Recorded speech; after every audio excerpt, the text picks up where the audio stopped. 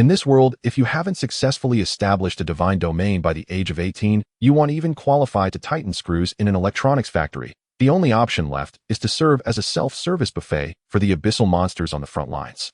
On the playground of the Third Divine Academy of Jiangqing, a suffocating anxiety spread through the hearts of every 18-year-old youth. This was the world Lin Yuan had faced every day for the 18 years since he transmigrated. This was a high martial divine world resisting the invasion of the abyssal void. The way humans fended off enemies and obtained resources was to establish their own divine domain at age 18, nurture followers, and ignite the divine flame. Before the awakening formation, white light flickered continuously.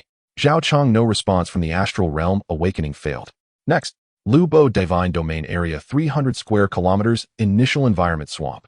Talent rank toxin resistance. Next, Chun Fei Divine Domain Area 100 square kilometers. Initial environment wasteland. Talent frank plant growth. Next, the instructor's voice echoed across the playground. Dozens of students in a row, the best among them was only rank talent. Their divine domain spaces were pitifully small. Lin Yuan stood at the back of the queue, unconsciously rubbing his fingers against the seam of his trousers. He was a transmigrator, an orphan adopted by a disabled veteran. The old man had spent all his pension and welfare benefits to buy nutrient fluids to strengthen Lin Yuan's body. If the awakening failed today, all that money would have been wasted. Other transmigrators all have systems. I've waited 18 years and haven't even seen a pop-up. Lin Yuan muttered inwardly. Su Yuang stepped forward. The instructor's voice suddenly rose by 2 octaves. The crowd automatically parted to form a path. The school beauty, Su Yuang, walked onto the formation and placed her hand on the awakening stone. A dazzling pure white pillar of light shot into the sky, dispelling the gloom cast by the abyssal monster projection above the playground. The data on the light screen jumped and finally stabilized. Divine Domain Area 100,000 square kilometers. Initial environment Holy Light Plains. Talents rank Holy Light Judgment. Initial race Silver rank Light Elf. The entire field was silent for 2 seconds, then erupted into a tsunami of exclamations. 100,000 square kilometers. Rank talent. Jiangqing hasn't seen a genius like this in over a decade, right? The Su family is a huge conglomerate. They already pour massive resources into her. Now with the Holy Light Plains, she's about to skyrocket.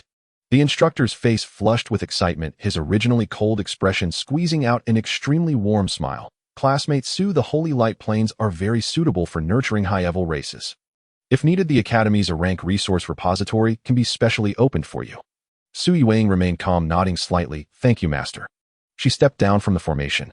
Wherever she passed, all students lowered their heads of their own accord, an instinctive reverence toward a future, high-ranking deity. Next, Lin Yuan. Lin Yuan adjusted his washed-out school uniform and walked toward the awakening stone. Subdued discussions immediately rose from the crowd. Is that Lin Yuan, the one who always ranks in the top 10 in theory class? I heard he's an orphan. What's the use of being good at theory? The divine world values birth and talent. That old cripple who adopted him lives on welfare and buys cheap booze every day. He can't even afford initial resources. Even if he awakens, he won't be able to support his followers. Lin Yuan turned a deaf ear to these voices. He stood still, raised his hand, and pressed his palm against the awakening stone. His consciousness violently left his body, forcibly pulled by a tremendous force into the boundless astral realm. In the void, Lin Yuan perceived a space that belonged to him. The space was rapidly expanding. 10,000, 50,000, 100,000, 300,000 square kilometers. The area was astonishingly vast, but Lin Yuan's heart sank. On this 300,000 square kilometers of land, there was no water, no greenery, only dry, cracked, blackened soil. There was no sun in the sky, only an endless fall of gray ash. No sign of life, a true dead land. At the same time, a violent tremor surged deep within Lin Yuan's soul. 2 completely different notification tones exploded simultaneously in his mind. External light screen data synchronizing. Name Lin Yuan, Divine Domain Area, 300,000 square kilometers. Initial environment Scorched Earth. Talent Judgment Frank Talent. Wasteland. Descent. Overall evaluation F. Extreme danger. Recommend abandonment. On the playground outside, the light screen displayed this set of data. The students who had been gasping at the 300,000 square kilometers now let out a chorus of laughter and sighs after seeing the following entries. 300,000 square kilometers of garbage dump. Scorched Earth with wasteland descent. Even the toughest weeds can't grow. Put followers there, and within a week, they'll starve to death or suffocate from the poison gas. That's rough. Top in theory, but directly sentenced to death in practice. Such a waste of a huge starting area. The instructor's smile faded as he looked at Lin Yuan standing before the awakening stone and shook his head. Lin Yuan. The instructor's tone was cold again. Having a large divine domain is good, but the environment and talent determine the upper limit. If you forcibly ignite the divine flame and develop followers, the collapse of your divine domain will backfire on your soul. At best, you'll become an idiot. At worst, you'll die on the spot. Go to the logistics office and collect the government compensation. Live an ordinary life. There's no shame in that. Lin Yuan stood on the platform, head lowered, shoulders trembling slightly. To outsiders, it seemed like a proud top student suffering a devastating blow and losing his spirit. But no one knew that Lin Yuan was biting his tongue using pain to suppress the ecstasy inside. Because deep in his mind, a second notification tone was emitting a blinding dark gold light. Detected extreme soul mutation. Awakened hidden unique talent SS rank. Creation extraction effect ignores all dimensional laws. The host can extract concept entries such as resilience, proliferation frenzy, splitting divinity from any matter corpse or broken divine domain core and grant them to their followers or divine domain structures. Warning detected that this talent exceeds the current universe level. To prevent peeping, automatic cloaking mode has been activated. External detection results permanently locked as Frank Talent Wasteland Descent. A unique talent SS rank ignoring laws. Lin Yuan understood the weight of these words very well. In this world, the methods of gods were diverse and strange. Plundering resources, devouring divine kingdoms, enslaving lower-ranked deities were the norm. There were even evil gods specializing in soul laws who could forcibly strip others of their talents. If he had exposed his SS Shrank talent in front of everyone today, countless demigods and true gods would descend on Jiangxing tonight, cut him into pieces, and throw him into a laboratory. The tall tree catches the wind. Keep a low profile. Must keep a low profile. The Frank Wasteland was the perfect shield. Lin Yuan slowly raised his head, his expression showing 3 parts reluctance, 3 parts desolation, and 4 parts despair. He bowed deeply to the instructor. I understand, master. Thank you. His voice was hoarse just right. Lin Yuan stepped down from the formation. The crowd automatically parted to both sides, but this time not out of reverence, but to avoid him as if afraid of being contaminated by bad luck. As he returned to the queue, a fleshy body bumped into him and wrapped an arm around his shoulder. Old Lin, don't worry. His best buddy Wang Pengzi lowered his voice. I just awakened a rank talent meat processing. My initial environment is a huge grassland. From now on, I'll take all the offal and trimmings from my family's meat processing plant and regularly dump them into your divine domain. As long as there's meat your followers won't starve. Lin Yuan looked at the cold sweat on Fatty's forehead. His tense nerves relaxed slightly. Wang Pengzi's family ran a meat processing plant, making him a minor rich second generation. He had often helped Lin Yuan out before. He reached out and patted Fatty's thick back. Thanks, Fatty. Don't worry, I can handle it. Lin Yuan smiled and patted his close friend on the shoulder in thanks. Thanks, Fatty. Don't worry, I can handle it. The moment he turned around, the desolation on his face vanished without a trace. An initial area of 300,000 square kilometers coupled with the SS level talent, creation extraction. As long as he bided his time and developed, reaching the pinnacle of deities was not a fantasy. Not only that, he also had to figure out how to repair the divine spark. After the awakening ceremony, Lin Yuan declined the insincere dinner invitations from a few classmates. Leaving the academy, he swiped his card and boarded an old suspended train heading to the slums on the outskirts of Jiangxing. The carriage was filled with the smell of sweat and cheap machine oil. Lin Yuan leaned against the window, watching the rapidly receding scenery outside. Jiangxing was a fortress city. At the end of his sight, a pale blue energy shield covered the entire city like an inverted bowl. Outside the shield, gray abyss mist rolled endlessly. As the train passed the outer city wall, Lin Yuan clearly saw the 100 turtle alloy wall covered with dozens of meters long dark brown claw marks. Dried black blood remained in the crevices.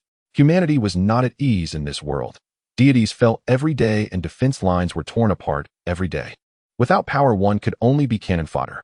40 minutes later, in the 7th outer district of Jiangxing, an old apartment with peeling walls came into view. Lin Yuan pushed open the creaking iron door. A strong smell of cheap alcohol hit him. In the living room, a middle-aged man with graying hair and a worn vest sat in a wheelchair. His right leg was amputated at the thigh, connected to a rusty metal prosthetic. The man was staring intently at the news on the holographic TV ahead.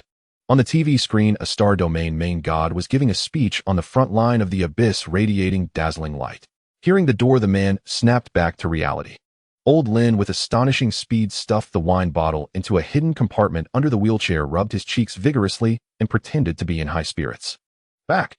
Old Lin turned his wheelchair, his gaze stopping on Lin Yuan, filled with obvious anticipation and tension. How did the awakening go? What's the area? Lin Yuan put down his backpack, walked to the water dispenser, and filled a cup. He did not hide it. The area is 300,000 square kilometers. Old Lin's eyes instantly widened, his hands gripping the wheelchair armrests. 300,000. A genius. What about the initial environment? Is it plains or forests? The initial environment is scorched earth. Lin Yuan took a sip of water, his tone calm. The talent assessment is Flevel Wasteland Descent. Comprehensive rating F, extremely dangerous. Dead silence fell over the living room. Only the news broadcast from the holographic TV echoed. Old Lin's fingers gripping the armrest stiffened, his once straight back slowly hunched. 300,000 square kilometers, what should have been a heavenly start, a fish turning into a dragon at the first chance, was paired with a doomed wasteland environment. He remained silent for a full half-minute, his eyes reddening. Then Old Lin suddenly lifted his head, grinning widely and laughing heartily. He slapped his metal prosthetic hard, producing a dull clang. Good. Very good. Being immortal is great. Old Lin wheeled over to Lin Yuan, reached out his rough hand, and pressed firmly on his shoulder. See how glorious I was back then. I lit the divine fire, and then what? On the abyss front line, a monster bit my divine spark apart, every last follower died, and now I'm this wreck. Old Lin's voice was loud, but carried a hint of hoarseness. Being immortal means you don't have to face those monsters on the front line. Settle down in the rear, find a job, get married. The pension and subsistence allowance I've saved in my life are enough for you to live comfortably. With that, Old Lin turned his wheelchair and dragged his mechanical stump toward the kitchen. Today's a good day. Any day not going to the battlefield is a good day. He'll heat up 2 dishes and I will have a few drinks. Looking at Old Lin's slightly stooped back and listening to the dragging sound of the mechanical prosthetic on the floor, Lin Yuan felt a lump in his throat. In this era where everyone was a deity, being immortal meant forever sinking to the bottom, ready to turn to ash during any abyss invasion. Old Lin was just protecting the last shred of dignity for his adopted son in his own way. I will not be immortal, Lin Yuan murmured in his heart. After dinner, Lin Yuan returned to his bedroom. He pulled the curtains, locked the door, sat on the bed, and opened the deity terminal on his wrist to log into the Alliance government network. Ding. Notice your initial Awakening Welfare Resource Pack has been issued. Based on your F comprehensive rating, the quota is as follows: Faith points 1,000, initial follower card, Gray Goblins quantity 100, Black Iron 1-star random resource card, Broken Building card 1. Looking at this meager amount of resources, Lin Yuan couldn't help but twitch the corner of his mouth. The Alliance was extremely realistic in resource allocation. With a wasteland start like his, all they gave was the trash of the bottom. Gray Goblins. The bottom of the low-level races. Cowardly, timid, combat power, nearly zero, their only advantage being that they eat anything. As for the building card, Lin Yuan opened the details. Broken building card, junk, a broken gargoyle wing recovered from the periphery of the abyss battlefield. No divine power fluctuation, no building attribute. Suggested pulverize and use as paving material. Hopeless. If it were before today, seeing such an allocation would make Lin Yuan despair too. But not now. Lin Yuan closed his eyes and concentrated. His consciousness was instantly pulled away from his body by a force crossing the starry void and plunging into his own divine domain. Dim oppressive. Lin Yuan's consciousness hovered in midair. Below was a vast expanse of 300,000 square kilometers of land. Not a single drop of water, not a trace of green. The eye could only see cracked, charred soil. Gray-black embers drifted in the sky, and the air was filled with a faint, poisonous green mist. This was not just a wasteland, it was a dead zone. Here, not to mention breeding followers, even bacteria could barely survive. Lin Yuan drew the initial follower card, radiating a faint white light from his terminal. Holding the card between 2 fingers, he gently tossed it downward. Descend. The card shattered in midair, turning into 100 streams of gray light that crashed onto the charred, cracked soil. The light faded. 100 creatures less than a meter tall with gray-green skin and gaunt frames appeared on the wasteland. They had pointed ears, clutched crude wooden clubs, and were wrapped in a few tatters of cloth. The moment they landed, before they could even pray to the majestic being above, a sudden change occurred. The poisonous green mist flowed into their lungs through their respiratory tracts. The scorching heat of the charred ground burned their fragile skin. A weaker gray goblin let out a miserable shriek, dropped its wooden club, and began rolling in agony on the scorched earth, both hands clutching its throat. Then the second, the third. Within mere seconds, all 100 gray goblins lay convulsing on the ground, foaming at the mouth, black venomous spots appearing on their exposed skin. Warning. Your followers, the gray goblins, are suffering from extreme environmental erosion. Warning. Gray goblin vital signs dropping sharply, mass death estimated in 3 minutes and 20 seconds. Lin Yuan watched the struggling followers below coldly, without any panic. He turned his wrist and materialized the broken building card. With a boom, a 5-meter-long, heavily weathered gray-brown stone crashed onto the scorched earth, raising a cloud of dust. The stone vaguely showed the outline of half a bat wing. Lifeless, a dead object. Lin Yuan took a deep breath. This was the moment of truth. He raised his hand palm, aimed at the broken gargoyle wing below. The dormant power deep in his soul awakened. Extract. A resonant chime seemed to ring from the void. Lin Yuan's consciousness erupted with dazzling dark golden light. This light ignored the laws of the divine domain, ignored the distance of space, and transformed into a dark golden chain that coiled around the gargoyle wing. The incredible scene unfolded. The hard rock that had endured the ravages of the abyss battlefield did not shatter under the strangling of the dark golden chain. Instead, it began to rapidly dissolve, like snow meeting the scorching sun. Matter was completely shattered, concepts were forcibly stripped. The stone turned into a cloud of ash drifting away. In its original position, a small thumb-sized light orb emitting a thick gray radiance hovered in midair. Lin Yuan grasped in the void, and the light orb flew into his palm. A clear understanding, like the blending of water and milk, surged into his heart. Notice: ignoring laws, extraction successful. You have obtained the black iron level concept entry stone skin. Entry effect grants the target object follower building petrified skin, permanently increasing defense by 300 and granting immunity to weak toxins. Lin Yuan gazed at the gray orb of light floating in his palm. The orb was no larger than a thumb, emitting a cold, heavy glow. The moment his fingertip made contact, he sensed a pure rhythm of law. This was a concept's origin that had been forcibly stripped away, lacking substance and impurities. He cast his gaze downward. On the scorched earth spanning 300,000 square kilometers, 100 gray goblins had ceased their wretched howls. They had lost even the strength to scream. The poisonous gas was corroding their insides through their respiratory tracts, and the cracked earth beneath their feet burned them mercilessly. Several of the weakest goblins had already rolled their eyes back, their limbs twitching, unnaturally frothing at the mouth with blood-streaked white foam. In the textbooks of the Divine Academy, goblins were explicitly defined as non-recyclable waste. Cowardly, weak, with low brain capacity and a very short lifespan. Aside from consuming anything, they were utterly worthless. Even in dire poverty, during the initial wave of troops, they would tighten their belts to save money for goblins. But what if waste was paired with wasteland, and then patched with law? A glint of sharp light flashed in Lin Yuan's eyes. Without hesitation, he focused his thoughts. The divine domain interface automatically deducted 100 faith points as an energy medium. He opened his fingers and crushed the orb of stone skin in his hand. Activating his talent, creation extraction entry grant. The orb exploded, transforming into 100 streams of gray light. They pierced through the ashen sky and struck the near-death gray goblins below. A sudden change occurred. Chirp, quack. 100 gray goblins bounced up from the ground, beginning to scratch at their bodies. Their skin underwent a visible transformation at a rapid speed. The originally sickly green skin rapidly shriveled, moisture being instantly drained. The surface of their skin cracked extensively like a parched riverbed. From the gory cracks, gray-black rocky epidermis grew wildly, quickly covering their entire bodies. Their bones stretched, muscles expanded, emitting a grinding, crackling sound. In just 5 minutes, the metamorphosis concluded. The scorched earth fell silent. 100 brand new beings stood upright. Their previously less than 1 meter tall scrawny bodies had forcibly gained more than 30 centimeters in height. Their limbs became strong and robust, covered in hard gray-black rocky armor. Even the shabby wooden sticks in their hands were enveloped in a rough stone layer, transforming into heavy stone maces. They breathed in the air laced with poison deeply. No coughing, no signs of poisoning. Their hard, rocky skin insulated them from the scorching heat and toxic mist of the scorched earth. A light curtain unfolded in Lin Yuan's consciousness. Log, your kin have undergone high-level law interference, resulting in an unknown beneficial mutation. Log, the race has been renamed to Petrified Goblin. Log, the race tier has been upgraded to Black Iron 3 stars. Lin Yuan immediately summoned the detailed attribute panel of his kin. Race: Petrified Goblin, tier Black Iron 3 stars, low tier traits 1. Wasteland adaptation, immune to weak toxins, greatly reducing negative effects from high temperature environments. 2. Stone skin armor, skin becomes rocky, physical defense increases by 300. Lin Yuan stared at the last line of data and exhaled a long breath. The tier classification of kin was extremely strict. In the textbooks of the divine world, the tier classification of kin was incredibly stringent. Low tiers are black, iron, bronze, silver. Mid tiers are gold, platinum, diamond. High tiers are extraordinary, epic, legend. Each major tier is further subdivided into 1 to 9 stars.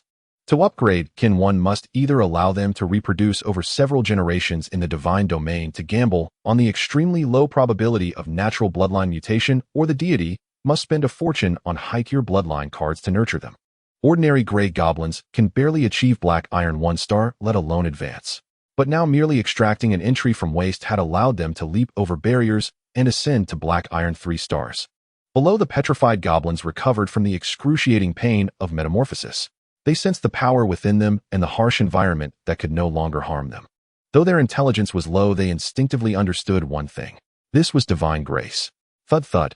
100 petrified goblins knelt on the scorching earth, raising their hands high above their heads, fervently bowing to the sky. Great Lord, we praise your mercy. Their fervent shouts echoed across the wasteland.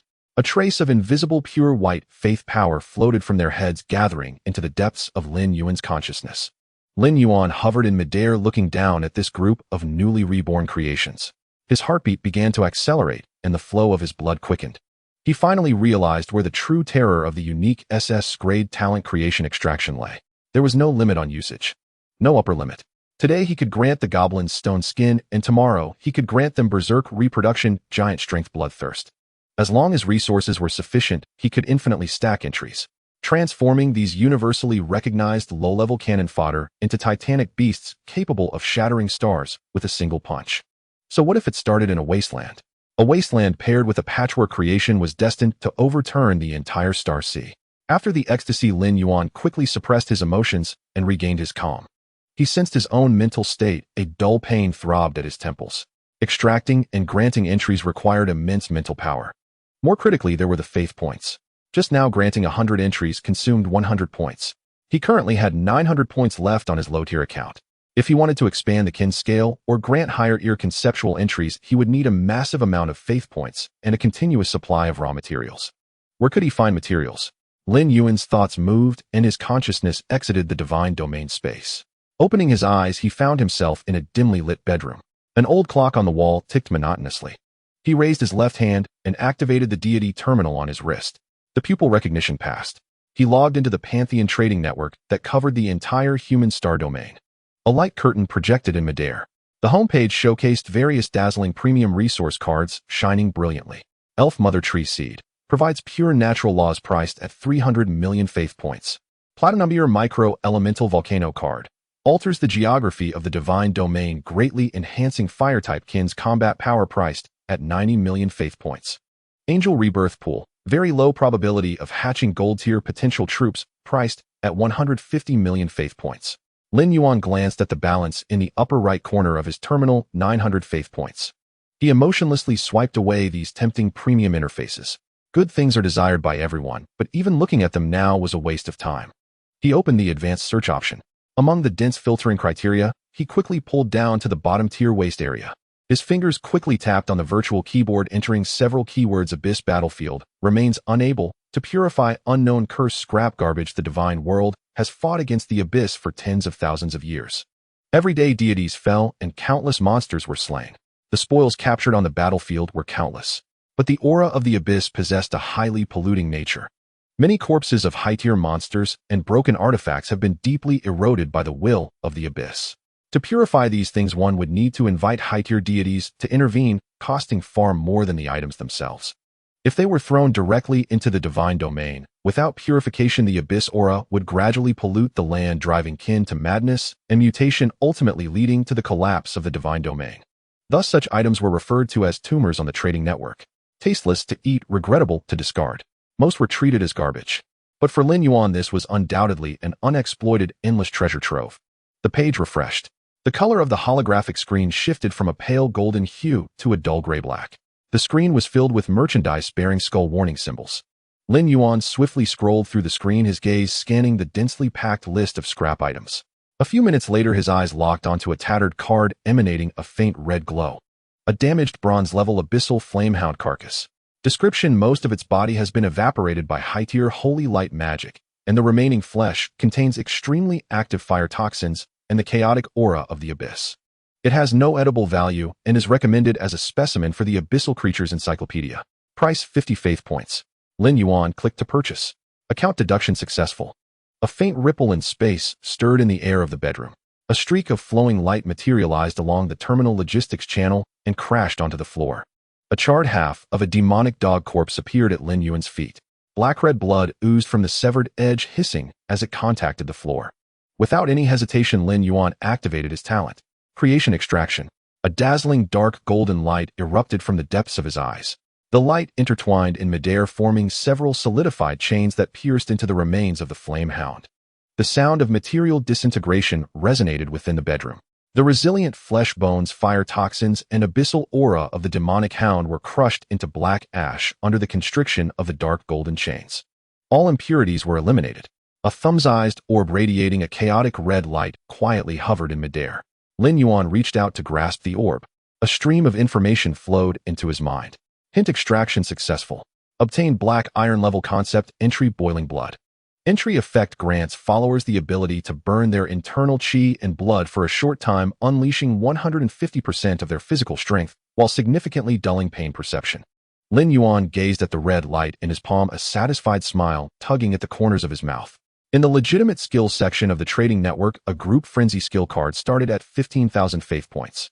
Moreover, it came with severe side effects. Using it would leave the followers weak for an entire week. He had acquired a replacement, even superior entry for just 50 points plus a bit of mental energy expenditure. The battle power outbreak mechanism was resolved. Lin Yuan stored the orb in the storage space of the divine domain terminal. He turned his attention back to the holographic screen. Next, he needed to address the ecological cycle issues of the wasteland divine domain. 100 petrified goblins, although tagged with the stone skin entry immune to weak toxins and able to withstand the scorching heat, were still flesh and blood creatures that required sustenance. The wasteland divine domain was barren. If the food supply issue was not resolved swiftly, this group of followers he had painstakingly raised would become the first batch of followers in the history of deities to starve to death. Lin Yuan adjusted the filtering criteria in the search box again. Extremely cheap breeds rapidly adapts to high-temperature wastelands not afraid of toxins. These 4 tags combined immediately eliminated 99% of the conventional divine domain plants. The system's light circle rotated and finally displayed a dozen extremely niche options. Lin Yuan excluded several types of vines that required specific magical nourishment and focused on a low-quality fungus marked as grade scrap. Ashen spore mushroom. Description: a low-level fungus that grows at the edge of abyssal fissures. Price 1 faith point per sack, contains 10,000 dormant spores. So cheap it was scandalous. Lin Yuan clicked on the product details page, which was filled with negative reviews left by buyers. What a piece of trash. I fed it to my halforc, and that night the entire camp hallucinated, killing half of each other. This stuff has built-in neurotoxins. Terrible taste. Bitter like dry firewood. My elf took a bite and immediately lost loyalty. For an ordinary deity to buy this for their followers would be akin to poisoning them. But Lin Yuan's eyes brightened as he observed its growth habits. Growth requirements: no need for pure water sources, no need for sunlight, nourished by volcanic ash, battlefield remnants, and decaying corpses, grows rapidly in the wind. Ash and snow fell endlessly from the sky, and the ground was a scorched expanse of 300,000 square kilometers, coupled with 100 stone-skinned goblins immune to weak toxins. High-end ingredients often only require the simplest cooking methods. In other divine domains, this would be a poison that incites riots. But in Lin Yuan's wasteland, it was tailor-made food. As long as he scattered the spores, the harsh environment of the wasteland would serve as the best ripening agent for them. As for the hallucination, doing hard labor in the wasteland, how could one endure without a little buzz? Lin Yuan placed an order, spending 5 faith points to purchase 5 sacks of ashen spore mushroom seed cards. The foundation of the food chain was established. Lin Yuan glanced at his account, which still had 840 points remaining. Since he was following the route of overwhelming force through disaster, mere food and outbreak skills were not enough. The followers needed consistent growth potential. He continued to rummage through the war debris area. After several minutes, a tattered sheepskin scroll caught his attention. A fragment of the basic body refinement technique contaminated with demonic blood. Description: captured from an abyssal cultist stronghold. Lacks the core cultivation methods and is deeply polluted by abyssal demonic energy. Forcibly cultivating would lead to a reversal of chi and blood, resulting in explosion and death. Price: 30 faith points. This item had been listed online for 3 full years without any inquiries. Who would pay for a suicide manual? Lin Yuan decisively purchased it. A spatial fluctuation passed, and the damaged sheepskin scroll fell onto the table. The dark golden light flared again. The sheepskin scroll spontaneously ignited. The demonic energy and waste were eliminated, transforming into specks of starlight that dispersed. Hint extraction successful. Obtained black iron level concept entry rough body refinement. Entry effect grants followers an instinctive ability to slowly enhance their physical chi and blood limits through basic physical training, high-intensity labor, and mutual combat. Lin Yuan spread out his palm. Boiling blood entry, rough body, refinement entry, ashen, spore, mushroom, physical card. A complete loadier follower cultivation system. A total of 85 faith points spent. Lin Yuan leaned back in his chair, exhaling a breath. Continuously using his SS-level talent had caused a dull ache in his temples, leading to significant mental energy depletion. Yet the light in his eyes grew ever more fervent. He casually opened the Jiang City section of the Pantheon forum. The top post was refreshing with replies. Explosive. Su family's young lady, Su Yueying, splurged 50 million faith points to purchase a silver-level environment card, Nature's Whispering Breeze, for her initial follower, the light elf, upgrading the holy light plane again. Below, all responses were filled with various envy, jealousy, hatred, and flattery. Lin Yuan closed the forum. Others played with Pantheon development, using massive resources to pile up perfect species in greenhouses. He played with extreme wasteland survival. He aimed to transform this group of unwanted goblins into monsters that would make the gods tremble, using the corpses of abyssal creatures and highly toxic fungi. Layer upon layer stitched together into a terrifying creature. Lin Yuan collected his thoughts. Time was of the essence. He needed to swiftly deploy resources into the divine domain. He closed his eyes and his consciousness left his body. Piercing through the boundless starry barriers, Lin Yuan's consciousness once again descended upon that vast expanse of scorched earth. The flow of time inside and outside the divine domain was vastly different. While only a few hours had passed in the main world, a full 3 days had elapsed within the wasteland divine domain. The sky still drizzled with gray-black ashes. Weak toxins floated slowly above the cracked earth. Lin Yuan looked down. 100 petrified goblins endowed with the stone skin entry lay sprawled across the scorching ground in disarray. Their rocky skin insulated them from the heat and toxins, preserving their lives. But hunger was devouring their strength. 3 days without a drop to drink or any food supply. The once robust bodies of the petrified goblins had noticeably begun to wither. Warning: your followers are in a state of extreme hunger. Warning: followers' morale has significantly decreased. Current faith point production efficiency reduced by 50%. In 3 days, irreversible organ failure and widespread death will occur among followers. The red warning on the divine domain interface sounded. On the scorched earth below, the largest petrified goblin rose to its feet. It swung the heavy petrified mace in its hand, striking the ground forcefully. Bang, bang, bang. The mace created shallow pits in the scorched earth. It attempted to dig out something edible, even if it was just tree roots or insects. But beneath the cracked soil there was nothing but deeper blackened rock. Panting heavily, it tossed aside the mace and sat down heavily. Around it, a few starving goblins even began picking up the shed rock keratin fragments of their companions. They stuffed them into their mouths, chewing even at the cost of breaking their teeth. Above the scorched earth spanning 300,000 square kilometers, the endless ashes suddenly came to a standstill. Lin Yuan hesitated, not communicating with the core of the divine realm, unleashing a vast pressure of divinity. Boom! A deep rumble echoed from the depths of the sky. The ash-filled sky was stirred by an invisible force rapidly converging and twisting. Eventually, on the darkened firmament, it transformed into a blurred visage composed of ashes and storms overlooking the land.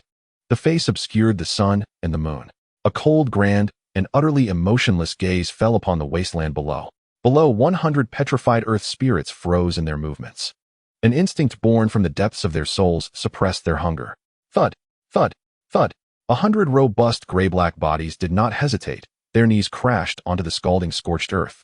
They pressed their heads firmly against the ground, their rough, rocky skin trembling slightly from immense reverence. Great Master, Supreme Ruler of ashes and the earth. The fervent roars echoed across the desolate wasteland while Lin Yuan floated in the clouds, gazing down at this group of humble creations. His voice, magnified by the divine realm, transformed into a grand and ethereal oracle that resonated across every inch of scorched earth. My kin, this realm is the soil of trials.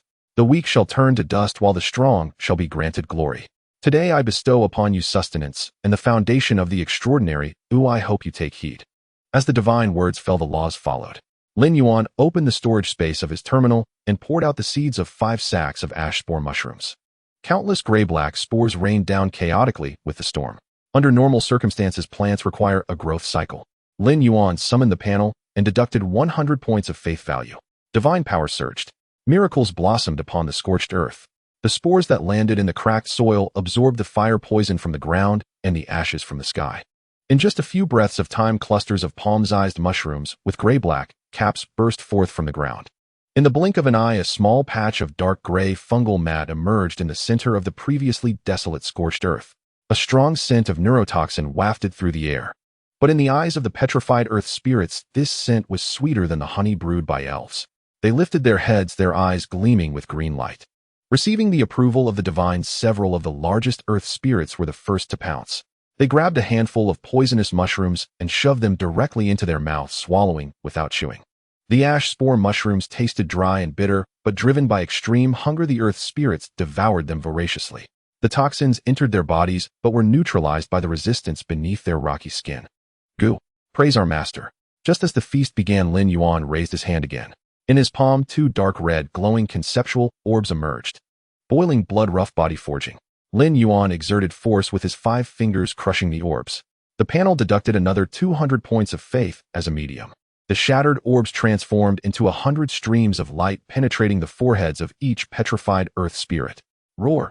The feasting earth spirits froze, discarding the mushrooms in their hands, clutching their heads, and letting out low growls of pain and excitement.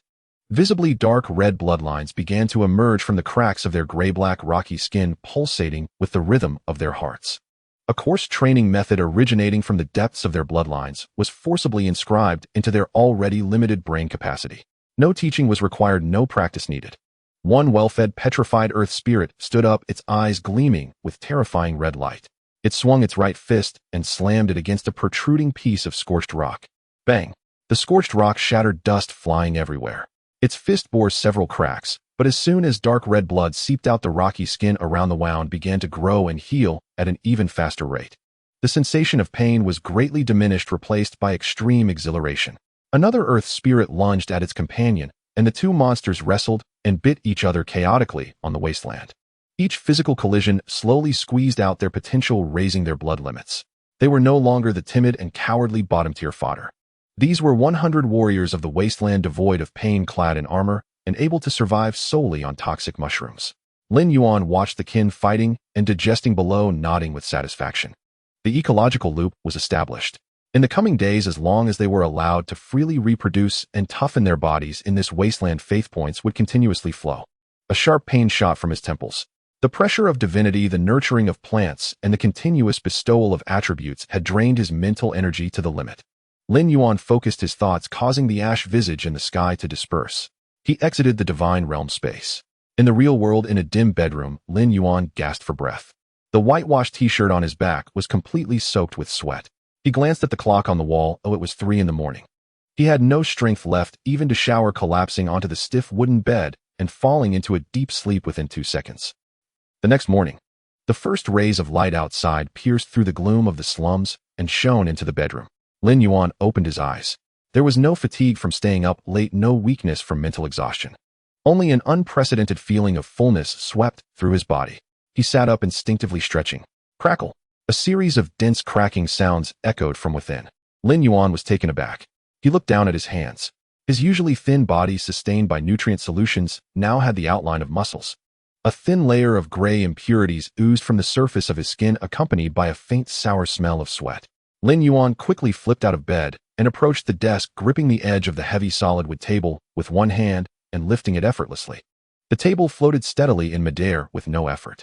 My strength has increased by at least 50% since yesterday. Lin Yuan's eyes flashed with astonishment. He turned his head to look at himself in the mirror.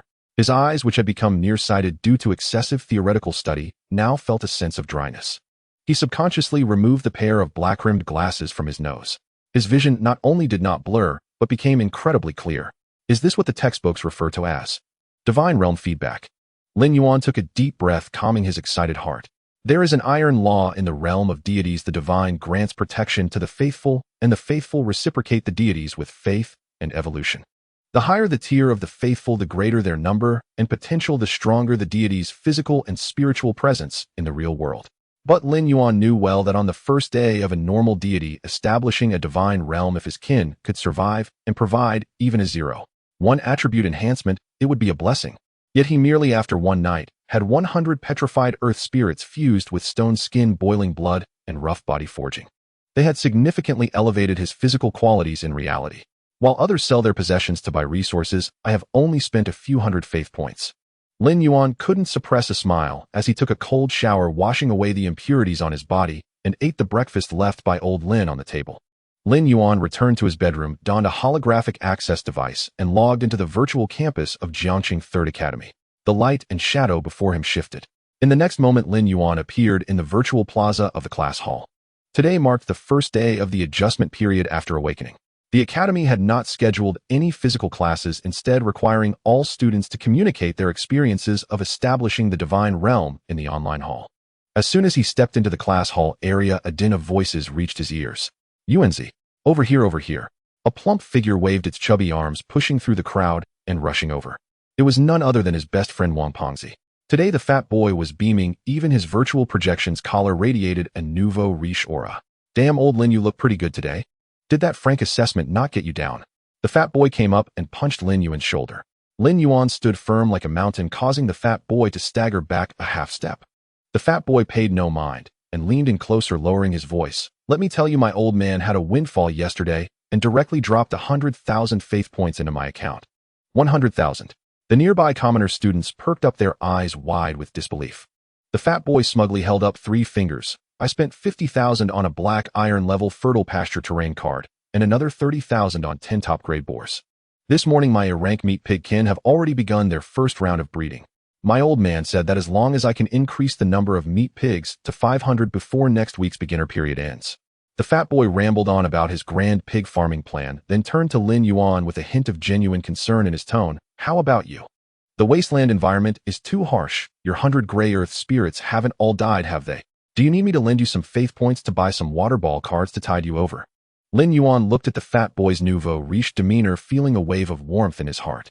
In this class-stratified world of deities, such selfless loyalty from someone like him was a rare find. He patted the fat boy's shoulder and smiled. "Thanks.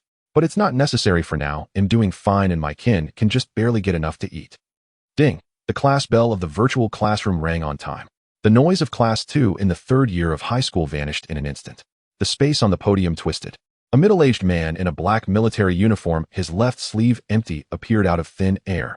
He had a crew cut and a gruesome scar running from the corner of his eye down to his chin. The class teacher Lin Yuan was a 5-turn demigod. According to the hierarchy of the divine realm, one who awakens their divine domain at the age of 18 is merely considered a newly awakened divine being.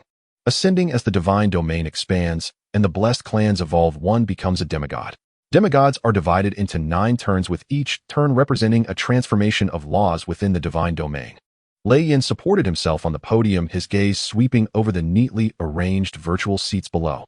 The pressure emanating from the demigod was not deliberately released, yet it still caused several students in the front row to instinctively hold their breath. The awakening ceremony concluded yesterday. Several students in the class have impressive data. Lin Yuan's voice was hoarse and deep. The family invested tens of millions of faith points, initially raising the blessed clan to the bronze rank, and the divine domain environment is exceptionally perfect, starting ahead of others by 10 years. Several top students straightened their backs upon hearing this. They tried hard to suppress the smiles in their eyes, but the sense of superiority in their gazes was impossible to hide. In the divine realm, the ability to generate wealth is itself a kind of talent. Lin Yuan observed these subtle expressions. He suddenly let out a cold laugh. "Do you feel proud? Do you think that with a divine domain capable of supporting thousands of believers you can rest easy as an upper-class person?" Lin Yuan straightened up, his fingers tapping on the desk. "Do you think being a deity is like playing a farming simulator?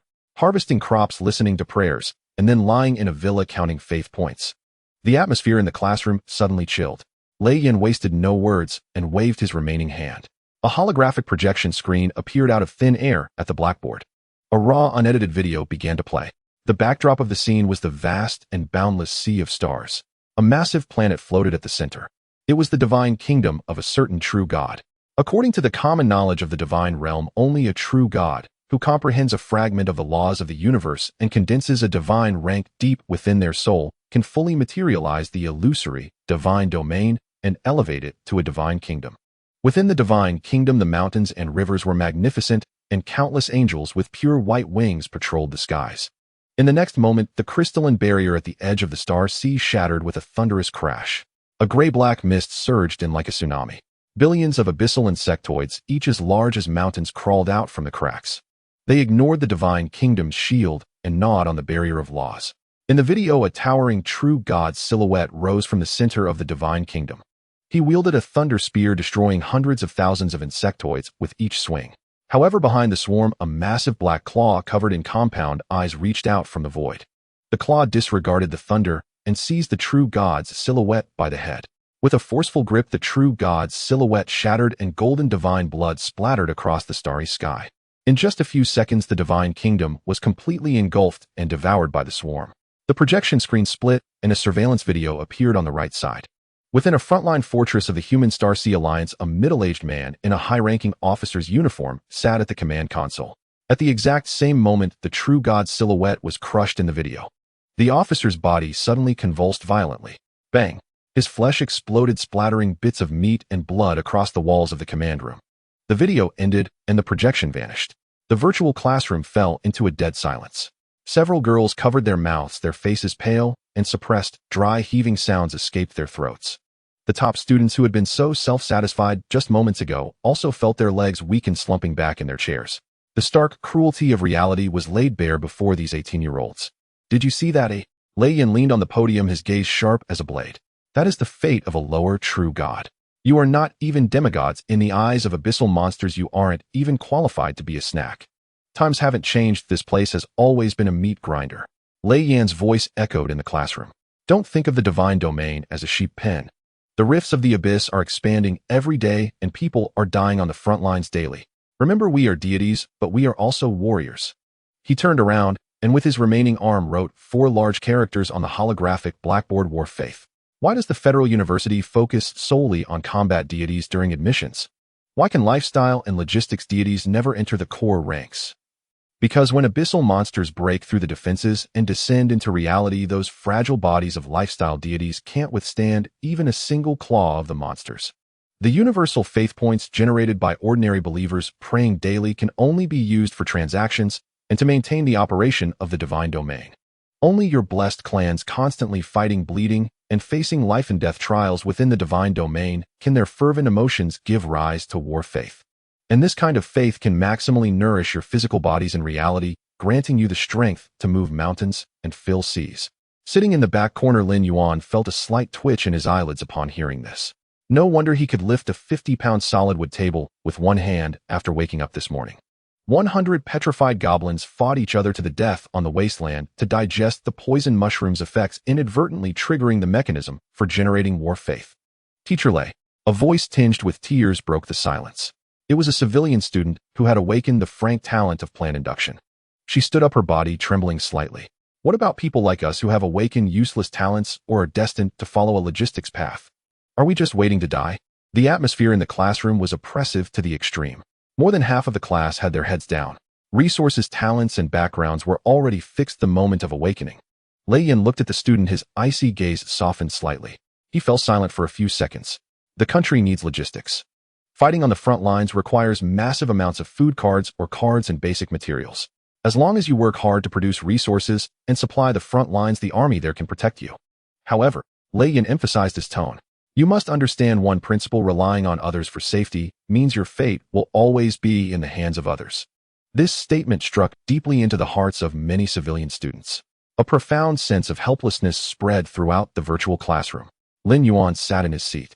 On the surface, he appeared like his classmates, lowering his head as if crushed by the harsh reality. But his eyes were unusually bright. Images of old Lin's rusty mechanical prosthetic flashed through his mind. He recalled old Lin's nightly suffering from the shattered divine ranks, sweating in pain, yet biting his lips to suppress any sound. Old Lin had once been a true god on the front lines, entrusting his back to his comrades. Yet when the front line collapsed, half of his divine kingdom was devoured by monsters, and his divine rank shattered. He became a cripple who had to be frugal even when buying cheap liquor. Fate in the hands of others. Lin Yuan's hands clenched slightly under the desk. Absolutely impossible. After the introduction of the virtual course, Wang Pengzi squeezed out of the crowd, his plump body wriggling as he threw an arm around Lin Yuan's shoulder, his eyebrows twitching incessantly. Yuanzi, let's go. There's a newly opened succubus tavern in District 5 of Star Network. I heard they have high-level succubus holographic projections that are one-tune replicas. The waistline is absolutely stunning. Today it's my treat. Let me take you to experience something and relax those tense nerves. Lin Yuan looked at the eager expression on Pengzi's face and decisively shook his head. Not going. Have you lost your mind? Pangsy's eyes widened. The newbie protection period won't last much longer. Everyone is trying to relieve their stress while they can. You're starting in a wasteland environment. Staring at that scorched earth every day will eventually drive you to madness. The abyss won't give us a break. Lin Yuan spoke in a flat tone, pushing Pangsy's arm away. The time wasted in a tavern is better spent letting the followers practice their skills. Pangsy twitched his lips and managed to squeeze out a sentence after a while. No wonder you're single. I'll go have fun by myself. You can play in your wasteland. A flash of white light appeared, and Pangsy directly logged off. Lin Yuan's expression remained unchanged as he exited the virtual hall. Taking off the holographic interface device, Lin Yuan opened the terminal trading network on his wrist. He was well aware of his current limitations. 100 petrified goblins relying on rough body refinement to brawl had already hit a bottleneck in progress. Fighting among themselves lacked the true pressure of death. Without the threat of death, stronger potential couldn't be forced out, nor could war faith be cultivated. The conventional method for deities to enhance their followers' strength is quite simple. Spend a few thousand faith points to buy a beginner cleansing elixir or purchase a silver-level combat skill card for forced enlightenment. Lin Yuan had only a few hundred faith points in his account, not even enough to buy the dregs of the elixir. He could only solve problems using the rules of the wasteland. He opened the black market channel and entered the exotic species zone. Search criteria: input, rapid reproduction, high aggression, toxic, adaptability, low price. The system's light ring spun automatically, filtering out 99% of normal organisms. In the end, a dozen messages marked with red skull warning signs popped up. Lin Yuan scrolled to the bottom of the list and locked onto an grade ecological disaster species. Abyss corrupted cockroach egg sac. Description: a symbiotic species on the edge of the abyss. Omnivorous with an extremely terrifying reproductive capacity. It will devour all visible plants, and its excrement contains strong acids severely damaging soil structure. Warning: it is strictly forbidden to introduce them into a normal divine domain. Once spread, the cleanup cost will be over 10,000 times the purchase price. Price: 10 faith points per kilogram. The forum was filled with curses against this trash species. A few months ago, a civilian deity defied the odds and bought a kilogram to throw into his grassland divine domain. 3 days later, his prideful centaur kin was reduced to nothing but skeletons by the swarm of insects. Lin Yuan looked at the ugly egg sac on the holographic projection, and a glimmer of intrigue flashed in his eyes. What others saw as an ecological disaster, Lin Yuan viewed as a perfect sharpening stone. The wasteland divine domain had no pure water sources that needed protection. The soil had long since cracked and carbonized with plants consisting only of similarly toxic ash spore mushrooms. The cockroach's strong acidic excrement could even further neutralize the fire toxins in the scorched earth. Lin Yuan allocated 200 faith points and purchased a full 20 kilograms of egg sacs. Spatial ripples swirled in the bedroom. A black sealed bag thudded onto the floor. Lin Yuan closed his eyes, his consciousness leaving his physical body. Piercing through the star realm, he descended upon the vast expanse of scorched earth. Below, the ash spore mushrooms had spread into a dark gray fungal carpet covering dozens of acres. The petrified goblins, having eaten their fill, were now playfully wrestling with one another. Lin Yuan opened his storage space and dumped all 20 kilograms of abyss-corrupted cockroach egg sacs. Dense black egg sacs fell from the remnants of the sky, landing heavily on the edge of the fungal carpet in the scorched earth. Lin Yuan communicated with the core of the divine domain, consuming 300 faith points to adjust the flow of time. Several days in the main world passed, stretched to 3 months within the divine domain. Lin Yuan looked down from a high vantage point, observing the ecological evolution below. Within 3 days of the egg sacs landing, the first batch of corrupted cockroaches hatched. They were pitch black, over half a meter long, with hard decaying shells covering their backs and serrated jaws. Following the scent, they found the ash spore mushrooms. The swarm surged toward the fungal carpet, beginning to voraciously consume it. The neurotoxins inherent in the spore mushrooms had almost no effect on them. After gorging themselves, the cockroaches quickly mated and laid eggs. In the first week, there were thousands. In the first month, tens of thousands. By the third month, the number of cockroaches reached a staggering several 100,000. The massive black tide of insects surged across the wasteland. They not only devoured mushrooms, but in their extreme hunger also gnawed deep pits into the scorched rocks. The peaceful days of the petrified goblins came to an end. The mushroom farm was their lifeline. The day the cockroach swarm invaded the farm, the goblin tribe was forced to retaliate. War broke out. No formations, no tactics. 100 petrified goblins wielded their petrified flails and charged into the black tide of insects. On the first day, the goblins found themselves in a bitter struggle. The cockroaches' shells were extremely hard, and their jaws could pierce the goblins' rocky skin. A few weaker goblins were overwhelmed by the swarm, leaving no bones behind. The extreme sense of crisis fully activated the boiling blood trait. The goblins' eyes turned crimson, dark red veins bursting from the cracks in their rocky skin. Their power exploded, doubling. The flails shattered the cockroaches' shells, and green acidic fluids splattered everywhere. Injured goblins grabbed the dead cockroaches, tearing off their limbs and gnawing on their flesh. Amid the relentless life-and-death struggle, rough body refinement began to operate continuously. The weak fell in the tide of insects, becoming fertilizer for the scorched earth. The surviving goblins underwent a drastic transformation. Their height increased from 130 centimeters to over 160 centimeters. Their gray-black rock armor grew thicker, with sharp rock spikes sprouting from their shoulders and elbows. Their eyes no longer held the innate cowardice of goblins, replaced by bloodlust and madness. On this day, 3 months later, Lin Yuan looked down upon the earth. Of the original 100 petrified goblins, only 60 remained. But these 60 survivors had undergone a complete metamorphosis. They were no longer isolated warriors. In the wasteland basin, a 30-member goblin hunting team was quietly advancing. They strung together the toughest backs of cockroaches with insect tendons, binding them to their chests to make crude armor. What they held was no longer a flail evolved from a wooden stick, but a pale bone blade polished from the forelegs of giant cockroaches. The goal of the hunting team was a colossal creature ahead. It was a giant corrupted roach king mutated from consuming excessive spore mushroom toxins. Over 5 meters long, its back exoskeleton gleamed with a dark green metallic luster, and corrosive venom dripped from its mandibles, eroding the scorched earth. The Roach King sensed the approaching living beings and emitted a piercing screech, its body crushing rocks as it charged at the hunting team. The goblins did not retreat. The leading goblin captain stood nearly 1 meter 80 tall, covered in dark red scars. He let out a furious battle roar, activating boiling blood first. The 30 goblins simultaneously went berserk. They quickly spread out from the formation, flanking from both sides. The bone blade struck the Roach King's exoskeleton, sparking brilliant sparks. The Roach King's stout forelimbs swept, sending 2 goblins flying.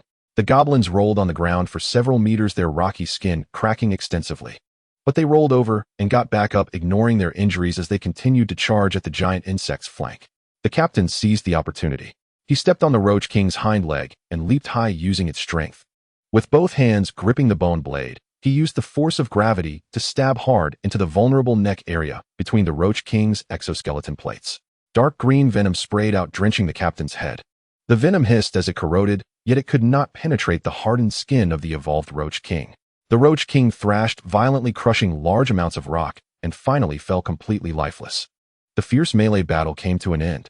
The hunting team paid the price of a few minor injuries and successfully slayed the king-level mutant.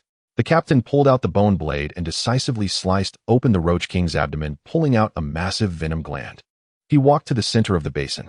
There stood a crude altar built of scorched rock on which rested a giant stone resembling Lin Yuan's consciousness form. The captain placed the venom gland and the most intact piece of exoskeleton flat on the altar. 30 goblins knelt on one knee in unison. Blood battle without end. Glory to our Lord. The fervent cheers tore through the storm of the wasteland, soaring into the sky. Lin Yuan floated among the clouds. Log, your followers have undergone a bloody battle, their minds and bodies transcended. Log, your followers have generated a high-level faith resource, War Faith. Tip, the ecological chain in your divine domain has begun to form a closed loop, with the stability of the wasteland laws increased by 10%. Dark golden faith power rose from the goblins' heads, transcending space and converging into Lin Yuan's body. In reality, Lin Yuan's physical form erupted with the sound of bones reshaping, his sense of power expanding exponentially. Lin Yuan hovered above the divine realm. His gaze penetrated the ashes, landing on the altar in the center of the basin. He raised his hand, aiming at the remains on the altar. Dark golden light erupted in his eyes as chains pierced into the corpse of the cockroach king. The insect's body crumbled.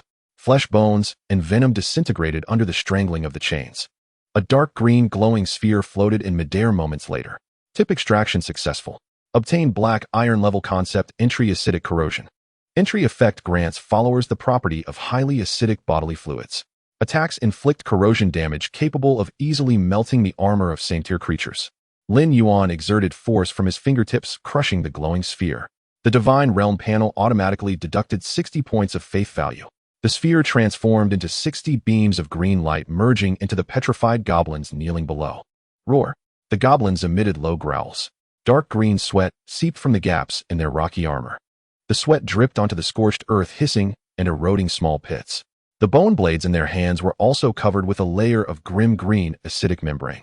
60 goblins evolved into toxic heavy infantry. Lin Yuan nodded in satisfaction, not exiting the divine realm immediately. His gaze was drawn to several faint reflections at the edge of the battlefield. Lin Yuan descended, his consciousness hovering 10 meters above the ground. Below lay a mountain of ordinary corrupted cockroach carcasses. In this dead silence of scorched earth, the unique laws of the wasteland environment were silently at work. 300,000 square kilometers of scorched earth was itself a natural furnace. The falling embers of fiery poison from the sky, the high temperatures surging from the underground veins, combined with the goblins' relentless trampling and slaughter day after day. The neurotoxins within the dead cockroaches had not dissipated. Instead, they were slowly simmered, settled, and purified by this harsh land. Lin Yuan grasped the void. A dozen irregular polyhedral crystals, entirely dark green, emerged from the thick ashes, flying into his palm. The crystals felt cold to the touch, with green mist swirling inside. He brought up the divine realm panel for scanning. Wasteland poison, crystal quality, black iron, supreme description. The toxin from abyss cockroaches, naturally refined over 3 months by the extreme high temperatures and toxic gases of the wasteland, purifying the chaotic abyssal impurities, resulting in a high concentration toxin crystal. A glint of intrigue flashed in Lin Yuan's eyes. In the textbooks of conventional deities, anything toxic was a hidden danger in the divine realm. Nature and light deities would have to spend a fortune to purify such things if they appeared in the divine realm. But the universe is vast, and there are always obscure existences. Deities specializing in the laws of poison, necromancy, or even shadow. What they lacked most were these naturally purified, high-purity toxin crystals devoid of abyssal frenzy attributes. Lin Yuan decisively exited the divine realm space. Opening his eyes, he raised his hand to access the deity terminal and logged into the Pantheon trading network. He switched identities and registered an anonymous account waste recycling station. Lin Yuan packaged and uploaded a dozen wasteland poison crystals along with several hundred relatively intact advanced exoskeletons of mutated cockroaches. On the pricing interface, he showed no mercy. The poison crystals were directly priced at 2,000 faith points each. The exoskeletons were priced at a total of 1,200 faith points. This was a full 30% more expensive than the market's conventional toxic materials, specializing in the urgent needs of scattered cultivators. Obscure deities who often operate in the black market would go broke to obtain such pure toxin crystals. Confirming the listing, Lin Yuan stood up to get a glass of water from the kitchen. Just after drinking half a glass, the terminal vibrated wildly. Ding, ding, ding. The crisp prompt sounds connected into a chorus. Your product has been sold. Your product has been sold. In less than an hour, the shelf was completely cleared. The account balance surged. After deducting the outrageous 20% fee from the black market, a hefty sum arrived. Current faith value balance, 28,450 points. Lin Yuan looked at the numbers on the terminal, a smile creeping onto his lips. A windfall. The cockroach egg sacs purchased for a few hundred faith points not only served as free training partners for his followers for 3 months, but also yielded nearly 30,000 in byproducts. With the talent for creating and extracting, and this natural melting pot of wasteland, he could fully streamline the production of these custom poisons. The Abyssal Processing Factory, a fitting name. With this money, Lin Yuan mentally listed out more than a dozen expansion plans. Just as he was preparing to enter other trading areas for shopping, the military communicator on his wrist lit up with a glaring red light. Emergency notification: all students of Class 2 senior year immediately log into the virtual campus. Latecomers will be expelled from the register. Sender class teacher Lei Yan. Lin Yuan's expression slightly tightened. A military order. He immediately returned to his bed and donned the holographic access device. A flash of white light. Lin Yuan appeared in the virtual classroom of Class 2, senior year. The classmates in the class had yet to recover from the shock of the morning, their faces showing fatigue and anxiety. Wang Fatty squeezed through the crowd, and upon seeing Lin Yuan was about to greet him when the space above the podium warped. Lei Yan appeared out of thin air. Everyone is here. Lei Yan coldly scanned the room. The classroom fell silent. I have an announcement. Lei Yan tapped the table with his finger, producing a dull thud. Your beginner protection period ends tonight at midnight. As soon as these words were spoken, gasps of cold air rose from below. The beginner protection period in the deity world lasted only 7 days. For 7 days, the divine realm is protected by alliance laws, isolating it from all external intrusions. Once the protection period ends, the divine realm will be exposed to the star realm. Next Monday, the Jiangxing Education Bureau will join forces with the military to commence the first large-scale assessment for this senior year. The Divine Realm Defense Simulation Battle. Lei Yan turned around and with one hand opened a huge combat star map on the holographic blackboard. There will be no theoretical exams we want. Look at how well your farmland grows, nor how beautiful your sprites are. The military will employ large-scale formations to directly project the captured abyssal monster images into your divine realms. This will be a real defense battle. Lei Yan's voice echoed in the empty classroom laden with a strong smell of blood. The rules are simple. The longer you hold out, the more monsters you kill, the higher your score, and the better your ranking. Several civilian students turned pale. Teacher, a girl trembled and raised her hand. Will the projected monsters attack our followers? Lei Yan let out a cold laugh. What do you think? Although the projections don't possess the full strength of the actual monsters, physical attacks and law damage are 100% real. Monsters will not only shred your followers, but also destroy the buildings you've painstakingly constructed. If your followers all perish, your divine realm will collapse. The classroom fell into a dead silence. Just a few minutes ago, the rich students who had been flaunting the beautiful scenery of their divine realms in the forum were now sweating profusely. This was not merely an exam, it was a trial by fire for their hard work. Lei Yan looked at the terrified faces below and shifted his tone. Of course, the military won't let you bleed for nothing. The top 100 in the school rankings will be rewarded with 10,000 faith points. The top 10 will be rewarded with 100,000 faith points along with a black iron level environmental card. Upon hearing this figure, many people's breathing quickened. 100,000 faith points were enough to buy a decent low-tier bloodline of a blessed race. Lei Yan paused, his single eye gleaming. As for the first place in the school, the military has granted special approval, and the reward is a bronze-level barracks building blueprint. Damn! The classroom erupted in excitement. Lin Yuan, who had been shrinking in the back row, felt his breath quicken slightly. The building blueprint. In the deity world, resource cards, environmental cards, and bloodline cards are all purchasable on the trading network as long as one has money. However, barracks blueprints are strategic resources monopolized by the military and top financial magnates. A single barracks blueprint could erect a real building within the divine realm as long as the materials are sufficient. When followers enter the barracks for training, they can gain systematic occupational bonuses and even change into special troop types. Unlimited strengthening with no limits on the number of times. It cannot be bought with money. Wang Fatty was so excited that his body wobbled with glee, whispering to Lin Yuan, Enzi. The barracks blueprint.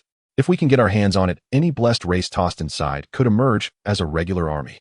Lin Yuan remained silent, but his heartbeat began to accelerate. His petrified goblins currently relied solely on wild brawls and killing insects to evolve. If he had the barracks blueprint combined with his entry extraction, he could mass-produce an army of monsters that disregarded pain, were impervious to blades and arrows, and possessed strong acid. First place must be secured. Lei Yan observed the students below, who were rekindling their greed and excitement, a cruel smile curling at the corners of his mouth. Don't celebrate too early. A bucket of cold water was poured over their heads. The monster projections provided by the military have no upper limit in strength. As long as your divine realm does not collapse, projections will continue to descend in waves. The fate of those who are overly greedy is total annihilation of their followers and the shattering of their divine rank. Lei Yan propped himself on the podium, leaning forward. During the simulation battle, you can press the surrender button on your terminal. The military will cut off the projection connection. Surviving is the only qualification to become a deity. If you die, you become space debris in the star realm. Know your limits. For words struck heavily in everyone's hearts. The emotions within the virtual classroom continued to linger. Lei Yan tapped the podium, drawing everyone's attention back. To help you survive a few more seconds in this real defense line assessment, the federal military has issued a final benefit. He opened a document on the holographic screen. The Starfire Defense Line student loan is now officially open to all senior students. Lei Yan scanned the room, his tone carrying an unvarnished cold reality. Interest-free, no collateral. You can use this money to buy weapons, food, or combat skill cards. You won't start repaying until you graduate and officially serve on the front line. Remember, this is the last mercy of the state towards you, and it's also the coffin money you've bought in advance. A detailed loan limit chart popped up on the holographic screen. Lin Yuan looked up. Level initial rating loan limit of 2 million belief points. Level rating 1 million. A level rating 300000. Level rating at most 10000. A gasp filled the classroom. The barriers of class transformed into cold numbers at that moment, slapping everyone in the face. A quick step leads to more rapid steps. Students with a level rating start at 2 million, while those with an level can't even get 1000. Teacher, this isn't fair. A red-faced level commoner stood up and shouted. What can you buy with 3000? A regular black iron combat skill card costs 2000. Those with level ratings can use potions to turn their families into black iron 5 stars. Lin Yuan didn't even lift his eyelids. Fairness. When you reach the abyss front line, go talk about fairness with those void giants that are as large as mountains. The Federation's resources are limited and will only tilt towards those who are valuable. Wastes do not deserve to waste the state's belief points. The boy fell silent and sat down dejectedly. At that moment, a scoff came from the front row. The class-prominent figure, the wealthy second-generation Zhao Tianzi, with AB rating, stood up. He adjusted his collar, chin slightly raised. Teacher Lei, I have already submitted my application. Instant approval for a 5 million limit. Zhao Tianzi looked around, his gaze sweeping over the indignant commoners, students, a smirk forming at the corner of his mouth. Additionally, my family just added another 5 million in private investment yesterday. A total of 10 million belief points. Zhao Tianzi's words exploded like a bomb in the classroom. 10 million. Many commoner students have never seen this many belief points in their lives. This huge sum could sweep through the myriad gods trading network. It could equip hundreds of families with heavy armor crafted from refined steel and provide standard enchanted weapons. It could even hire a low-level demigod as a training instructor for a few days. I've already secured the first place in the school's military camp blueprint. Zhao Tianzi spoke with certainty, as if stating an established fact. Several followers around him immediately applauded. Brother Zay is incredible. Spending 5 million, those abyss projections won't even be enough for halfworks to fill their teeth. What's it like to have financial power? This is what talent looks like. Brother Zay, during the assessment, let's team up so the brothers can score some points. Fat Wong, sitting in the back row, looked at his terminal, showing an 8.0 limit tugging at his hair. He sighed, turning to Lin Yuan beside him. Yuanzi. The fat boy lowered his voice. How much did this broken system give you with your F rating? Lin Yuan looked down the divine terminal on his wrist, popping up a pitiful gray prompt box. Based on your F wasteland rating, the system's risk control is extremely high. Your Starfire student loan limit is 5,000 points. 5,000 points. In a trading market where millions are common, this amount of money wouldn't even make a splash. Not much. Lin Yuan closed the prompt box, enough to buy some rations. Just as he finished speaking, a scoff suddenly came from the aisle. Zhao Tianzi had somehow walked over. He happened to catch sight of the number flashing across Lin Yuan's terminal, and the mockery on his face could no longer be concealed. 5,000 points. Lin Yuan, your wasteland start is truly pitiful to the point of making one feel sorry for you. Zhao Tianzi stopped in front of Lin Yuan's desk, looking down at him. This amount of money isn't even enough to buy a single cheapest refined steel greatsword for my halfwork subordinates. What, planning to take this 5,000 points to the market and buy some rotten cabbage leaves to feed your group of dirt-digging gray goblins? The classroom's attention converged. On one side was the favored child of heaven with 5 million in hand, an AB rating. On the other side was a welfare recipient with an F rating. The extreme contrast stirred a sense of frustration among many commoner students, but no one dared to voice it. In theory, a privileged rich heir like Zhao Tianzi had no need to specially target a bottom-ranking student. Yet he simply couldn't stand Lin Yuan. Before the awakening of the divine realm, Lin Yuan had consistently ranked in the top 10 for theoretical grades. Zhao Tianzi's worst subject had always been theory, and he had often faced his picky parents' criticism because of it. Though his parents didn't know Lin Yuan at all, and had never compared the two, the long-standing pent-up frustration led Zhao Tianzi to develop a pathological aversion towards these so-called commoner scholars. What he wanted most was to crush the dignity of these so-called top students. So what if their grades were good? So what if they had perfect scores in theory? In this cruel world of deities, divine realms, talent and family background are everything. People like Lin Yuan, who only studied hard, would just be like mud lying at the bottom of society once they lost the cover of theory. Zhao Tianzi enjoyed this moment of having the former top student completely at his mercy under the spotlight. He reached out, tapping Lin Yuan's desk. Out of consideration for our fellow students, I will show you a way out. Zhao Tianzi struck a pose of benevolence. Sign a subordinate god contract and become my vassal. During the assessment in a few days, you can send all your goblins out to walk in front of my halfwork army, clearing the mines and serving as meat shields. For every goblin that dies, it'll give you 100 belief points. After it's done, it'll privately sponsor you with 2,000 points. What do you think? A subordinate god contract. This is the most humiliating treaty in the world of deities. Once signed, it's equivalent to handing over half of the control of one's divine realm, becoming a slave to another. Sending one's family to become cannon fodder in exchange for a pitiful meal. Several of his followers chimed in. Lin Yuan, what are you still dawdling for? Hurry and express your gratitude. 2,000 points.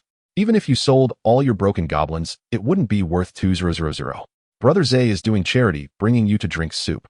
This is a once-in-a-lifetime opportunity, much better than having your divine realm flattened by magical creatures during the assessment and going bankrupt directly. Right. Fat Wong slapped the table, his fat shaking. Zhao Tianzi, stop trying to disgust people here. 200 for someone else's divine realm. Do you think you're feeding a beggar? Get lost, Fatso. This isn't your place to talk. Zhao Tianzi shot a cold glance at Fat Wong. Lin Yuan, there's only one chance. Your pride is worthless in front of the abyss monsters. Lin Yuan remained seated, his posture unchanged. He slowly lifted his eyelids.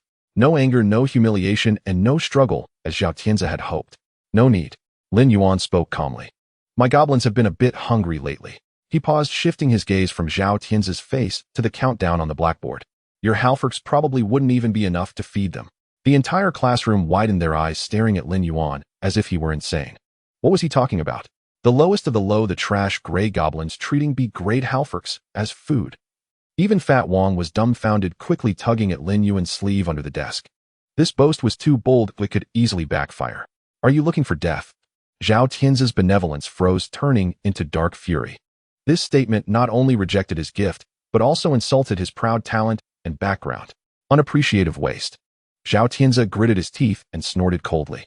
I want to see how long your group of dim-witted goblins who can't even hold a knife properly can last in the simulated defense battle. When your divine realm collapses and you're kicked out of the academy, don't come begging me on your knees. He waved his hand dismissively and turned to disappear into the virtual academy. His followers also made a throat-cutting gesture at Lin Yuan, cursing as they scattered. After Zhao Tianzi left, the gazes in the classroom lingered on Lin Yuan. Some expressed sympathy, some shook their heads, while others thought he had lost his mind. In a post-apocalyptic setting with a lone limit of 5,000 in the Grey Goblin clan, these three tags combined mean that, not to mention competing for a top 10 spot in the school, surviving the first wave of monster projections is already questionable. Lin Yuan did not explain. Explanations are for the weak. When the rankings come out, many mouths will naturally close. Fatty Wong leaned over and whispered, Yuanzi, what you just said was too fierce. Though it sounded great to me that Zhao Tianzi will definitely hold a grudge. Let him remember. Lin Yuan's tone was calm. Fatty Wong twitched his lips. Your mindset is just like those ruthless people on the forums who say, I'm already bankrupt, do I still fear debt collection? Lin Yuan glanced at him. How much was your loan approved for? 80,000. Fatty Wong sighed. The joy on his chubby face diminished significantly. My dad transferred another 120,000 to me, totaling 200,000. Enough to buy a few reproduction cards and add a fence around the pig herd. The question is, can this thing hold off the abyssal monsters? He fell silent for 2 seconds and added, I seriously suspect that what I'm raising isn't a clan, but a buffet. Lin Yuan couldn't help but chuckle. Just then the class monitor Li Xiuqi stood up and walked to the podium. Li Xiuqi possessed a rank divine domain, bountiful oasis, and his parents were both high-ranking demigods in Jiangqing, belonging to the typical elite class. When he spoke, his tone was gentle, accompanied by a smile like a spring breeze. Everyone, do not lose heart. The Federation's assessments are indeed harsh, but there are always more ways than difficulties. Li Ziyuki's gaze scanned a few civilian students who had awakened a rank and frank divine domains. The Oasis divine domain in my hands has just completed the forging of a batch of basic, refined iron armors. As you all know, my half-elf archer does not require heavy armor. He paused, extending an olive branch. If any classmates are willing to sign a subordinate contract with me during the assessment period, this batch of refined iron armor will be lent to your clan for free. The points earned will be divided 7-3. I get 7, you get 3. Compared to Zhao Tianzi's aloof demeanor of giving from above, Li Ziyuki's attitude was quite amiable. Several downcast civilian students exchanged glances, their eyes flashing with struggle. After a moment, a boy gritted his teeth and stood up. Class monitor, I'll sign. My slime can't withstand even one hit from the abyssal monsters. Having armor at least allows it to survive a few more seconds. With a leader stepping forward, 2 more civilian students stood up and walked towards Li Xiuqi. Lin Yuan watched this scene with cold eyes. Boiling frogs in warm water. The core logic of the subordinate contract is to bind the nodes of the subordinate divine domain's laws with the main divine domain.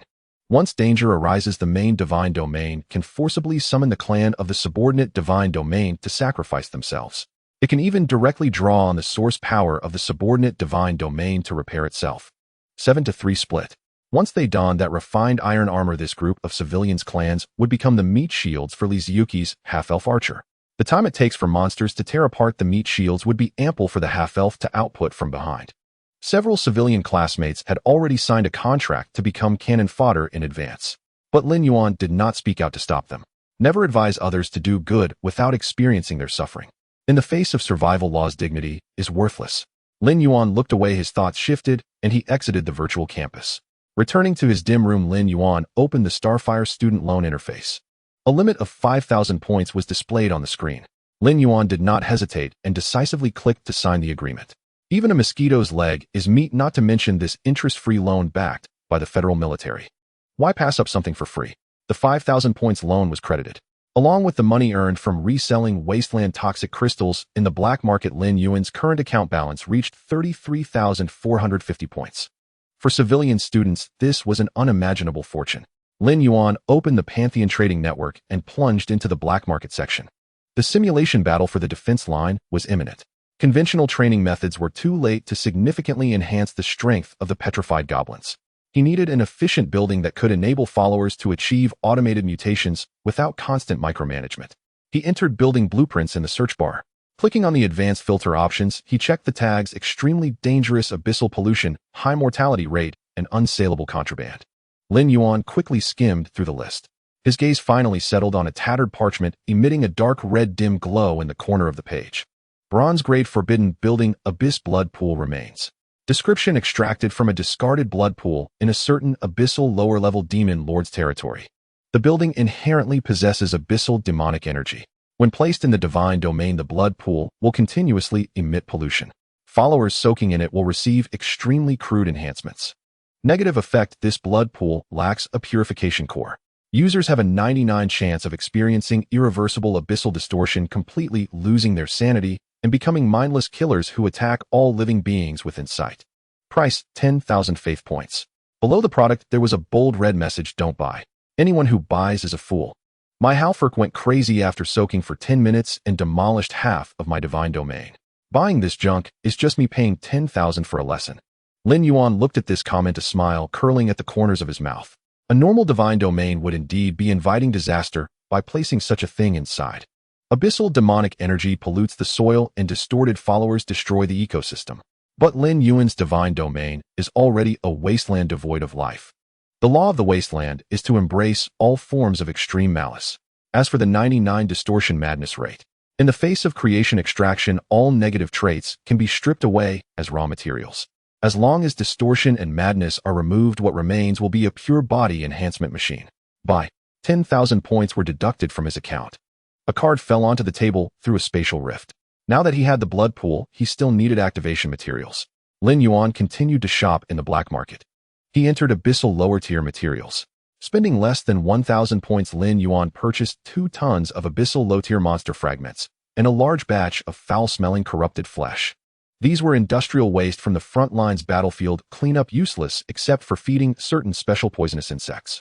But in Lin Yuan's eyes, they were the perfect fuel for the blood pool. With the main combat camp sorted, the ecological chain also needed an upgrade. The original ash spore mushrooms and mutated cockroach system could no longer satisfy the evolved goblins' appetites. Lin Yuan allocated 2,000 points to buy 30,000 spores of mutated blackrock mushrooms. This type of mushroom is extremely tough, containing trace amounts of earth vein fire poison, tasting like chewing on raw iron, but it can significantly increase the bone density of the followers. Then he spent 500 points to buy 1,000 ashen worms. These are abyssal lower-tier creatures with no attack power. They are light-sensitive, timid, but reproduce 10 times faster than cockroaches. They feed on the fire poison in the scorched earth and various excrement, and their droppings can greatly enhance the soil's stickiness in the wasteland, enriching the ecological chain. The rest is just time. Previously, to cultivate spore mushrooms, Lin Yuan relied on exhausting his mental energy and burning faith points to communicate with the core of the divine domain, distorting the flow of time. That crude operation not only consumed mental energy, but also had low efficiency. Now that he had money, there was no need to stay up all night and push himself. Lin Yuan switched back to the regular trading area and directly searched for auxiliary cards. Spending 5,000 points, he acquired a low-tier hourglass card. Effect: crushing this card can forcibly accelerate the flow of time within the divine domain. Duration: 5 years of natural time in the divine domain. 5 years is enough for that group of petrified goblins to undergo a complete evolution under the torment of the blood pool and wasteland. After all these operations, his account balance remained at 14,950 points. Lin Yuan closed the card area and opened the special potion section. He entered in the search bar divine rank, soothing, exorcising abyssal breath. The screen flickered and several test tubes emitting soft white light appeared. Black iron grade sacred purification potion. Effect: can temporarily purify mild abyssal erosion, alleviating nerve pain, soul burns, and low-tier curses. Price: 14,500 faith points. This item is quite useless for ordinary deities. It cannot purify severe pollution or heal divine rank fractures, but it can alleviate pain. Lin Yuan recalled the old Lin sitting in the living room at midnight, his mechanical prosthetic laid aside, pouring cheap liquor down his throat. That old man was stubborn. Sweating profusely from pain, he still cursed the watered-down liquor. Lin Yuan did not hesitate, pressing the purchase button. A flash of white light and a glass vial containing a milky white liquid appeared in his hand. Lin Yuan carefully stored the potion. By now, the more than 30,000 points were completely spent, leaving a paltry 1450 points in his account. Lin Yuan looked at his empty account, his eyes surprisingly bright. The money spent is the resource. What remains in the account is just a string of numbers. Lin Yuan connected with his core, sinking his consciousness downward, piercing through barriers and descending into the wasteland divine domain. The 30,000 square kilometers of scorched earth remained shrouded in a dark crimson hue. With a mere thought from Lin Yuan, a card materialized in midair. Abyssal blood pool remnants. He selected a flat stretch of scorched rock at the center of the basin and cast the scroll down. Boom. The earth trembled and the rock layers split apart. A massive stone pit over 30 meters in diameter rose abruptly from the ground. The pit was empty, but its stone walls were etched with twisted abyssal runes, and a nauseating stench of blood surged upward. Lin Yuan waved his hand to open his storage space. 2 tons of low-tier abyssal demon bones and rotting flesh purchased from the black market were dumped into the stone pit. As the flesh touched the pit's bottom, the runes ignited. The dried-up blood pool began secreting a dark red liquid, quickly submerging the shattered bones. The blood bubbled and churned, releasing a scarlet mist that spread outward. Several nearby petrified goblins inhaled the mist, their eyes instantly turning bloodshot. They let out mindless roars from their throats, brandishing bone blades to strike at their companions. Silence. Lin Yuan issued a divine decree.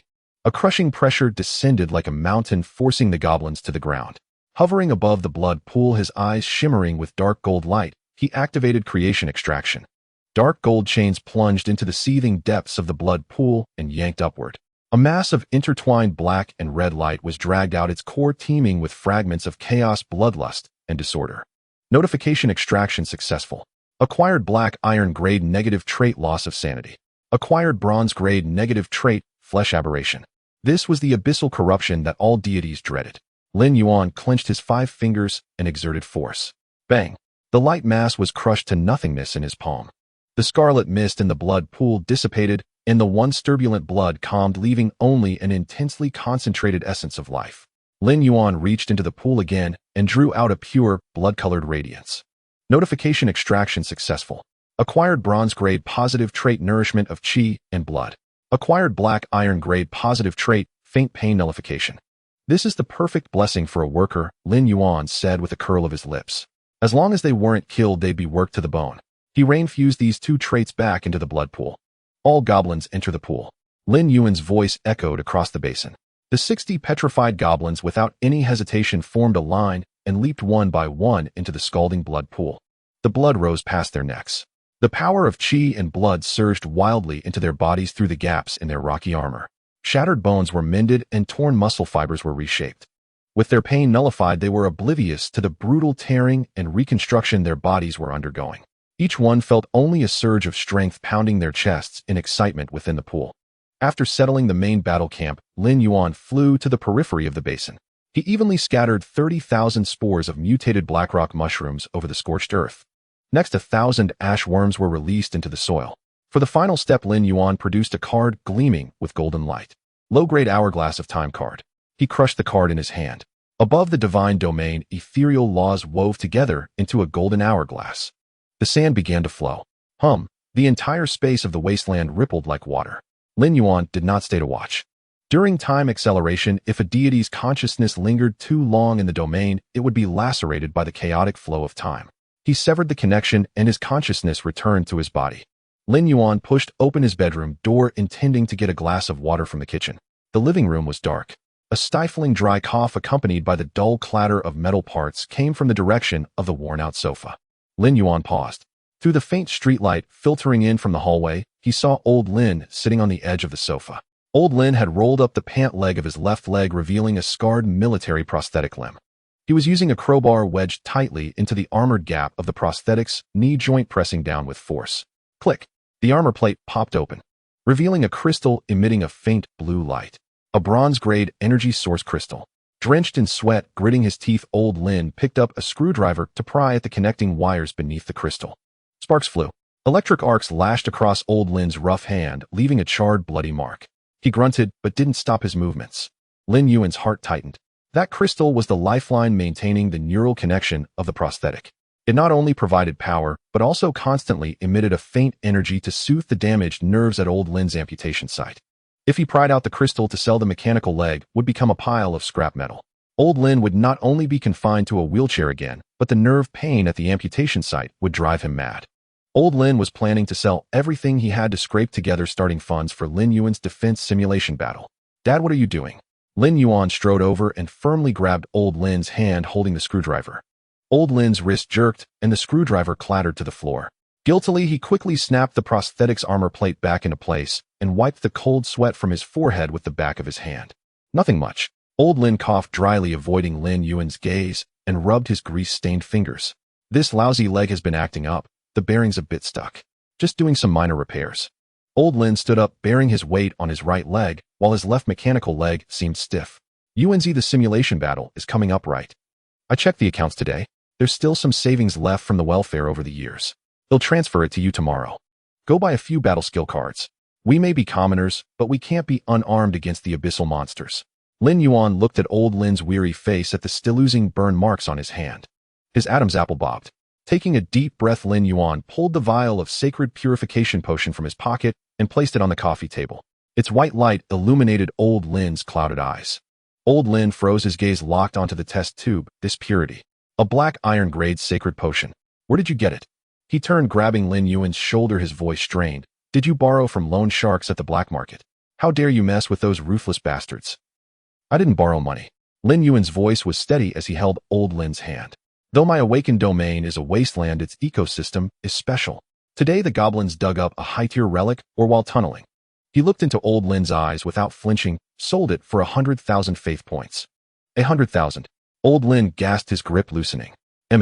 Lin Yuan pressed the potion into old Lin's hand. "This potion can purify abyssal energy. You won't have to rely on cheap liquor to numb the pain of your shattered divine core anymore." Old Lin held the cool glass tube, the veins on the back of his hand bulging. He opened his mouth as if to speak, but his throat felt clogged with cotton. The man who never cried when his divine kingdom was torn apart by abyssal monsters on the front lines, or when he was stripped of his rank and sent back to live on welfare, now had red-rimmed eyes. He lowered his head, staring fixedly at the potion in his hand, forcing the tears back. Good lad." Old Lin's rough palm slapped heavily on Lin Yuan's shoulder, his voice hoarse. "I knew it. My son, Lin Changfeng's son, even if it's a wasteland, can make flowers bloom." Old Lin turned and limped toward his bedroom. "I'm going to bed. Plan the rest of the money yourself. Don't embarrass me in the simulation battle." The door closed. Lin Yuan stood still, staring at the closed door, his gaze gradually sharpening. What was 100,000? When he reached the pinnacle, he would buy the highest grade law artifacts and piece by piece restore old Lin's shattered divine kingdom. He turned back to his room and locked the door. Just as Lin Yuan sat down on the edge of the bed, without any warning, an overwhelming surge of qi and blood power, crossing dimensional limits, poured into his crown chakra from the void. Lin Yuan grunted, his bones cracking like popping beans. Muscle fibers were forcibly torn apart, then reorganized under the torrent of qi and blood. His body temperature skyrocketed instantly, and a layer of gray-black impurities oozed from his skin, only to be evaporated into ash by the heat. Power. Endless power surged through his limbs and bones. The feedback lasted a full 10 minutes before gradually subsiding. Lin Yuan opened his eyes. A flash of dark gold light flickered deep in his pupils. He stood up, feeling the earth-shattering transformation of his physical body. He clenched his right fist, using no law power, only pure physical force. He swung it casually forward. Bang! The air in front of his fist was compressed into a visible white shockwave, producing a sharp sonic boom. Lin Yuan looked at his fist, his eyes narrowing slightly. According to standard textbooks on power classification, the physical body of a divine being was equivalent to that of an ordinary mortal. Only after igniting the divine flame and expanding the divine domain, reaching the first-turn demigod stage, would the body undergo its first law baptism. But he hadn't even touched the threshold of demigodhood. Yet the power of that punch just now had definitely reached the standard of a first-turn demigod specializing in logistics or magic systems. Lin Yuan did not indulge in the thrill brought by power. He eagerly plunged his consciousness back into the divine domain. The time flow gauge on the divine domain panel indicated that a full 3 years had passed within. The scene before Lin Yuan's eyes shook him to the core. The once desolate basin had been completely transformed. In the center of the basin, the dark red abyss blood pool continued to bubble and churn. Surrounding the blood pool, 4 military encampments constructed from massive burnt rock and black shells rose from the ground. The population census data flickered on the light screen. Faction: Petrified Goblin. Population: 800. Thanks to the blood pool's ability to shield pain and restore the physical body combined with the high-pressure combat environment provided by the mutated cockroaches, the breeding and survival rate of the petrified goblins reached a terrifying figure. From the initial 60 survivors, it surged to 800. What pleased Lin Yuan even more was that this group of goblins had evolved beyond mere beasts that swung wooden sticks. They had developed a clear division of military roles. On the left side of the camp, 300 burly goblins nearly 2 meters tall held tumter-high giant cockroach shells as shields.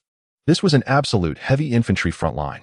On the right side of the camp, 400 slightly more agile goblins wielded sharp-boned spears made from the front legs of cockroaches measuring 3 meters in length. The remaining 100 goblins used thick insect tendons to craft rudimentary slingshots, their waists laden with fist-sized chunks of burnt rock soaked in venom. They were no longer mere cannon fodder, but a well-defended wasteland army. Lin Yuan nodded in satisfaction.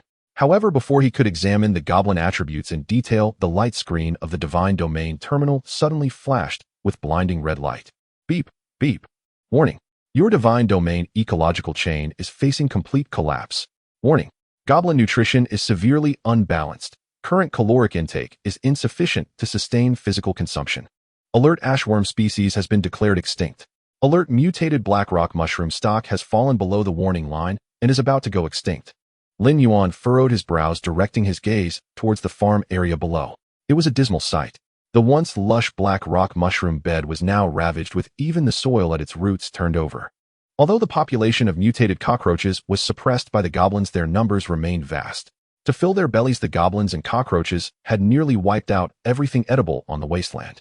800 berserkers, each requiring intense physical training and consuming chi daily, had an astronomical appetite. The ash worms were completely devoured by the goblins as snacks. While spore mushrooms and cockroach meat could fill their stomachs, they provided extremely low caloric value. It was akin to feeding a group of heavily armored infantry who undergo extreme weight training daily, nothing but boiled cabbage for every meal. Their stomachs may have been full, but their muscles received no nutritional support, and their chi was continuously draining. Damn, Lin Yuan rubbed his aching forehead. I bit off more than I could chew. This was the price of reckless expansion. The ecological system that ordinary deities would slowly cultivate had been forcibly ripened by him in 3 years, and the logistical risks had finally erupted in full. He must immediately seek high-calorie substitute food. Lin Yuan severed the connection to the Divine Domain and opened his eyes. Conventional high-energy crops could not survive in the wasteland, and those that could grow lacked nutrition. After a moment of thought, an image flashed through Lin Yuan's mind. He opened the terminal's contact list, found the number of his homeroom teacher Lei Yin, and pressed the call button. The communication was quickly connected, and a holographic projection of Lei Yan's sharply contoured face appeared. He was sitting at his desk, holding a cup of strong tea, his brow slightly furrowed. Lin Yuan. Lei Yan's voice was low. You called me at this hour. Something's wrong with your Divine Domain. In Lei Yan's view, it was already a miracle for a common student starting in an 9th grade wasteland to survive the initial few days. Now that he was calling, it was likely that the goblins had perished, and he wanted to inquire about how to follow the mundane logistical route. Teacher Lei, sorry to bother you. Lin Yuan maintained a calm demeanor, speaking neither hurriedly nor slowly. There is indeed a problem with my Divine Domain ecological chain. I previously used a loan to buy a rapidly breeding mutated beast as food, but they reproduced uncontrollably and devoured all the plants in the Divine Domain. He paused, throwing out the core question. Now my goblin population has significantly increased, and their daily energy consumption is enormous.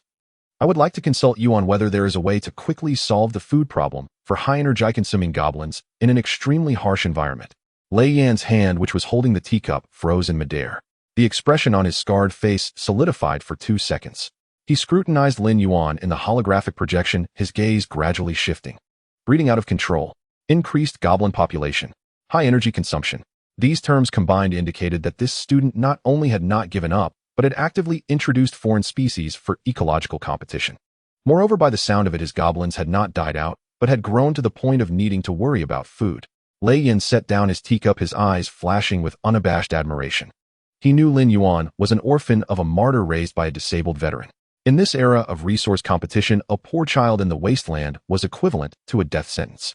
Yet in Lin Yuan's eyes he saw no trace of despair or resentment, only calmness in seeking a breakthrough. Good lad. Conventional farming approaches won't save your wasteland. Lei Yan leaned forward, his hands crossed on the table, pinpointing the crux. Since the environment is harsh, do not expect natural agricultural output. What you need is the concept of a meat factory. Lin Yuan's gaze sharpened. Meat factory. Exactly, Lei Yan nodded. The military is stationed at the Abyss front lines, and the logistics supply line is often cut off. The daily consumption of hundreds of thousands of high-tier goblins is astronomical. To solve the food problem, the military cultivated a distorted plant called the Abyss Corpse Tree. Lei Yan's fingers tapped on the table as he spoke faster. This tree requires no sunlight and no clean water. As long as you bury the corpses of fallen magical creatures, or useless blood and flesh remains at its roots, it can rapidly digest the corpses and continuously yield high-calorie meat fruits. Though it looks like a tumor and tastes like rotten rubber, it fills you up and contains extremely terrifying biological energy. As long as there are corpses, this tree will continue to produce. Lin Yuan felt his heart race. In future battles, the enemy's corpses would become the rations for the goblins. Waging war to sustain war, a perfect closed loop. However, this thing is controlled by the military, and you can't buy it on the market. Lei Yan shifted his tone, looking at Lin Yuan. I happen to have a branch of the corpse tree that was eliminated from the front line. It was originally meant for research on battle damage. Considering your ambition, I'll sell it to you for 1,000 faith points, half price. Do you want it?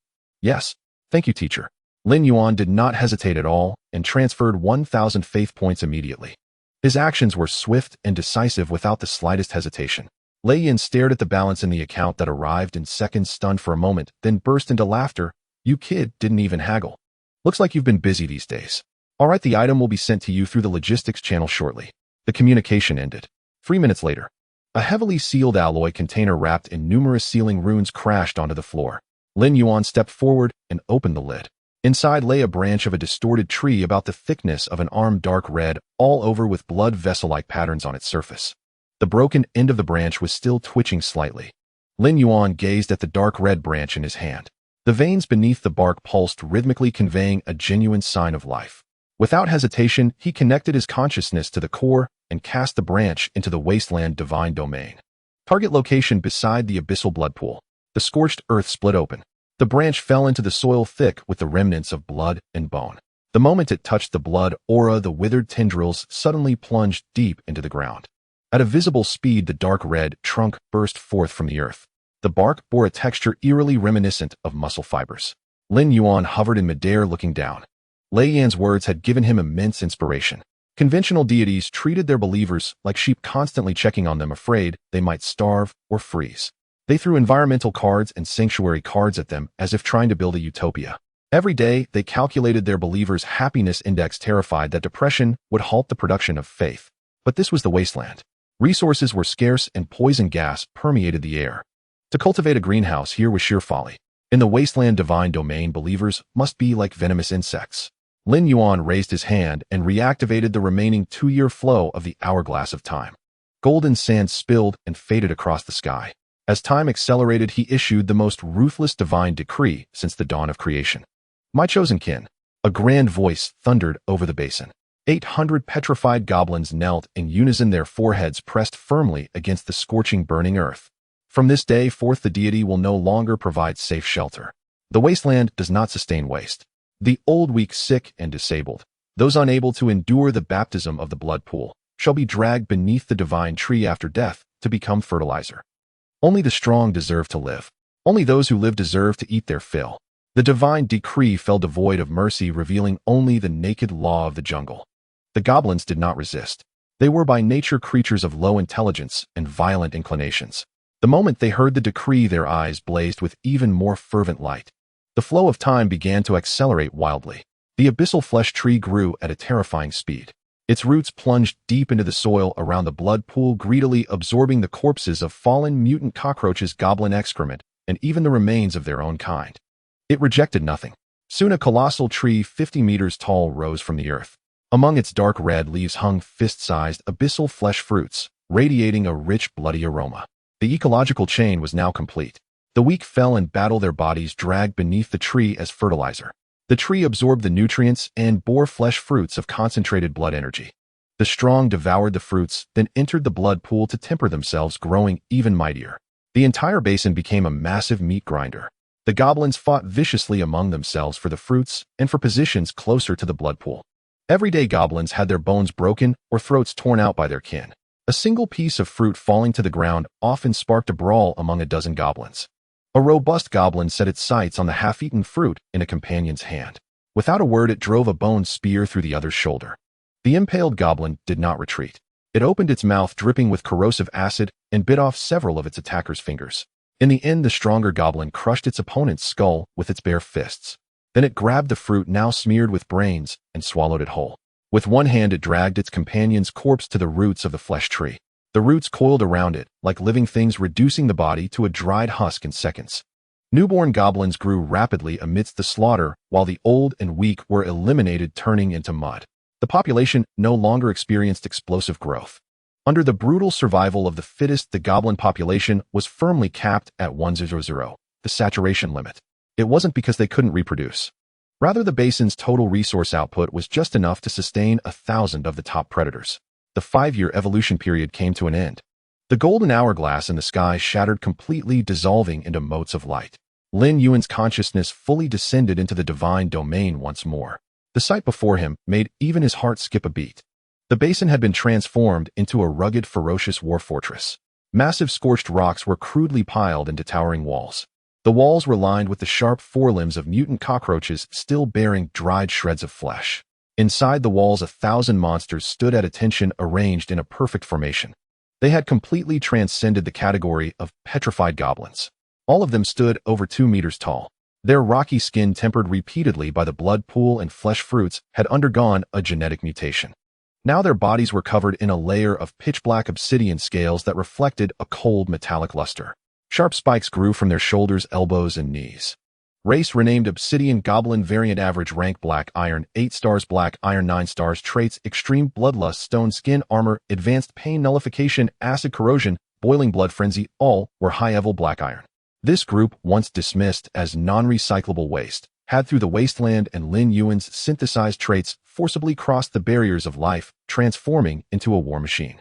What delighted Lin Yuan even more was the figure standing at the forefront of the formation. It stood over 4 meters tall, its body a full size larger than the ordinary obsidian goblins. Dark red flames continuously spewed from the gaps between the obsidian scales on its back. It carried no weapon. Its massive fists were encrusted with thick layers of blood scabs. Standing there, it distorted the surrounding air with its heat. The other goblins regarded it with absolute reverence, daring not to approach within 3 meters. This was the absolute champion of the arena, having torn apart over 100 challengers with its bare hands over 5 years of frenzied slaughter, climbing over the bones of its kin. It was a hero-tier unit that had broken through the racial limit. Lin Yuan opened the detailed panel of this behemoth. Name: Unnamed Hero Unit. Race: Obsidian Goblin. Variant rank Bronze 1 star. Traits: Dominance, exerts bloodline suppression over lower-ranked kin, forcibly boosts morale of nearby allies, immune to low-level mental control. Pain immunity, completely severs pain, nerves, fights to the last drop of blood as long as the brain is intact. Super regeneration, as long as the heart is not destroyed, severed limbs can be regenerated in an extremely short time. Acid corrosion, bodily fluids are highly acidic. Absolute strength, physical strength exceeds that of ordinary beings of the same rank by 300. Boiling blood frenzy temporarily increases strength by 500. Lin Yuan looked at the long list of traits and was exceedingly satisfied. He descended his avatar, hovering directly above the giant beast. The beast raised its head, the bloodthirsty red light in its eyes dimming as its body crashed to its knees. Its knees struck the scorched earth, creating 2 deep craters. Great Lord, it rasped, its pronunciation rough. From today you shall be called Tyrant. Lin Yuan's voice resounded across the basin. You shall command the first legion of the wasteland, and for the glory of you and me crush every obstacle. Tyrant raised its head, pounded its chest with its fists, and let out a deafening roar. Roar. 1,000 obsidian goblins raised their weapons, simultaneously howling at the sky. The sound waves swept away the ash hanging over the basin. Thus, the wasteland divine domain not only resolved the ecological crisis, but also completed its transformation from a primitive cannon fodder tribe into a war machine. Lin Yuan exited the divine domain space. The bedroom light remained dim. He glanced at the terminal on his wrist. A prominent countdown was ticking on the screen's upper right corner. Time remaining until Divine Domain Defense Simulation Battle: 23 hours, 45 minutes. Only one day left. Lin Yuan casually opened the class group chat and the school forum. They were already in an uproar. All the freshmen were wailing, discussing how to survive even a few extra minutes in this military-hosted meat grinder. Help! My slime can't even digest a hard bone. If I run into an abyssal direwolf tomorrow, won't I just be a wannabe Popan squirt meatball? Anyone got spare iron ore? They'll buy at a high price. I need to forge a few chest plates for my Halfric. Don't struggle, just go sign a contract with squad leader Li Xiuqi or Zhao Tianza. Being a dog for the big shots will at least get you some participation points. Lin Yuan casually swiped away these amusing comments. He leaned back in his chair, took a deep breath, and his hand unconsciously clenched. His knuckles cracked sharply. A faint dark red trace of blood energy flickered at his fingertips and vanished. His current physical condition, in reality nourished by the backlash from 1,000 obsidian goblins and the bronze-rank tyrant, had been pushed to a level even he couldn't fathom. 1,000 second-tier soldiers, each augmented with combat traits. Lin Yuan's gaze was calm. It was time to test the mettle of this legion. The next day, at the 3rd Divine Academy of Jiangxing Training Grounds, all students of Class 2, Senior 3, assembled. No one felt as relaxed as they did in the virtual campus. The air here was so heavy it suffocated. Midair above the training grounds, a holographic projection looped images. A 3-headed abyssal direwolf, a stitched cadaver beast dripping with corrosive acid, a cyclops the size of a small building. Each roar made many students' faces turn pale. The homeroom teacher Lei Yin, clad in a black combat suit, stepped onto the platform in military boots. Beside him stood 2 military representatives bearing the rank of major, their gazes sweeping across the crowd. No time for nonsense, Lei Yin said, his deep voice overpowering the projection's roar without a microphone. The military's abyssal simulation matrix has been bridged with your divine domain cores. What you'll face are real monster projections from frontline data collected by the military. Lei Yan's single eye swept across the crowd, his tone icy. Don't think you won't die just because they're projections. The matrix fully replicates physical and law-based damage. If your vassals die in there, they're truly dead. If your divine domain is flattened, you're truly bankrupt. A restless murmur rippled through the audience. Your evaluation grade will be based on how long you hold your divine domain's defense line and how many monsters you kill. Lei Yin pointed to the red button on the edge of the connection pod. If you can't take it, press the surrender button inside. The matrix will immediately cut the connection.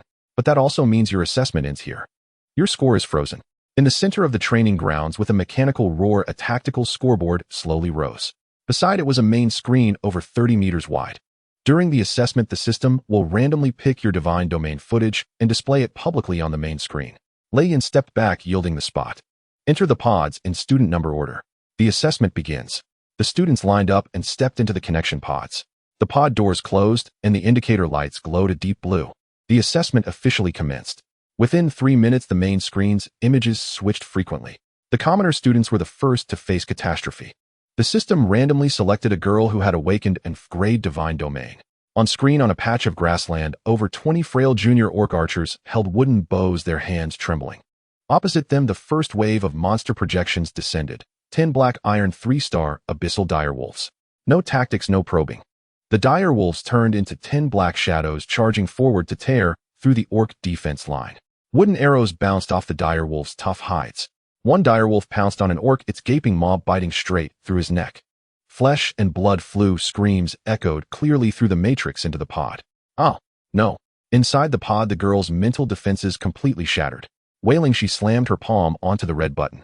The pod door popped open, and the girl collapsed on the ground, sobbing uncontrollably. On the scoreboard, a red rating appeared next to her name. Fail. This was just the beginning. Within just 15 minutes, red lights flashed wildly across the training grounds. My slimes got stomped into mush. I surrender. The monsters flipped my divine domain's foundation. I'm done. A large number of students broke down as their vassals were slaughtered one-sidedly, pod doors popping open one after another. The scoreboard was densely packed with fails. This was the tragedy of the bottom tier. With no funds to buy technique cards, no resources to forge equipment. Ordinary awakened vassals were like thin paper before abyssal monsters. Beep. Pod 12 opened. Wang Fatty crawled out. His fat quivered as he leaned on the pod door, gasping for breath. Lin Yuan stood at the back, looking at Wang Fatty's score on the board. Survival time 15 minutes. Kills 0. Rating D pass. You passed? Lin Yuan asked. The fatty walked over, plopped down on the ground, and wiped cold sweat off his face. Barely survived the second wave. My dad gave me 200,000 and I spent it all on feed. He patted his chest, still shaken. I drove all 300 pigs to the front line as a meat wall to block the path. If the direwolves wanted to charge through, they had to chew through the pigs first. Man, even for a direwolf biting through 2 meters of fat takes a while. I dragged it out to the 15-minute passing mark. The fatty side now my divine domain is a mess of pig intestines. It's disgusting to look at. I won't be able to eat pork for months. The tactic was absurd, but in the face of reality, survival was the only truth. Just then the main screen flickered and switched to the divine domain of class monitor Lishiochi. Grade divine domain bountiful oasis. On screen 50 half-elf archers clad in refined iron armor stood on high ground bowstrings drawn taut. Below them was a makeshift meat wall of slimes, gray goblins, and low-tier halforcs. These were the vassals of the commoner students who had signed subsidiary contracts with Lishiochi a few days ago. The second and third waves of monsters charged. The makeshift meat wall was savagely torn by dire wolves and carrion fiends' screams ringing out as they fell in droves. Their deaths slowed the monsters' advance. The half-elf archers on the high ground calmly loosed arrows, shooting down the monsters that were held back. 10 minutes later the battle ended. The commoner's vassals were nearly wiped out, while Lizuyuki's half-elves were unscathed. Lishiochi survived the third wave, his score soaring into the top 10. In a corner of the training grounds, several commoner students who had signed contracts were as pale as paper. Their vassals were all spent earning only a meager participation score, not even reaching the passing line. Meanwhile, Lishiochi stepped out of the pod with a smile, wiping his hands with a wet wipe, basking in the flattery of his lackeys. On the platform, Lei Yin watched coldly. This is the true face of war, Lei, Yin said, his voice not loud, but striking everyone's nerves. Think it's unfair. Think the class monitor is cruel for using others as cannon fodder. When abyssal monsters gnaw on your bones, they won't ask if you think it's cruel. Without deep enough resource reserves, without brutal training, you're barely an appetizer before the abyss. As his words fell, a system announcement rang out. Next class 1, a senior 3, a Zhao Tianzi. The whispers in the arena died down. Everyone's gaze focused on that figure. Zhao Tianzi straightened his collar, his expression arrogant. He didn't enter the pod quickly. Instead, he stopped and turned to look at Lin Yuan in the back row. Watch closely, Lin Yuan. Today he'll show you that some chasms are ones you bottom feeders can never cross in a lifetime. Zhao Tianzi sneered and strode into the central no. 1 connection pod. The pod door closed. The main screen switched, locking onto Zhao Tianzi's divine domain. The image lit up and a wave of gasps swept through the arena. What met their eyes was a magnificent bronze-tier building, Boulder Fortress. Towering walls shimmered with an enchanted luster, the gates tightly shut. Before the fortress stood a full 3,000 fully armed half-orc warriors. All of them were around the black iron 7-star level. They wore heavy plate armor forged from refined steel, wielding tundra-long blood-grooved greatswords. 3,000 men stood in formation, their battle aura merging into a visible blood-red cloud above the fortress. This was nowhere near a student-level setup. It was a regular army ready to be deployed to the front lines. The third wave of monsters descended. Hundreds of massive mutated boars charged. Kill. On screen, the halforc chieftain let out a roar. The 3,000 heavily armored halforcs surged forward like a black steel flood colliding heat-in. Overwhelming. The refined steel greatswords swung, cleaving mutated boars in half, bones and all. The steel line didn't retreat a single step, grinding the monster tide into a pulp of flesh. The fourth wave. A bronze 1-star commander-tier monster 2-headed corpse dragon descended from the sky with over 1,000 low-tier monsters. Facing the commander-tier pressure, the halforc formation wavered slightly. Just then a dazzling golden card materialized midair in the divine domain. It was Zhao Tianzi's will descending. Divine Punishment Card, Heavenly Fire Meteor. A large one-time consumable item with a single card price of 3 million faith points. The sky turned crimson. Countless meteors radiating an aura of annihilation rained down, blanketing the entire battlefield. Boom. The main screen was filled with firelight. When the smoke cleared, the 2-headed corpse dragon had its wings broken half, its body reduced to charcoal. The halforcs swarmed in, hacking it into mincemeat with their blades. Clean sweep. The training grounds erupted in thunderous cheers. Holy shit. A divine punishment card. 3 million just for that bang. That's the power of money. Pay to win strike. Too strong, who can stand against that? On the high platform, the 2 military representatives exchanged glances and nodded slightly. Though it's bought with money, resources are part of strength. The tactical execution was decent. The left major gave a positive evaluation. The pod door opened. Zhao Tianzi stepped out. The score on the main screen froze. Survival time, 30 minutes. Kills 1 bronze commander, 1 black iron tier monsters. Rating A, currently first. A crushing lead. Zhao Tianzi basked in the adoring gazes around him. He lifted his chin, walked straight through the crowd, and stopped before Lin Yuan. See that, Lin Yuan? Zhao Tianzi's lips curled into a mocking smile. This is my power. He reached out and patted Lin Yuan on the shoulder.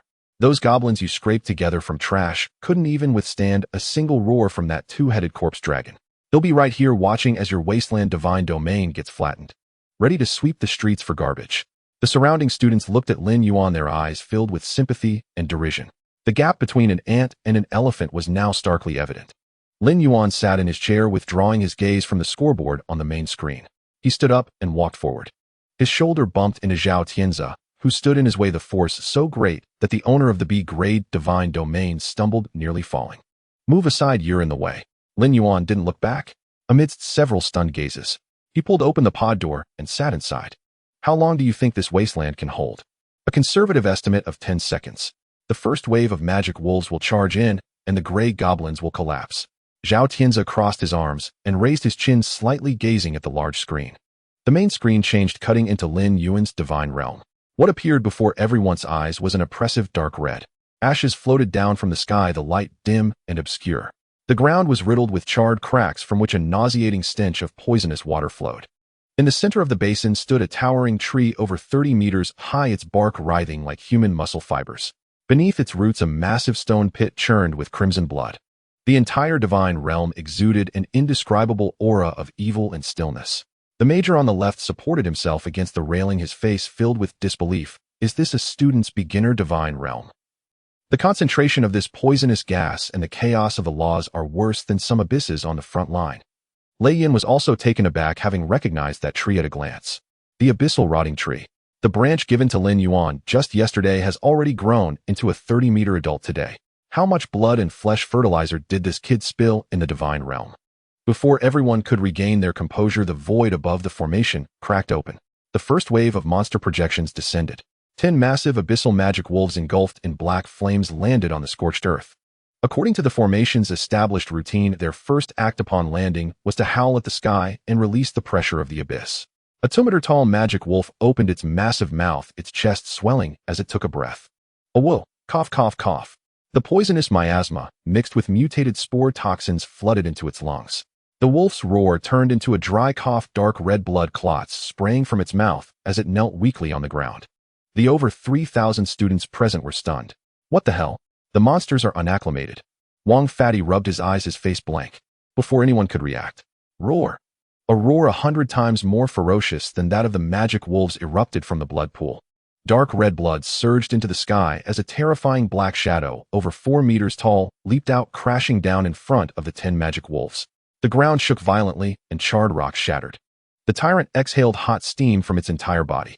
It wielded no weapon, reaching forward with its palm to grasp the neck of the coughing magic wolf. Crack! The magic wolf's neck was crushed in an instant. The tyrant casually tossed the mangled corpse of the magic wolf behind it, smashing it against the roots of the rotting tree. The roots wrapped around it, quickly draining it dry.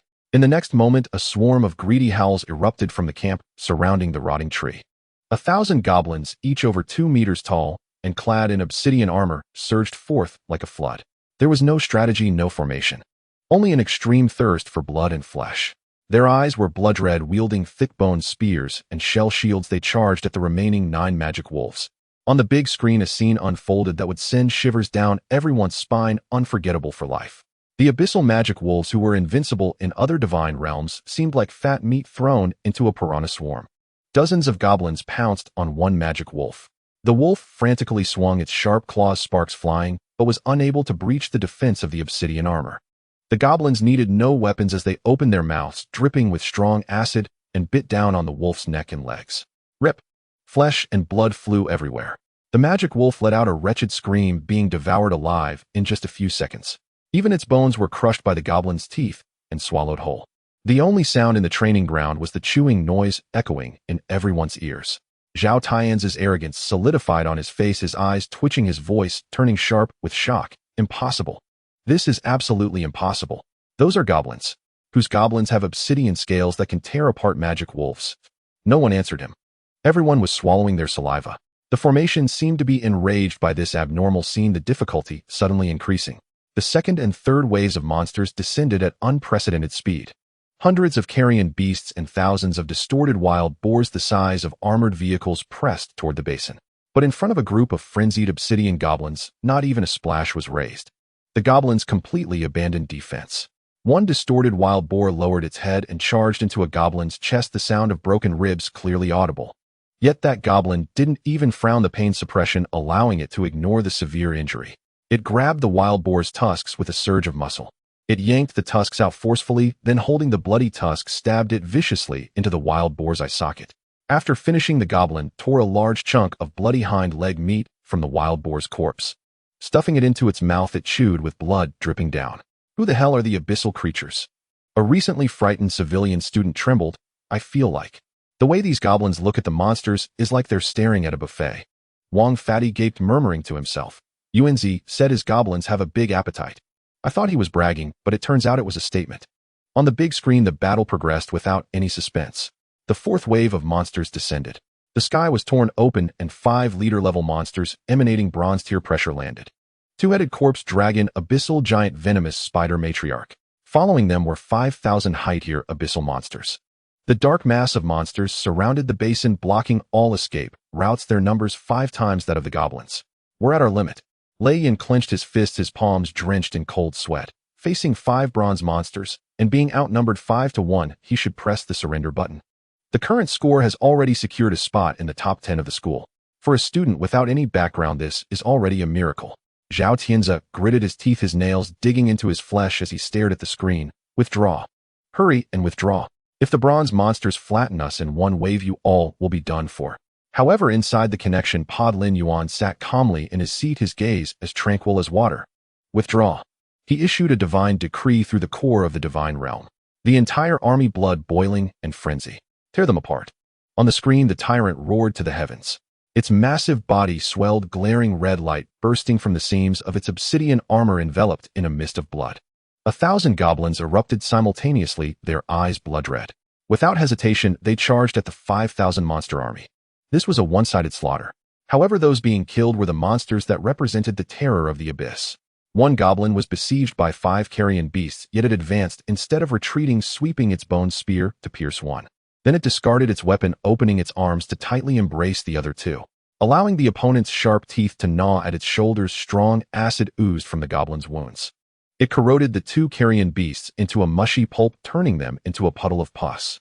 Every goblin was like a relentless, pain-immune, poisonous killing machine. And the most shocking was the tyrant in the center of the battlefield. It faced off against the 5 bronze-tier monsters alone. The 2-headed corpse dragon dived down from the air, opening its massive jaws to spew out devastatingly toxic dragon breath. The tyrant crouched slightly, the scorched ground collapsing beneath it. It leaped into the sky, using its terrifying physical defense to pierce through the dragon breath. In midair, the tyrant seized the left head of the corpse dragon, its fingers piercing the dragon's scales like steel nails. With the terrifying weight of its descent, it roared, tearing the dragon's head from its neck. Dragon blood poured down like a torrential rain falling in a blood shower. The tyrant, drenched in the boiling dragon blood, landed heavily, not even glancing at the wailing corpse dragon. It turned around with great strides, delivering a powerful punch accompanied by a piercing, explosive sound smashing into the chest of the charging abyssal giant. Bang! A thunderous boom echoed. The giant's resilient chest caved in, its internal organs bursting out in a radiating explosion from its back. An extreme display of brutality. There was no flashy law magic, only the raw savagery of muscles tearing through steel and fists shattering bones. The 5 invincible bronze-tier monsters were utterly helpless against the tyrant's torrential assault. In the audience, everyone forgot to breathe. Class leader Li Shochi had a complex expression. His half-elf archer, which he was proud of, would likely not withstand even one charge against this frenzied horde. No matter how many civilian meat shields there were, they would be torn apart. On the edge of the big screen, the scoreboard started to rise rapidly. D rank, C rank, B rank, A rank. The numbers rolled forward with a devastating momentum. Ultimately, Lin Yuan's name topped the score leaderboard, rated S class. He raised his hand and pressed the red forfeit button in the connection pod, actively severing the connection to the divine realm. The pod door sprang open. He stepped out, casually adjusting his collar. The large training ground loomed before him. Over 3,000 students, including Lin Yuan on the platform, and military representatives focused their gazes entirely on this 18-year-old boy. Silence reigned, with even the sound of breathing kept to a minimum. Cheating. This is absolutely impossible. A roar shattered the brief tranquility. Zhao Tianzi's eyes were bloodshot as he pointed at the large screen, his features contorted. He rushed to the front of the stage, shouting at Lin Yuan. "In grade wasteland divine realm, can't even grow a blade of grass. How could he possibly sustain over 1,000 mutated goblins? He must have used the forbidden abyssal sacrifice contract. He sold his soul to the abyss. This is treason. As this was said, many civilian students in the audience showed signs of hesitation. The display of combat power that defied common sense exceeded their understanding of high school divine realms. The goblin that tore apart the bronze demon looked nothing like a proper deity's kin. Shut up. Lin Yuan slammed his hand on the alloy railing. The pressure of a demigod was released. Zhao Tian's knees buckled, crashing to the ground and creating 2 deep dents in the alloy floor. The underlying logic of the matrix is the military's highest encryption. Are you questioning the military's detection mechanism or the eyes of the frontline soldiers? Lin Yuan's gaze was frigid as he fixed his eyes on Zhao Tianzi. Zhao Tianzi struggled to breathe, his face flushed, yet he gritted his teeth in defiance. Teacher, Lei starting with an overwhelming force in the wasteland doesn't conform to the energy conservation law of divine realms.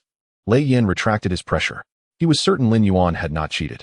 The branch of the abyssal corrupted flesh tree had been sold to Lin Yuan by him. Yet he was equally astonished. How did Lin Yuan manage to utilize that thing to such an extent? Not conforming to the law is because you are just a fool who only knows how to throw money around.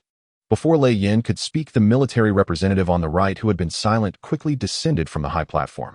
Ignoring Zhao Tianzi, who was gasping for breath on the ground, he walked straight to Lin Yuan. In his eyes, which had been tempered by the fires of war, a fervor erupted upon seeing an extraordinary treasure. Classmate, how did your goblin survive in such a toxic environment and undergo obsidian mutation? The military representative spoke rapidly. Lin Yuan looked at him, but did not answer. The representative slapped his forehead. Right, the core secrets of deities shouldn't be asked in public. Sorry, but I watched your divine realm footage, and I simply couldn't hold back. He turned and waved at the main screen. Lin Yuan's divine realm aerial view was isolated on the screen. The representative pointed at the 30-meter-high abyssal corrupted flesh tree and the rolling blood pool below, his voice trembling with excitement. Lin Yuan, your school has not only produced a combat genius, but also a prodigy in mutated ecology. Look. The representative pointed at the goblin in the footage, dragging a companion's corpse toward the tree roots. Utilizing the abyssal corrupted flesh tree to absorb toxic gases and corpses, producing high-concentration blood chi in the flesh fruits. Then using the extreme environment and limited food to force the goblins into brutal cannibalism. He exclaimed, the weaker ones become fertilizer while the stronger ones devour their kin's flesh, entering the blood pool to refine their genes. This not only solved the problem of high-energy crops in the wasteland, but also accomplished species selection in the process. The representative grew more excited, slamming his hand on the tactical screen. This is the perfect extreme adaptive evolution. He turned around, surveying the crowd. This ability to generate combat power from waste and achieve a perfect closed loop is something even the old men at the Military Research Institute might not be able to accomplish. The entire audience was dumbfounded. Over 3,000 students gaped, their minds buzzing. They thought Lin Yuan was cheating, but it turned out he was an academic giant in ecology. Zhao Tianzi knelt on the ground, his expression slowly freezing. His proud tactic of throwing money around seemed extremely ridiculous in the face of the ecological miracle described by the military representative. He never expected to be so easily dismissed in the eyes of others. Reflecting on his earlier boastful claim to make Lin Yuan a subordinate, Zhao Tianzi felt a hot sting on his face, wishing he could find a crack in the ground to hide in. Lin Yuan timely rubbed his temple, feigning exhaustion from mental strain, and forced a wry smile. You flatter me, officer. I merely read a few ancient texts in the library and got a bit of luck. Commanding those goblins earlier almost drained my soul. Luck is also a part of strength. A fine seedling. Exactly to my liking. The military representative patted Lin Yuan's shoulder and laughed heartily. He turned and loudly announced to all the faculty and students, on behalf of the military, I declare Lin Yuan as the undisputed first in this defense line assessment. Lin Yuan, come with me to the independent meeting room. We need to have a private chat. Under the envious and jealous gazes of his classmates, Wang Fatty was so excited that his whole body shook with fat, giving Lin Yuan a hard punch on the shoulder. Yuanzi, amazing. You've brought glory to us commoners.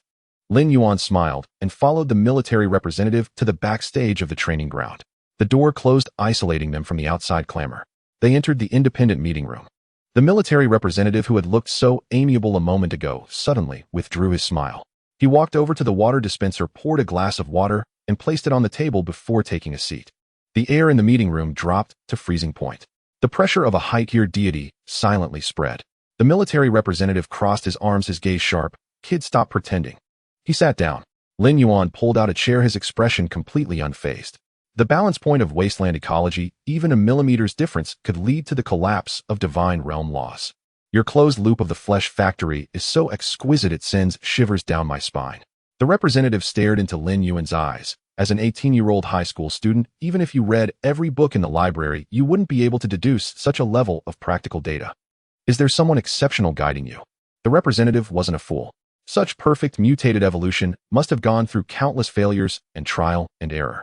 Lin Yuan, a novice who had just awakened a few days ago, completing it in one go, defied logic. Lin Yuan's heart tightened. His talent for extracting creation absolutely must not be exposed. It was his foundation. But he had already prepared a script. Officer Lin Yuan looked up, meeting the representative's gaze. You should be able to check my file. The representative raised an eyebrow. He tapped a few times on his wrist terminal, pulling up Lin Yuan's information. Adoptive father Lin Chongfeng. My father Lin Chongfeng was once a lower-tier, true god. Lin Yuan's voice was low, imbued with just the right amount of melancholy. 10 years ago, the 7th defense line of the Abyss collapsed. He fought desperately on the battlefield to cover the retreat of civilians. The divine realm was shredded by demons, his divine rank shattered, and his right leg amputated. Now he can only live on subsistence allowances. Lin Yuan gazed at the cup of water on the table, ripples forming on the surface. Though he is crippled, he spent half his life dealing with abyssal demons on the front lines. He left me a personal notebook on biological mutations. It records his countless failures in divine realm deductions, including the flesh transformation rates of organisms and the critical points of gene collapse. Lin Yuan lifted his eyelids, his gaze clear. I have no exceptional guidance. I am merely standing on the shoulders of a veteran, reciting the established facts. The military representative was taken aback. He looked down at the terminal displaying Lin Hai's service record. 2 third-class merits, 1 second-class merit. Disability level special. Reason for retirement, divine rank shattering. These words represented blood and loyalty within the military system. The pressure in the meeting room dissipated without a trace. The military representative remained silent for a moment before standing up. He straightened his uniform and saluted Lin Yuan with a standard and solemn military salute. I'm sorry I was presumptuous. The representative's voice turned somber. Please convey my regards to your father. Lin Hai is a hero. Lin Yuan stood and returned the salute. I thank you on behalf of old Lin. No wonder you can come up with such mad tactics. The representative sat back, down, his doubts vanishing. A tiger father does not raise a dog son. Although Lin Hai's divine rank shattered, he raised a good son. The military representative patted Lin Yuan on the shoulder with a heavy hand. You've achieved the top score in the school-wide assessment.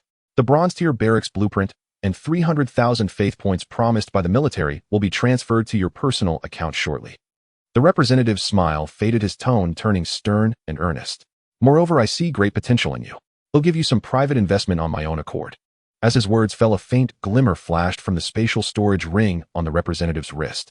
A fleshy mass the size of a basketball materialized out of thin air and landed heavily on the solid wood table. The mass surface was a dark crimson, crisscrossed with thick cyan veins. These veins pulsed vigorously in a steady rhythm, indicating an independent life force. Lin Yuan's gaze sharpened. Even from a distance, he could distinctly sense the profoundly twisted abyssal laws emanating from this lump of flesh. The core of his divine domain quivered with an instinctual yearning, a wasteland's desperate craving for high-order chaotic energy. Sir, what is this? Lin Yuan inquired. This is a piece of living tissue preserved by the military after a gold-tier abyssal broodmother was slain, the representative explained, pointing at the mass on the table. It can't be used for divine domain construction because its core laws are too volatile. Lin Yuan regarded the flesh silently, awaiting further explanation. As long as you feed it a certain amount of abyssal monster carcasses daily, it will continuously split off energy-rich chrysalis chunks. The yield ratio of this meat is extremely high. The representative sighed, a hint of regret in his expression. But the side effects are severe. The genes of abyssal creatures are too dominant. If ordinary believers consume too much, they may undergo malignant mutations and turn into a pool of rotting flesh. So it's been sitting idle in the military's logistics warehouse, gathering dust. The representative fixed his gaze on Lin Yuan's eyes, his stare intense. But your mutated goblins can feast on wasteland toxins and tear apart demon wolves with their bare hands. I reckon their stomachs can digest this stuff too. This thing is more valuable in your hands than rotting away in a warehouse. Lin Yuan's heart raced. With this, he could rapidly expand the population of his goblin legion. He wouldn't be confined to maintaining a force of merely 1,000. Lin Yuan stood upright, lifting the mass with both hands. It was cold to the touch, highly elastic, and he could feel many larvae squirming within. Thank you for your generosity, sir. I will make the most of its value, Lin Yuan said solemnly. Sit down. The representative gestured for Lin Yuan to relax. Lin Yuan, let me offer you some advice as an elder. Civilian deities have scarce resources and a weak foundation. Don't emulate those rich second-generation brats trying to build an all-round battle group with mages and archers. You simply can't afford it. The representative tapped the table with his knuckles, producing a dull thud. Stick to the path of mutated war beasts. Push the individual combat capabilities of these goblins to their absolute limit. After graduation, join the military's biochemical special forces. That's your brightest future. Lin Yuan nodded, accepting the advice with a humble demeanor. 10 minutes later, the representative concluded the conversation and left the meeting room. The divine terminal on Lin Yuan's wrist vibrated at the right moment. Account credited 30000 faith points. Received military special reward bronze tier barracks blueprint 1. Lin Yuan gazed at the long string of digits in his account, a feeling of elation washing over him. With this substantial sum and the blueprint, the overall combat power of his obsidian goblins would undergo a qualitative leap. Just as he was about to log off the virtual campus, his terminal lit up. Received an encrypted coordinate invitation.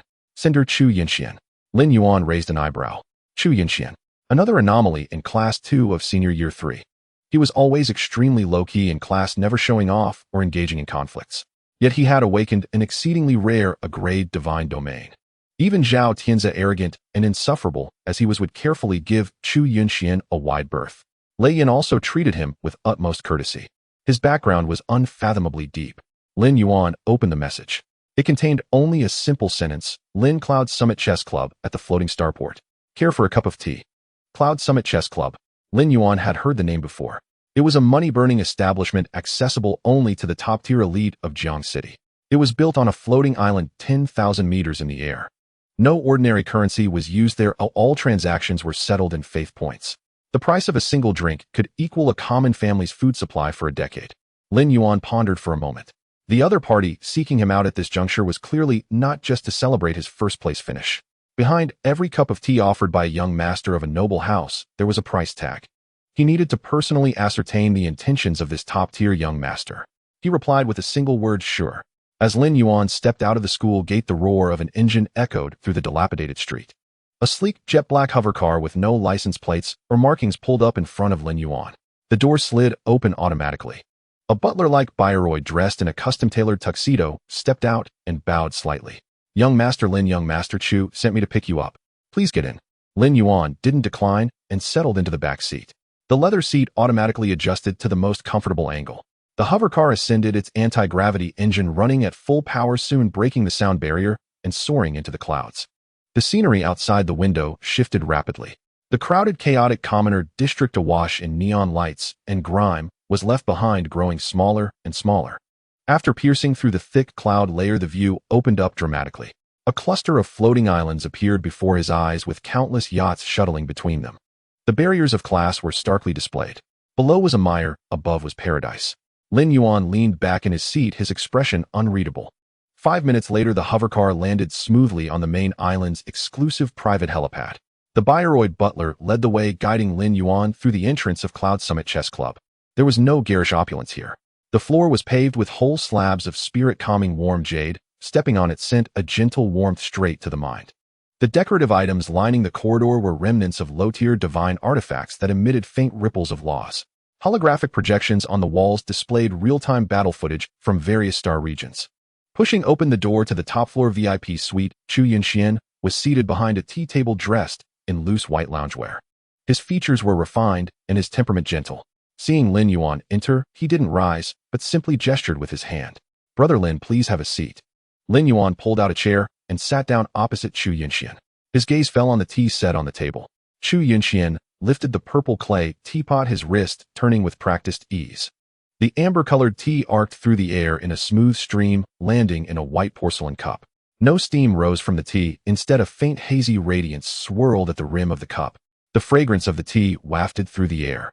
Lin Yuan took a sniff and felt his depleted spiritual energy recover slightly. Chu Yinxian slid the cup over to Lin Yuan. "Brother Lin, try this. This cup of tea can enhance a believer's comprehension by 0.01. Chu Yinxian said casually, as if discussing a trivial matter. On the Pantheon trading network, it sells for 100,000 faith points a cup. High demand, low supply. 100,000 faith points for a single cup of tea. Fatty Wong's loan wasn't even enough to buy this one cup. Zhao Tian's smug about his 3 million loan could only afford to treat people to 30 cups of this tea. Lin Yuan picked up the white porcelain cup and tilted his head back to drink it all in one go. The tea slipped down his throat, the refreshing coolness coursing into his abdomen. In the next second, a slight tremor resonated from the core of his divine domain deep within his mind. The nerve pain caused by the high-intensity simulation was also soothed. Even the upper limit of his mental strength showed a slight relaxation. A cup of tea costing 100,000 faith points truly is a fine thing. Lin Yuan set down the teacup, the porcelain clinking crisply against the warm jade tabletop. He lifted his eyelids and looked at Chu Yunxian across from him. You've gone to great lengths, young Master Chu. Everyone's time is precious. If you have something to say, please do so directly. There was no flattery or forced fear in his tone. Chu Yunxian gazed at the empty teacup, a smile still on his face. Brother Lin, you are straightforward. Then I won't beat around the bush. He leaned forward, his voice low. Your total score on the leaderboard is first, but you may not know this. I actually have more kills than you. I just found the remaining time too dull and pressed the forfeit button early. Lin Yuan narrowed his eyes slightly. During the assessment phase, Chu Yunxian's divine domain only flashed once on the big screen. The fact that he mentioned this now clearly wasn't for mere bragging. Chu Yunxian raised his right hand and snapped his fingers lightly in the air. The floor-to-ceiling window on one side of the private room darkened, transforming into a holographic projection screen. The screen displayed the brutal scenes from the front lines of the abyss. Ravaged fortresses, the scorched earth shrouded in dark red poison mist, piles of monster corpses and lower-tier divine beings struggling to traverse the heaps of bodies collecting crystal cores. Brother Lin, you made quite an impression in the training grounds today. Even the military representatives gave you private sponsorship. But do you know why the military values your mutation theory so highly? Chu Yunxian's voice echoed in the spacious private room. Without waiting for Lin Yuan to respond, Chu Yunxian's long fingers tapped the table as he continued, because the Abyss War is an endless, bottomless pit. To maintain the frontline defense operations, the Federation has set a staggering 80% war resource tax.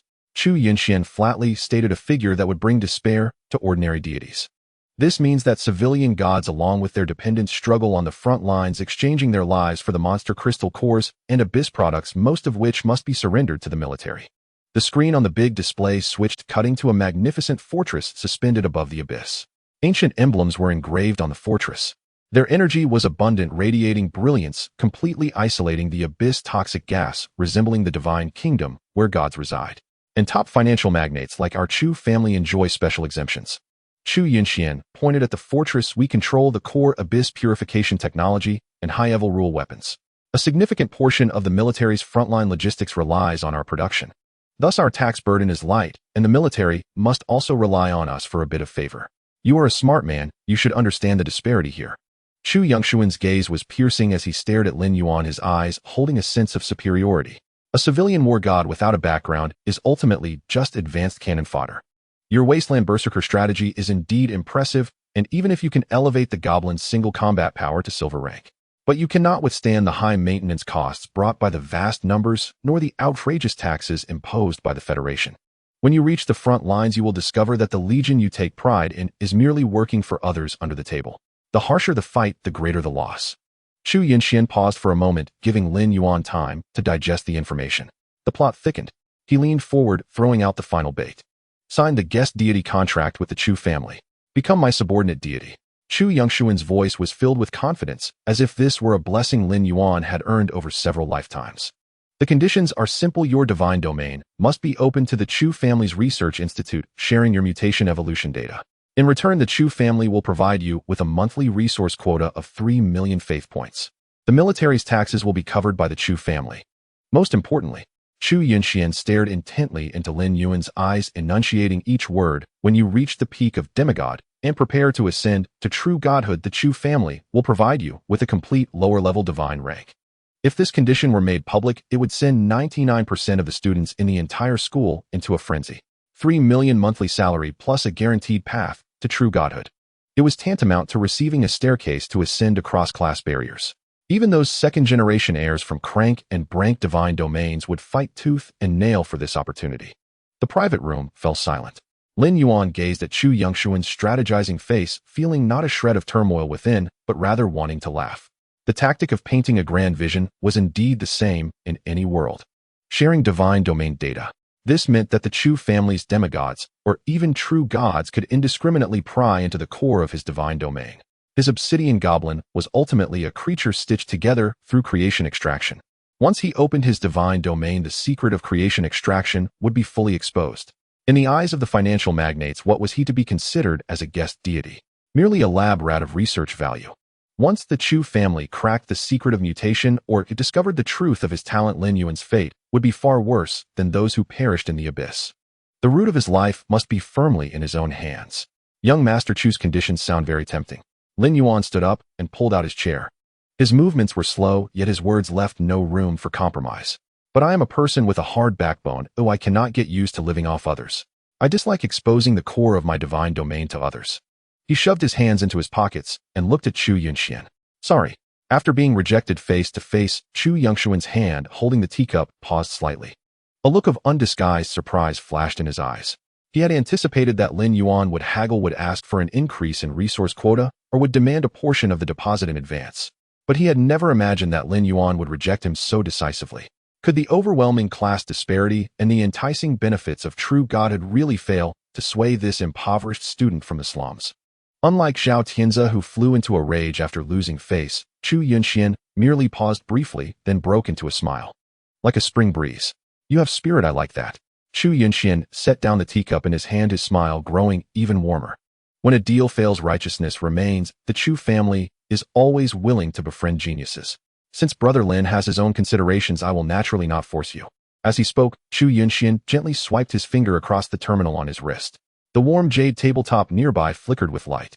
A black metal card edged with purple crystal was pushed toward Lin Yuan. The card bore no extra decorations, only a vividly engraved dark pattern of a magic dragon. This is a purple gold entry ticket to the Underground Star Network black market auction. Since Brother Lin wishes to pursue an independent path, you will undoubtedly have to navigate the Federation's taxes. This kind of lawless territory should come in handy for you. You can find many contraband items that are not available on the market inside, and you can also liquidate your unsightly resources. Consider this ticket as a gesture of friendship. Lin Yuan looked deeply at Chu Yunxian. This was truly a formidable heir of a wealthy family. If one strike fails, he does not insist on a deadlock, but instead turns to sow seeds of goodwill. He avoids creating enemies face-to-face, using a ticket that is inconsequential to himself to maintain a tenuous connection. Maximizing benefits forever. Lin Yuan did not pretend to be polite. He extended his right hand, took the purple gold entry ticket from the table, and casually tucked it into his pocket. Thank you. I have accepted this friendship. Lin Yuan nodded slightly and turned to walk towards the door of the private room. Until the door of the private room closed silently behind him, Lin Yuan let out a soft breath. The black market auction. Lin Yuan walked down the corridor covered in warm jade on the Cloud Summit chessboard, rubbing the cold purple gold card through the fabric. The auction house has always been a good place. Lin Yuan muttered to himself, perfect, I should take a look when I have time. In the Cloud Summit's private room, after Lin Yuan left, Chu Yunxian remained seated at the tea table. He took out another cup and poured himself a cup of tea. The humanoid butler stepped forward, slightly bowing. Young master, the family's internal arsenal has opened a height-year limit of 1 billion faith points for you with a very low annual interest rate. This resource is available for use at any time. 1 billion. This amount of money could buy the lives of several hundred ordinary civilian deities in the black market, enough to purchase a small resource dimension. But to Chu Yunxian, it was merely a string of cold numbers. He lifted the teacup and took a sip. Withdraw it all. The butler paused slightly, entering the command. Spend 200 million to acquire a heart of the abyssal royal family from the Frontline's 7th military district. No matter what channels are used, even if it means a 20% premium, get it for me. Once obtained, directly pour it into my core transformation pool. Chu Yunxian set down the teacup, his fingers gently tapping the table. The remaining 800 million will be used to equip my followers with silver standard weaponry. I want to secure a spot in the special rank in next month's military district examination. Whoever dares to obstruct me shall be crushed. Yes, young master. The butler acknowledged the order and withdrew. Chu Yunxian turned to look outside the holographic floor-to-ceiling window. The sea of clouds roiled, and below was the bustling Jiang city. Lin Yuan, I hope you can survive until the military district examination. Don't let me down. In Jiang City's 7th outer slum district, Lin Yuan pushed open the iron door of his old apartment. The living room was filled with the thunderous sounds of snoring. Old Lin was already drunk, sprawled on the sofa, sleeping soundly. The holographic television was still tuned to the broadcast channel of the abyssal battle. Lin Yuan tiptoed over and covered old Lin with a blanket. He then turned off the television and returned to his bedroom. Locking the door and pulling the curtains shut, Lin Yuan sat cross-legged on the bed, opening the deity terminal on his wrist and logging into the Pantheon trading network. 300,000 faith points. Looking at the long string of zeros in his account, Lin Yuan felt elated. But money in the world of deities was never enough to spend. He clicked on the details of the bronze-level barracks blueprint, checking the required materials. Required materials: Shin iron, or 100 units obsidian essence, 50 units low-grade blood pattern, wood 20 units energy array core 1. Lin Yuan searched for these materials on the trading network. The prices were outrageously high. 3 minutes later, Lin Yuan completed the procurement. 80,000 faith points evaporated in an instant from his account. And this is without buying equipment. Just laying a foundation cost 8,000. No wonder the military representative advised me against forming an all-encompassing battle group. Lin Yuan's lips twitched. The margin for error for civilian deities was too low. A single misstep could lead to disaster. The purchased materials arrived. Lin Yuan closed his eyes, sinking his consciousness. Crossing the star sea, he descended into the wasteland. In the basin below, 1,000 obsidian goblins were gathered under the abyssal corruption tree, resting. The tyrant sat closest to the blood pool, eyes closed in meditation. Lin Yuan floated in midair, flipping his wrist. The mother worm organ, exuding a foul odor and strong vitality, appeared in his palm. The remains of a golden-level abyssal creature. As the blood vessels pulsed, the surrounding toxic mist was forcibly drawn in. Lin Yuan did not rush to throw it down. He stared at the organ deep in thought. The abyssal corruption tree was essentially a plant-based flesh consumption unit. The motherworm organ was an insect-type flesh consumption unit. The ecology of the wasteland was fragile and the soil was barren. What would happen if this organ were directly planted in the basin? Two tigers cannot coexist in the same mountain. They would certainly not coexist peacefully, only vying for the underground nutrients and surrounding flesh resources. With the abyssal corruption tree's current 30-meter size advantage, it was highly likely that it would treat this motherworm organ as high-grade fertilizer, crushing it with its roots and draining it.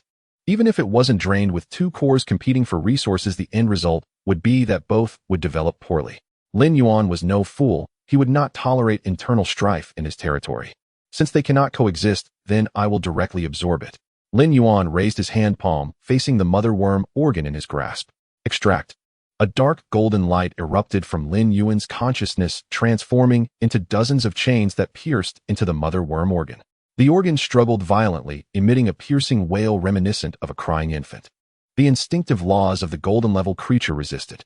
However, in the face of the absolute rule of the SS-level talent creation extraction, this resistance was meaningless. The dark golden chains tightened. With a pop, the mass of flesh dissolved and disintegrated. Blood and flesh collapsed, concepts were stripped away.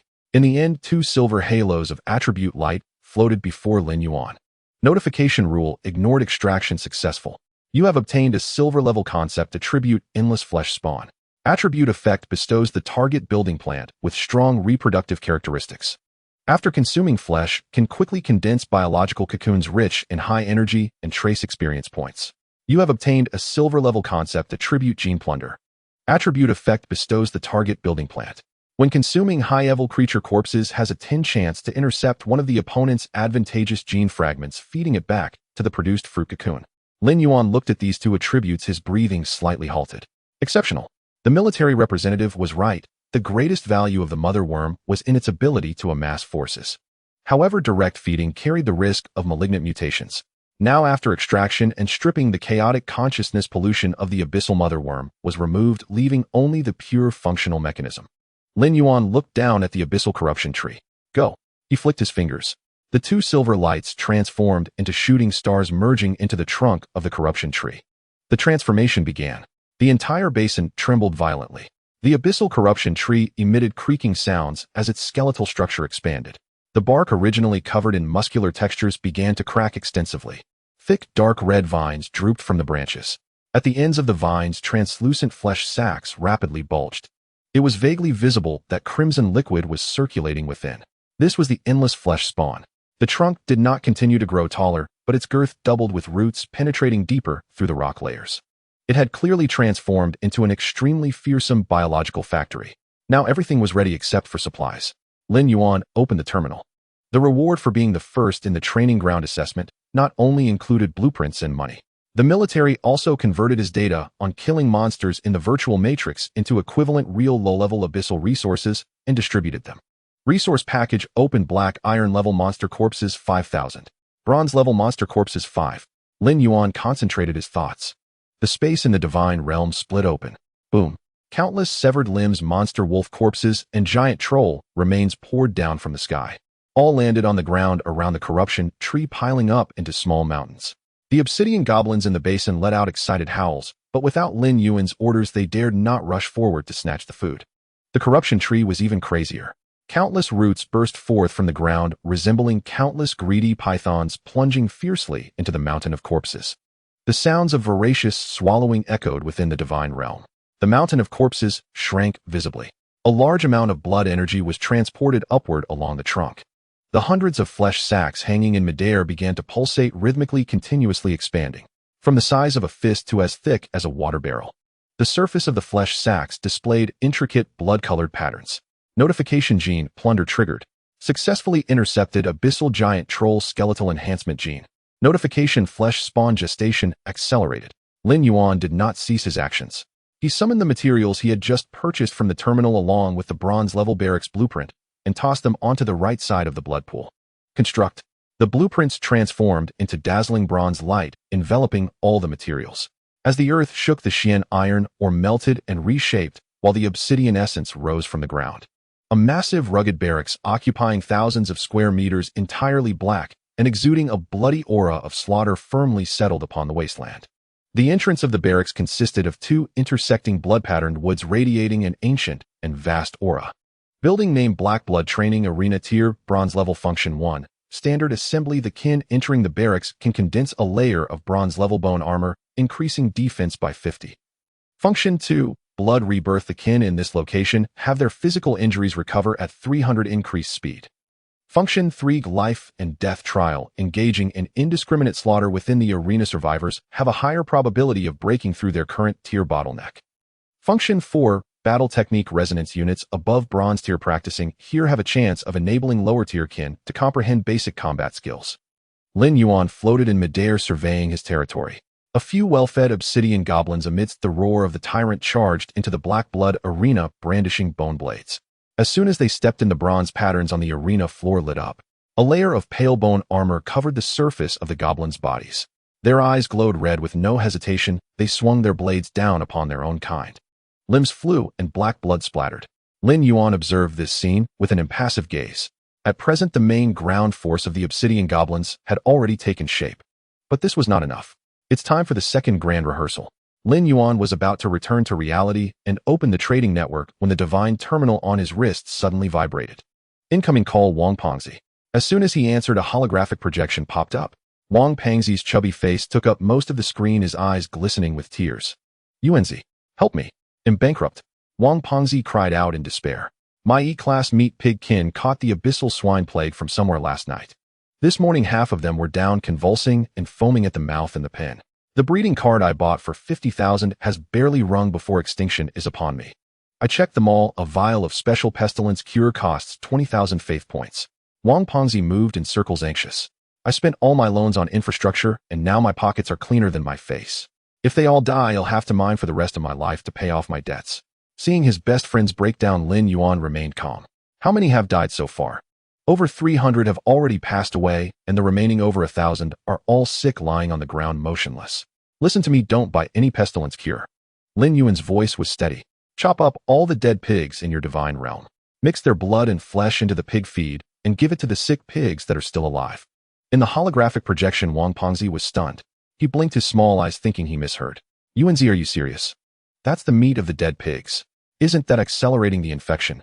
The logic of the virus is very simple: survive, and it becomes evolution. You fail to survive, and it becomes fertilizer. Lin Yuan looked at him, enunciating each word. Eating the flesh of their kind, those that survive, will automatically restructure their gastric acid and immune systems. They will produce the most natural antibodies. Those who can't endure won't survive anyway. Those who can endure will become invulnerable war pigs in the future. This is survival of the fittest, Lin Yuan added. Wang Pengzi gasped, his fleshy body shuddering. Holy crap. Wang Pengzi swallowed hard, his gaze towards Lin Yuan changed. Yuanzi, this isn't pig farming, you're raising poison. Even capitalists would shed tears, even the king of hell would hand you a cigarette. But it seems to make sense. High-end antibodies often require the most primitive immune methods. Lin Yuan casually cut off the communication. Go do what you want, die. After sending off Wang Pengzi, Lin Yuan exited the divine realm, sitting upright on his bed, opening the black market of the Pantheon trading network. There were still 220,000 faith points left in his account. He entered the search bar load here aquatic organisms high reproductive rate extremely adaptable. Lin Yuan quickly scanned through the options, ignoring the premium aquatic species that cost tens of thousands of points. He locked onto a few worthless garbage species. Class Corrupted Bone Piranha. A scavenger from the depths of the abyss. Aside from having good teeth capable of crushing steel, it is utterly useless. With low intelligence, it is prone to cannibalism. 10,000 of them priced at 3,000 faith points. Unranked, highly toxic algae. A plant that grows in the poisonous swamps of the abyss. It crazily absorbs nutrients from the water, releasing toxic gas. It severely damages water quality, causing ordinary aquatic creatures to suffocate and die. 100,000 plants priced at 2,000 points. Class Abyssal Mire Crab. A social creature the size of a basin with a hard shell. It prefers to lurk in the mud, feeding on carrion and excrement. Slow-moving, it has no offensive magic. 50,000 of them priced at 10,000 points. Settling the account, making the payment. With less than 20,000 points, a stinking low-tier aquatic food chain was assembled. This bottom-tier garbage, aside from wasteland and toxic divine realms, ordinary deities wouldn't dare to raise. Raising them would simply pollute the water source. After buying the fish, there needs to be water. Ordinary underground water would evaporate clean within half a day due to fire toxicity in the wasteland. Lin Yuan inputted acidic ghost water in the materials section. This is a type of underground water with corrosive and weak paralyzing toxins, often used to process corpses. Spending 30,000 faith points, he purchased 50,000 tons of abyssal waste liquid. His consciousness re-entered the divine realm. Lin Yuan floated high above, bringing his fingers together. He slashed at the scorched earth surrounding the basin. Boom. The ground trembled, and the hard rock layers rolled apart under the divine power's cut. A fissure about 100 meters wide and several dozen kilometers long formed around the basin, resembling a gruesome scar. A spatial rift opened above the chasm. 50,000 tons of abyssal waste liquid poured down heavily into the valley bottom. The wasteland divine realm now had its first river. With a wave of his hand, 100,000 toxic algae fell into the water first. They thrived upon encountering the toxic liquid, rooting and reproducing. A layer of dark green poison mist quickly surfaced on the water. Subsequently, 5,000 mire crabs were tossed into the riverbed. They quickly burrowed into the mud, consuming the sediments at the bottom of the water. Lastly, 10,000 corrupted bone piranhas were introduced into the water. The surface of the water began to boil. These starving piranhas, as soon as they hit the water, began to gnaw on everything around them. Without food, they gnawed on the toxic algae and the tails of their kin. The black river water surged with gruesome splashes of blood. Lin Yuan coldly observed the slaughter in the river of the dead. The toxic algae absorbed the fire toxins in the waste liquid. The piranhas feasted on the algae and their kind, while the mire crabs cleaned the bones at the bottom of the water. Land and water were both covered. The only thing left is the sky. Lin Yuan opened the terminal again, searching for flying units. The requirements remained clear: omnivorous, social, and capable of resisting toxins. His gaze locked onto two products. Class Demonic Vulture. A carrion-eating creature extremely sensitive to smell, capable of detecting blood from several kilometers away. Cruel in nature, it enjoys attacking solitary prey in packs. 3,000 of them priced at 15,000 points. Class Bloodsucking Poison Bat. Active at night, carrying the abyssal rabid dog virus. With incredible biting power, it injects paralyzing toxins while sucking blood. 2,000 of them priced at 20,000 points. Buy. The account balance rapidly diminished. Lin Yuan casually tossed. 3,000 large demonic vultures took to the sky. As soon as they emerged, they were drawn by the blood scent emanating from the abyssal carrion tree, circling in the air while emitting harsh and unpleasant screeches. A few bold vultures dove down, attempting to peck at the meat sacks on the vines. Before they could approach, several goblins sprang from the blood pool below, swiftly cleaving the vultures in half. The vultures' corpses fell into the blood pool, instantly dissolving. The remaining vultures, frightened, immediately ascended to a higher altitude, daring only to circle above the mountain of corpses, scavenging the bones left by the goblins. The 2,000 blood-sucking poison bats were much smarter. They avoided the range of the carrion tree, flapping their fleshy wings and flying towards the black blood arena's side iron, or cave, hanging upside down on the dark rock walls. Thus the vultures in the sky, the goblins on the ground, and the piranhas in the water created a comprehensive, oppressive atmosphere of the wasteland. The entire wasteland divine realm had transformed into a meat grinder, where even the air was thick with slaughter and toxins. Any foreign creature falling here would be instantly crushed. Lin Yuan glanced at his account. Originally a fortune of 300,000, now it was down to less than 100,000 points. Money alone cannot give birth. Lin Yuan switched back to the regular card area, scanning through the auxiliary card categories, directly locking onto the mid-tier area. Mid-tier Hourglass card. Effect forcefully distorts the flow of time in the Divine Realm. Duration 55 natural years in the Divine Realm. Price 50,000 faith points. Lin Yuan paid 50,000 faith points, and a card embodying the golden laws of time materialized in his palm. He lingered for a moment as his consciousness returned to the Divine Realm. Above the wasteland, ashes continued to fall. Lin Yuan floated in the skies, gazing down at the fortification that was beginning to take shape below. At the center of the basin lay a dark red blood pool. Beside it stood the sinister abyssal flesh tree, and on the right side the iron-blooded black blood training ground exuded a fierce aura. Surrounding it was the rushing river of the underworld, with demonic vultures circling in the sky and blood-sucking poison bats hiding deep within the caves. The prototype of the ecosystem was complete. What was needed now was the catalyst of time. Lin Yuan spread his 5 fingers, crushing the intermediate time sand card in his hand. Buzz, the laws descended. Golden flowing sand materialized in the ash-laden sky, transforming into a massive illusory sand glass. 1 year, 5 years, 10 years. In the first 10 years, the Divine Realm experienced an unprecedented explosion of growth. The abyssal flesh tree fully revealed the terrifying effects of the silver-grade trait endless flesh birth. Its colossal root system dug deep into the wasteland, devouring the remains of deceased, mutated cockroaches and fallen goblins, leaving no trace of even the vulture droppings that fell from the sky. The abundant nutrients were channeled up the trunk, and the flesh cocoons hanging between the branches matured, fell, and burst open at an astonishing rate. The rich, high-energy flesh became an inexhaustible source of food for the goblins. With ample food, survival pressure sharply decreased, and the goblins' reproductive instincts ingrained in their genes were activated. They began to breed wildly. In the first year, the goblin population surpassed 3,000. By the 5th year, it exceeded 10,000. In the 8th year, the entire basin was nearly filled with obsidian goblins, breaking the 30,000 mark. Not only was there a massive increase in numbers, but the quality was also undergoing a transformation. The Black Blood Training Ground served a dual role as a meat grinder and an incubator. Every day, thousands of goblins poured into the training ground, and the bronze array patterns on the ground lit up, covering their bodies with a thick layer of bone armor. They engaged in relentless brawls within. The victors drained the vitality of the defeated, using this to break through the black iron barrier and step into the bronze tier. The training ground's battle skill resonance feature was also activated. Some exceptionally talented goblins comprehended basic combat skills such as heavy strike, tier, and block during their fights. However, as time progressed to 20 years in the Divine Realm, the balance was disrupted. The area of the basin was limited. Although the yield of the flesh tree was great, the closer the flesh cocoons were to the trunk, the higher the energy concentration. The area of the blood pool was also finite. Among the 30,000 goblins, several hundred bronze-grade leaders were born. They were no longer content to follow the tyrant and feast on the leftovers. Desire birthed ambition, and ambition sparked war.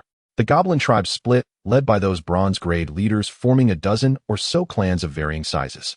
To vie for the core throne beneath the flesh tree and monopolize the baptism of the blood pool, war broke out. The Divine Realm's records referred to it as the Ashen Blood War. The slaughter spread from the center of the basin to the outer chasms. Over 30,000 obsidian goblins, each exceeding 2 meters in height, donned the bone armor condensed in the training ground. Armed with bone spears and flails, they engaged in brutal infighting on this scorched earth. Hundreds to thousands of goblins perished each day. The sounds of shattering obsidian and cracking bones became the only melody in the wasteland. This outbreak of war inevitably drew in other creatures within the Divine Realm. In the sky, over the years, the population of the demonic vultures surged to tens of thousands. Initially, they dared only to circle high above and scavenge for carrion, but the numerous corpses below drove them into frenzy. The scent of blood stimulated their nerves. Hundreds of vultures swooped down, attempting to snatch the goblin corpses from the battlefield. But this group of aerial predators severely underestimated the ferocity of the goblins. Roar! A bronze-grade clan leader bellowed, angrily grasping a fallen companion's corpse and hurling it into the sky. The immense force smashed several vultures into a pulp. More goblins looked up, their toxic stone blocks and sharp-boned spears raining down like a meteor shower, piercing the sky with numerous holes. The vultures let out shrill cries, plummeting down. Their feathers were corroded by strong acid, and their bodies pierced by spears. Before they could even take their last breath, they were overwhelmed by goblins, torn apart and devoured. When night fell, the daytime air defense weakened, and hordes of blood-sucking poison bats would surge forth from the depths of darkness. They were more cunning than vultures, targeting the severely injured and straggling goblins. Goblins unable to withstand the virus would perish in convulsions, turning into rotting flesh. Those who survived the toxin's onslaught, however, would develop concealed, blood-colored antitoxin patterns on their obsidian-scaled skin. These poison bats lurking in the night became Lin Yuan's natural test for selecting the goblins' immune systems. At the bottom of the river of the underworld, the acidic, ghostly water was stained dark red with blood. Countless severed limbs and broken arms were thrown into the river, and 50,000 tons of waste liquid formed a gigantic morgue. The flesh-eating piranhas celebrated their grand feast. They darted through the water, their sharp teeth tearing apart the goblins' skin, devouring the blood and flesh from their corpses cleanly. Some vultures seeking to evade the goblins' air defenses flew close to the river's surface, attempting to snatch the scraps of flesh in the water. But the river of the underworld was not a safe haven. The highly toxic algae floating on the water's surface ensnared the vultures' claws, dragging them into the depths. The abyssal mud crabs lurking in the mud waved their massive pincers, severing the vultures' wings. Hordes of piranhas surged forth, staining the water's surface with pools of crimson blood. The ecosystems of land, sea, and air intertwined. Vultures preyed on piranhas, bats poisoned the goblin remnants, and piranhas feasted on goblin corpses. Meanwhile, the goblins slaughtered every breathing creature in sight. This was a perfect cauldron of carnage. Yet amidst the chaos, the goblins displayed overwhelming dominance. Their individual combat power was too strong. The caustic bodily fluids and blood-boiling frenzy made them the overlords of this battlefield. Any peripheral creatures daring to approach land would face devastating counterattacks. The goblin population drastically decreased, from 30,000 to 20,000, then down to 15,000. Even witnessing the bronze-grade units he had painstakingly nurtured being torn to shreds by their own kin, Lin Yuan's eyes showed no signs of fluctuation. He did not issue a divine decree to stop the infighting. He understood very well that this was a necessary path for species advancement. The wasteland did not need flowers from a greenhouse. It did not need sheep lining up for rations. What he desired were rabid hounds capable of withstanding high-level demonic beasts on the abyssal frontlines and carving out a path to survival in desperate situations. Strike, kill, eat. Only the survivors were the essence. The dead were merely fertilizer. 30 years in the divine realm. The decade-long Ashen Blood War finally reached a turning point. The tyrant made its move. For the past decade, it had been lurking at the deepest part of the blood pool, devouring the highest quality resources, coldly watching the mutual consumption among the clans. When a dozen clans had fought to mutual destruction and selected the 3 strongest bronze-tier leaders, the tyrant rose from the blood pool. Its size had swollen to 5 meters, and the obsidian scales on its back faintly shimmered with dark golden patterns. With every step, the scorched earth trembled. The tyrant charged directly into the center of the battlefield, using its monstrous physical strength to withstand the piercing assaults of hundreds of bone spears, and punched the first leader's head into a pulp. Next, it seized the second leader by the arms, and amidst the desperate screams of the other, tore it apart, splattering its black blood all over itself. The last leader, terrified out of his wits, dropped his weapon and knelt down, begging for mercy. The tyrant stomped down, shattering its spine. Roar! The tyrant grasped the heads of 2 leaders, tilting its head back to unleash a roar that pierced through the clouds. The clamor of the battlefield came to an abrupt halt. All the goblins still engaged in battle halted their actions, casting aside their weapons, kneeling before the invincible figure in the center of the basin. The bloodline suppression of the Dominion trait erupted in full force. The internal conflict ended. The wasteland was unified once more. In the ensuing 25 years, the divine realm entered a period of stable development. Having undergone the baptism of bloodshed, the goblin population stabilized. The mechanism of survival of the fittest became deeply ingrained. The population remained firmly at 50,000. The resource-carrying capacity of this divine realm, coupled with the attrition from their mutual elimination, meant that 50,000 was the limit to maintain peak combat effectiveness. The vultures in the sky, the poison bats in the caves, and the piranhas in the water were also subdued. They formed a new understanding, with peripheral creatures only consuming the leftovers of the goblins, never initiating provocation. In the 55th year, the time's sandglass in the sky collapsed, dissipating into a shower of light. The flow of time returned to normal. Lin Yuan exhaled a long breath, calling up the detailed panel of the Divine Realm terminal. A holographic screen unfolded before him, the dense data making his heart race. Affiliated race: Abyssal Blood Obsidian Goblin Variant Heroic Dominion Quantity 50,000 Average Tier Bronze 7 stars, Bronze 9 stars Racial Traits 1. Abyss Resistance Immune to intermediate toxins and rabies viruses, disregarding conventional high temperatures and extreme cold environments. 2. Black Blood Bone Armor covered in heavy armor fused with obsidian and bone from the training ground. Physical defense increased by 500 with slight magical resistance. 3. Boiling Blood Frenzy Advanced temporarily increases physical strength by 800, losing sensation of pain until death in battle or exhaustion. 4. Caustic Self-Detonation at the moment of death. Internal organs undergo violent reactions, erupting a wide range of caustic corrosive liquid. 5. Combat Skill Mastery proficient in basic combat techniques, such as heavy strike piercing and combined shield formation. A full army of 50,000 all-bronze high tier. Even more terrifying is Caustic Self-Detonation. This means that they are not only heavy infantry, but also a group of human bombs. Once they form a large-scale charge on the battlefield, even Silverdeer legions would have to retreat. Lin Yuan shifted his gaze to the hero unit above. Name Tyrant Race, Abyssal Blood Giant Goblin, Deeply Mutated Tier Silver, 3 stars. Exclusive traits. 1. Absolute Dominion, area-wide forced morale boost for allies immune to most mental spell control. 2. Undying Flesh, as long as the heart and head are not destroyed simultaneously, severed limbs can be reformed within a minute. 3. Power of Treading, each attack carries a shockwave effect, ignoring 30 of the target's armor. Silver tier.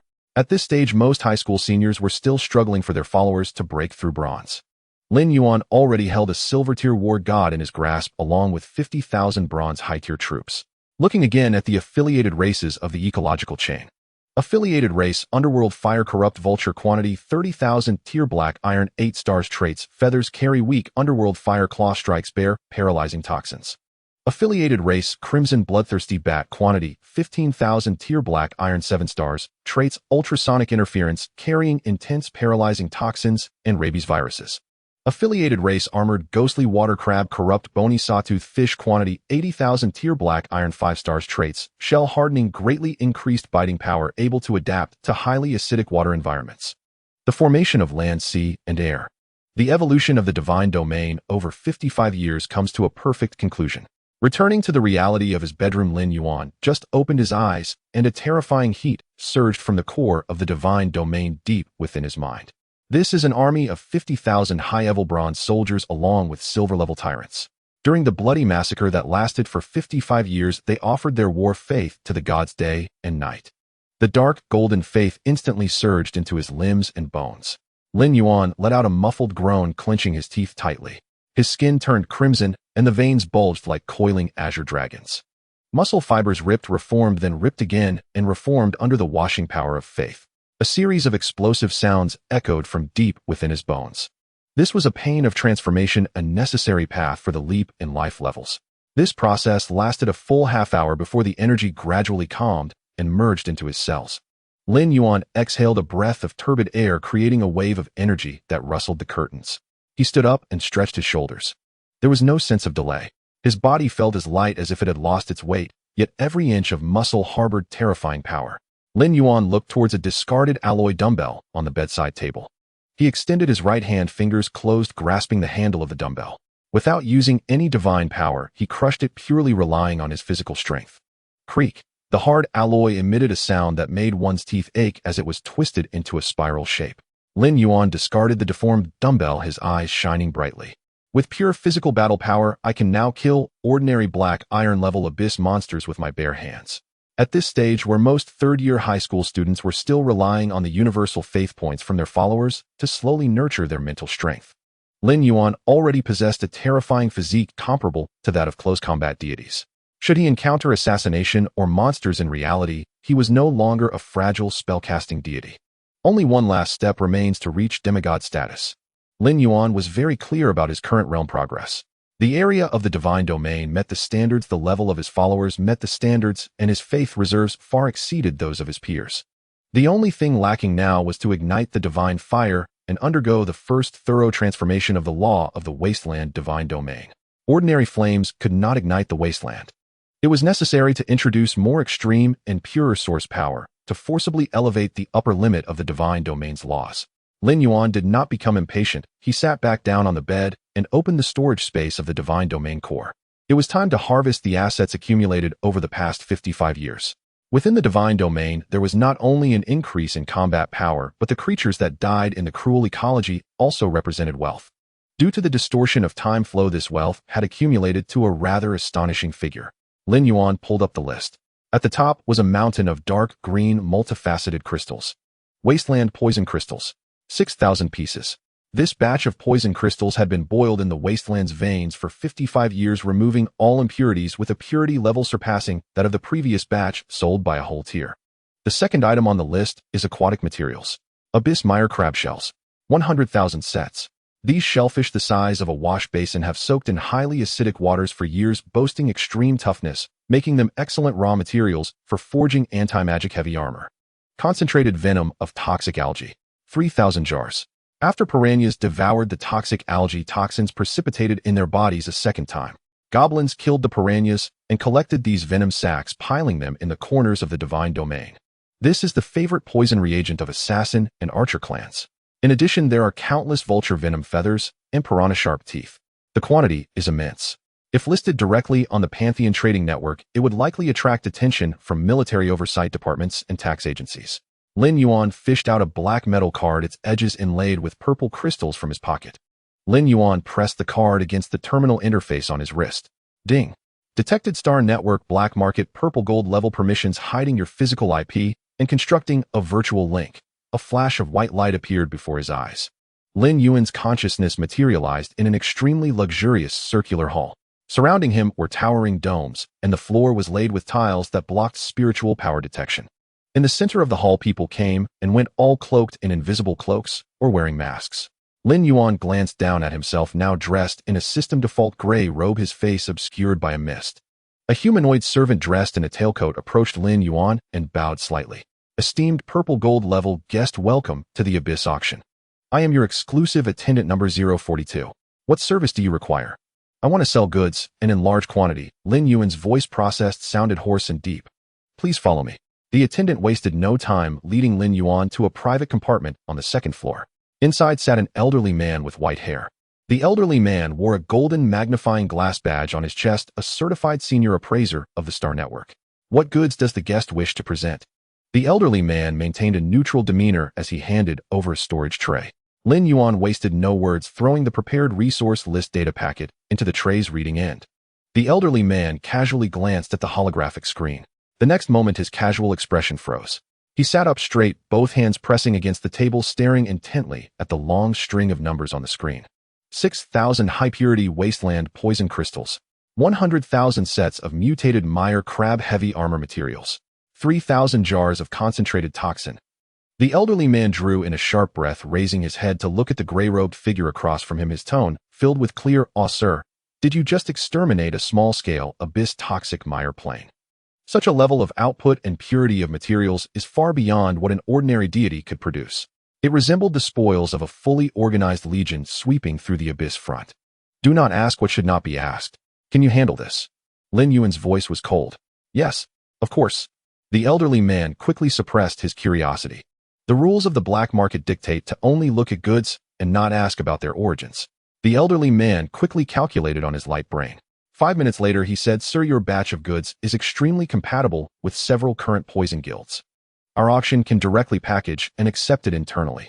The elderly man pushed over an electronic contract. The unit price for poison crystals is 2,500 points, mire crab shells 100 points, concentrated venom 1,500 points, plus other miscellaneous items, a total of 185 million faith points. Lin Yuan raised an eyebrow beneath his mask. He knew he could sell for a good amount, but this price still exceeded his expectations. The premium of high-purity poison materials in the black market is far more exaggerated than that in official stores. The elderly man paused briefly, adding, according to the permissions of the purple gold card, we only take an 8% channel handling fee. The final amount credited to your account will be 176,000 faith points. How does that sound? 8%. The tax rate in the official store is a ridiculous 20%, and this card saved Lin Yuan a significant amount. Lin Yuan tapped his fingers twice on the table. Deal. There was no bargaining, and the promptness left the elderly man momentarily stunned. The contract was signed. In less than 30 seconds, Lin Yuan's wrist terminal vibrated. Account credited 176,000 faith points. Looking at the long string of zeros, Lin Yuan's heartbeat only quickened by half a beat. Numbers are merely numbers. Only when converted into combat power do they belong to him. Do you have advanced environmental transformation buildings here? Lin Yuan did not leave his seat, but directly asked. The elderly man, having just completed a large transaction, was extremely respectful. What type do you require, sir? Nature system, light system, or shadow system? Wasteland system, the more extreme the better. The elderly man contemplated for a moment and quickly searched on his light brain. Soon he pulled up 3 cards of ghostly green buildings and pushed them in front of Lin Yuan. You are lucky. Just yesterday, a Deep Abyss Explorer consigned these 3 items. Building card: Wasteland Radiation Tower. Level: Bronze Peak. Function: extract chaotic energy from the depths of the Earth's veins and convert it into high-concentration radiation poison gas that envelopes the divine domain. Creatures within the radiation range experience a significant reduction in lifespan with a gene mutation rate, increasing by 300. Negative effects: severe damage to the divine domain environment, highly likely to cause the collapse of lower-level laws. Price: 500,000 faith points per piece. The elderly man smiled bitterly. This thing is too powerful. Ordinary poison deities do not dare to use it. If not controlled, well, even their core divine class could be contaminated by radiation. Thus the price is relatively low, having gone unsold until now. In the eyes of normal people, this is a suicidal bomb. But in Lin Yuan's view, it is the perfect ignition source for the wasteland law divine fire. Reduced lifespan. Genetic mutations. This is precisely what he needed. 3 pieces, I want them all. Lin Yuan raised his hand, connecting to the terminal. 150,000 faith points were directly deducted. The elderly man swallowed hard and respectfully handed the 3 cards to Lin Yuan. Taking the items, Lin Yuan did not linger for a moment and exited the Abyss auction. In the bedroom, Lin Yuan removed the helmet. Communicating with the divine domain core, his consciousness sank again, crashing down into the divine domain. Boom! The ash clouds in the sky were pushed aside by an invisible hand. Lin Yuan looked down at the vast scorched earth below. With a flick of his finger, the 3 ghostly green cards transformed into 3 streams of light, striking the 3 edge nodes of the divine domain. The earth trembled violently. 3 towering structures, each 100 meters tall and entirely made of dark green metal, rose from the ground. At the peaks, ghostly green energy orbs began to rotate, emitting a series of piercing beeps. Buzz! Visible green radiation ripples spread outwards from the 3 towers. The drifting gray ashes were tainted by the radiation ripples, gradually transforming into a powerful, penetrating green poisonous fire. The 50,000 goblins in the basin were swept by the radiation ripples. Unlike normal creatures that would undergo genetic collapse, they instead roared with excitement. The bone armor on their bodies began to absorb the ghostly green light under the stimulation of radiation. The armor became deeper and more indestructible. Even the vines of the Abyss putrid tree were consuming the radiation energy, with the resulting flesh cocoons faintly glowing. The entire wasteland ecology, under the intervention of these 3 radiation towers, was evolving towards an even more unknown direction. The piranhas at the bottom of the Nether River, the venomous bats deep within the mines, and the vultures circling in the sky all underwent even more twisted mutations under the stimulation of this extreme energy. Very good. Lin Yuan nodded as he observed everything before him. A high-ranking army of 50,000 bronze soldiers, a silver 3-star tyrant, and a comprehensive ecological chain spanning land, sea, and air. With the continuous refinement of these 3 radiation towers day and night, the foundation has become sufficiently profound. In that case, during the next biological drill, I should be able to forcibly ignite the divine fire and break through to the demigod realm. Lin Yuan raised his hand, his awareness returning to reality. As the college entrance examination and military district selection drew closer, the atmosphere at Jiangxing Third Middle School became extremely tense. The school administration opened the green light, canceling nearly all cultural courses. All third-year students were required to spend their days immersed in the divine realm, having ample time for free simulation. The school was focused on one thing: combat power. The terminal vibrated. It was an encrypted invitation code sent by Chu Yinxian. It was unwise to rely solely on self-sufficiency. Lin Yuan understood that the uniqueness of the wasteland divine realm allowed him not to purchase conventional resources like others. However, he was extremely lacking in high-end intelligence from the front lines and certain special illicit goods. Thus, he accepted Chu Yingxuan's invitation. Without hesitation, Lin Yuan accepted the invitation and logged onto the Star Network. The visual shifted and Lin Yuan appeared in a minimally decorated virtual hall. This was a private virtual salon composed of the top students from the 3rd year. Those who could sit here were all awakened level and above in the divine realm, or geniuses ranked within the top 50 of the combat power list. Lin Yuan found a sofa in the corner to sit down. In the center of the hall, several wealthy second-generation students, usually aloof in school, were gathered together, looking troubled and venting their frustrations. There were no teachers in the salon, nor any military representatives. Everyone was not only exchanging insights on principles, but more importantly engaging in private tax-free transactions. The tax rate at the official mall was too high. A bartering privately could save a significant amount of faith points. Zhao Tianzi sat at the bar gulping down a virtual strong drink, his features scrunched together. The batch of halforcs under me just broke through to the bronze level a few days ago and began cultivating the fighting chi technique. As a result, their combat power increased, but their appetite skyrocketed tenfold. He slammed the table. Ordinary meat simply won't suffice. They eat and then excrete immediately. I can only feed them the spirit rice available on the market. 3,000 halforcs consume nearly 5,000 faith points a day. It's an insatiable bottomless pit. I'm on the verge of bankruptcy. A boy who had awakened a sharp divine realm sighed as well. What you have is nothing. My sword demon kin require a large amount of iron or to repair their bodies after each battle. I'm even considering having them switch to wooden sticks. A girl who had awakened a clevel planting divine realm's eyes lit up as she leaned closer to Zhao Tianzi. Brother Zhao, I just harvested a batch of a level purple blood wheat in my divine realm, which is high yield and filling.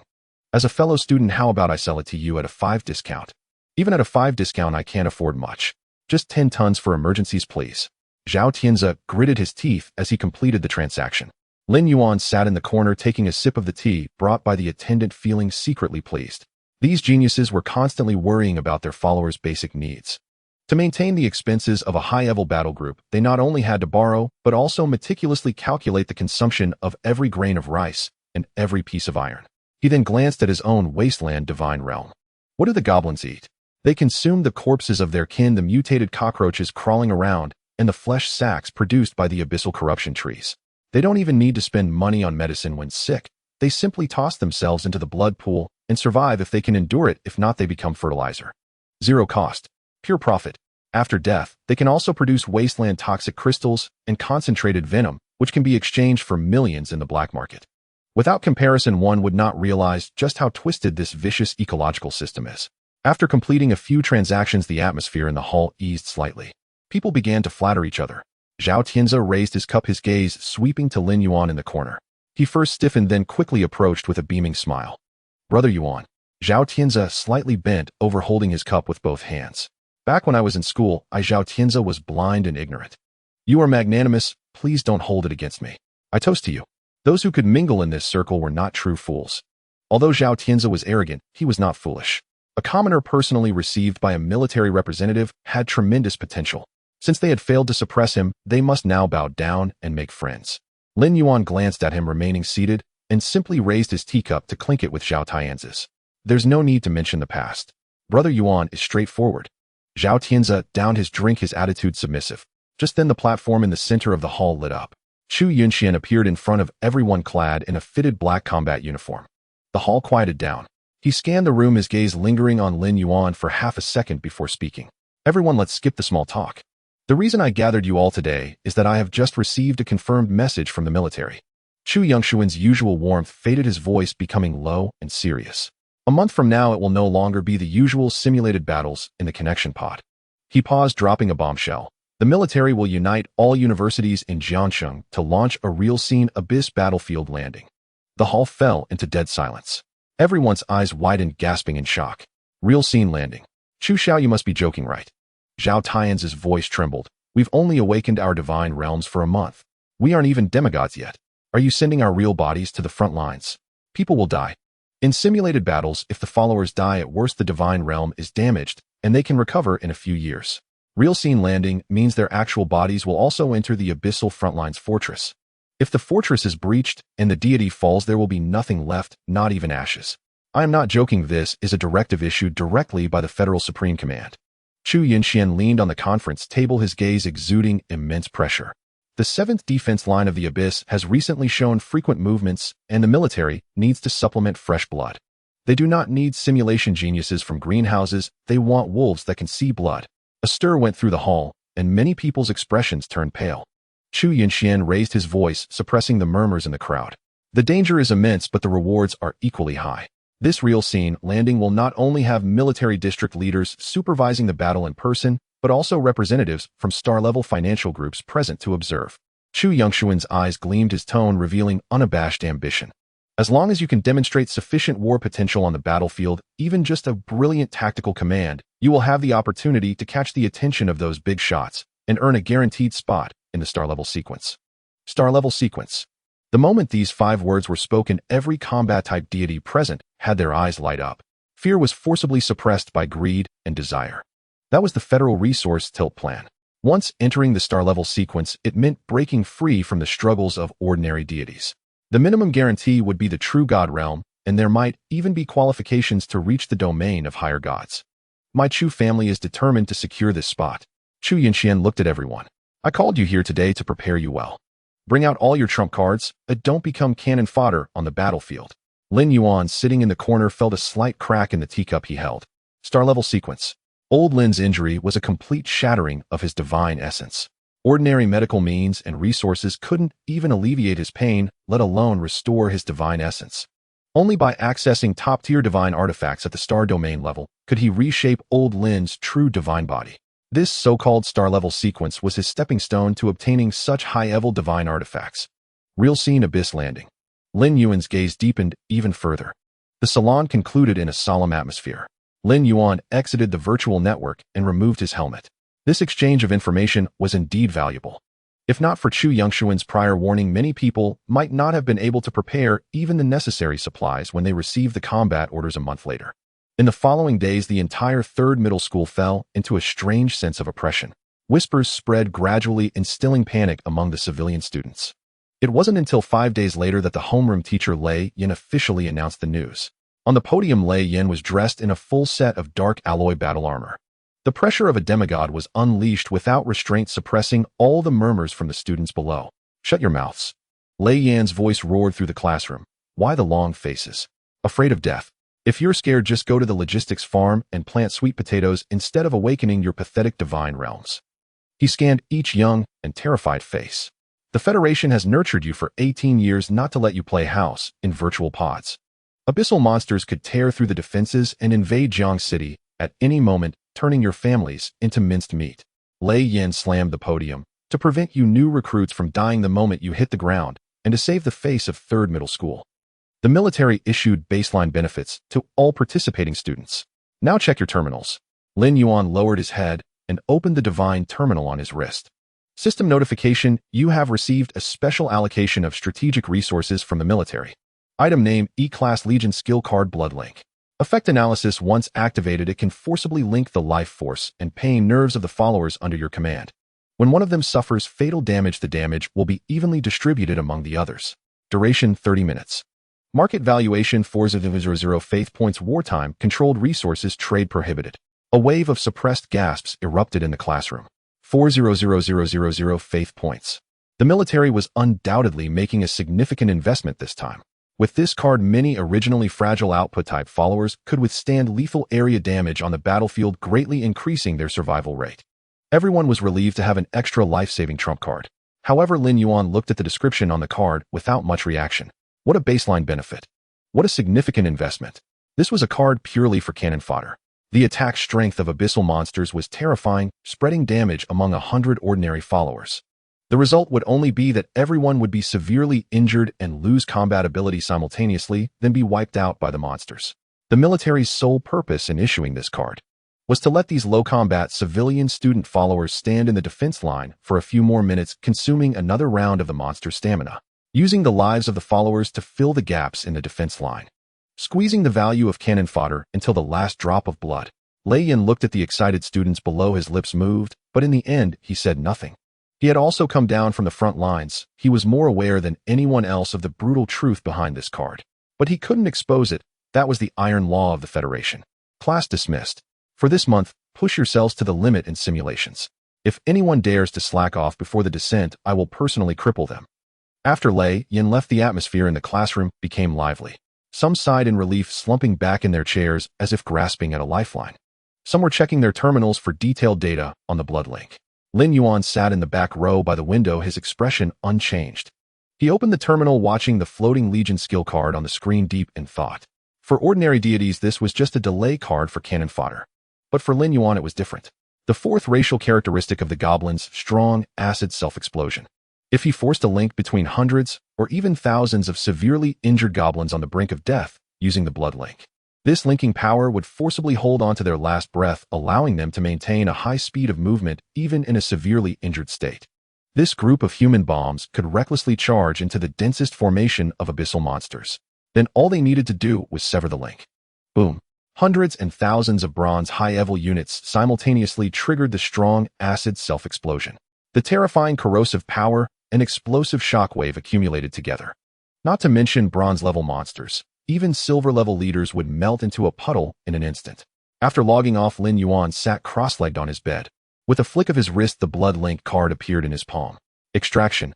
A dark golden light shot from Lin Yuan's brow, transforming into dozens of rule chains that pierced into the card. Crack. The card shattered, turning into a sky full of light points. Two dark golden chains dragged a fist-sized bronze light orb slowly floating down before Lin Yuan. Notification: ignoring rules. Extraction successful. You have obtained a bronze-level concept entry Crimson Link. Entry effect grants the target followers. Once activated, it can establish a life-sharing link with kin within a radius of 500 meters. During the link, pain is blocked and injuries are shared. The caster can actively sever the link at any time. Lin Yuan looked at the entry light orb before him, closed his eyes, and sank his consciousness down. A feeling of weightlessness came over him. The next second, Lin Yuan's consciousness floated in the ash-filled sky of the wasteland divine realm. Below, 50,000 abyssal blood-black obsidian goblins were gathering in a dark red basin. Vines descending from the abyssal flesh tree throbbed, continuously producing fresh meat cocoons. The goblins were tearing at the flesh, emitting low growls. Lin Yuan opened the divine realm control panel. Extracting the entry, the next step was to grant it. But after glancing at the consumption required for granting, he frowned. To grant the bronze-level entry to a single follower, it requires 10 faith points. To grant it to all 50,000 goblins would require a total of 500,000 faith points. Lin Yuan glanced at his account balance. He currently had just over 20,000 faith points left. If he granted it to everyone, he would go bankrupt. Lin Yuan's fingers moved through the void, quickly altering his strategy. Since he couldn't equip everyone, he would take the elite route. His gaze locked onto the 5-meter giant shadow in the center of the basin, the tyrant. Next, he filtered out 1,000 goblin leaders with the highest combat experience and the largest physiques, achieving bronze 9-star strength. You are the chosen ones. Lin Yuan selected these 1,001 targets and clicked grant, deducting 10010 points. He snapped his fingers. The bronze light orb in his palm exploded, transforming into over 1,000 crimson streams of light that merged into the bodies of the tyrant and the goblin leaders. Roar! The tyrant stood up beside the blood pool. It raised its head and let out a deafening roar. A complex crimson pattern emerged on its chest. Immediately, the same patterns lit up on the chests of the 1,000 goblin leaders. Visible blood-colored energy threads quickly formed and connected between them.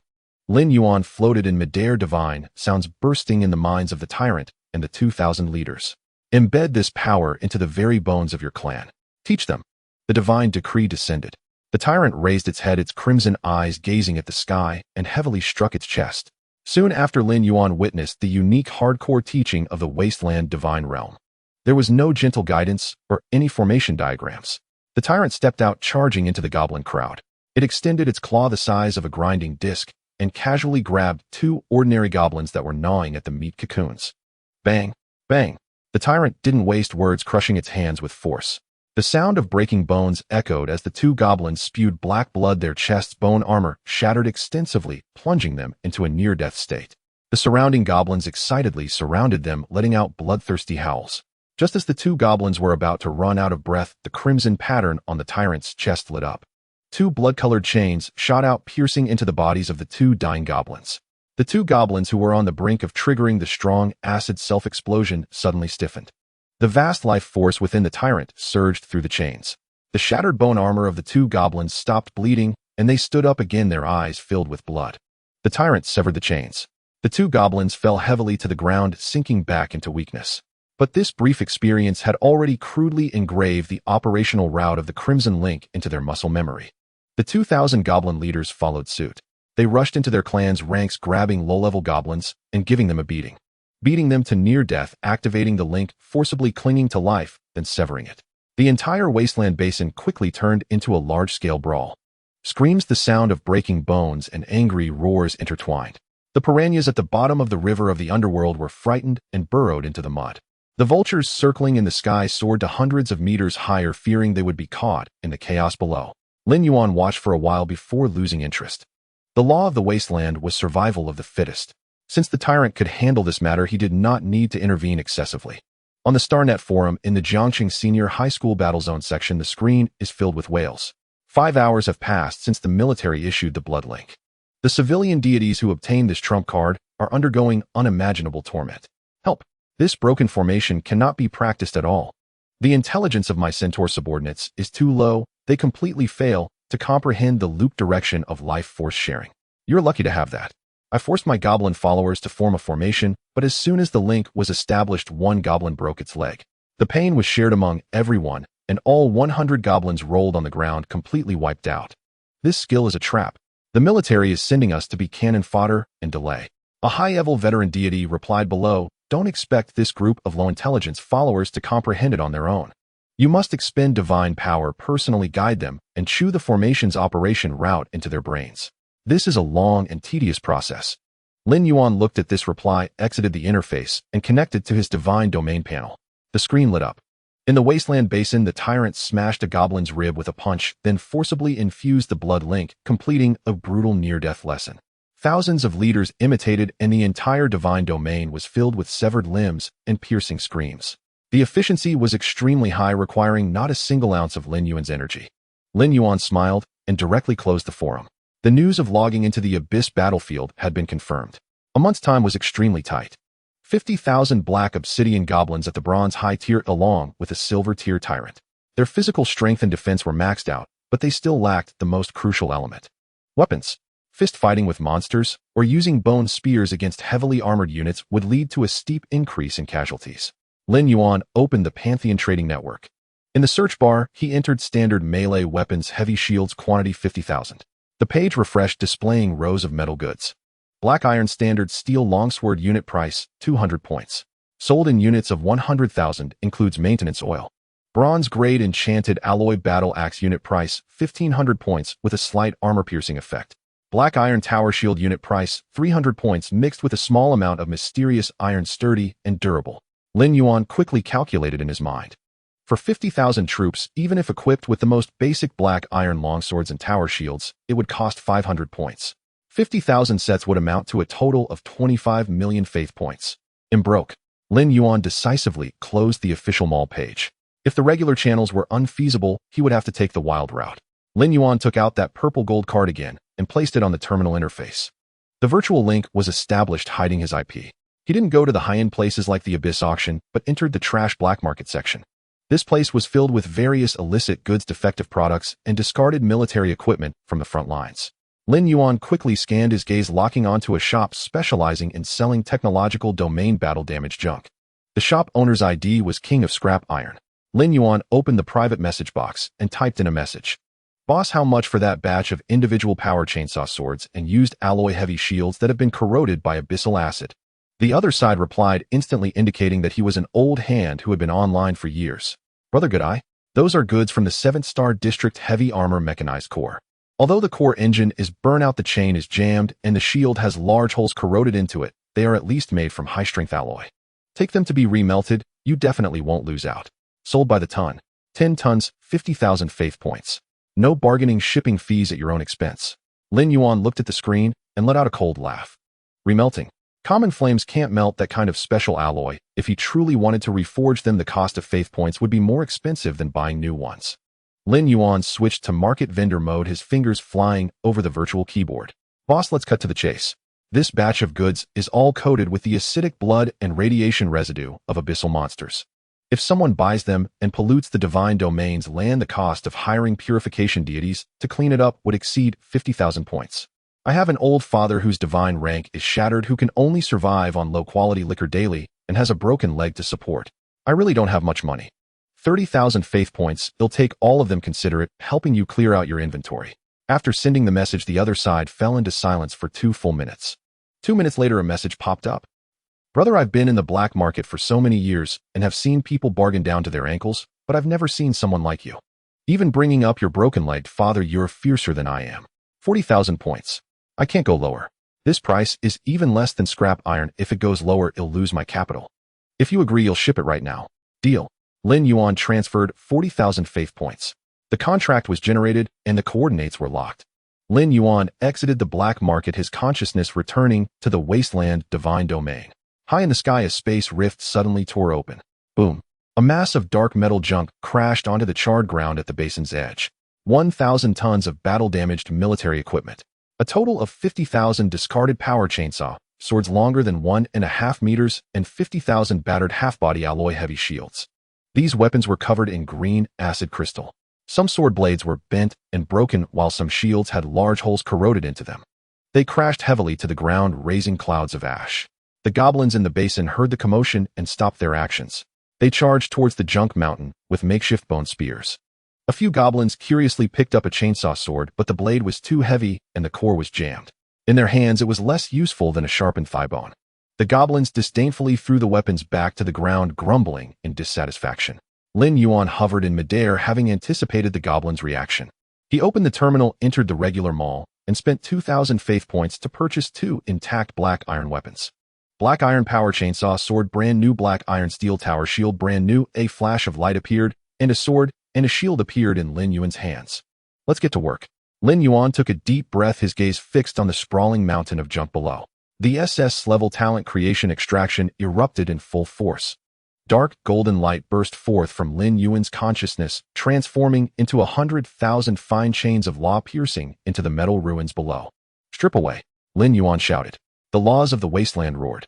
Negative concepts like scrapped, rusted, and jammed attached to the 50,000 pieces of old equipment were forcibly captured by the dark golden chains.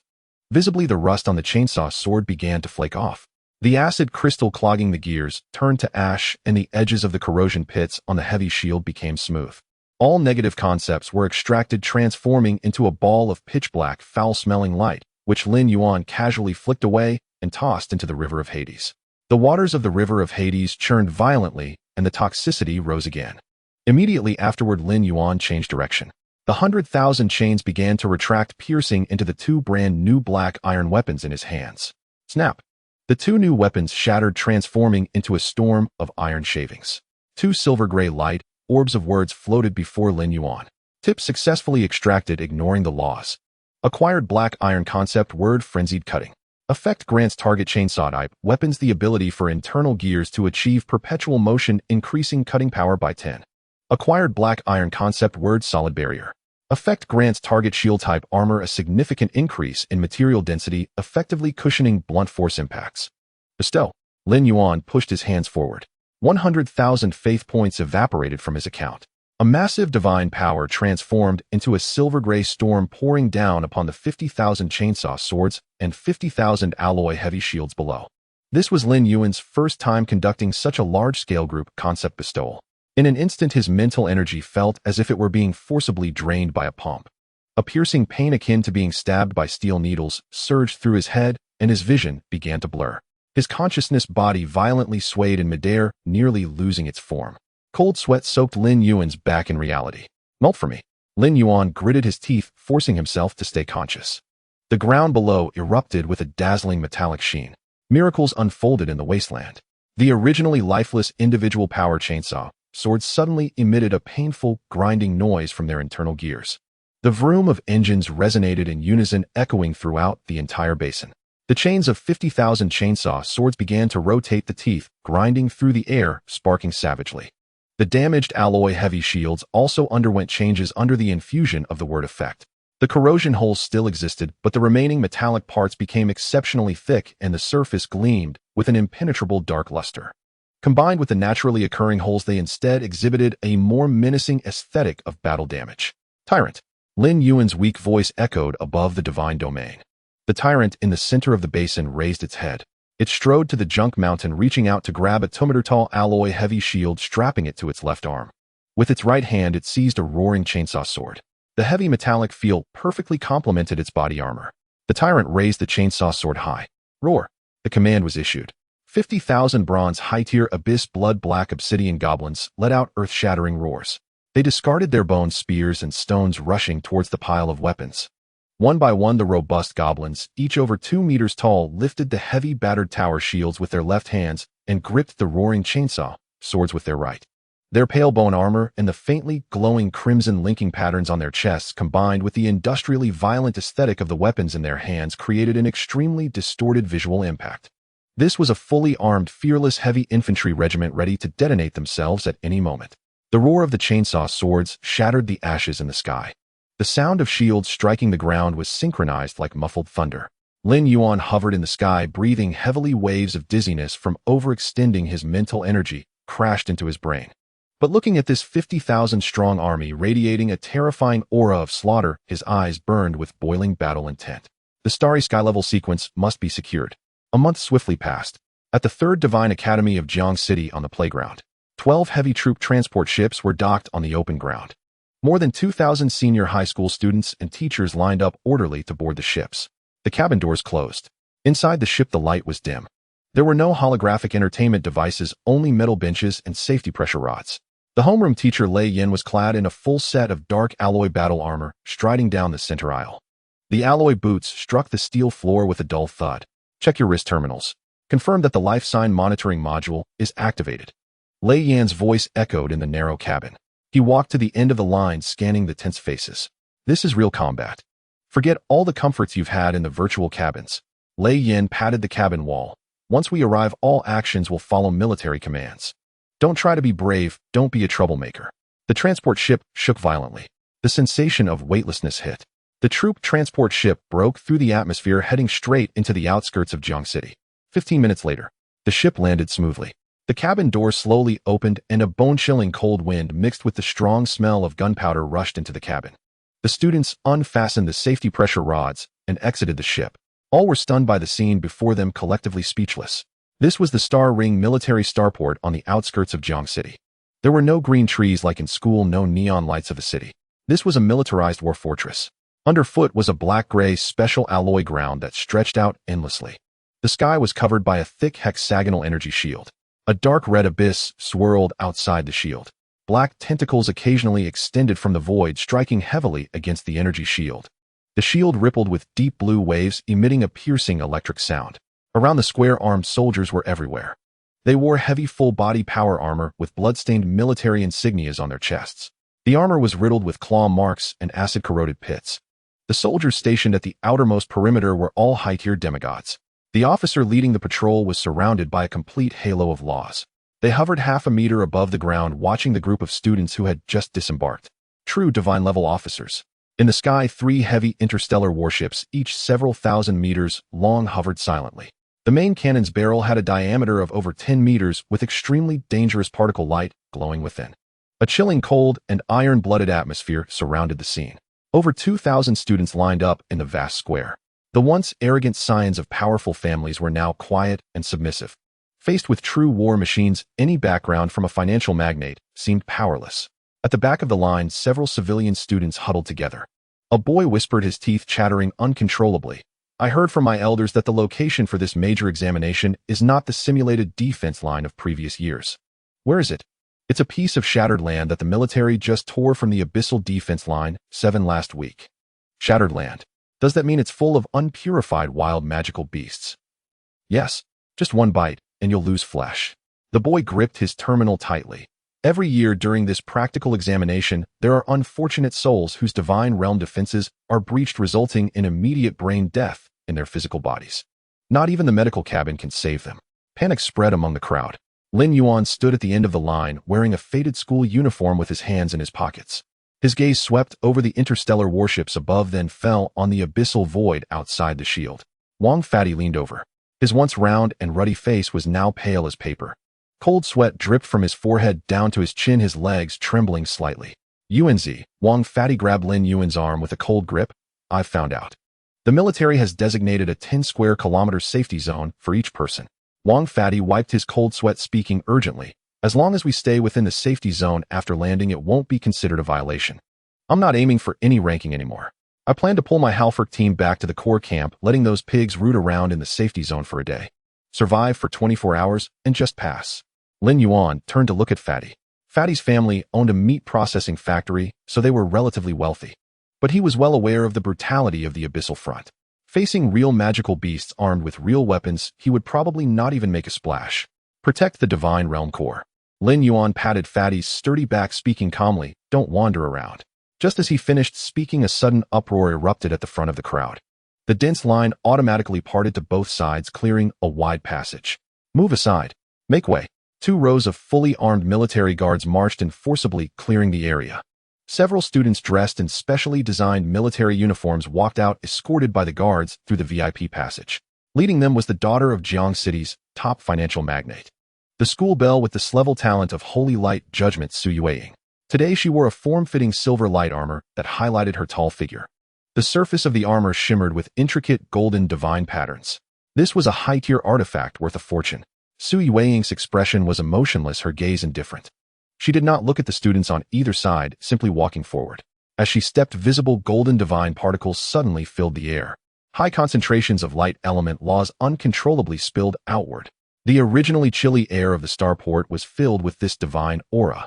The surrounding civilian students only felt a sharp pain in their eyes.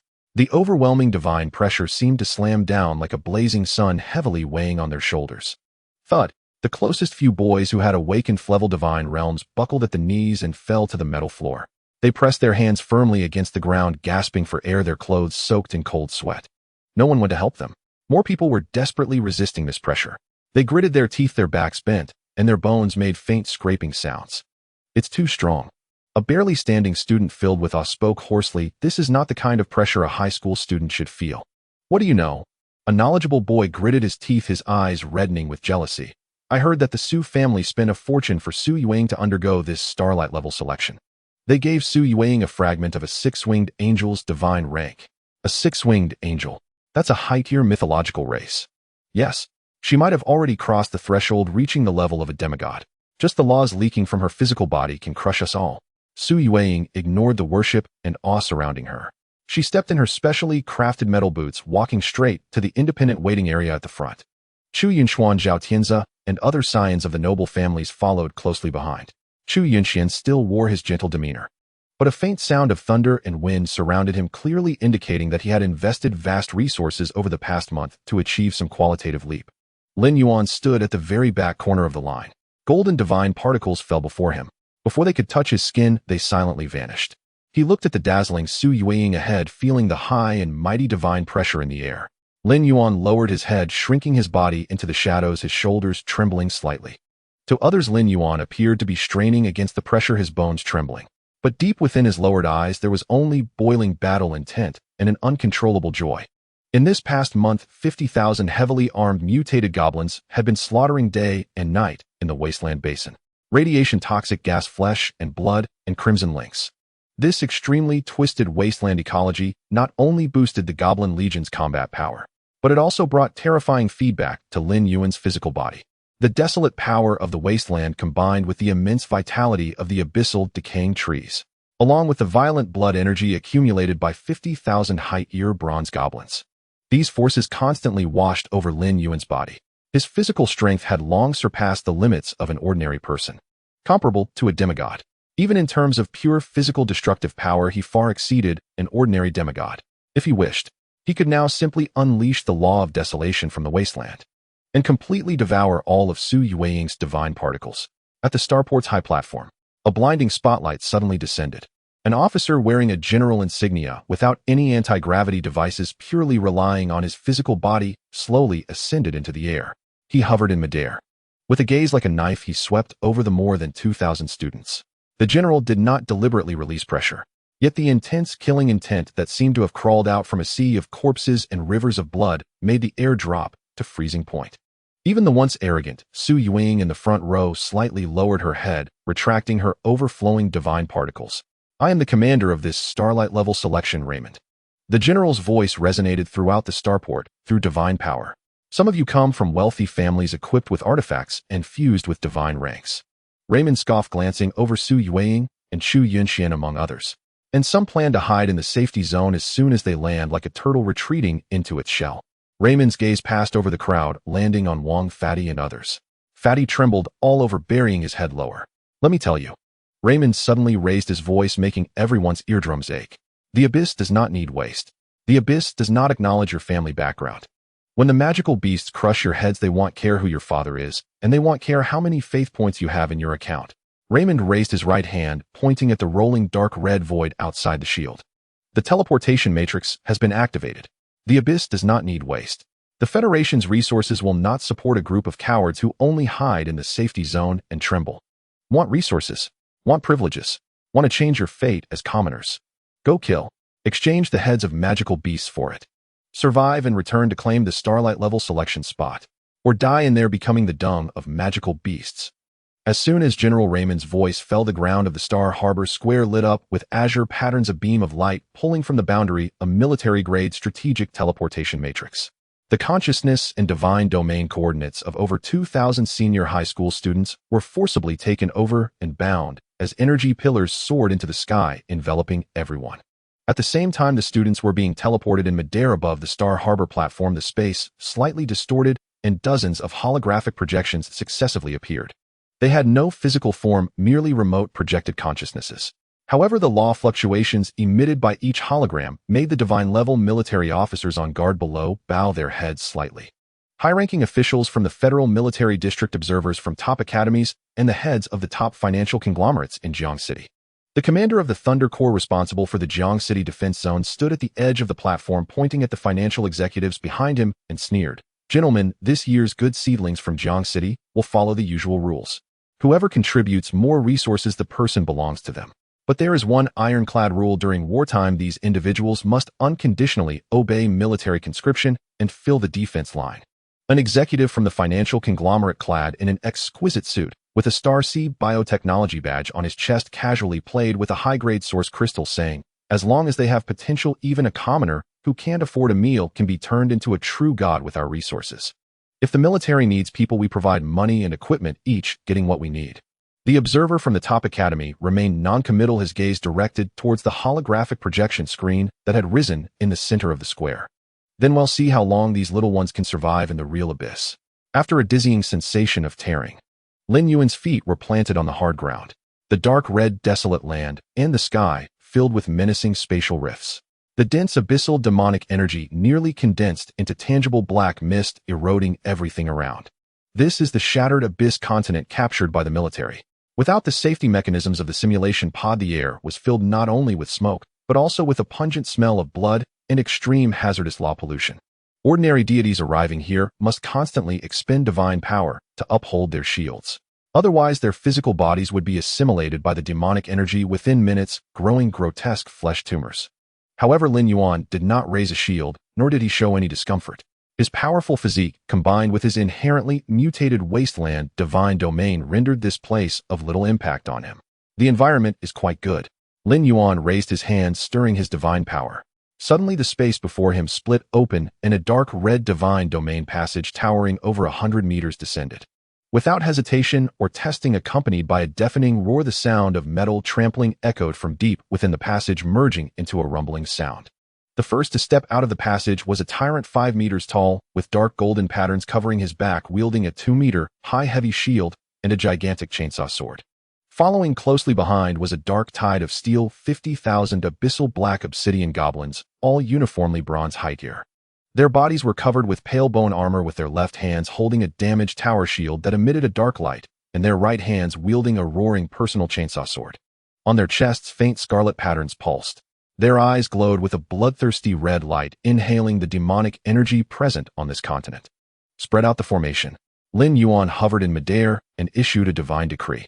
With the tyrant as the core, advance with flesh and blood. Crush all living beings within sight. Roar.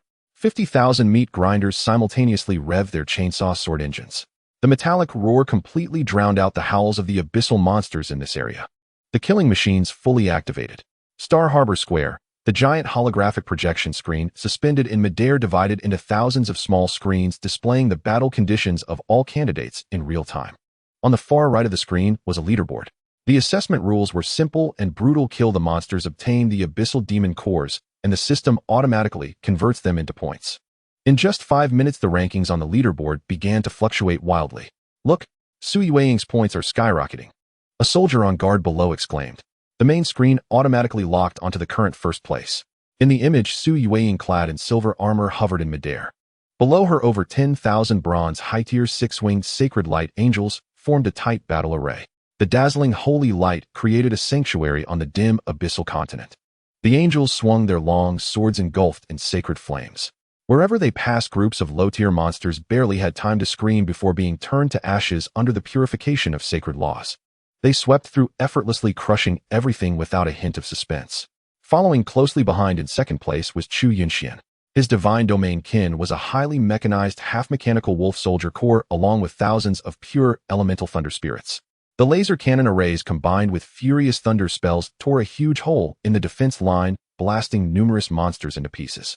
The third and fourth places were also the prodigious descendants of several major financial conglomerates.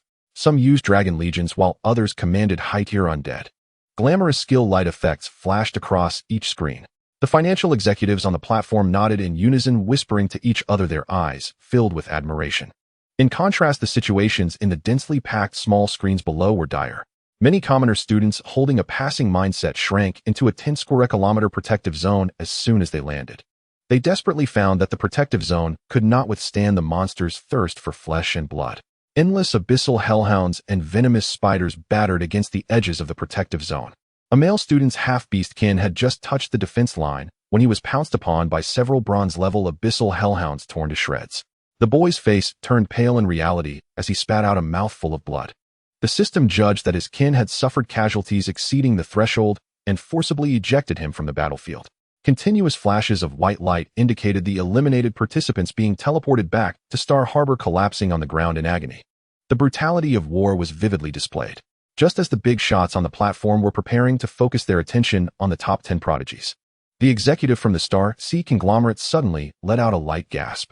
He released the source crystal in his hand and quickly slid his fingers across the virtual control panel in front of him. He dragged a scene that was originally in the corner of the screen but was rising on the leaderboard at a bizarre speed to the center and enlarged it. Everyone look at this. The Star Sea executive squinted slightly. General Raymond and several military observers followed his action with their gazes. The image zoomed in. An extremely savage, bloody, and primitive visual impact struck them. There was no elegance of holy light, no splendor of magic, and certainly no precision of high-tech weapons. Before them were thousands of black iron-level corpse hounds.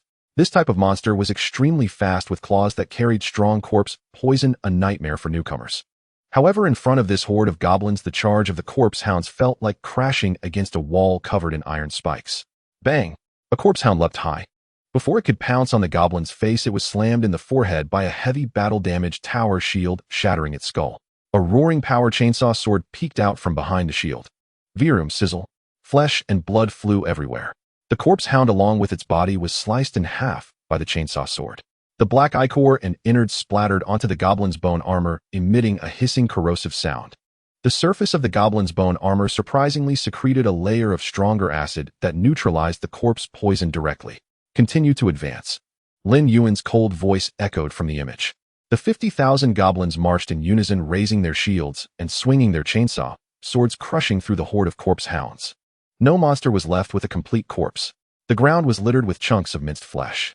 This extremely hardcore, crude, and somewhat sanity-draining slaughter method created a stark visual contrast to the sacred purification on Su Yueying's side. A military observer furrowed his brow, unconsciously leaning forward. What is this kid's name? What race is under his command?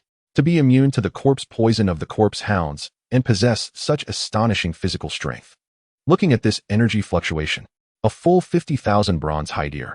Lin Yuan, a common student from 3rd middle school, awakened with the great talent of Wasteland Descend. He was the first in the Divine Domain Simulation defense line battle a month ago.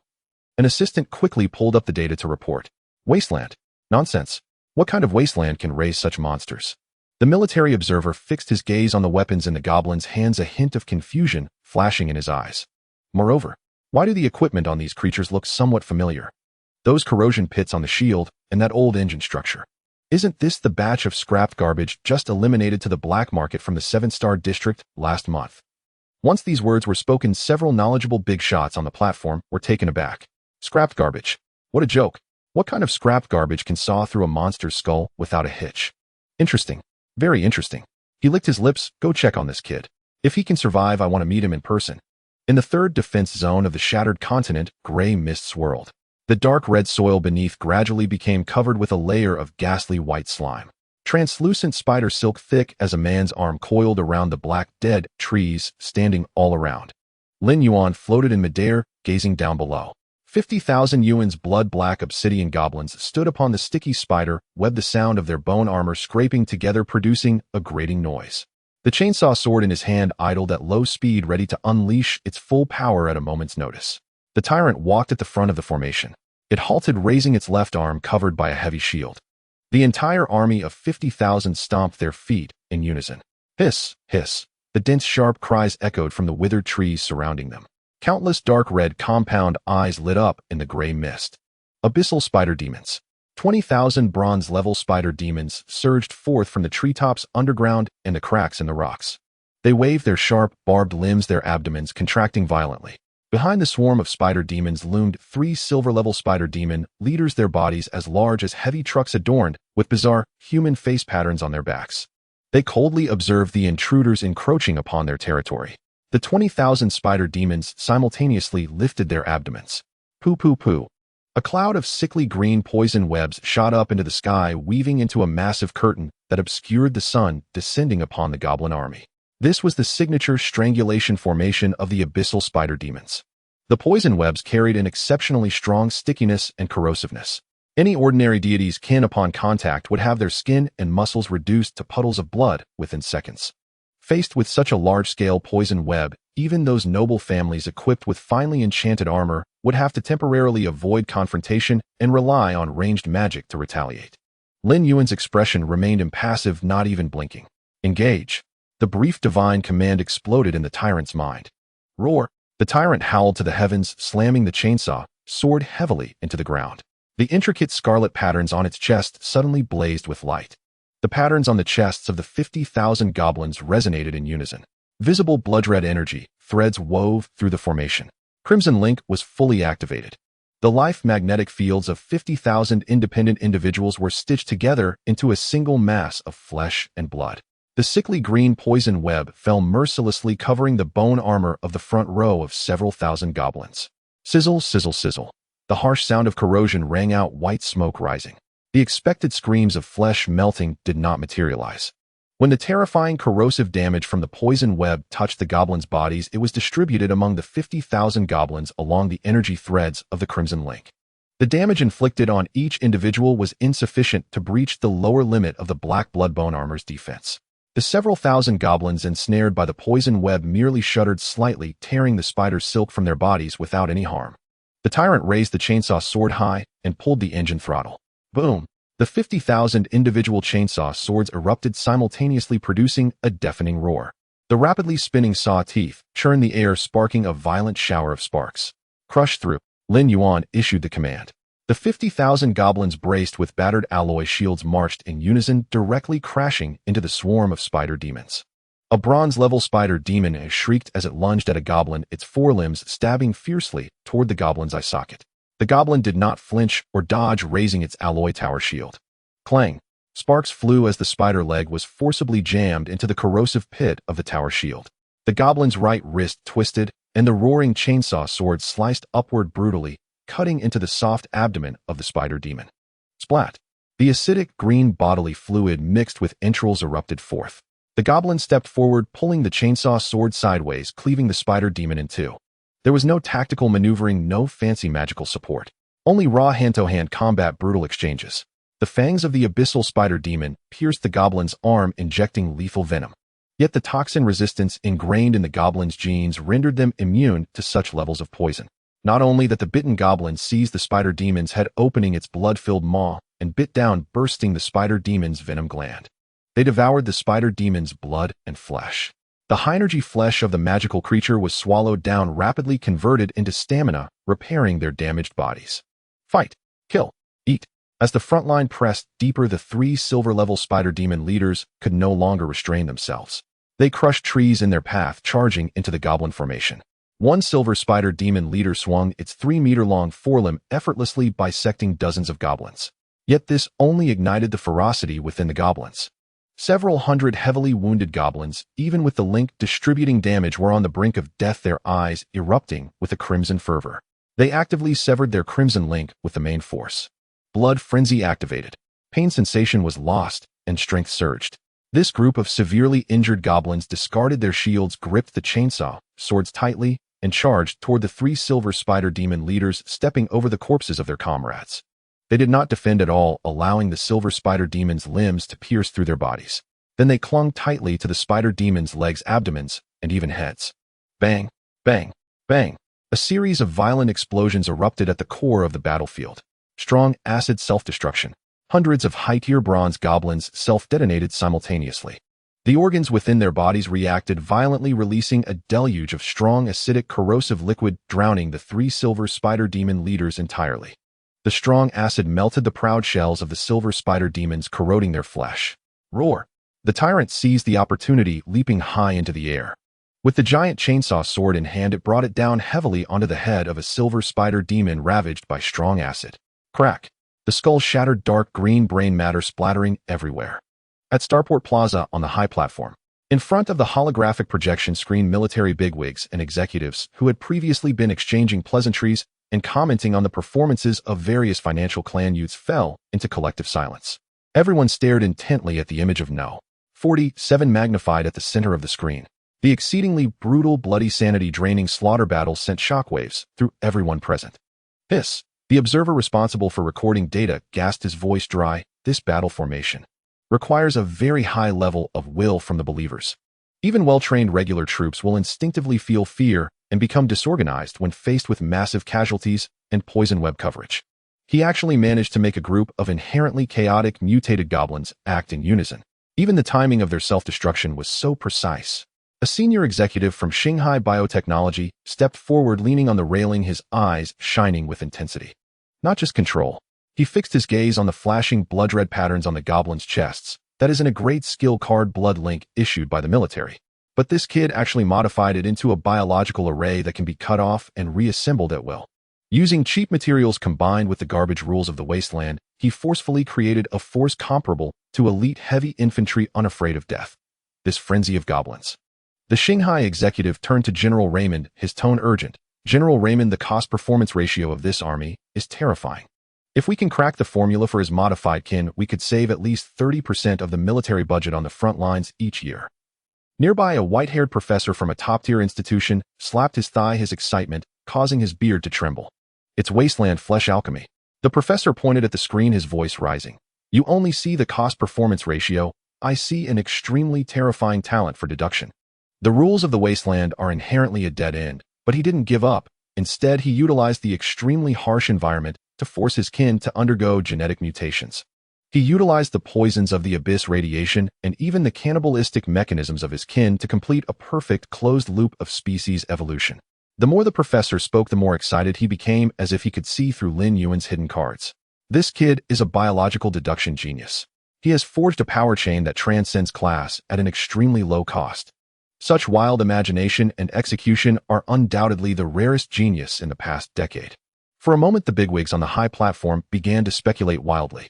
Lin Yuan's use of the SS-level talent creation extraction, forcibly stitching together external attributes. In the eyes of these bigwigs with advanced knowledge, it was perfectly rationalized as extreme intelligence and talent for deduction.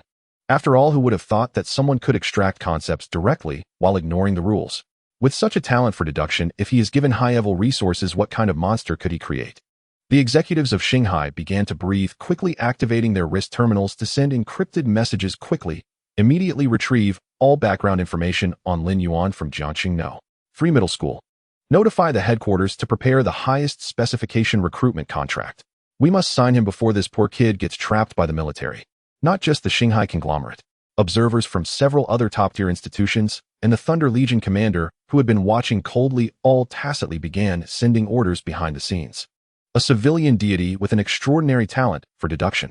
No background, no support. This was a perfect piece of rough jade. General Raymond looked at the small movements of the crowd below, snorted coldly, and did not intervene. He raised his head to gaze at Lin Yuan on the big screen, a hint of appreciation flashing in his eyes. The life of a civilian is cheaper than grass, yet harder than iron. Survive kit. In the shattered abyssal continent, in the 3rd defense zone. On the battlefield, Lin Yuan was still unaware that the high platform outside had plunged into madness because of him. He also did not know that he had been forcibly labeled as a deduction genius by several bigwigs. He floated in midair, directing the goblins to clean up the battlefield. Be quick with your hands and feet. Dig out all the magic cores above 2nd tier. Get the complete poison sacs and spider silk glands cut off, sorted, and piled neatly. Lin Yuan's voice was cold and hard, resembling a ruthless contractor.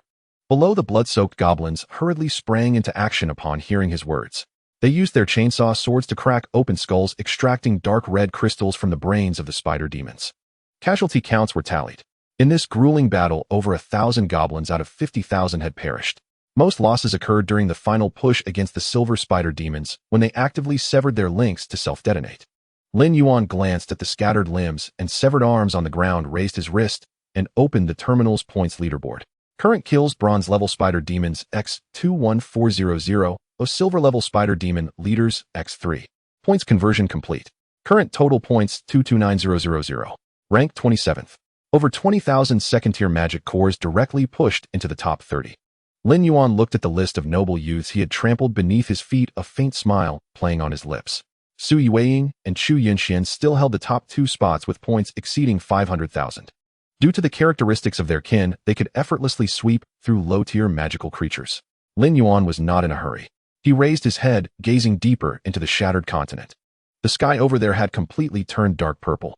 The spatial rifts were extremely dense, and the magical aura was so rich that it seemed to drip like water. On the shattered abyss continent, it was the 7th day of the trial. Competition among the upper echelons had reached a fevered intensity. The figures on the points leaderboard had swollen to an astonishing magnitude.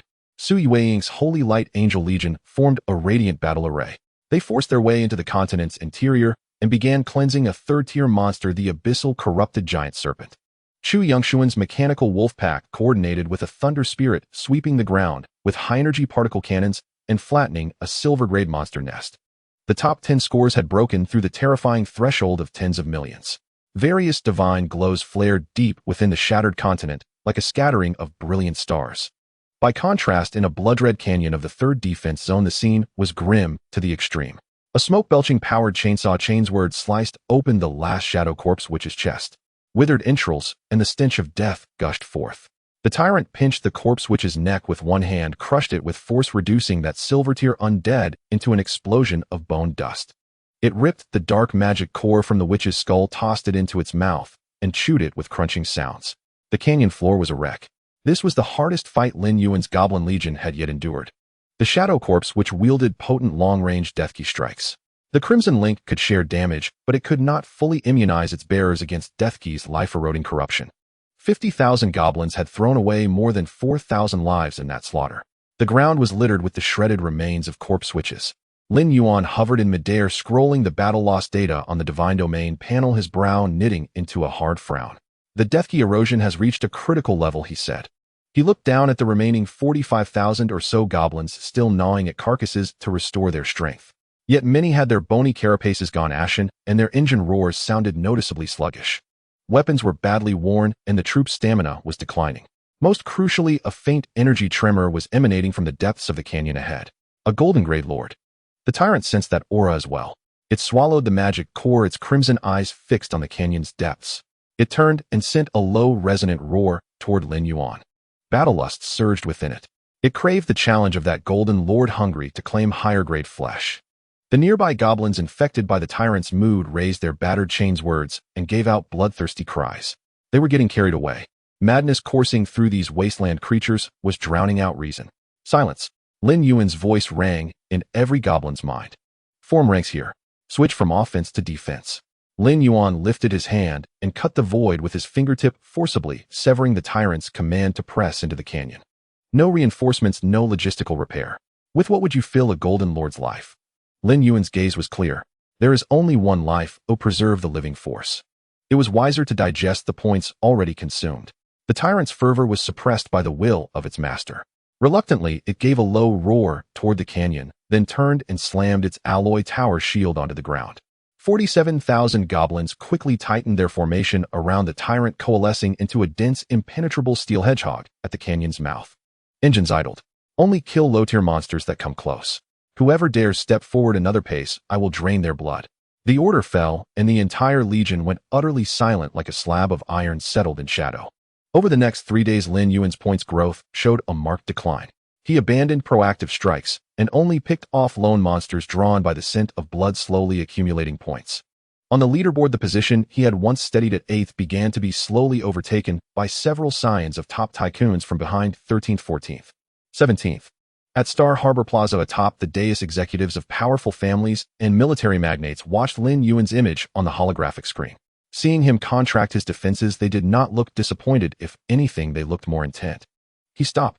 The Shanghai biotech executive tapped the railing. Faced with the temptation of a golden grade lord, he actually restrained these frenzied troops' bloodlust. He turned to the observer from atop academy. Professor, your thoughts? The white-haired professor stroked his beard, eyes full of admiration. He knows when to advance and when to retreat. He understands sacrifice. Look at his formation now. Shields turned outward, chains words crossed. This is textbook iron wall defense. To suppress greed in the face of immediate glory and points and preserve the domain's living forces. This composure far exceeds most people his age. The professor pointed to those who still pressed forward on the leaderboard while their clan's casualty rates soared, and sneered. Those trust fund heirs who pile on resources only know to charge. They have no understanding of war attrition. On a true abyssal battlefield, they would have been ground down in the interior long ago. General Lamon folded his arms and nodded slightly. A commoner with no reinforcements. To fight this far is already his limit.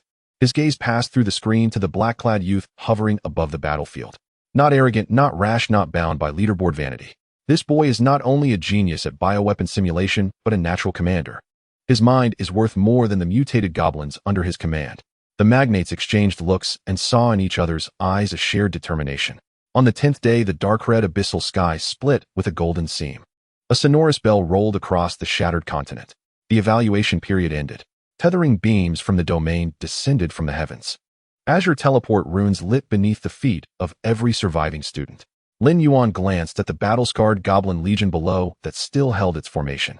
Return. The divine domain channel opened. The tyrant led the goblins in unison into the passage and vanished into the wasteland. In the next instant, Lin Yuan's consciousness was tugged back. At Star Harbor Plaza, lights flashed. Over 1,000 students appeared on the broad alloy floor. Some were elated, some collapsed in wailing sobs, others fainted outright. They were swiftly carried by military medics into sleep pods. 10 days of real slaughter had irrevocably transformed those once sheltered flowers. The air was thick with the metallic tang of blood and lingering fluctuations of divine power. Look up, someone shouted from the crowd. Everyone raised their heads toward the giant holographic screen. The final leaderboard froze into view. First place, Su Ying points 85000. Second place, Chu Yinshuan points 69000. Third place, Lin Yao points 53000. The highest ranks remained firmly held by those haughty scions of the top tycoon houses. But the crowd's attention unconsciously scanned down the list.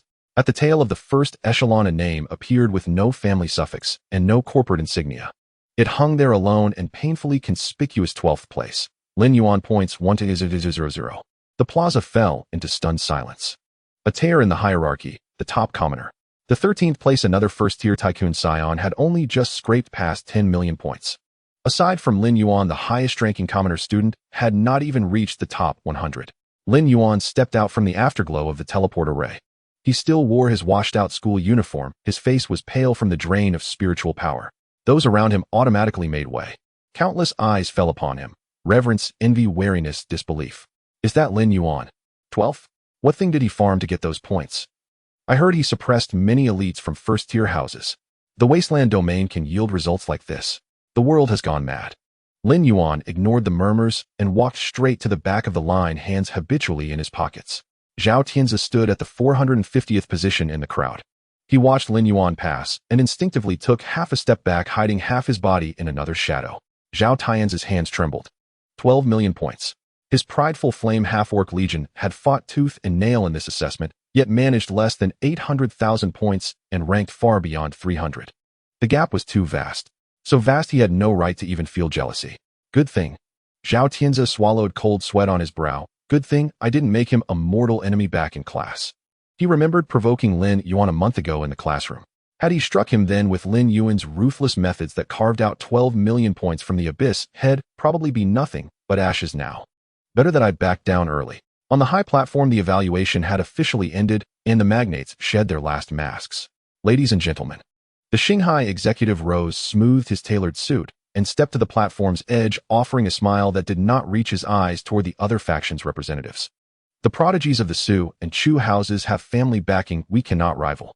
He pointed at the lone figure in the faded uniform on the plaza below. But this Lin Yuan Shanghai claims him. Top-tier S contract, resource priority, guaranteed placement in Xinghai's core research lab. We hope you will give us face and not contest his signing. A blunt scoff came from nearby. How much is face worth? A burly representative emblazoned with crossed war axe insignia stood and snapped back. He represented Leitang Military Industries, makers of armaments and heavy kinship warfare. Think you can buy a commander-level genius with a few worthless reagents?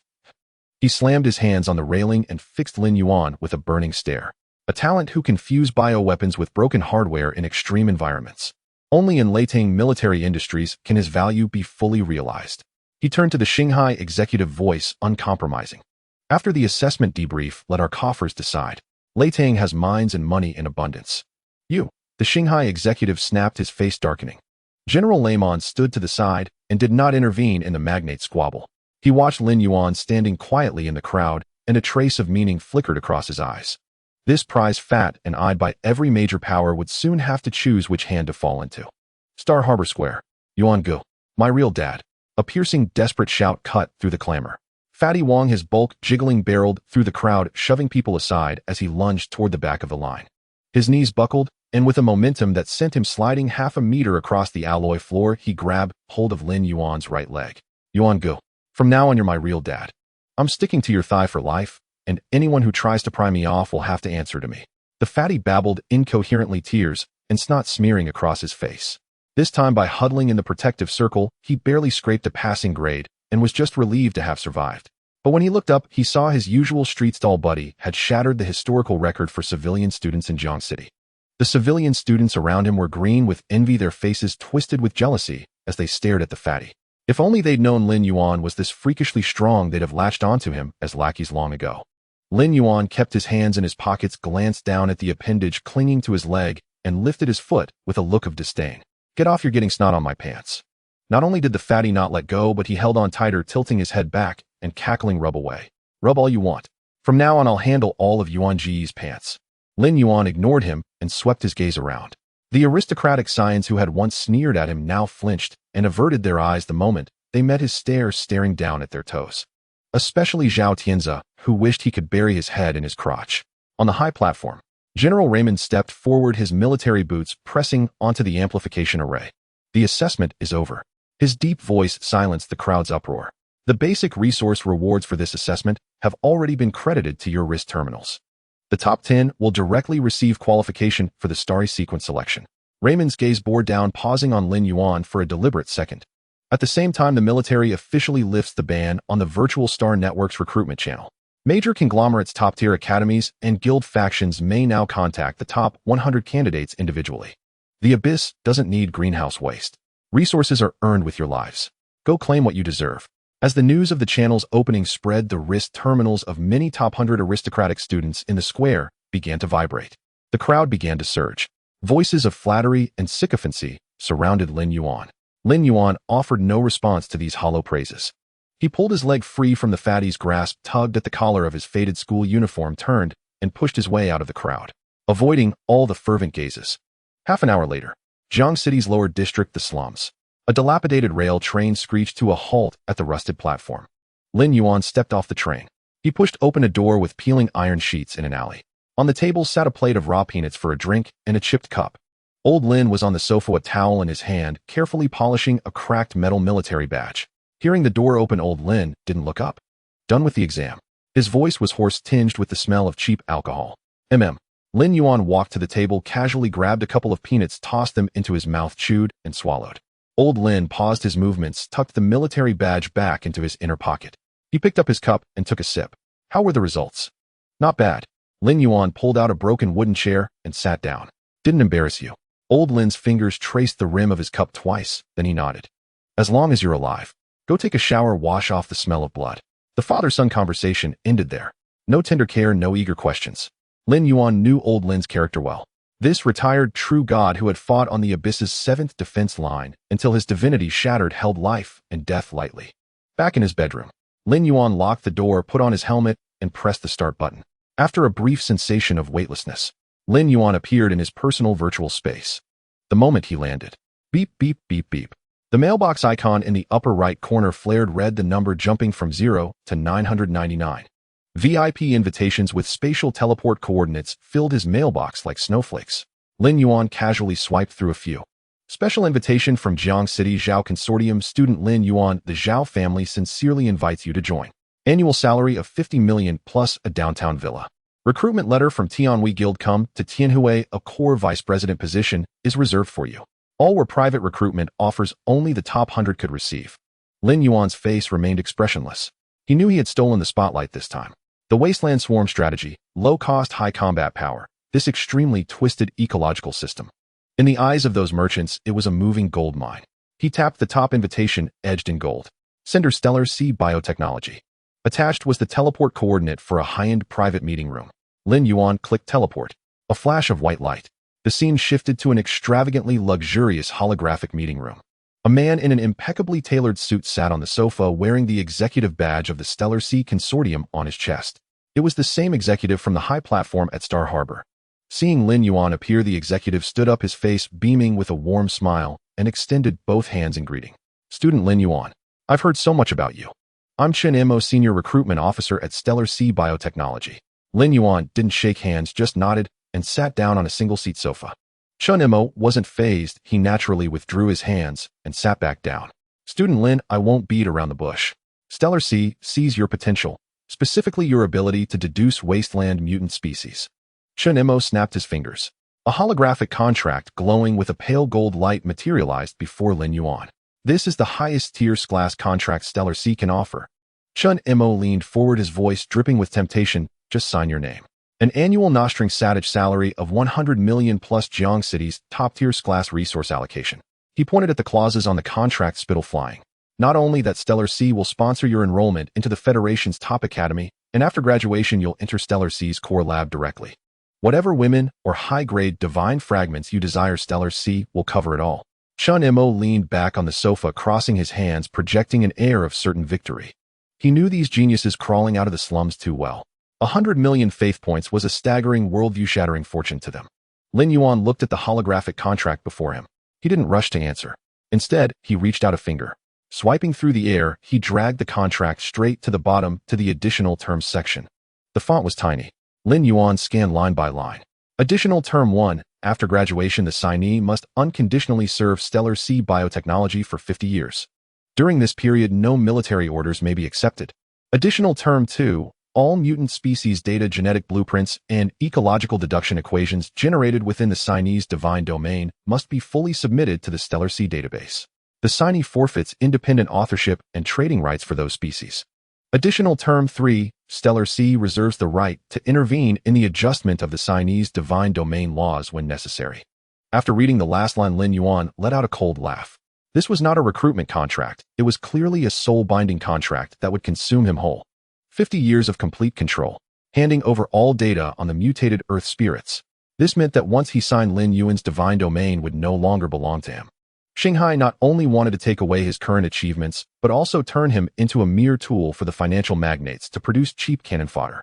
Moreover, if Shanghai discovered that he had no real ability to deduce and was merely relying on external enhancements from creations, then his fate would only lead him to the operating table for dissection and study. In the eyes of capital, he was nothing more than a hard-earned, high-risk financial product. Lin, have you finished reading? Chen Mo still wore a smile, yet there was an underlying condescension in his gaze. Xinghai's sincerity is unique in the entire Jiang City. I have finished. Lin Yuan raised his head, his finger pointing in the air. Bang! The holographic contract shattered into countless specks of light. Chen Mo's smile froze on his face. I'm sorry. Lin Yuan stood up, looking at Chen Mo's astonished expression, his tone devoid of any fluctuation. I do not have the habit of being someone else's dog. What do you mean? Chen Mo's expression darkened as he suddenly stood up. Young man, don't think that just because you ranked in the top 20 you can truly regard yourself as a major player. Shanghai can elevate you, but it can also destroy you. You can try. Lin Yuan didn't want to waste any more words, pulling out the system panel and clicking to exit. You. Chen Mo's words were cut off as Lin Yuan's figure transformed into a flash of white light and disappeared from the reception room, leaving Chen Mo standing there, his face ashen. He was used to seeing the tail wagging of commoner geniuses toward capital, but he had never encountered such a tough bone. Returning to his personal space, Lin Yuan quickly opened several top-tier families and guild representatives' coordinates. Thunderbolt Military Industry, Eternal Life, Guild Leaf Family of Jiang City. Without exception, the schemes were all the same. The prices offered were increasingly higher, with Thunderbolt Military Industry even offering a staggering annual salary of 200 million. Yet their core demand was entirely uniform: to buy out Lin Yuan's future and gain supreme control over his divine domain. Lin Yuan sat on the virtual floor of his personal space, blacklisting all these forces. What he wanted was resources to rise, not a golden dog chain tied around his neck. As expected, relying on these vampires is impossible. His finger hovered over the log out button. Beep. The jarring system alert suddenly rang out. A completely different invitation letter popped up. No flashy effects with gilded edges, no unnecessary pleasantries. Only a simple dark red background. The border was engraved with the highest level of military encryption patterns. Sender special invitation from the Supreme Command of the Spark Legion. Lin Yuan paused. The Spark Legion. The Ace Force stationed at the deepest part of the Abyss 7th Defense Line. The unit where old Lin served back in the day was a subordinate branch of the Spark Legion. This unit never participated in the Internal Interest Division of Jiang City and stood at the forefront against demonic creatures all year round. Such a colossal force usually wouldn't spare a glance at a freshly graduated high school student. Lin Yuan stared at the floating dark red coordinates and confirmed the teleportation. A flash of light. The surrounding environment restructured. Before him was a virtual combat command center filled with a sense of solemnity. Above the dome, a holographic star map slowly rotated. Countless red and blue light points representing battle conditions flickered on the star map. The harsh sound of battle reports echoed faintly from a great distance. In the center of the command center stood a man. The man wore a deep green combat uniform without insignia, sporting a buzz cut with an unremarkable appearance. But as he stood there, it seemed that the rules of the entire command center were revolving around him in slow motion. Hearing the noise, the man turned around. I am Xiao Lai, the Supreme Commander of the Jiang City War Zone of the Spark Legion. Without any pleasantries, the man got straight to the point. He raised his hand and tapped on the sand table. The holographic projection transformed, displaying Lin Yuan commanding the earth spirits to self-destruct and devour spider demons on the shattered continent. Raymond and Major General Chun Yin, who sent you the Abyss Motherworm flesh a few days ago, have reported your achievements to me. Xiao Lai's voice was steady. Well done. Lin Yuan stood still, not responding. He was waiting for the other party to continue. Xiao Lai looked at the earth spirit devouring the demonic flesh in the projection, his eyes revealing no ripples. Those financial magnates want your mutation formula. They believe that by obtaining the data, they can mass-produce cheap cannon fodder. Xiao Lai turned off the projection, fixing his gaze on Lin Yuan. But I know that such a grotesque ecology that can evolve in extreme toxicity and nuclear radiation is irreplicable. Forceful extraction will only yield a pile of rotten meat. I don't want your formula. Xiao Lai pressed his hands on the edge of the sand table. I want you as a person. Lin Yuan's expression remained unchanged. General Xiao, Lin Yuan looked directly into the eyes of the commander. If you are asking me to sign a soul-binding contract like Xinghai, then you may be disappointed. Xiao Lai laughed. He did not get angry. Instead, he pulled out a black scroll from the virtual space and tossed it in front of Lin Yuan. The scroll unfolded, revealing just a few lines of text. The military does not need slaves, and the Spark Legion certainly does not need mindless puppets. Xiao Lai pointed at the scroll. What I'm offering you is the S-Class Special Approval Shadowblade contract. If you sign it, you won't need to pledge allegiance to anyone. You won't belong to any organization, won't have to clock in regularly, and won't need to participate in regular military training. Xiao Lai spoke calmly. Moreover, the highest military system will automatically conceal your real file, and no other legions will have the authority to mobilize you. Lin Yuan raised his eyebrows slightly. Rights and responsibilities must be equal. There is no free lunch. Such an unrestricted protective special contract must come with a staggering cost. What are the conditions? Lin Yuan asked. Xiao Lai waved his hand, and the holographic sand table started to roll violently. The map of the shattered continent disappeared, replaced by an unknown area shrouded in deep red mist. Within the mist, there were faintly visible, extremely distorted lost storms rampaging. Deep in the Abyss 7th Defense Line, a new type of highly concentrated corrupt radiation has recently appeared. Xiao Lai pointed at the center of the red mist. The corrosiveness of this radiation is extremely strong. Xiao Lai called up several clips of brutal combat footage. In the footage, a well-equipped Holy Light Angel Legion stepped into the red mist, and their holy light shields began to shatter. The noble angels screamed as dark purple tentacles sprouted, completely distorting within 5 seconds, tearing at each other. A Thunder Element Legion entered. High-level elemental beings directly disintegrated, assimilated by the red mist into a toxic storm. Once a regular Holy Light Legion and Element Legion enter, the laws of the divine domain will collapse and disintegrate. Even a true divine-level commander cannot hold out for long. Xiao Lai's tone was grave. He looked at Lin Yuan, his gaze sharp. We need a knife that can kill in a cesspool. Xiao Lai spoke bluntly. Your wasteland divine domain is fundamentally flawed. The laws are severely deficient. But precisely because of this deficiency, it has an extraordinarily perverse resistance to this abyssal pollution. Not only does it not fear pollution, but your mutated earth spirits can even absorb the toxins as nourishment.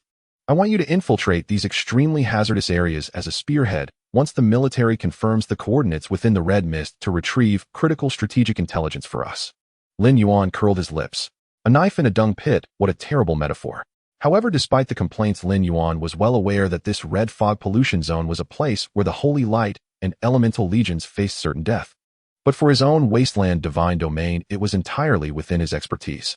It was just a paid vacation. Lin Yuan gathered his thoughts and looked at Xiao Lai in front of the holographic sand table, leaning back to find a more comfortable sitting position. General Xiao, since it's a highly dangerous area, why do we need to infiltrate as the vanguard? Lin Yuan's tone was calm, but his eyes revealed a merchant's shrewdness. The risks are enormous. What does the general intend to offer as compensation? He had to portray the demeanor of a greedy, yet daring civilian genius. If he appeared too lofty, the military would not dare to use him. If he appeared too weak, the military would look down on him. Only by laying the benefits on the table could the cooperation between both parties be solidified. Xiao Lai looked at Lin Yuan, a hint of a smile appearing on his rugged face. He was most annoyed by those aristocratic youths who spoke of national righteousness while being filled with debauchery. Lin Yuan, the straightforward grassroots with clear pricing, was precisely to his liking. Decisive.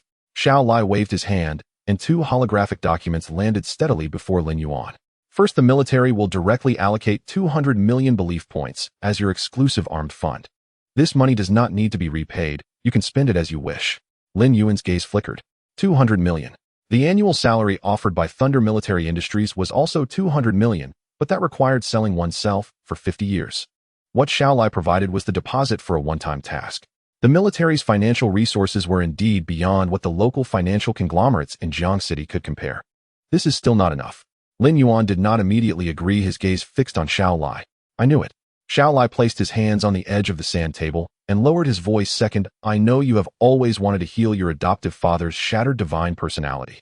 As long as you complete 3 level infiltration missions in the red fog pollution zone, the military treasury source of life, divine crystal, will be directly bestowed upon you. The command center fell into a deathly silence. Lin Yuan's breath finally quickened. The source of life, divine crystal. This was something that could not be measured with belief points. It was a strategically controlled divine object by the Federation, only obtainable through the fall of top-tier powerhouses at the star domain level. Or by breaching a dimensional realm at the abyssal throne level could one possibly produce a piece the size of a fingernail. It contains the purest laws of divinity, let alone repairing a divine personality. Even if the divine domain completely collapses, as long as one still draws breath, this thing can forcibly reshape the divine foundation. This was a priceless treasure that he could not buy at any cost at this stage, even if he joined the Star Sea Financial Group. 3 level infiltration missions in exchange for old Lin's return to the true divine realm. This deal was too worthwhile. Lin Yuan lowered his eyelids, quickly scanning this level special approval Shadow Blade contract floating before him. The terms were extremely simple: no restrictions on personal freedom, no mandatory daily assessments, all actions directed towards the final task. The military provides identity cover and resource support, while Lin Yuan provides intelligence and special items from the red fog zone. Confirming that there were no textual traps, Lin Yuan raised his hand, forcing out a drop of dark red divine power from his fingertip and pressing it at the end of the contract. The spiritual imprint was completed. The contract transformed into a stream of light, splitting into 2, each merging into the foreheads of Lin Yuan and Xiao Lai. Thus, Lin Yuan completely obtained the military's highest level of resource allocation while maintaining the absolute freedom of himself and his team. Xiao Lai straightened up, a glimmer of appreciation flashing in his eyes. Decisive enough. Oh, I did not misjudge you. He walked in front of Lin Yuan and patted him on the shoulder.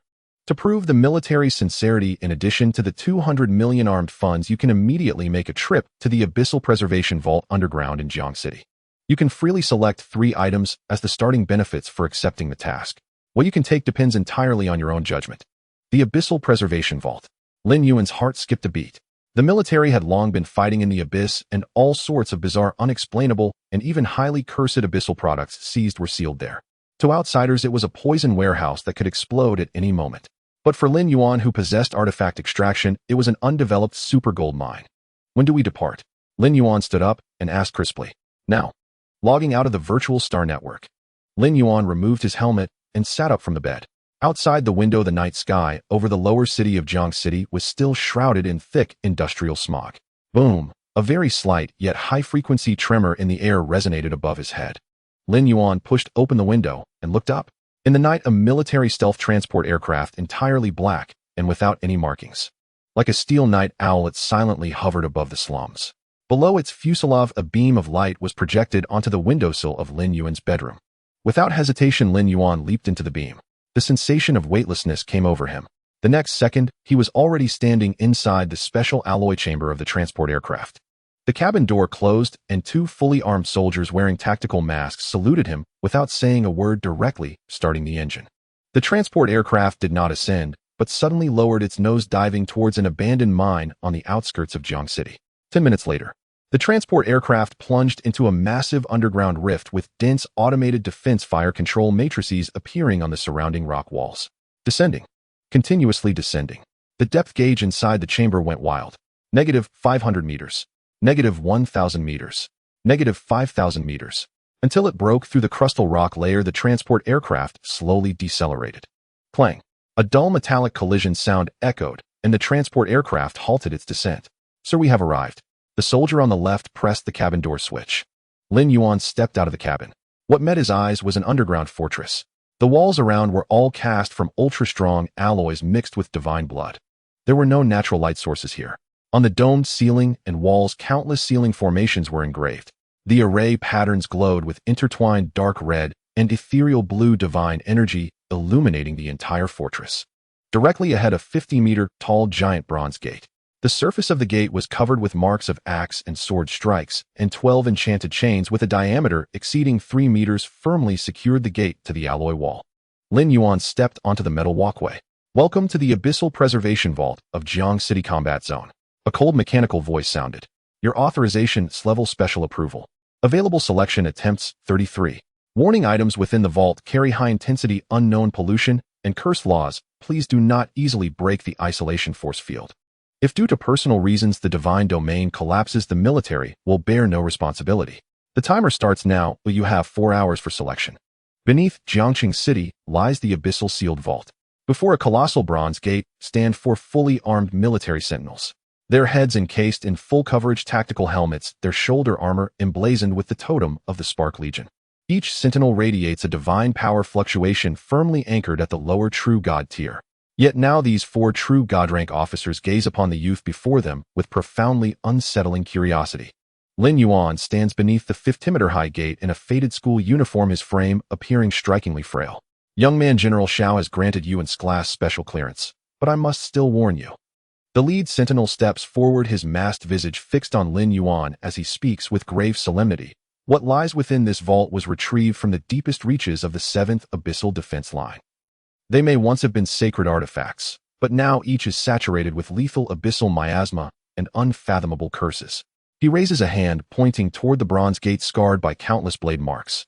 Even a true god who carelessly claims a single artifact, allowing its taint to seep into his divine domain, risks instantaneous collapse of his domain's fundamental laws and explosive catastrophic death. You're merely a high school student who awakened just 1 month ago. Don't be greedy. Stick to the periphery. Select only low-contamination scrap metal or debris. That's all you need. Understood. Lin Yuan nods repeatedly, his shoulders subtly tensing, his expression shifting perfectly into wary apprehension. "Rest assured, sir, I awakened a wasteland divine domain, and my foundation is inherently unstable. I only seek radiation-laced scraps for fertilizer. No high-risk artifacts will touch my hands." Seeing his compliant demeanor, the officer exhales faintly in relief. In past years, reckless prodigies had entered through connections, only to seize cursed fragments of divine cores. They instantly mutated into abominations and were beaten to death by the guard's bare fists. "Open the gate," the officer commands.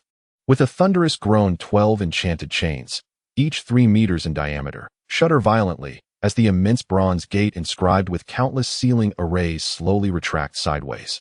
A torrent of violently chaotic abyssal law erupts from the widening fissure, thick with the stench of blood and decay.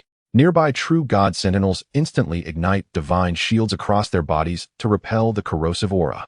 Lin Yuan raises no shield. Black wind lashes against him, but his wasteland divine domain activates instinctively, transmuting the toxic miasma into inert, meaningless air. "Enter. You have precisely 4 hours." Lin Yuan nods and strides into the darkness. The bronze gate slams shut behind him with a final echoing boom. The moment the gate seals completely, his slightly hunched spine straightens with sudden absolute precision, and every trace of fear and caution vanishes from his face. Scrapped. Lin Yuan murmurs a quiet, knowing smile playing on his lips. Time to restock. He lifts his gaze toward the vault's vast, smoke-choked expanse. A seemingly endless labyrinth of alloy shelving stacked with grotesque, alien artifacts. Shattered weapons. Desiccated demon carcasses. Mysterious ores pulsing with eerie, unworldly light. Each object floats within its own isolated energy field. To others, this place is a nuclear waste facility where a single misstep means certain death. To Lin Yuan, it is Jiangqing's largest freely accessible lexicon extraction repository. Activate, he commands inwardly. His hidden SS steer talent, artifact lexicon extraction, ignites in full force. Instantly, faint amber gold light flickers deep within his irises. The world reshapes before his eyes. Every twisted, foul-smelling, curse-ridden source of contamination dissolves into hovering, translucent lexicon tags. Bronze tier fractured bone blade contains minor armor-piercing lexicon. Silver tier shattered arcane staff contains fire element disruption lexicon. Gold tier abyssal ghoul skull contains low tier regeneration lexicon. Lin Yuan moves steadily among the aisles. He doesn't even glance at the low tier items near the perimeter. Since the military is footing the bill, he selects only what is most toxic, most volatile, and utterly beyond the mastery of conventional deities. His objective is unwavering. A core lexicon capable of catalyzing a qualitative evolution in his mutated goblin legion. He follows the vault's central artery deeper, until the surrounding isolation fields shift from transparent to deep crimson. Lin Yuan halts. His gaze locks onto an alloy pedestal to his left, sealed beneath 7 layered divine bindings. Upon it rests a deep green heart. Larger than a millstone, the organ continues to beat with slow, deliberate thuds, even severed from its host.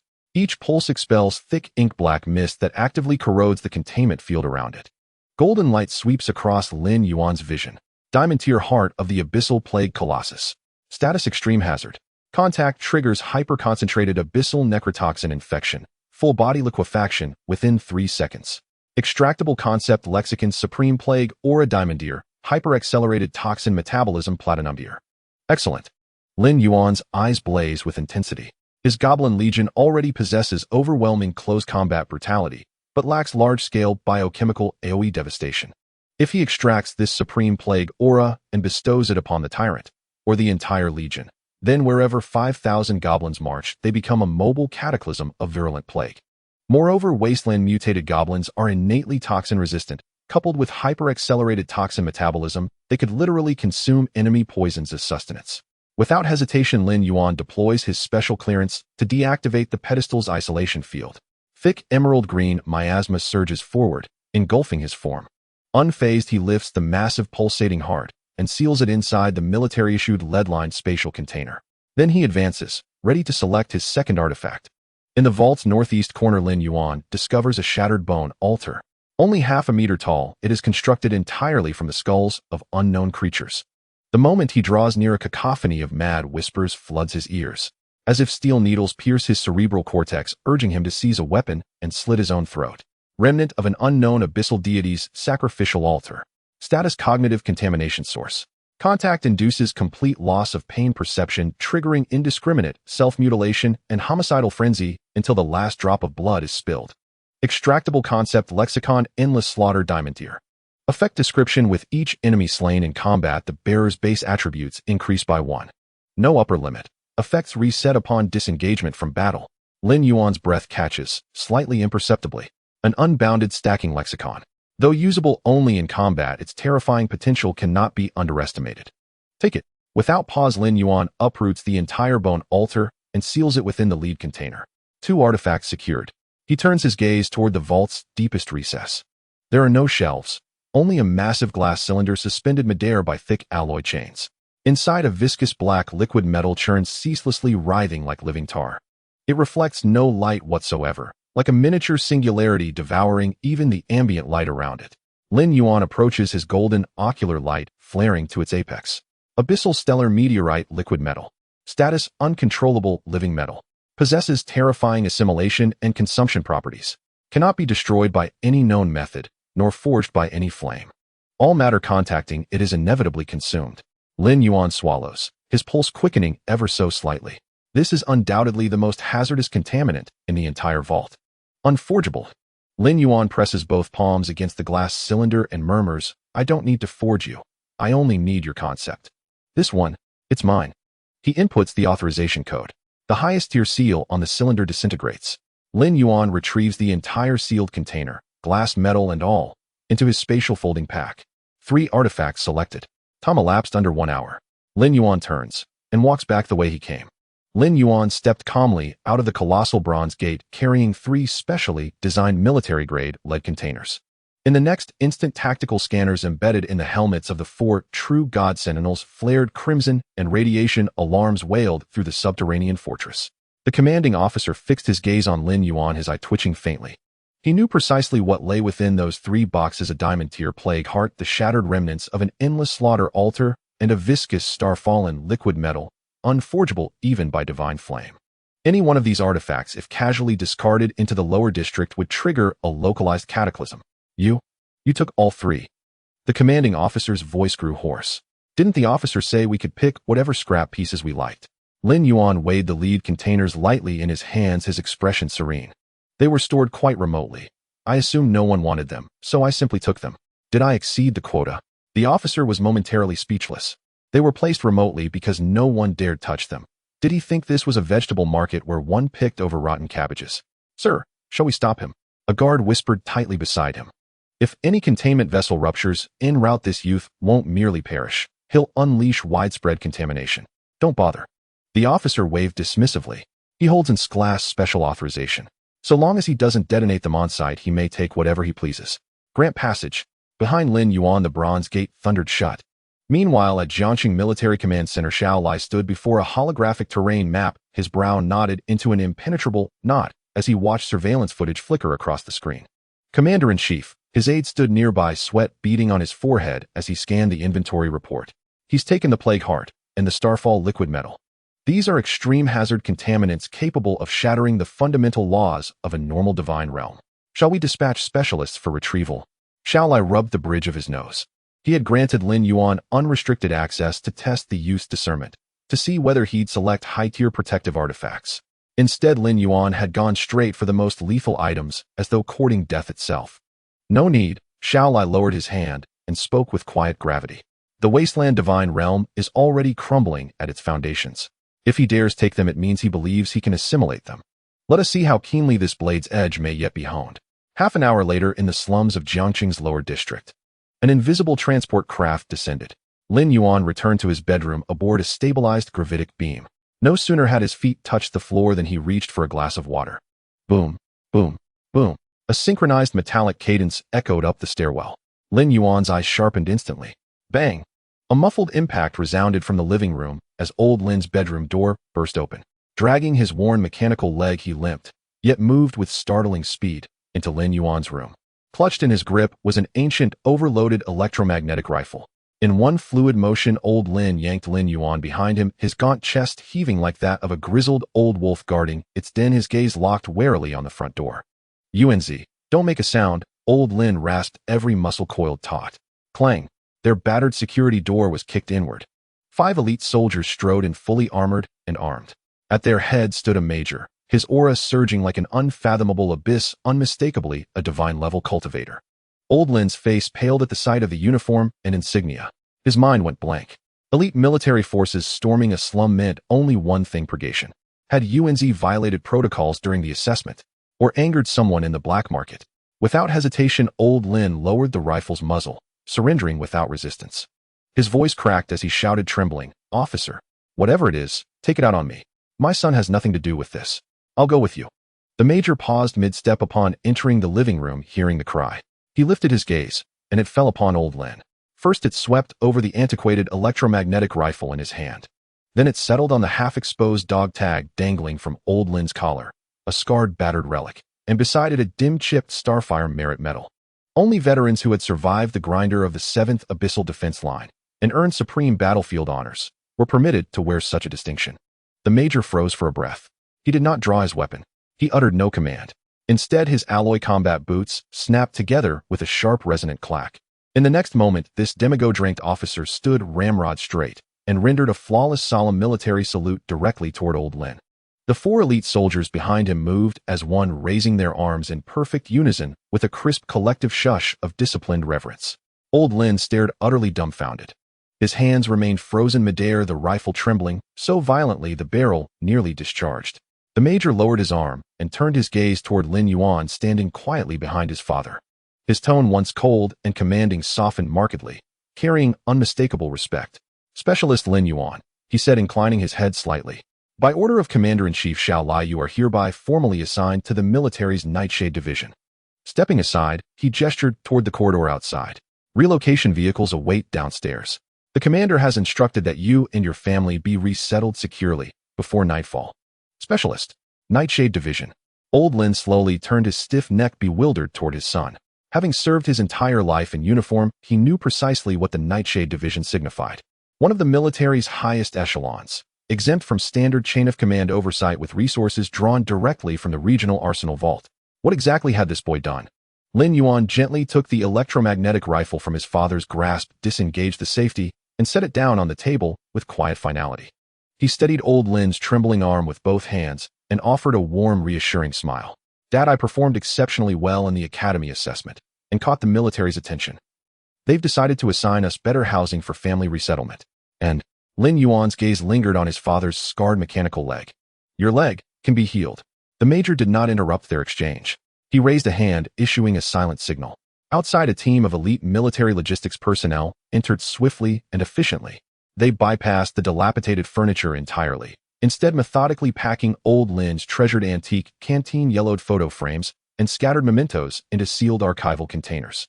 Minutes later, old Lin, steadied by 2 soldiers, stepped out of the decrepit concrete tenement he'd called home for over a decade. Below, 3 heavily armed heavy hover armored vehicles stood idling. Armed sentries lined the alleyways. Neighbors peered silently from behind cracked windows, too stunned to even breathe. Only after settling into the plush leather seat of the armored vehicle did old Lin begin to register reality, dazed, disoriented, utterly adrift. He rubbed his calloused palms, gazing at Lin Yuan beside him, lips parting, yet no words emerging. "Get some rest, Dad," Lin Yuan said softly, patting his father's hand. "You won't need to scavenge broken parts anymore."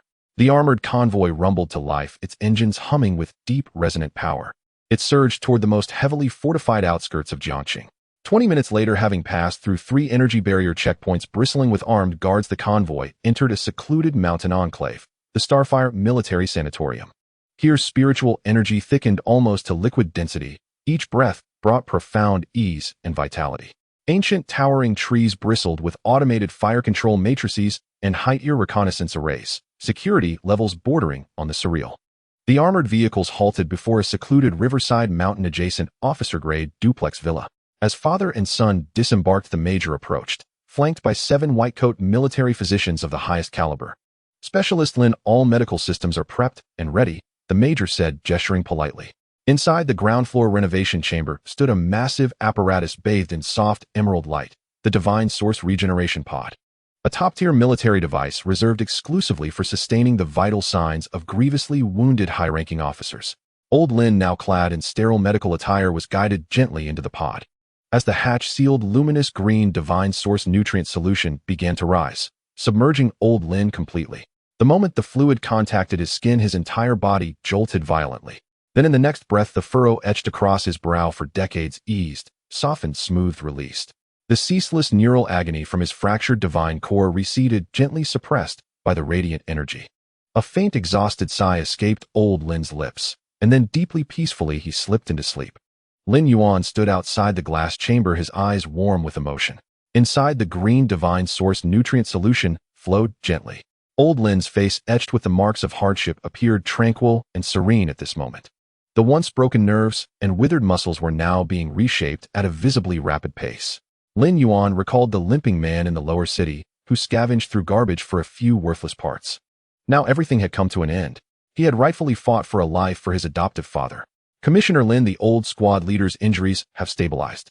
The major stood to the side, handing over a military encrypted tactical board. "This is your exclusive account and supply list.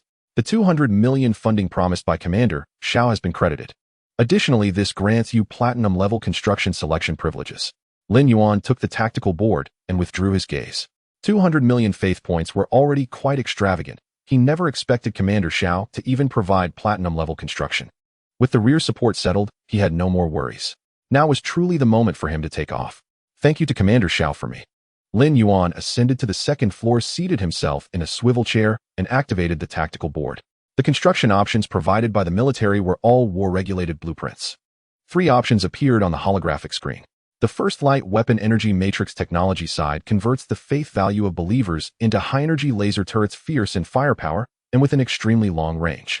The second heroic spirit tombstone undead faith side, the souls of fallen believers remain undying, transforming into heroic spirits to continue fighting, immune to physical damage until their souls dissipate. The third flesh and blood mutation nest biochemical abyss side, by inputting a massive amount of biological remains, the nest will decompose them into high concentration genetic flesh, significantly increasing the likelihood of beneficial mutations and berserk transformations in the kin. Without any hesitation, Lin Yuan directly pressed the third option. The technology-based light weapon matrix required an extremely high industrial foundation to support. That was something for the aristocratic descendants to burn money on for firepower coverage. The undead side's heroic spirit tombstones suited deities that followed a pure faith path. Only the flesh and blood mutation nest exuded a strong stench of the abyss and blood. Only the ultimate flesh and blood mutation with continuous devouring and fusion perfectly matched his SS-level talent creation extraction. Ding! The blueprint has been sent to your divine domain terminal. Lin Yuan casually opened the Pantheon trading network. Account balance 200,000. He couldn't even be bothered to look at the prices. Dark iron crystals, high-level corrupted flesh life gel. All the prerequisite materials for building the nest were purchased at the highest purity without hesitation. Half a minute later, all materials were delivered. Lin Yuan closed his eyes, his consciousness sinking as he descended into the divine domain. Under the dim sky, 300-meter-high radiation towers stood silently. The eerie green radiation ripples swept across the desolate scorched earth in concentric circles. The air was filled with radiation and toxic gas, but for the creatures here, it was the sweetest nourishment. On the ground, the heavy scorched earth faintly revealed dark green veins, as if the entire land had come to life. Lin Yuan hovered in midair, looking down at his territory. He could clearly feel that the once ruined laws of the wasteland were brewing a complete transformation under the constant nurturing of the 3 radiation towers. The core of the divine domain was heating up, just one final opportunity away from igniting the divine fire. Below, over 40,000 obsidian goblins lay resting by the toxic swamp. The bone armor on their bodies shone with a strange metallic luster of intertwined eerie green and dark red under the stimulation of radiation. Lin Yuan's mind shifted as he threw the newly purchased massive materials along with the platinum-level blueprint towards the ground. Construct. Boom. The scorched earth trembled violently, the crust torn apart by invisible hands. The massive materials melted and reshaped under the embrace of platinum light. A monstrous mountain of flesh occupying hundreds of square kilometers and resembling a gigantic heart forcefully emerged from the ground. The surface of the flesh mountain was covered with dark red veins as thick as water tanks, each pulse producing a booming sound, spewing forth a blood mist that obscured the sky. Platinum-level construction flesh and blood mutation nest. However, just as the nest was fully formed, the abyssal corruption tree 2 kilometers away suddenly went berserk. It sensed a dual threat of territory and nourishment. Hundreds of thick vines whistled through the air, striking at the newly born flesh mountain. The flesh mountain did not back down either. Its surface split open into countless mouths filled with meat, grinder-like sharp teeth biting down fiercely on the incoming vines, greedily sucking the tree's sap. The 2 massive biochemical structures engaged in a violent clash right in the center of the divine domain. The ground was torn apart by their struggle. 2 tigers cannot coexist on one mountain. Their functions were highly overlapping. Both were meant to devour flesh and blood. Lin Yuan hovered in midair, watching this scene coldly. If it were any other deity facing a platinum-level controlled structure, they would surely treat it like their ancestor, trying every means to mediate the conflict. But Lin Yuan was different. What is seen as a strategic-level building by the military here, it will serve only as fertilizer if it does not listen. Lin Yuan raised his right-hand palm, directed at the still roaring platinum-level flesh mountain. Extract. Dark golden chains erupted from the void, transforming into dozens of dragon-like tendrils that pierced through the flesh mountain's outer wall, directly striking its core. The self-defense mechanism of the platinum-level structure fought back wildly, the flesh squirming in a futile attempt to shred the chains. But in the face of this absolute rule, such resistance was meaningless. The massive flesh mountain began to rapidly dissolve. The construction laws collapsed. Ultimately, the entire flesh mountain transformed into an extraordinarily brilliant dark golden sphere of light suspended in midair. Tip: ignoring the law's extraction successful. You have obtained a platinum-level conceptual entry source of flesh and blood mutation. Effect: after bestowing it on a target, the target will gain ultimate decomposition and mutation abilities. Units bred will experience a 100 beneficial mutation and a significant reduction in growth cycle. Go! Lin Yuan flicked his fingers. The sphere of light transformed into a meteor crashing into the trunk of the abyssal corruption tree. The corruption tree emitted an extremely comfortable screech, its trunk expanding horizontally by a large margin. The bark surface revealed the unique bloodline patterns of the nest, and the number of suspended flesh sacs increased tenfold. But that was still not enough, it was merely an appetizer. Lin Yuan flipped his wrist. 3 specially made military lead boxes appeared before him. His original plan was to bestow the extracted entries directly to the entire army, but these 3 items were simply too high in rank. If he forcibly bestowed them on 50,000 goblins, his current faith point reserves would be drained, and he might even overdraw the newly budding core of the divine domain. Since I can't enhance individually, then let's transform the base into the ultimate armory. Lin Yuan's gaze locked onto the abyssal corruption tree and the black blood training ground below. Dark golden light erupted like the blazing sun. Lin Yuan crushed the first lead box. Diamond-level heart of the abyssal plague beast was exposed to the air, and the dark green toxic mist corroded the surrounding space. Extract. The heart exploded loudly, and before the green toxic blood could splash, it was forcibly stripped away by an invisible force condensing into 2 glowing orbs. Tip: ignoring the law's extraction successful. You have obtained an epic-level entry plague body of misery. Effect: attacks carry a lethal plague, and any absorbed toxin can restore its own vitality. You have obtained a platinum-level entry super speed toxin metabolism. Lin Yuan crushed the second lead box. Remains of the bone, evil god, altar, turned into a sky full of ashes. Countless frenzied whispers were about to explode in his mind, but were ruthlessly crushed by the dark golden light. You have obtained a diamond-level entry, endless carnage. Effect: for every enemy a believer kills, their basic attributes increase by 1 with no upper limit and reset after leaving combat. Finally, Lin Yuan opened the 3rd spatial folding container. The abyssal meteorite liquid gold, which even the military could do nothing about, and could not be forged by any divine fire poured out. It resembled a miniature black hole attempting to swallow the surrounding light and laws. In my presence there is nothing that cannot be forged. Lin Yuan's gaze was resolute, his divine power fully activated. Extract. The liquid metal began to boil and roll, emitting a sharp, piercing hum. Ultimately, under the pressure of absolute laws, it transformed into a droplet of pure black water radiating starlight. You have obtained an epic-level entry, living metal. Effect: equipment and flesh fully merge, achieving ultimate physical defense and magic resistance, and can freely change weapon forms according to the believer's will. Lin Yuan floated in midair. 4 high-level halos hovered above his palm. Platinum-grade super speed toxin metabolism. Epic-grade calamity toxic body. Diamond-grade endless slaughter. Epic-grade living metal.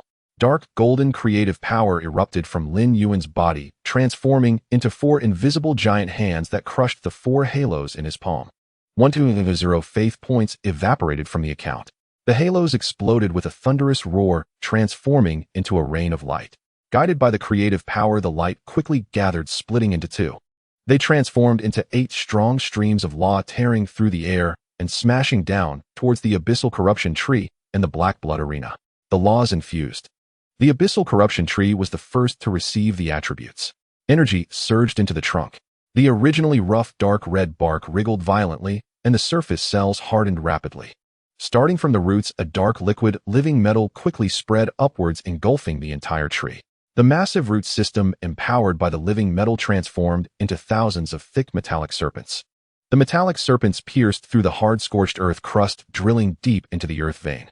The fire poison accumulated for tens of thousands of years in the depths of the earth vein was forcibly extracted by the roots, transforming into an energy stream that was sent upwards along the metallic trunk.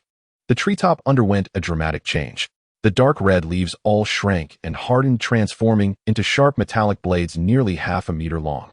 As the gale swept through, thousands of metallic blades rubbed against each other, producing a series of clashing sounds of metal. The thousands of flesh cocoons hanging from the trunk welcomed the most core transformation. The surface of the flesh cocoons secreted a special metallic membrane, completely wrapping them. Calamity toxic body and super speed toxin metabolism began to exert their power. The corruption tree no longer relied solely on blood and flesh for nutrients. It absorbed all the fire poison and radiation toxins extracted by its roots into its body. The deadly toxins transformed through super-speed metabolism became exceedingly pure life energy, which was all infused into the metallic flesh cocoon. The maturation cycle was infinitely compressed. The high-energy flesh cocoon, which originally required several days, rapidly filled with energy expanding at a visible speed. Immediately afterwards, the endless slaughter attribute erupted. The corruption tree transformed entirely into a killing magic plant. It opened the metallic pores on its trunk and actively exhaled a thick scarlet mist of slaughter. On the other side, the remaking of the Black Blood Arena was equally brutal. The moment 4 streams of energy struck the ground, the ancient bronze formation patterns melted directly. The entire surface of the arena lost its solid form, transforming into a violently surging sea of black living metal. The living metal sea boiled and rolled, then crazily climbed upwards along the edges of the arena. As the metallic liquid climbed, it constantly solidified, forming heavy, thick walls. Countless 3-meter-long vicious barbs sprouted from the surface of the walls. The high walls closed in towards the center. The arena was completely sealed into an extremely oppressive death gladiator cage. Inside the cage, the air was forcibly expelled by the living metal. Calamity Toxic Body unleashed its power, generating a dense green toxic miasma that was thick enough to almost turn into liquid within the cage. Any creature stepping into it would experience massive internal organ decay with each breath, only to be forcibly reformed by super-speed toxin metabolism. Endless slaughter simultaneously activated the foundation of the arena. The vengeful souls of the goblins who had died here over the past 55 years were drawn by the laws of slaughter, condensing in large numbers above the cage. The vengeful souls lost their consciousness, transforming into tangible gusts of slaughtering wind. The gusts rampaged within the arena, indiscriminately cutting and tearing apart everything in sight. The moment the two structures completed their transformation, the law fluctuations they emitted violently collided above the basin. Boom! The celestial phenomena of the divine domain changed abruptly. The howling wasteland winds that had been prevalent for years ceased, and the dark green ashes that had perpetually fallen from the sky abruptly stopped. A thick layer of ash clouds split open from the center, creating a massive fissure thousands of meters long. A thick dark red blood rain suddenly fell. The blood rain struck the scorched earth, struck the metallic leaves, and struck the obsidian goblin's skeletal armor. Lin Yuan floated amidst the torrential blood rain. He did not activate the divine power shield, allowing the blood rain to wash over his body. The cold blood rain contained a violent destructive law, yet it caused the blood within him to boil completely. He tightly closed his eyes. He clearly sensed that the last piece of kindling needed to ignite the divine flame and break through to demigod had arrived. Lin Yuan's consciousness soared infinitely high. He connected his soul and creative extraction talent with the core of this extremely distorted wasteland divine domain. His will urged forth. The core of the divine domain, hidden in the void, erupted with blinding dark golden light. In the deepest part of the wasteland's earth vein, energy began to gather. A demigod-level divine flame, symbolizing absolute destruction and rebirth, suddenly flared up, igniting a flicker of flame in the dark earth vein. The moment the flame appeared, a wave of heat from the laws swept across the entire domain. This heat ignored physical defenses, penetrating every inch of space within the divine domain. The laws underwent their first transformation. The 300-meter radiation towers located at the edge of the territory were nourished by the laws, undergoing astonishing mutations. The towers trembled violently, and the dark green metallic armor rolled outward. The mechanical structures of the base expanded and rose upward. Accompanied by the agonizing sound of metal friction, the 3 radiation towers surged to several hundred meters high, piercing through the split clouds. The dark green light sphere at the tip of the radiation tower swelled dramatically. The light sphere emitted a blinding beam of light, creating a violent energy reaction with the torrential dark red blood rain. A red-green intertwined radiation storm took shape. The storm carried tangible lethality, sweeping across the entire land. The severity of the desolate land was forcibly pushed to an extremely dangerous level. The cracked, scorched earth on the ground underwent structural changes due to the repeated battering of the storm. The soil carbonized extensively, solidifying into an incredibly hard black crystal. The once ruined wilderness transformed into a crystallized wasteland that refracted a cold, hard sheen. Lin Yuan opened his eyes. His black pupils reflected the scene of the battlefield below. Not enough heat. Lin Yuan's voice was cold. The demigod-level divine flame required a greater and more intense mutation to stabilize completely. He showed no hesitation and continued to push the divine power, injecting into the depths of the earth vein, further advancing the transformation of the laws. The dark red blood pool at the center of the basin was the first target. Under the direct roasting of the divine flame, the blood pool boiled violently. The blood surged, raising waves several meters high. The rock layers at the edge of the blood pool were shattered by the waves expanding outward wildly. Within just a few minutes, a pool transformed into a miniature abyssal blood sea. Countless thick earth-vein blood vessels burst forth from the bottom of the blood sea. These dark red blood vessels were as thick as water tanks, with pulsating veins covering their surfaces. They weaved and spread beneath the carbonized crystalline crust, forming a massive neural network that covered the entire domain.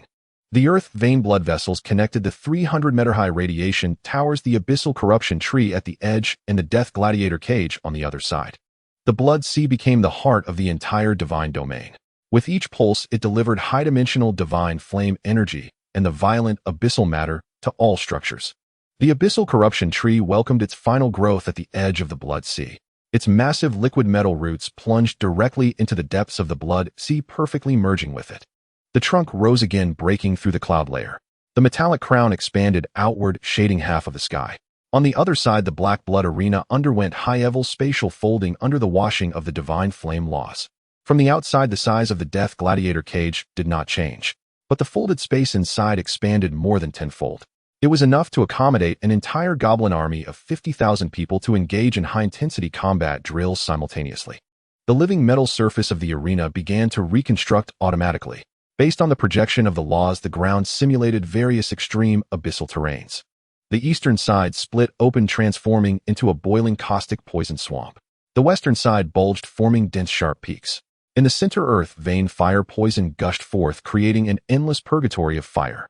The dark golden semi-divine fire expanded in the deepest part of the earth's veins. Lin Yuan hovered in the sky. A swirling storm of red and green radiation swept past him, yet could not shake him in the slightest. The violent force of the laws rampaged within his body, his consciousness torn apart and reassembled. He did not distract himself by suppressing the pain, releasing all perception, allowing the pressure of the divine fire to engulf the entire wasteland. At this moment, the structures within the divine realm had all completed their transformation. The towering radiation towers, hundreds of meters tall, roared into operation, cloaked by a ghostly green toxic light. The deathly arena spewed forth tangible winds of slaughter. The abyssal putrid flesh trees transformed into metallic demonic plants, their roots drawing nutrients from the sea of blood. The extreme pressure of the environment had reached its limit. Lin Yuan's indifferent gaze turned toward the vast earth below. He looked at those wasteland creatures trembling in this cataclysm, caught in extreme excitement. The environmental reshaping is complete. Lin Yuan's voice echoed in the minds of every creature without any fluctuation. Now begin to eliminate the waste. Boom. Lin Yuan raised his hand, unleashing his divine power without reserve. He forcibly stimulated the 4 bizarrely powerful buildings in conjunction with the semi-divine fire deep within the earth, initiating the cruelest forced transformation for all races within the divine realm. Dark red blood rain fell from the sky, mixed with high concentrations of radiation toxins pouring into the river Styx. In just over 10 minutes, the water level of the river Styx surged violently. The originally dark acidic waters transformed completely into a crimson sea of poison. The bottom ecological chain reacted first. The ash spore mushrooms covering the basin's perimeter, after absorbing the blood rain and radiation gas, welcomed uncontrollable growth. The dark gray caps rapidly swelled, growing from the size of a fist to the size of a grinding disc. The spots on the surface of the caps transformed into dark red poison sacs. As the breeze blew, the poison sacs burst, releasing a visible rich neurotoxin. Sensing this toxic gas, millions of corrupted cockroaches swarmed out from their underground nests. They surged to the surface, the swarm of cockroaches pouncing on the mutated ash spore mushrooms, devouring them ravenously. The toxins accumulated within them, and the force of the laws took effect on them. Visibly, the once rotting black shells of the cockroaches rapidly hardened and transformed, taking on a dark green metallic sheen. Their size swelled to half a meter long, with serrated metallic barbs growing from their mandibles. After consuming the mushrooms, this massive tide of insects turned their ravenous fangs toward everything living around them. In the sky, tens of thousands of demonic vultures were drenched by the blood rain. The blood seeped through their feathers into their flesh. Under the baptism of the laws, the vultures' feathers rapidly fell away, replaced by sharp, black metallic plumage. Their wings spread over 3 meters, their eyes turned a bloodthirsty crimson. They no longer circled, no longer waited for corpses on the ground. The swarm of vultures emitted piercing shrieks like thousands of dive bombers diving straight toward the swarm of cockroaches below. Meanwhile, the blood-sucking poisonous bats hidden deep within the mines were also forced out of their lairs by radiation and the aura of slaughter. The bats' bodies swelled to double their size, and sharp bone blades grew along the edges of their wings. They opened their mouths, emitting subsonic waves with tangible lethality. As the waves swept through, large groups of flying vultures bled from their orifices in midair, losing balance and crashing to the ground. At the bottom of the river Styx, the abyssal mire crabs reveled in the changes in water quality. The energy from the sea of blood made their shells harder than alloy, and their giant pincers evolved to produce high-frequency vibrations. Thousands of mire crabs crawled out of the water, swinging their massive pincers, mercilessly slicing the fallen vultures and the cockroaches near the water's edge in half. The water surface churned. Schools of carnivorous fish leapt out of the water. They absorbed the ultimate killing laws, and their gills mutated, enabling them to remain in the air for short periods. They flew like darts, breaking through the water, mouths wide open with metal teeth. They directly bit the low-flying poisonous bats, dragging them into the crimson river Styx and tearing them apart. All the bottom-dwelling creatures descended into extreme madness. But the real highlight was in the center of the basin. The leader, the tyrant, stood in the center of the blood pool, which had transformed into an abyssal sea of blood. It raised its head, spreading its arms, allowing the torrential blood rain to wash over its body. The divine fire beneath scorched the earth, and the energy from the sea of blood surged into its body. The tyrant's height surged past 8 meters like a bamboo shoot breaking through the ground. Its scales, once covered in dark golden patterns, began to writhe violently. A layer of deep black liquid metal seeped from its pores, perfectly interweaving and solidifying with its scales. It transformed into a true slaughtering demon god. With every breath, a dense green poison mist spewed from its mouth and nostrils, instantly vaporizing the crystalline ground around it. Its eyes were filled with ultimate brutality as it brutally stomped down with its right foot. With a thunderous boom, the crystalline ground within 100 meters shattered, shockwaves turning tens of thousands of nearby mutated cockroaches into dust. Behind the tyrant, over 40,000 goblin soldiers let out earth-shattering roars. They stood within the swirling storm of red and green radiation, their surface bones transforming entirely into living metal armor. The weapons and armor in their hands, under mental command, morphed into more lethal, better-fitting heavy metal weapons. Stimulated by the laws, the goblin army was left with nothing but their purest battle instincts. The cauldron of slaughter erupted fully. No commands were needed from Lin Yuan. All races within the divine realm, driven by the divine fire, and the 4 great structures began to slaughter each other. The vultures and poisonous bats in the sky bit into each other, large clumps of metallic feathers and severed limbs fell like a torrential rain. The swarm of cockroaches on the ground surged like a black tsunami, crashing wave after wave against the goblin army's formation. The goblins waved their living metal-heavy weapons wildly, hacking amidst the tide of insects. Sparks flew from the collisions of metal, and green acidic fluids splattered everywhere. By the bank of the river Styx, mire crabs and carnivorous fish clashed with the advancing goblin vanguard. The giant pincers snapped the goblins' weapons while the goblins opened their mouths, fiercely biting down on the crabs' compound eyes with their mutated poisonous fangs. The battle entangled in all dimensions of land, sea, and air. There were no tactics to speak of, just the most primal and bloody melee. One goblin was overwhelmed by tens of thousands of cockroaches, its living metal armor corroded through by the strong acid. But in the moment of its death, the strong acid self-detonation triggered, causing a violent explosion that shattered all surrounding cockroaches into a cloud of flesh. The surviving goblins stepped on their fallen comrades, grabbing the bits of cockroaches and stuffing them directly into their mouths. The wounds on the goblins' bodies healed instantly under the writhing of the living metal. Strike, kill, eat. Not evolving means death. Only the victors could survive this cataclysm and achieve the ultimate transformation. The tyrant rampaged on the battlefield. Its fists were the most terrifying battering rams. One punch crushed hundreds of mutated mire crabs and their shells into mush. It seized 2 dive-bombing demonic vultures and with a powerful pull of its hands tore them in half, bathing in their hot blood as it howled to the sky. The slaughter continued. Every second, thousands of creatures perished, turning into nutrients for the sea of blood and the putrid trees. Lin Yuan crossed his arms, hovering in the sky, coldly observing everything below. The mountains of corpses and seas of blood did not waver him in the slightest. His pupils reflected the madness below, feeling the immense feedback from the battlefield. The ultimate war faith. 50,000 soldiers, along with millions of lower-tier creatures, erupted with fervor, brutality, despair, and killing intent in their struggle for survival. Transformed into a dark golden torrent crossing the distances of space, injecting into Lin Yuan's body. This faith power was immense enough to burst the body of an ordinary semi-divine being. But Lin Yuan's body and soul had already been tempered through countless trials. Crack! A crisp sound of shattering echoed within Lin Yuan. It was the last shackle of an awakening divine being. Under the overwhelming impact of the war of faith, this barrier collapsed with a deafening roar. The dark, golden divine fire deep within the earth ignited Lin Yuan's divine soul directly through an unseen connection. Breakthrough semi-divine. Lin Yuan closed his eyes. At this moment, he felt his soul being elevated to an indescribable dimension. Vast mental power expanded infinitely outward from him as the center. His consciousness merged with the entire wasteland divine realm. Every tremor of the earth, every roll of the sea of blood, even the microscopic trajectories of each goblin wielding their weapons were all under his spiritual control. This was no longer mere perception, it resembled the dominion of a deity. With just a thought, he could extinguish the violent souls of tens of thousands of monsters through the mental link. In the real world, within the independent villa of the Starfire military district, Lin Yuan's physical body, sitting cross-legged on the bed, suddenly erupted with terrifying pressure. The air was directly expelled, and fine cracks appeared on the walls.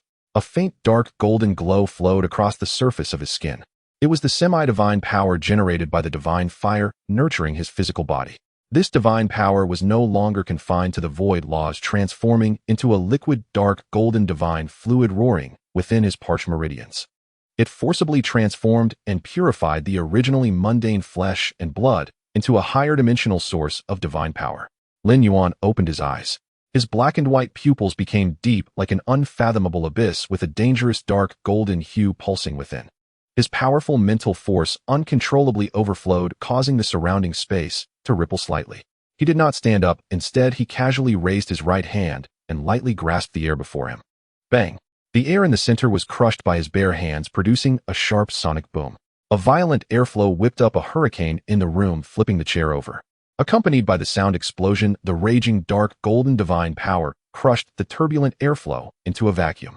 Even more terrifying was that the attached mental power directly sealed the microscopic laws of this space, making all elements submit under his will. This is the power of a semi-divine being. Lin Yuan looked at his palm, feeling the terrifying power within him that could destroy hills, the vast river of divine power flowing through his meridians, and the deep mental control in his mind. A satisfied smile appeared on his face. His current foundation had far surpassed mere physical brute force. Coupled with the laws of the wasteland contained within his soul and the overwhelming mental oppression without any blind spots.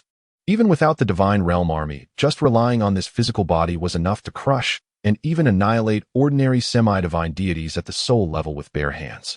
In the real world, 3 full days have passed.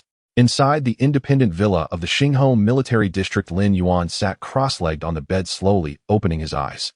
During these 3 days, the slaughter within the divine realm never ceased for a moment. The faith of war transcended dimensions, continuously pouring into his body. He firmly stabilized the divine fire that he had just ignited. His cultivation at the demigod level was not only solid, but was tempered to be unbreakable. Dark, golden divine power surged through his veins. Lin Yuan clenched his fists, the interlocking bones producing a thunderous sound. His consciousness sank. Lin Yuan once again descended into the wasteland divine realm. The scene before him had been completely overturned. The dark green ashes were replaced by a red and green intertwined radiative storm. The ground was no longer cracked, scorched earth, but an entirely carbonized, glistening black, crystalline wasteland. The sky had split open with a massive rift, and dark red blood rain was still falling. The slaughter had come to a halt. Lin Yuan calmly surveyed the battlefield. The casualties were extremely heavy. Originally a force of 50,000 goblins, only just over 20,000 remained. They stood on the corpses of their kin, gasping for breath. Some of these losses were due to the mad birds from above and the tide of insects from below. However, the vast majority were torn apart by their own kind during the struggle for resources from the sea of blood and the high-level flesh cocoons. The peripheral affiliated races also suffered severe losses. The ground was littered with broken metal feathers and shattered shells. The numbers of the demonized vultures, blood-sucking bats, mire crabs, and piranhas had collectively decreased by a third. The most tragic were the mutated cockroaches. Over 1 million insects had been brutally reduced to just tens of thousands by the goblins and the aerial and marine creatures. They were almost on the brink of extinction. Yet those who survived were all monsters. Lin Yuan raised his wrist, calling up the detailed panel of the Divine Realm terminal. A large amount of data scrolled down. Affiliated race Yuan blood, living gold demon, formerly Obsidian, Goblin Deep Mutation Quantity 1980, average rank Silver 8 stars, Silver 9 stars, race traits, living liquid gold armor covered in abyssal liquid metal, achieving extreme physical defense and magical resistance. Able to change weapon forms at will. Super speed toxin metabolism, immune to most lethal toxins, converting absorbed toxins into pure life force to repair physical damage. Endless slaughter after entering battle mode for every enemy killed. Base attributes increase by 1 with no upper limit on stacking, disappearing after leaving combat.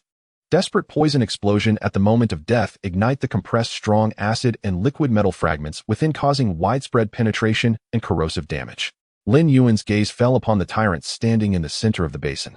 Its massive 8-meter-tall body shimmered with deep black liquid metal. It merely needed to stand there, and the surrounding space would warp due to the high-temperature toxic gas it emitted. Hero Unit Tyrant Rank Golden 5 stars, traits Absolute Domination, Eternal Divine, Fire Body Shockwave, Crushing, Heavy Strike. Golden 5 stars. The remaining 20,000 demons were all high-ranking silver. Lin Yuan continued to scroll down the panel. Affiliated race Black Gold Blade Feather Demon Vulture, formerly demonized Vulture Quantity 0 rank, Bronze 9 stars, Silver 1 star, traits completely metallicized feathers, incredibly strong in diving and cutting, possessing a red frenzy state, ignoring pain. Affiliated race Subsonic Bone Blade Bat, formerly Bloodsucking Bat Quantity 0 rank, Bronze 8 stars, Silver 1 star, traits bone blades grow from their wings, releasing high-frequency sound waves that directly damage internal organs and auditory nerves. Affiliated race Shockwave Liquid Metal Crab, formerly Meyer Crab Quantity 0 rank, Bronze 8 stars, Silver 2 stars, traits shell fused with liquid metal pincers capable of high-frequency shockwave shattering. Affiliated race Scarlet Flying Blade Bone Fish, formerly Piranha Quantity 0 rank, Bronze 9 stars, traits gills mutated capable of leaving the water surface for a short duration, with metal-sharp teeth and incredible bite force. Lastly, there were the insects that were almost wiped out. Affiliated race Dark Gold Poisonous Miasma Insect Clan, formerly Corrupted Cockroach Quantity 0 rank, Black Iron 8 stars, Black Iron 9 stars, traits Dark Green Metallic Exoskeleton, generated on the surface, sharp mandibles. After devouring flesh and metal, they can spew a large area of neurotoxic miasma. Lin Yuan's eyes lit up as he looked at the insect clan's data. Previously, he had been too lazy to manage this group of cockroaches because of their low intelligence and extremely large numbers. The mental commands always sank without a trace, but now it was different. With his breakthrough to demigod, his mental power surged. Moreover, the overall rank of the insect clan had risen to high Black Iron. Their soul fires could finally carry Lin Yuan's direct commands. Now Lin Yuan only needed a thought. He could command these 30,000 insects that could spew toxic miasma to form a suicide charge formation. Putting away the race panel, Lin Yuan opened the architectural data of the divine realm. The reshaping of the environment had completely transformed the 4 core buildings. Building name Wasteland Radiation Tower, rank Platinum, low tier, function releases red and green intertwined radiative storms. Biological entities within the storm have a 500 increase in genetic mutation rate. They can extract free energy from the air and convert it into high concentration toxic gas.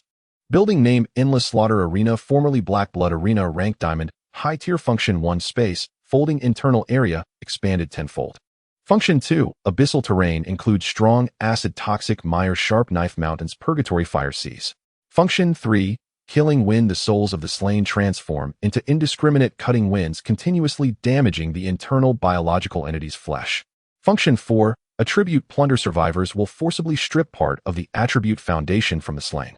Building name Liquid Metal Bloodsucking Demon Tree, formerly Abyssal Corrupted Flesh Tree, rank Half-Step, extraordinary, function 1, Liquid Metal Root System, roots in the sea of blood and earth veins, extracting fire, poison, and abyssal energy.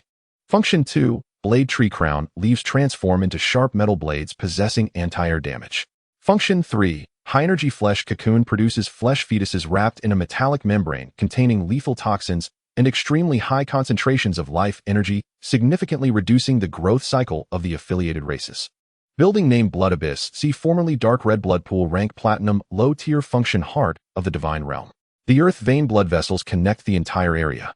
Providing violent life revival capabilities, affiliated races within the Blood Sea have their injury recovery speed increased by 1,000. Lin Yuan nodded in satisfaction. Although the rank of the Blood Sea was relatively low, its coverage area and strategic significance were irreplaceable. This transformation had multiplied his overall strength by more than 100 times. The current territory appeared somewhat vacant. 20,000 yuan blood-living gold demons had yet to reach the ecological carrying limit of this area. According to the production speed of the half-step extraordinary magic tree, given enough time the number of demons could completely multiply to over 100,000. However, Lin Yuan did not want to wait. He glanced at his account balance, 200 million faith points. Returning to reality, Lin Yuan walked to the desk and picked up the encrypted tactical board issued by the military. He attached the tactical board to the interface of the virtual helmet. Press the startup button. Identity verification passed. Connecting to the top-secret virtual intranet of the Xingho Legion. A flash of white light followed by a sensation of weightlessness. Lin Yuan opened his eyes, and he did not appear in the usual virtual conference room or trading square. Blinding high-pressure searchlights shone on his face. He stood at the edge of an extremely massive steel platform. Above him was the vast, boundless, and cold starry universe. Below was an unfathomable mechanical abyss. This was a giant war fortress established deep in the starry sky. The deafening mechanical roar filled his eardrums. Hundreds of heavy mechas, each standing 50 meters tall, roared out from the launch bays above, disappearing into the endless sea of stars. All around were hurriedly moving, heavily armored, iron-blooded officers. There were no holographic ads, no entertainment facilities. Here there were only the purest and coldest war machines. Make way, don't block the path. An officer exuding the pressure of a peak demigod strode past Lin Yuan, casting a cold glance at him. Lin Yuan stood at the edge of the steel platform, looking up with his vertical pupils. A chilling coldness surged straight to his mind. The dark, golden divine power within him automatically operated, forcefully crushing this sensation. He averted his gaze and did not linger on the platform. Following the tactical navigation, Lin Yuan traversed the intricately complex mechanical corridors. 5 minutes later, he stopped in front of a large alloy door. The doorplate glowed with a warning light: logistics strategic command. Lin Yuan reached out and pressed the access button. With a hiss, the pressure valve released, and the metal door slid open to the sides. The space inside was enormous, with hundreds of holographic screens suspended in midair. A dense stream of data refreshed. A middle-aged man dressed in military uniform and wearing the rank of a colonel on his shoulder stood in front of the control console. His hands typed on the virtual keyboard, leaving behind after images, while his mouth continued to roar. Where is the coagulation agent for the 7th Legion? Do they want the wounded to bleed out? Tell Logistics Division 2 that that batch of crystal cannon tubes must be produced, even if it means rubbing them out by hand. The man suddenly turned around. His hair was disheveled, his eyes bloodshot, and a deep-rooted irritability born from long nights, without sleep, shone in his gaze. He fixated on Lin Yuan standing at the door, his gaze sharp. His eyes lingered on Lin Yuan's youthful face for a second, and his brow slightly furrowed. You are the high school student Lin Yuan who was specially approved by Commander Xiao. The logistics officer strode over, his tone extremely impatient. I don't care what background you have, nor do I care why the commander gave you special access. Speak quickly. I don't have time to play house with a child. The 3 legions on the front line are waiting for me to allocate supplies. Lin Yuan remained expressionless, unaffected by the other party's bad attitude.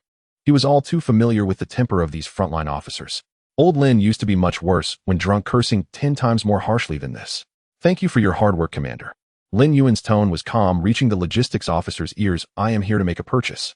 He raised his wrist, bringing up the holographic tactical board to display the account balance. 198300000. A string of glaring zeros. The logistics officer's eye twitched as he stared at the screen. Lin Yuan retracted the hologram, getting straight to the point. 200 million belief points. I just loaded the platinum-level structure flesh and blood aberration nest. I need you to recommend the most cost-effective live feed to fill this bottomless pit. The logistics officer's fingers paused midair over the keyboard.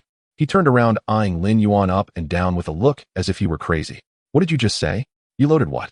The logistics officer's voice rose by 8 octaves. Flesh and blood aberration nest. Lin Yuan nodded. Crazy. Commander Xiao is also a madman, daring to give you such a controlled-level blueprint.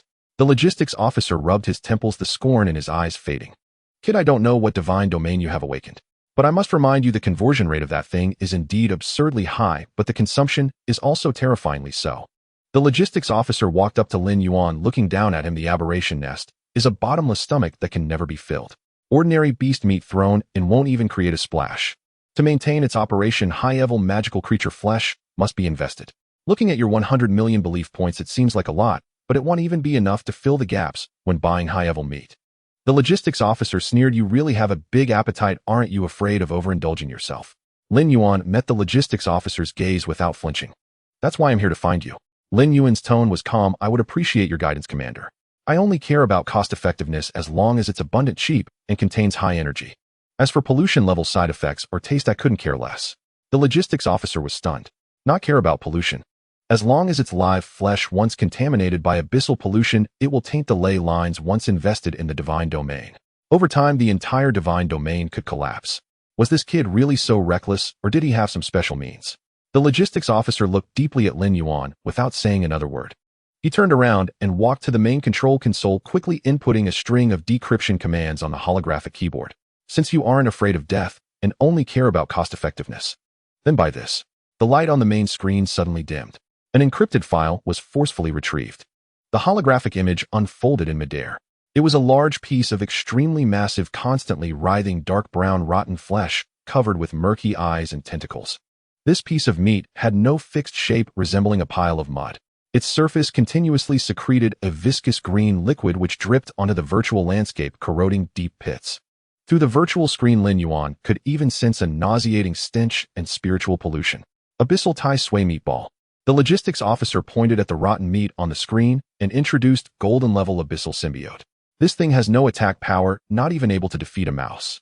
But its vitality is extremely strong. The logistics officer emphasized as long as there is soil and water, even in strong acidic toxic water, it can infinitely proliferate. Cut off a pound, and tomorrow it will grow back 10 pounds. The logistics officer turned around, leaning against the control console.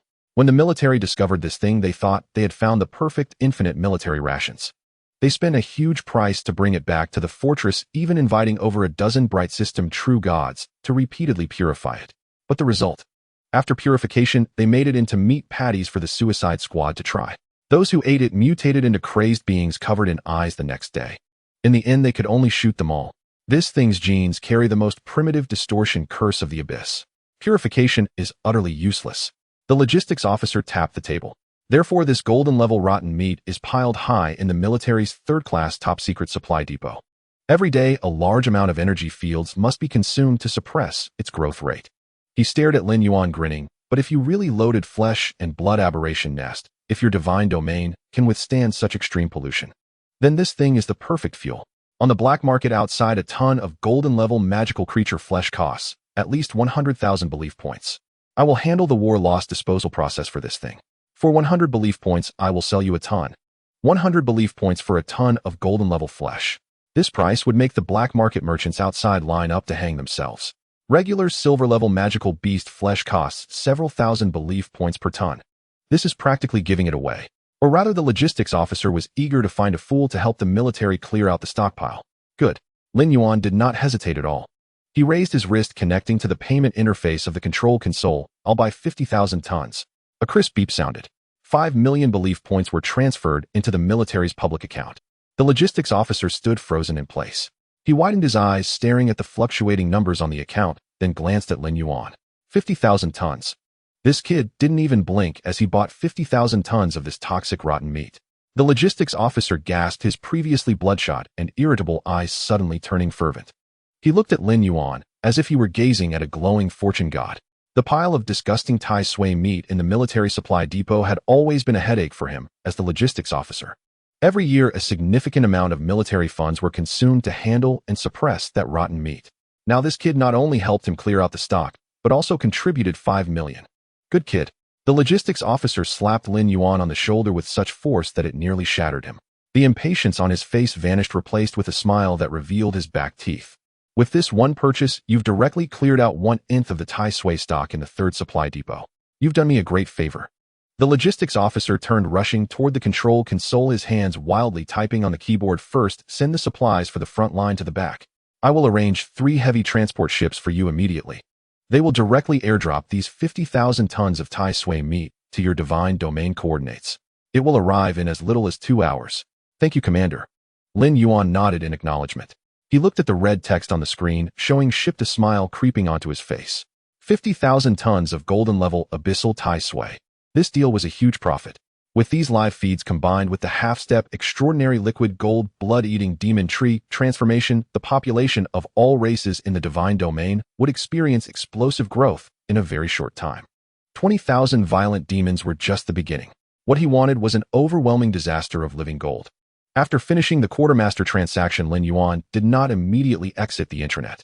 In the upper right corner of the tactical board, a red, encrypted message popped up. Sender shall lie. Lin Yuan opened the message and found an attached document. Xingho Legion Classified Zhuanzu Extreme Cultivation Manual. Above the text was a short voice note left by Shao Lai. Lin Yuan, everything recorded in this manual are the blood-soaked lessons the military accumulated over a century on the Xinyuan front line. Shao Lai's voice was hoarse, laced with a grim severity. Although these methods can forge terrifying combat strength in the Zhuanzu, in an alarmingly short time the cost is enormous. Use your discretion. In the wars of the Xinyuan, survival is the only truth. Lin Yuan's face betrayed no emotion as he opened the first page of the manual. What met his eyes were gruesome pictorial records. The deeper Lin Yuan read, the more tightly his brow knit. This was not a cultivation manual at all, but a thoroughgoing guide to consuming followers. Every method documented struck Lin Yuan as a reckless plundering of future potential. The first was called the Shuehe Burst Method. Procedure: shatter the crystal core of a high-tier Xinyuan beast and forcibly implant it into a follower's heart. The effect was dramatic. A follower's combat power could double within 3 months, even allowing them to slay foes above their grade. But the price was brutal.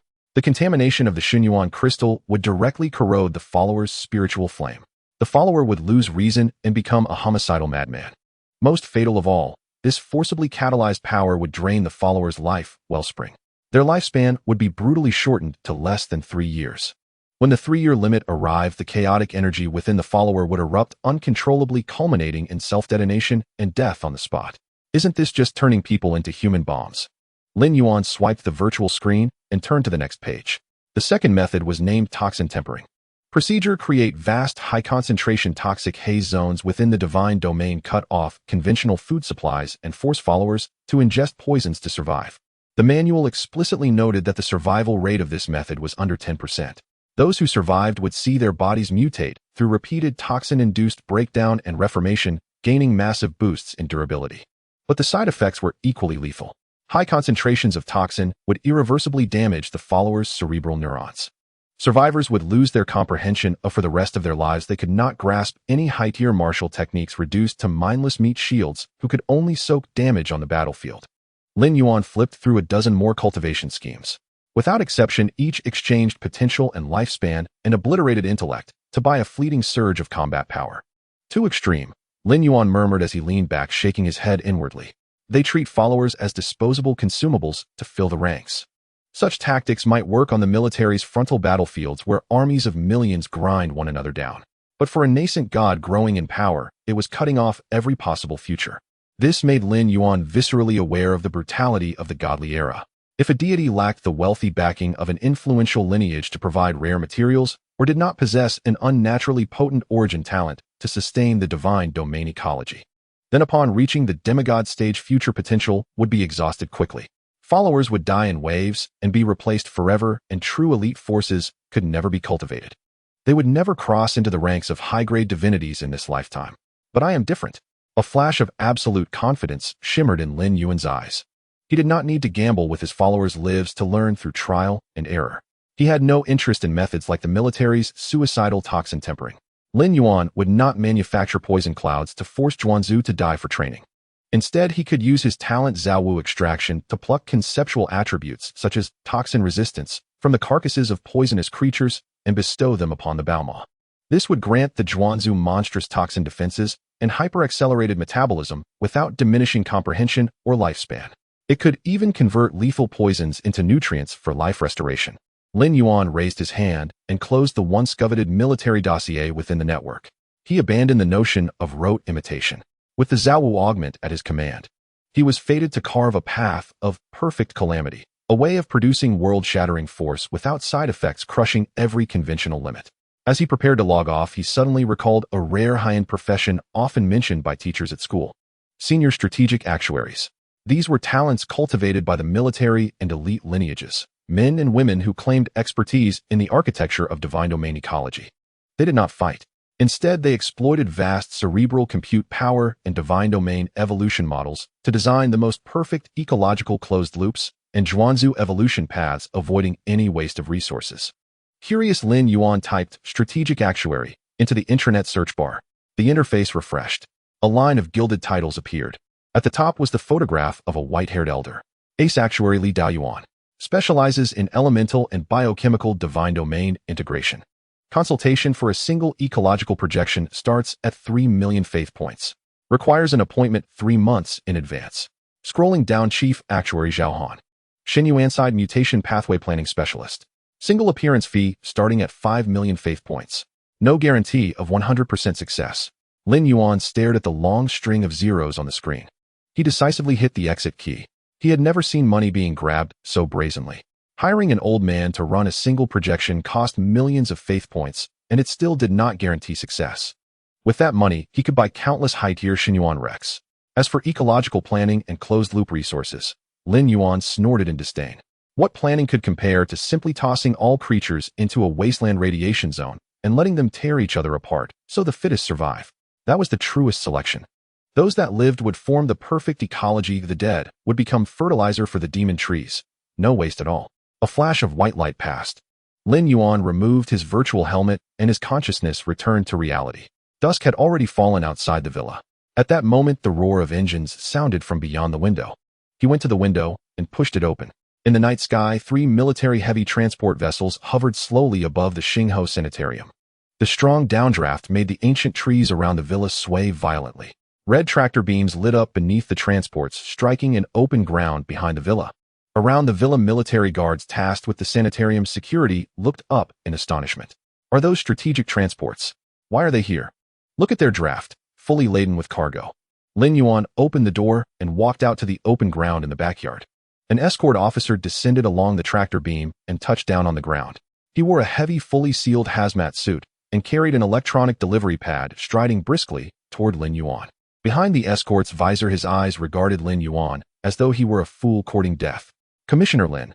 The escort's voice, altered by a voice modulator, was taut with urgency. The 50,000 in shipment of golden-grade Xinyuan Taisui meat masses you ordered has arrived in full. He pointed at the metal containers descending slowly above them. The containers were plastered with glaring Xinyuan contamination warning labels, and high-voltage arcs crawled across their surfaces.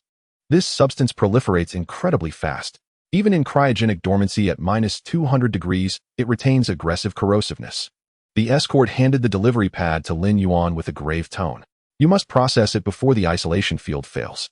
If it leaks, the entire sanitarium will be swallowed by that rot. Lin Yuan took the pad and pressed his fingerprint decisively. Understood. The exchange was complete. The escort did not linger a second longer. He activated his tactical pack thrusters and sped back to the transport. After dumping the containers, the 3 transports throttled up and impatiently departed the airspace. Lin Yuan stood where he was and looked up at the mountain of specialized spatial containers piled before him.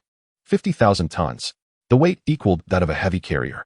Without hesitation, Lin Yuan unleashed his demigod mental power and tore open an obsidian gold divine domain conduit. Open! At Lin Yuan's thought, the electronic locks on all the compression containers released in unison. Bang! Bang! Bang! The container doors detonated open. 50,000 tons of dark brown, mucus-slick Taisui meat masses cascaded through the divine domain conduit and poured out. The moment the Taisui meat hit the ground, a grotesque aura characteristic of abyssal creatures was released. Its stench was so intense that it made one feel nauseous, overpowering even the swirling storm of red and green radiation. The dark brown meat rapidly bulged, covered in countless murky eyeballs, while thousands of viscous tentacles flailed in the air. Upon contact with the carbonized crust, the strong acidic slime at the bottom of the Taisui meat corroded deep pits. Even more terrifying was its rate of proliferation. Contaminated by the high concentration of poisonous gas and blood rain within the divine realm, the cells that were originally frozen in stasis began to awaken. The mass of meat inflated like a balloon, splitting into 2 and then into 4. In just a few minutes, the mountain of 50,000 tons of Taisui appeared, even larger than before. This was the most enigmatic creature of the abyss. As long as there was energy and moisture, it could endlessly devour and reproduce. Want to turn the tables? Lin Yuan floated in midair, gazing down at the sea of Taisui meat, his expression unwavering. With a thought, the liquid metal blood-devouring tree sensed the stimulation from the high-grade flesh and began to rampage. Tens of thousands of liquid metal roots erupted from the ground in an extremely savage manner, piercing into the core of the Taisui mass. Sizzle! The sound of corrosion echoed. The toxic liquid of the Taisui attempted to dissolve the metal roots, but was forcefully reversed by the ultra-toxic metabolism. The deadly poison turned into nutrients, surging along the metal veins. The Tai Sui felt threatened and countless eyeballs on its surface widened in unison as its tentacles strained to crush the metal roots. However, before this tree of magic, the resistance of the golden grade Tai Sui was meaningless. The crown of the magic tree gently swayed, its sharp metallic leaves rubbing against each other. From the trunk hung hundreds of thousands of metallic flesh cocoons.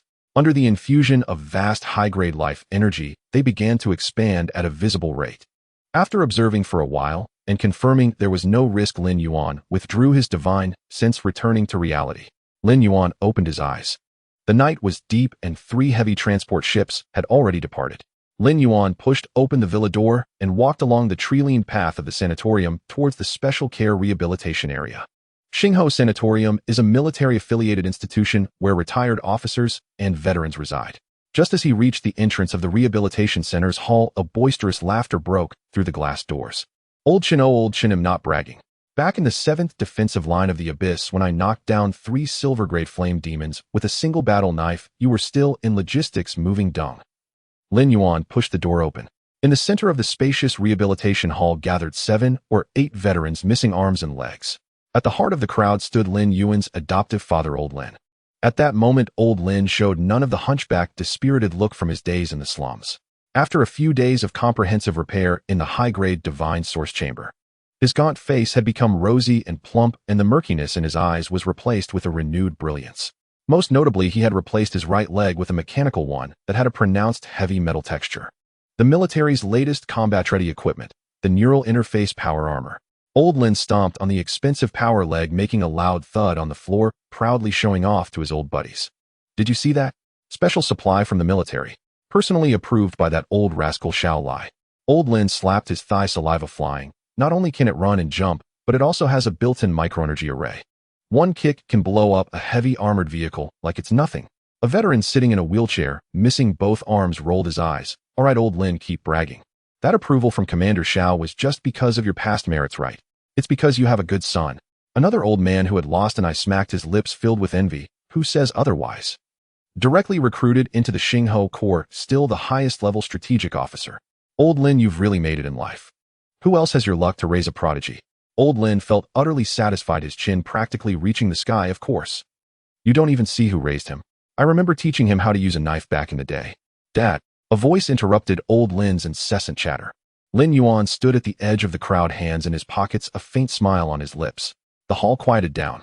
A few veterans who had just been making a ruckus straightened up instinctively upon seeing Lin Yuan. Although Lin Yuan was young, he was now a bona fide senior officer in the military. His status far surpassed that of these retired soldiers. The moment Old Lin saw Lin Yuan, his earlier arrogance diminished slightly. He instinctively rubbed his hands together, his old face flushing for a rare moment, but the smile in his eyes was impossible to hide. Yuanzi, why are you out? Aren't you supposed to be resting inside? Old Lin walked over his mechanical leg, making no pause as it thudded against the ground. He had evidently fully adapted to the neural interface. I finished my tasks and came to see how you were recovering. Lin Yuan glanced at Old Lin's mechanical leg and complexion. The divine source chamber was indeed powerful, not only reshaping his limbs, but also eliminating the hidden injuries that had accumulated in Old Lin over the years. I'm doing great. I feel like I could punch a bull to death now. Old Lin patted his chest, then glanced at the wall clock, quickly adding, Are you hungry? Let's go home. Dad will make your favorite braised pork. After saying that, Old Lin turned and waved to the veterans. You guys take care. They'll treat you to drinks later. The veterans waved back with smiles, their eyes full of envy. Half an hour later, in the first-floor dining room, the table was filled with dishes made from high-grade magical beast meat. The braised pork was made from the belly meat of silver-grade Hungheng pigs, rich, yet not greasy, translucent, and glistening. Lin Yuan picked up a piece and put it in his mouth. The flavor burst forth, melting instantly. If it's delicious, eat more. These ingredients are specially supplied by the military logistics. In the past, the two of us couldn't even have a bite during the new year. Old Lin sat across from him, not eating, but resting his chin on his hands, watching Lin Yuan eat with a beaming smile. While Lin Yuan chewed, he raised his left hand and casually tapped a few times on the screen of his personal terminal. Ding! The old personal terminal on Old Lin's wrist suddenly emitted a prompt sound. Old Lin was startled and hurriedly lowered his head to open the screen. The screen popped up, displaying a line of enormous golden numbers jumping in the center. Your public account has received a transfer 50000 faith points. Old Lin's smile froze on his face. He rubbed his eyes, his finger poking at the screen, counting the zeros one by one. 1 10,000,000 10,000 100,000 million. Old Lin gasped, his voice trembling. 5 million faith points. Lin Yuan swallowed the meat in his mouth and pulled out a tissue to wipe his lips. It's a relocation fee. A special allowance from the military personally approved by Commander Xiao. You take this as pocket money. If you want to drink, go to the Spirit Fruit Brew in the Star Net. If you want to play cards, feel free to play. Don't drink that cheap synthetic alcohol that harms your liver anymore. If you run low on money, just ask me for more. Old Lin opened his mouth as if to say something, but felt as if his throat was blocked by a lump of soaked cotton. 5 million pocket money. He stared blankly at the young man across from him. That face remained youthful, but the reserve and awkwardness from his days in the slums had long vanished. Old Lin suddenly realized that the fledgling eagle he had once protected with all his might had unknowingly grown into an eagle capable of soaring across the skies. You little brat, burning money. Old Lin muttered, his voice trembling. His eyes suddenly turned red and his vision blurred, making it hard to see the dishes on the table. Old Lin stood up, turning away from Lin Yuan. He pretended to go to the kitchen to grab a ladle, his large hand wiping his face roughly. You've made it. Truly made it. Old Lin suppressed his voice, his shoulders shaking slightly as he turned his back to Lin Yuan. Lin Yuan sat in place, watching Old Lin's revitalized broad back, feeling a warm current surge in his heart. The path to divinity is long and bloody. He fought decisively in the divine realm, striving to grow stronger. Wasn't it for this moment? To allow those around him to live with dignity and pride. Lin Yuan lowered his head, continuing to deal with the braised pork in his bowl. The sunlight pierced through the thin mist, and a booming voice from the old forest resonated outside the window. Lin Yuan finished washing up and returned to his bedroom, donning the black virtual connection helmet. Today marks the first summary class after the practical assessment of the Abyss battlefield. Iris verification passed. Connecting to the virtual campus of Jiangqing 3rd Academy. The sensation of weightlessness vanished in an instant. As his vision refocused, Lin Yuan stood at the entrance of the classroom for the 3rd year Class 7. The classroom was bustling with voices. Have you heard? The first place, Su Yueying's Holy Light Angel, formed a battle formation during the assessment and managed to grind down a 4th-tier magical beast.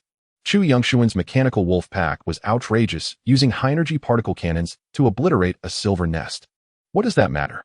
Haven't you seen the final leaderboard? Our class. The discussion abruptly ceased the moment Lin Yuan stepped through the classroom door. Dozens of eyes turned in unison, fixated on Lin Yuan. Awe, admiration, and an unmistakable hint of fear were evident.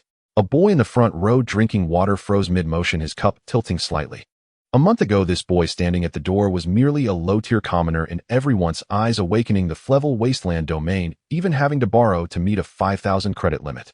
Who would have thought that after just 10 days of practical assessment, he led a group of mutated goblins to carve a path through the shattered continent, accumulating a staggering 1.2 million points. He trampled countless offspring of noble families with B and A-level domains underfoot, showcasing a stark contrast. Brother Yuan. A loud shout broke the silence. Wang Ponzi leaped from the last row. His 300-pound frame burst forth with astonishing speed, rushing to Lin Yuan's side. He bent his knee and slid across the floor for a full meter, stopping at Lin Yuan's feet. Yuan God. You are now the living legend of Jiangqing's 3rd-year cohort. The chubby boy hugged Lin Yuan's right leg, his face beaming, spittle flying everywhere. You won't believe it. Yesterday, while I was at Star Harbor Square, I casually mentioned to someone that we grew up as brothers sharing the same pants. The class flower from Class 2, who wouldn't even glance at me normally, took the initiative to add my contact. She even asked if I had eaten that night. Wang Ponzi quivered with excitement, his flesh jiggling. Brother Yuan, I'll follow you for life. You eat meat, and I won't even drink broth. I'm fine just smelling it. All right, get up. You're about to rub your snot on my pants. Lin Yuan chuckled helplessly. The boy, immediately silenced, scrambled to his feet, dusting off his knees, and stood behind Lin Yuan like a loyal henchman. Lin Yuan walked down the aisle towards his seat. With each step he took, the students on either side instinctively recoiled.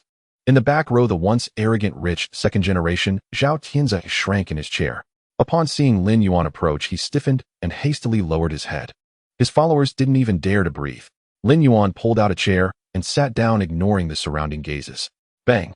The classroom door swung open. The homeroom teacher Lei Yin walked towards the podium, scanning the room. Previously, his gaze was stern and cruel, as if sizing up a group of recruits who could die at any moment in the abyss. However, today, when his eyes passed over Lin Yuan, they paused for a noticeable 2 seconds, revealing a rare glimmer of admiration and respect. Everyone sit down. Lei Yin tapped the blackboard. The classroom immediately fell silent. The major examination is over. Those who survived have proven you are not useless. But don't rejoice too early. Lei Yan leaned on the podium, his voice deep. The upcoming provincial midterm differentiation exam is the true moment that will determine your fate. Lei Yan turned around and pulled up a holographic star map on the blackboard. Today's lesson will not cover basic theories, but will delve into the evolution of Legion factions. The Abyss battlefield is merciless and ruthless. Solo combat leads only to a dead end. To survive, one must clarify the development direction of their kin and concentrate resources. Lei Yan clicked on 3 different three-dimensional images. There are 3 common factions. First, the Beast Heavy Armor faction. They build extreme single-target strength through resource accumulation. For instance, the Titan battle group in the 7th defense zone costs a staggering 1 billion faith points for a fully grown golden Titan. On the battlefield, they are fortresses of war. The drawback is evident: a losing one can bankrupt a medium-sized financial group. Second, the Technological Firepower faction. This combines laws with machinery to establish high-energy particle cannon arrays and orbital strike systems. As long as the logistics keep up, nothing survives under the fire coverage. But once magical beasts close in, the collapse of the defense line can happen in an instant. Third, the Swarm Disaster faction. They abandon individual defense, pursuing extreme reproduction and mutation. They fill the stomachs of magical beasts with countless cannon fodder until they burst. At this point, Lei Yan paused and glanced towards the back row. Lin Yuan. Lin Yuan lifted his head. You displayed exceptional leadership qualities during this practical assessment, Lei Yan stated seriously with a hint of discussion in his tone. Given your insights from practical combat, how would you choose a faction in an environment of extreme resource scarcity? The attention of everyone once again focused on Lin Yuan. Everyone perked up their ears. This was a chance to learn from the top commoner who was at the pinnacle of his class. Even a single piece of advice would be invaluable. Leaning back in his chair, Lin Yuan thought about resource scarcity. He casually replied, "As long as there are enough numbers and you're not afraid of dying, the faction doesn't matter." This statement was completely sincere. As long as there's enough cannon fodder and lives are cheap, you can overwhelm the magical beasts with sheer numbers. Many students in the classroom looked bewildered. Is that it? It sounded like a meaningless platitude. Just as the atmosphere was about to become awkward, a sudden loud bang came from the front row. Class monitor Li Xiuqi suddenly slammed his desk and stood up. This class monitor, who possessed the bountiful Oasis domain, usually presented an elite demeanor. Now his face flushed, and his eyes were filled with the shock of enlightenment. Simplicity is the essence of the great path. Li Xiuqi adjusted his gold-rimmed glasses, his voice trembling with excitement. What Lin classmate means is that we often get too caught up in the divisions of factions, ultimately falling into mediocrity. Li Xiuqi turned to the entire class, his tone impassioned. What is the essence of the Abyss battlefield? It is consumption. It is the brutal slaughter of flesh and blood. What Lin classmate said about having enough numbers and not fearing death may seem to refer to the Swarm faction, but in reality, it reveals the core logic of war, abandoning all flashy configurations, pursuing extreme mob tactics and flesh consumption. He took a deep breath, looking intently at Lin Yuan. I previously thought that equipping the kin with well-crafted armor and arranging tight formations was the key to scoring high. But I was wrong. In the face of a true Abyss meat grinder, any armor will be shredded. Investing massive resources to protect the kin only stifles their ferocity. Not treating the kin as humans, completely cutting off their retreat, and using overwhelming cannon fodder to dilute the frequency of magical beast attacks. That is the strategy with the lowest cost and the highest return. Li Xiuqi slightly bowed his head to Lin Yuan, his tone filled with deep admiration. Lin classmate, to grasp such a level of strategic vision, starting from inflexible wasteland, is truly impressive. I, Li Xiuqi, am ashamed in comparison. The entire class gasped in astonishment. So that's how it is. Within the words of this big shot lies such profound philosophical insights on war. No wonder you are Yuan God. A casual remark raises the realm to heights we can barely fathom. Understood. I will go back and sell all my enchanted bows and arrows from my elven archers and replace them with the cheapest iron knives for an all-out assault. Lei Yan stood at the podium, a glimmer of understanding flashing in his eyes. He looked at Lin Yuan, nodding earnestly, his tone filled with approval. Well said. War has never been a banquet. Why does the federal military establish so many cannon fodder camps at the front lines? Because high-tier combat power is too precious. Lin Yuan, your ability to see through this bloody essence proves that you are innately suited for the position of commander. Lin Yuan sat in his chair, appearing calm on the surface, but feeling utterly speechless inside. What on earth were these people imagining? He truly just thought that the goblins were dim-witted and didn't need tactical discussions. How did it elevate to the level of strategic vision? The holographic star map on the podium slowly faded away. Lei Yan leaned on the edge of the podium, observing the students below, each with varied expressions. The upcoming midterm streaming exam. Lei Yan's voice echoed in the classroom devoid of any warmth. Don't think that just because you survive the practical simulation you can take a breather. The streaming exam will determine whether you remain at Jiangxing Third Academy for further studies or are forcibly dispatched to the front lines as logistics support personnel. The exam format is confidential and the examination location is a secret. The only thing I can tell you is that the death rate will not be lower than that of the practical landing. Lei Yan picked up the teaching materials and turned to walk towards the classroom door. Make the most of the remaining time and extract every bit of potential from your divine realm. Class dismissed. As Lei Yan left, the previously quiet classroom erupted in chaos. The pressure was overwhelming. The practical assessment had already eliminated a number of individuals. The streaming exam hung over all civilian students like a guillotine. The children of noble families had financial backing, but for these civilians, failure meant a lifetime spent hauling corpses and debris on the front lines. Lin Yuan sat calmly in his seat. He raised his wrist, preparing to log off the star network and check on the breeding progress of the raging demons in his divine realm. Yuan Gu. Wait a moment. A chubby hand pressed down on Lin Yuan's wrist. Wang Fatty leaned closer, lowering his voice. Don't be in such a rush to leave. A few friends in class are planning to gather at the mechanical tavern on the star network before the big exam to relax a bit. Everyone has mentioned wanting you to join and support us. Lin Yuan glanced at the aisle. Several civilian boys who usually had low presence in class were eagerly watching him. I don't have time. I still have simulations to run in my divine realm. Lin Yuan firmly rejected the invitation. Yuan Gu, give us a break. Wang Fatty rubbed his hands together, uncharacteristically dropping his usual playful demeanor, his tone carrying a hint of pleading. Everyone just wants to toast to you, no other intentions. It's my treat. Lin Yuan looked at the hope in Wang Fatty's eyes. In this world of deities, Old Lin was his reverse scale and Wang Fatty was one of his few friends. All right, let's go. Lin Yuan stood up. Wang Fatty rejoiced and turned to give the other boys a gesture of all set. Virtual Star Network Budget Leisure Zone. Mechanical Tavern. The scent of machine oil mixed with heavy metal music filled the dimly lit private room. The holographic dancer twisted in the center of the table, surrounded by virtual alcoholic beverages. Although these drinks couldn't be brought into reality, they could perfectly simulate the neural stimulation of drunkenness. Lin Yuan pushed the door open and walked in. The previously noisy conversations in the room ceased. Everyone stood up. Yuan Gu has arrived. Quick, Yuan Gu, sit here. Wang Fatty pushed Lin Yuan to the central seat. To his left was Wang Fatty, and to his right was a boy named Zhou Chun. Previously in class, Lin Yuan would always sit in the corner during such gatherings as transparent as air. But today, after he sat down, only then did others dare to take their seats. Fear, flattery, awkwardness. Various emotions intertwined on these young faces. Zhou Chun lifted a full glass of blue glowing liquor, raising it in front of Lin Yuan with both hands. His hands even trembled slightly. Yuan Gu, in the past I laughed at you in class alongside Zhao Tianzi. I really wasn't a good person. Zhou Chen's eyes reddened as he tilted his head back and downed the liquor in one go, coughing repeatedly. This drink is my apology. I heard you were taken away by the military high ranks. From now on you will be a true military big shot, and I toast to you. With a leader stepping forward, the other boys also raised their cups. Yuan Gu, if you become successful in the future, don't forget about the brothers from Class 7 of Senior 3. Exactly, I said. Yuan Gu was so low-key, he must be hiding a big move. Indeed, he has made a stunning debut. Lin Yuan raised his cup lightly and tapped it against the table. I wouldn't call myself a military big shot, Lin Yuan replied flatly, not taking their words to heart. I just signed a standard military district contract and received some basic resource allocations. The Shadowblade contract was a military secret. Even if it weren't, Lin Yuan wouldn't reveal his trump card to this group.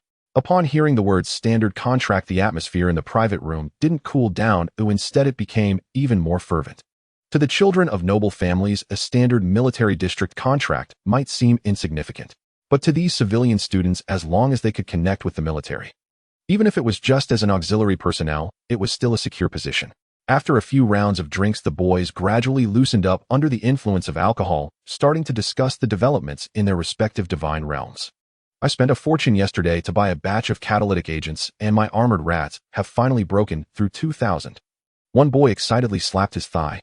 As long as I don't encounter poisonous monsters during the big exam, I can definitely take down a few bronze-ranked monsters. What's that compared to me? I mutated all the rye grass in my divine realm. Now when the believers consume it, it can increase their health recovery speed by 3%. In a protracted battle, I won't back down against anyone. Lin Yuan held his cup, remaining silent. Soon the atmosphere of the gathering shifted. Zhou Chun, fueled by alcohol, shifted his chair closer to Lin Yuan. His cheeks flushed, his gaze flickered. After hesitating for a while, he finally spoke. Yuan Gu, Your divine realm's foundation must be unfathomable now. Zhou Chen swallowed hard, lowering his voice. Do you still need any affiliated gods? Once these words were spoken, the heavy metal music in the private room seemed to quiet for a moment. All eyes turned to Lin Yuan. In their gazes lay unmasked desire and greed. The affiliated god contract. A month ago, Zhao Tianzi had humiliated Lin Yuan in class with this contract, only to be mocked back by Lin Yuan. In the world of deities, handing over a note of law meant becoming an affiliated god. This was tantamount to surrendering dignity, turning into a meat shield to protect the main god from damage, and a blood bag for resource extraction. But that was the case for the talented.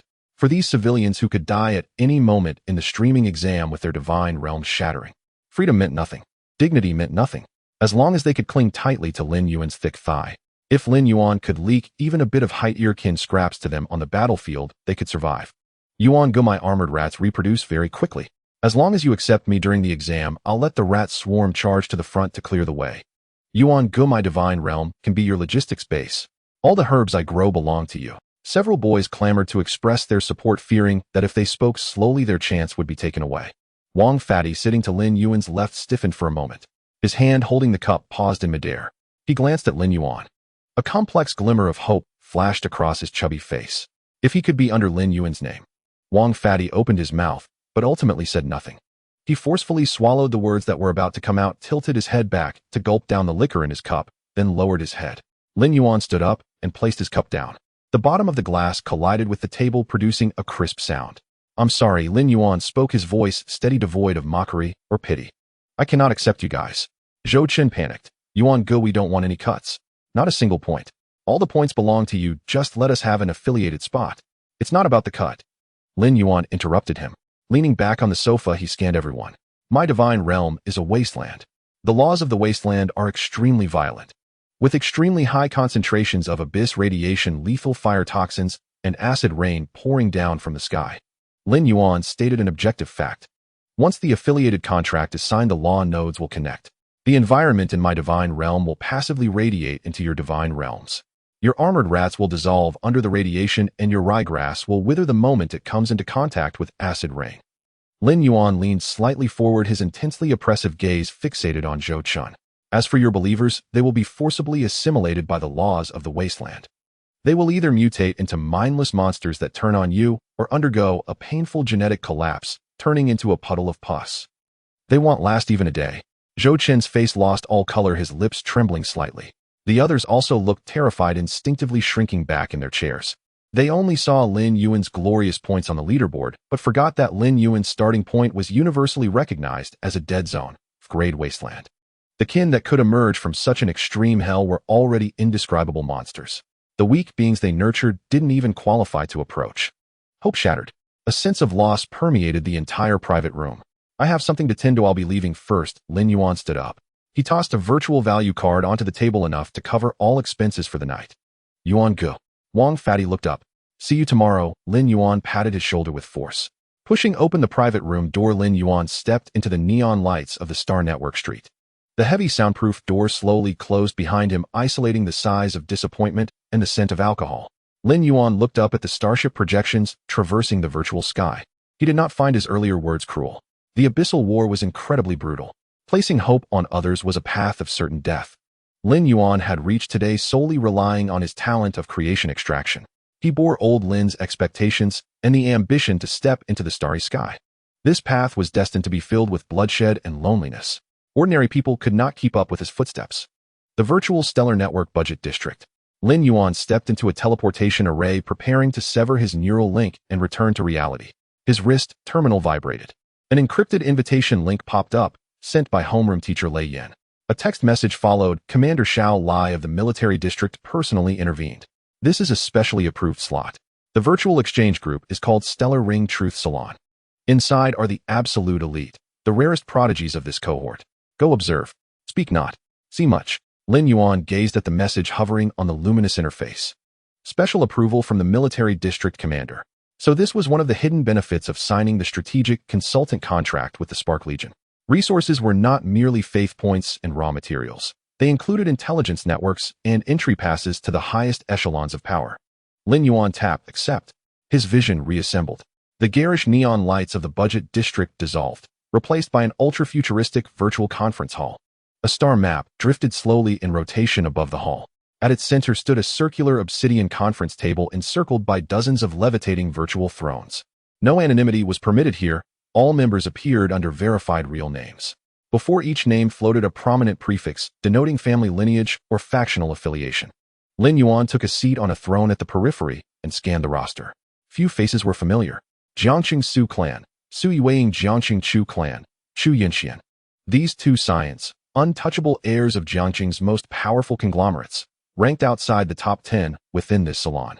Those ranked higher belonged exclusively to provincial-level powers Lin Yuan had never heard of. Tianhai Provincial Capital Morong Clan, Morong Bai. Thunderforge Armaments, Zhang Quang. Tianhai Provincial Capital Xiao Clan, Xiao Ting. As Lin Yuan entered, the system automatically announced the newcomer. Jiangcheng, Civilian Sequence. Lin Yuan has joined the salon. That prefix stood out starkly amid a sea of aristocratic and industrial dynasties. The voice channel, previously abuzz with discussion, fell silent for one full second. A newcomer, the civilian who placed 12th in Jiangqing's real-world grand examination. A languid male voice drawled, the prefix identifying him as the heir of a provincial merchant guild. Vaguely recall him. He used in Frank Wasteland Divine Realm, stacking low-tier mutated beasts to scrape together his score. If he's been admitted to the Stellar Ring Salon, Jiangqing must truly be scraping the bottom of the barrel. A few idle remarks followed. Interest quickly waned. The group resumed their prior discussion. Lin Yuan leaned back in his throne and activated mute mode, listening silently. He soon grasped why Lei Yin had urged him to join, to broaden his horizons. Here discourse operated on a plane entirely alien to Chu Yunshuan's salon. A microsorsec crystal vein has been detected in the Sirius sector coordinate zone 774. I'll lead 30,000 heavy-armored behemoths as vanguard and claim 40% of extraction rights. Who'll handle logistics and supply? Morong Clan. Morong Bai projected a holographic star chart. I'll take it. My elite mechanized legion just completed its latest iteration. But I demand 30% of the highest purity source crystals, and exclusive navigational control over that sector, another replied instantly. Lin Yuan listened to terms flung about so casually, interstellar coordinates, mineral exploitation, and inwardly sighed. Ordinary prodigies still fretted over rations for their believers, while these provincial monsters were already organizing expeditions to pioneer extraterrestrial frontiers. Minutes later, an auction list appeared in the channel. Next week, the underground black market in the provincial capital will open bidding on a complete 5th-tier dragon skeleton. Base price, 30 million faith points. Anyone interested in forming a consortium to acquire and study draconic Allah. 30 million is excessive. That skeleton I inspected shows severe marrow depletion. Its true value caps at 20 million. I'll bid 5 million for the residual dragon crystal fragments only. After observing for a while, Lin Yuan prepared to mute the audio channel and log out. Suddenly, a text banner scrolled across the central luminous surface of the ring-shaped table. The Spark Legion grows ever more regressive. With so many legitimate military aristocracies in the provincial capital, why settle for a civilian wasteland reject to fill this year's strategic quota? Sender prefix Provincial Capital Xiao Clan, Xiaoting. The voice channel fell still. Everyone braced for spectacle. Xiaoting's banner did not pause. A second followed immediately. 200 million faith points in armament funding, plus 3 unrestricted selections from the military district's contaminated vault. Has Commander Xiao Lai truly lost his mind? To waste such a strategic asset on a wasteland divine realm doomed to shatter against the true god barrier? Is he not afraid of sullying the military's sacred vault? Lin Yuan sat motionless in the corner, his fingers stilled upon the armrest. He pieced together the logic. 200 million in armed investment, plus 3 unrestricted draws from the abyss-sealed vault. This glass resource burned white-hot. The military's pie was finite. By granting this special dispensation to Lin Yuan, Commander Xiao Lai had effectively denied it to the provincial military faction's heirs. Xiaoting, bearing the provincial capital's Xiao clan prefix, clearly shared bloodline or factional ties with Xiao Lai. Envy over a stolen prize made his outburst utterly predictable. Xiaoting lacked the courage to confront Xiao Lai directly, so he vented his fury upon Lin Yuan, a civilian. Just then a woman's voice resonated through the channel. Young Master Xiao oversees far too much. Since when does a high school senior presume to question decisions of the military district's supreme high command? She was Jiangqing Su clan, Su Yueying. Lin Yuan's capabilities were laid bare during the real-world grand examination on the shattered continent. He led a host of mutated goblins to victory, emerging unscathed with 12 million points. Such battlefield instinct renders him more than worthy of its class designation. Su Yueying's words cast a subtle tension over the group. Lin Yuan sat quietly in the corner, his heart utterly still. This campus idol, so aloof in daily life, had no sudden surge of altruism. Her family's empire specialized in medical technology and biotech locked in bitter rivalry with the Stellar Sea conglomerate. Lin Yuan had rejected the Stellar Sea offer. Su Yueying's intervention now was simply an investment, an attempt to cultivate goodwill. In the world of conglomerates, even friendship bore a price tag. Su Yueying, if your clan seeks guard dogs, do not use me as your convenient favor. Xiao Ting's voice finally emerged on the channel. His tone dripped with condescension and disdain. The grand examination. Slaying a few silver-rank low-tier demons qualifies as strength. Xiao Ting sneered, turning squarely toward Lin Yuan. Lin Yuan, is that your name? Don't mistake exploiting cheap cannon fodder and loopholes in the examination system for genuine merit. Midterm Provincial Stratification Examination. There you'll learn how your grotesque abominations, cobbled together from scrap and corpses, crawl like insects before true elite units. Dare accept 200 million in military investment, and I'll ensure your divine realm shatters completely during the stratification examination. Blunt, brazen. Every gaze converged upon the ID Jiancheng civilian sequence, Lin Yuan. Awaiting his retort, or his surrender, Lin Yuan studied Xiao Ting's ID on the luminous interface. Then he raised his hand and tapped several times on the control interface. No lengthy rebuttal. No furious counterattack. Lin Yuan sent only 3 words. You said it. Sent. Lin Yuan clicked to exit the salon and severed his neural connection. Within the virtual hall, his projection dissolved into shimmering static, leaving behind a circle of provincial heirs staring blankly at one another. This kid just walked away. Muronbai stared at the empty throne, voice laced with disbelief. Xiao Ting sat rigid in the central seat, his expression dark as storm-choked water. Silence. A gutter-born wretch dared refuse to engage his provocation. Fascinating, murmured Su Yueying, her gaze lingering where Lin Yuan's projection had vanished, her eyes glinting with quiet intrigue. Lin Yuan removed his virtual connection helmet and tossed it casually onto the headboard. Xiao Ting of the Xiao family in the provincial capital. He paid no mind to such verbal provocations. The last one who openly challenged him in class, Zhao Tianze, now dared not even lift his head when seeing Lin Yuan meekly making a detour. A dog that bites does not bark. True lethal strikes are revealed on the battlefield. As for the midterm streaming examination, Lin Yuan's eyes glinted with battle fervor. He not only felt no fear, but instead eagerly anticipated the performance of the violent demon on the battlefield. His consciousness sank slightly, and Lin Yuan swept a glance inside his divine domain. The dark red rain of blood continued to fall. In the center of the basin, 20,000 abyssal blood gold violent demons surrounded the liquid metal blood devouring demon tree. On the branches of the demon tree hung meat cocoons shimmering with a metallic luster. One violent demon extended its massive hand and tore down a meat cocoon. It ripped open the outer metallic membrane and stuffed the gelatinous substance within, containing lethal toxins and an extremely high concentration of life energy, into its mouth, chewing and swallowing voraciously. Sated and with no worry of food, this group of violent demons began to rest and recuperate on the crystalline ground, engaging in primitive reproduction and mating. Lin Yuan withdrew his consciousness and turned over to get out of bed. Pushing open the floor-to-ceiling window of his bedroom, he walked into the spacious, independent courtyard. Lin Yuan spread his feet apart and assumed an extremely standard military combat starting stance. Whoosh! With a single punch, the air was compressed to its limit, erupting in a sonic boom. Lin Yuan did not use a shred of divine power, relying purely on his demigod-level physical foundation to execute a set of military boxing. This boxing technique was taught to him by old Lin since childhood, the simplest yet the most lethal. Each move was grand and unconstrained. As his movements quickened, the dark gold divine liquid within Lin Yuan's body surged faster. His blood and qi churned, forming a tangible red wave above his head. Bang, bang, bang. Lin Yuan's bones dislocated and reassembled, emitting a series of explosive cracks. After finishing the set, he slowly withdrew his stance and exhaled a puff of scorching white vapor. After showering, Lin Yuan walked to the first-floor dining room. Old Lin emerged from the kitchen. Seeing Lin Yuan, old Lin grinned. "Yuanzi, that classmate of yours, the fatty Wang, has been hanging around outside the guard post for a long time." Old Lin said, "I saw him carrying big and small bags drenched in sweat with anxiety, so I told the guard to let him in." Lin Yuan pulled out a chair and sat down. He had only told Fatty Wang about moving to the Xingho Military District Sanatorium. As his words fell, the villa's front door was pushed open. Fatty Wang walked in carrying several exquisite alloy food containers drenched in sweat. His plump body was taut with tension. Gazing at this heavily guarded military standalone villa, he was so nervous he didn't know where to put his hands or feet. "Hello, Uncle Lin." Fatty Wong quickly bowed, then swallowed his saliva and looked at Lin Yuan. "Yuan Gu, your place is too awesome." The guard who checked my identity at the door had a pressure stronger than some of our teachers. Definitely a demigod. Old Lin laughed heartily, walked over, and took the food containers from Fatty. "Just come, no need to bring things. Sit down and eat together." Old Lin warmly invited. Fatty waved his hands repeatedly.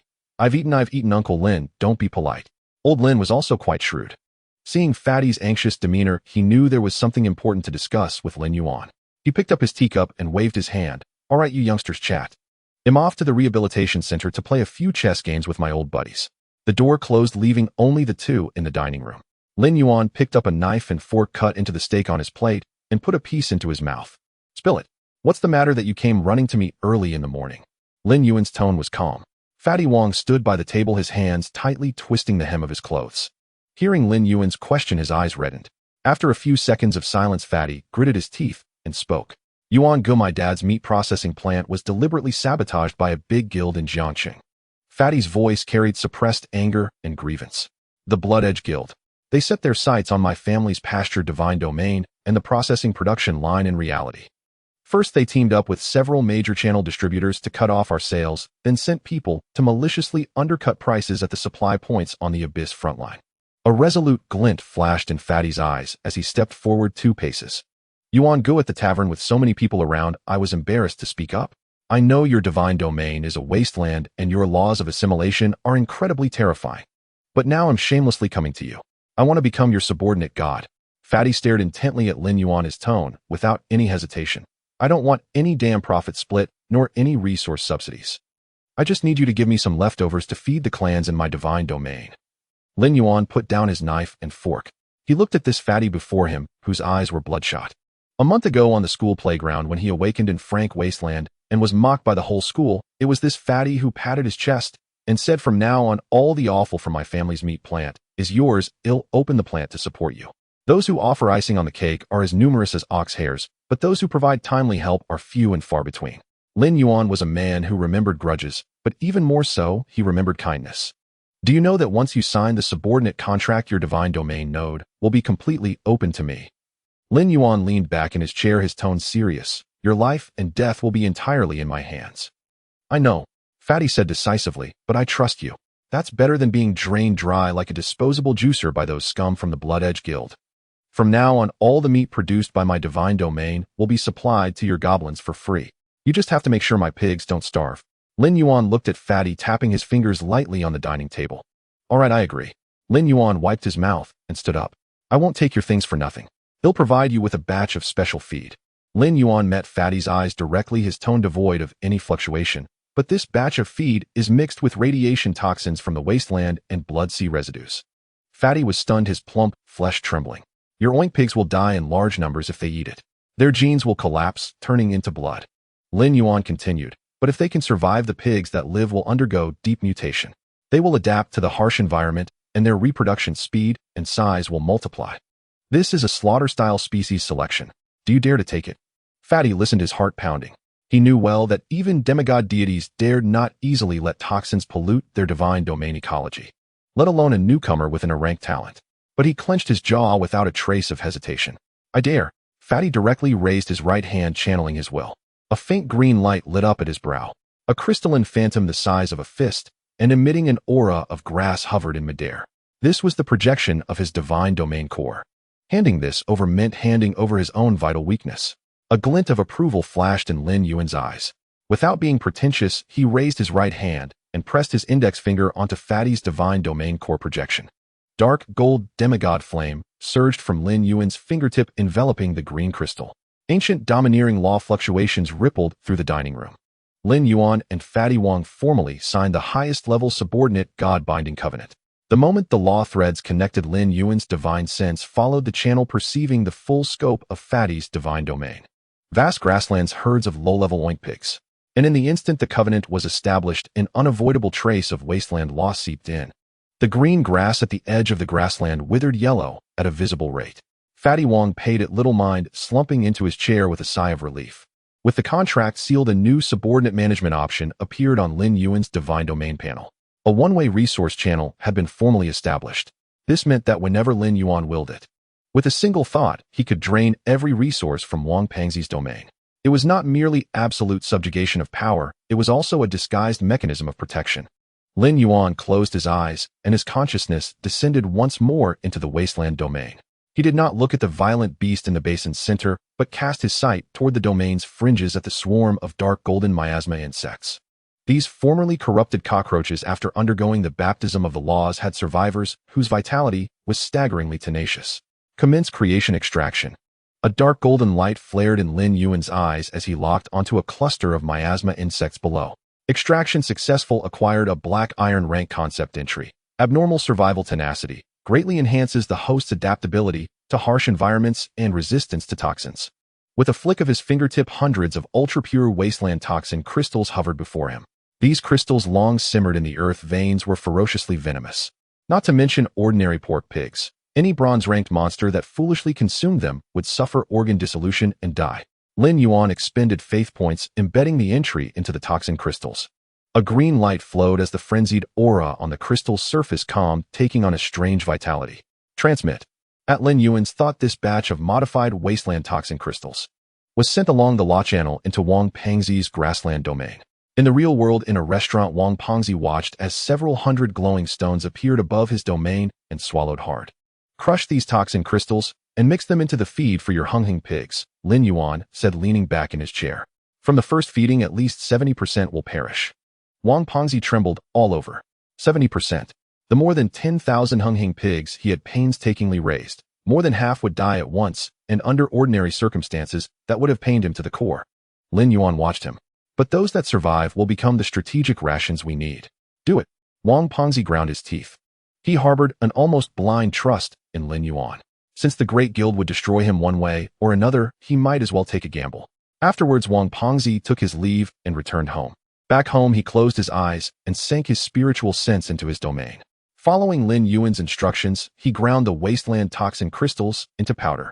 He mixed the powder into ryegrass feed and offered it to the vast herd of hunghing pigs on the plains. Time within the domain flowed very differently from the real world. Only 4 days passed in reality, but within Wang Pengzi's domain, nearly a month was endured. During those weeks, the grasslands were filled with whales. The hunghing pigs that ate the toxin-laced feed sprouted pustules all over and writhed upon the ground. The toxins ravaged their organs, their genetic chains began to collapse under the erosion of the wasteland laws. One after another, the pigs fell, reduced to stinking pools of blood that even seared the surrounding turf clean away. On the first day of domain, time half died. By the second day, the herd had plunged to fewer than 4,000. Wang Pengzi sat in his real-world home, watching, eyes bloodshot and breathing hard. But he gritted his teeth and refused to cut off the toxic feed. Until the 28th day of domain time, when the 800 surviving hunghing pigs finally ceased their wailing. Their once pink, plump bodies underwent earth-shattering mutation under the twin remolding of toxin and the entry. Their skins hardened into deep black, tough, keratinous cuirasses, and their frames swelled enormously. They grew from half a meter tall into colossal beasts comparable to mature bulls. Their eyes glowed blood red, their nostrils exhaled faintly acidic white vapor, and their tusks curved like twin scimitars. They became mutated black demon pigs. Rank black iron 8-star. Traits: flesh imbued with highly concentrated berserk vital blood, extremely short breeding cycle. Disposition: ferocious. It worked. In reality, Wang Pengzi shot his eyes open, trembling with excitement. The hunghung pigs that had once been powerless food had directly leapt several minor ranks and become high-level black iron mutated monsters. Beep. Lin Yuan's personal terminal suddenly flashed a communication request. As soon as the call connected, Wang Pengzi's holographic projection burst forth. His round face flushed crimson, so excited he nearly knelt before Lin Yuan through the screen. Brother Yuan. No foster father. 800 survived. And they're already mating like mad. The reproduction rate is more than twice as fast as before. From now on, I'll buy every black demon pig you produce each day at internal price, Lin Yuan said, sitting on his sofa and watching the projection, his expression calm. This outcome had long been anticipated. With the entry as a safeguard, if these pigs could not even endure this toxin, they were unfit to serve as fodder for ferocious beasts. Lin Yuan manipulated his domain panel and packaged several hundred discarded, limb-missing, yet still fierce, mutated marsh crabs and demonized vultures from his domain. He sold them through the channel to Wang Pengzi at rock-bottom prices. Wang Pengzi stared at the sudden influx of several hundred bronze-ranked combatants in his domain, his head buzzing. With this batch of mutated troops coordinating in the open and the high vitality recovery provided by the Black Demon Pigs, he could dominate among ordinary civilian students. Surviving the redistribution exams would be trivial. Bloodfang Guild. To hell with the guild. Wang Pengzi clenched his fist on the call, his confidence unprecedented. After settling Wang Pengzi's affairs, Lin Yuan sat alone in his upstairs bedroom. He opened his personal terminal and tallied his assets. More than half of the 200 million military armament funds remained. He was about to hunt for equipment to reinforce the living armor of his ferocious beasts when the terminal screen went pitch black. A dark red starfire totem representing the military floated into view. A virtual coordinate invitation snapped out. Sender Starfire Legion Commander-in-Chief Xiao Lai. The commander summons me personally. Lin Yuan's brow lifted slightly. Without hesitation, he picked up the virtual helmet on the table, donned it, and accepted the transfer. When he opened his eyes, what met him was a vast, unfathomably cold cosmic starfield. There was no air, only the suffocating pressure of vacuum and visible torrents of violent energy tearing at the void. Lin Yuan stood atop a floating meteor fragment. A dark golden demigod shield auto-deployed, protecting him from the raging interstellar radiation. Look down. Xiao Lai's low commanding voice sounded in Lin Yuan's ear. Lin Yuan turned and saw Xiao Lai standing on another meteor some 10 meters away. The iron-fisted military commander wore no uniform. He was draped in a dark golden interstellar war armor scarred with blade marks, his gaze piercing as a torch as he stared below. Following Xiao Lai's indication, Lin Yuan looked down. In an instant his pupils contracted and his breath caught. Below lay a battlefield of cosmic scale beyond measure. At the core of this star system loomed an abyssal demon god the size of an asteroid. The creature had no fixed form, more like a tumor kneaded from countless corpses' eyeballs and dark matter. Merely by remaining there, its terrifying gravity caused vast stretches of the void to collapse and fracture. Dozens of desolate dead planets were ensnared by its tentacles and crushed as easily as cookies. Opposite that demon god stood legions of interstellar mecha numbering in the tens of millions, forming a steel bastion stretching tens of thousands of kilometers with full firepower unleashed. High-ranked angelic legions condensed an immense holy light greatsword that spanned countless miles across the starry sky, cleaving the darkness. There were also hundreds of true god-level powerhouses who rode thunder and trod the star rivers, darting through the asteroid belt and unleashing world-shattering beams of law. Each collision of energies detonated with a brilliance thousands of times greater than a supernova. The void was rendered chaotic, countless mecha wrecks and the corpses of followers rained into the abyss. It was too vast, too cataclysmic. Lin Yuan stood on the meteor watching a war that could annihilate several Jiangchengs. The demigod power within him felt smaller than a speck of dust before such magnitude. The overwhelming sight instantly shattered the sliver of complacency Lin Yuan had gained from divine domain troops and vast wealth. Do you see now? Xiao Lai clasped his hands behind his back, his voice pierced the vacuum and entered Lin Yuan's ear. This is the true war of the divine realms. He turned his head, his gaze settling on Lin Yuan, his tone devoid of emotion. Those so-called high-tier monsters you killed in the live exam, and the mutated goblins you pride yourself on, he continued, before this thing they don't even qualify as cannon fodder. Xiao Lai raised a hand and pointed at the asteroid-sized demon god below. What you killed were merely the dandruff falling from its body. Lin Yuan fell silent, his fists tightening slightly. He did not retort, for Xiao Lai spoke the truth. In the face of the true interstellar abyss, the rivalries of Jiangcheng's prodigies and noble houses were like bacteria in a petri dish, fighting over nutrient broth. The commander showed me this not merely to chastise me, right? Lin Yuan withdrew his gaze and regained a calmness in his expression. A flicker of approval crossed Xiao Lai's eyes.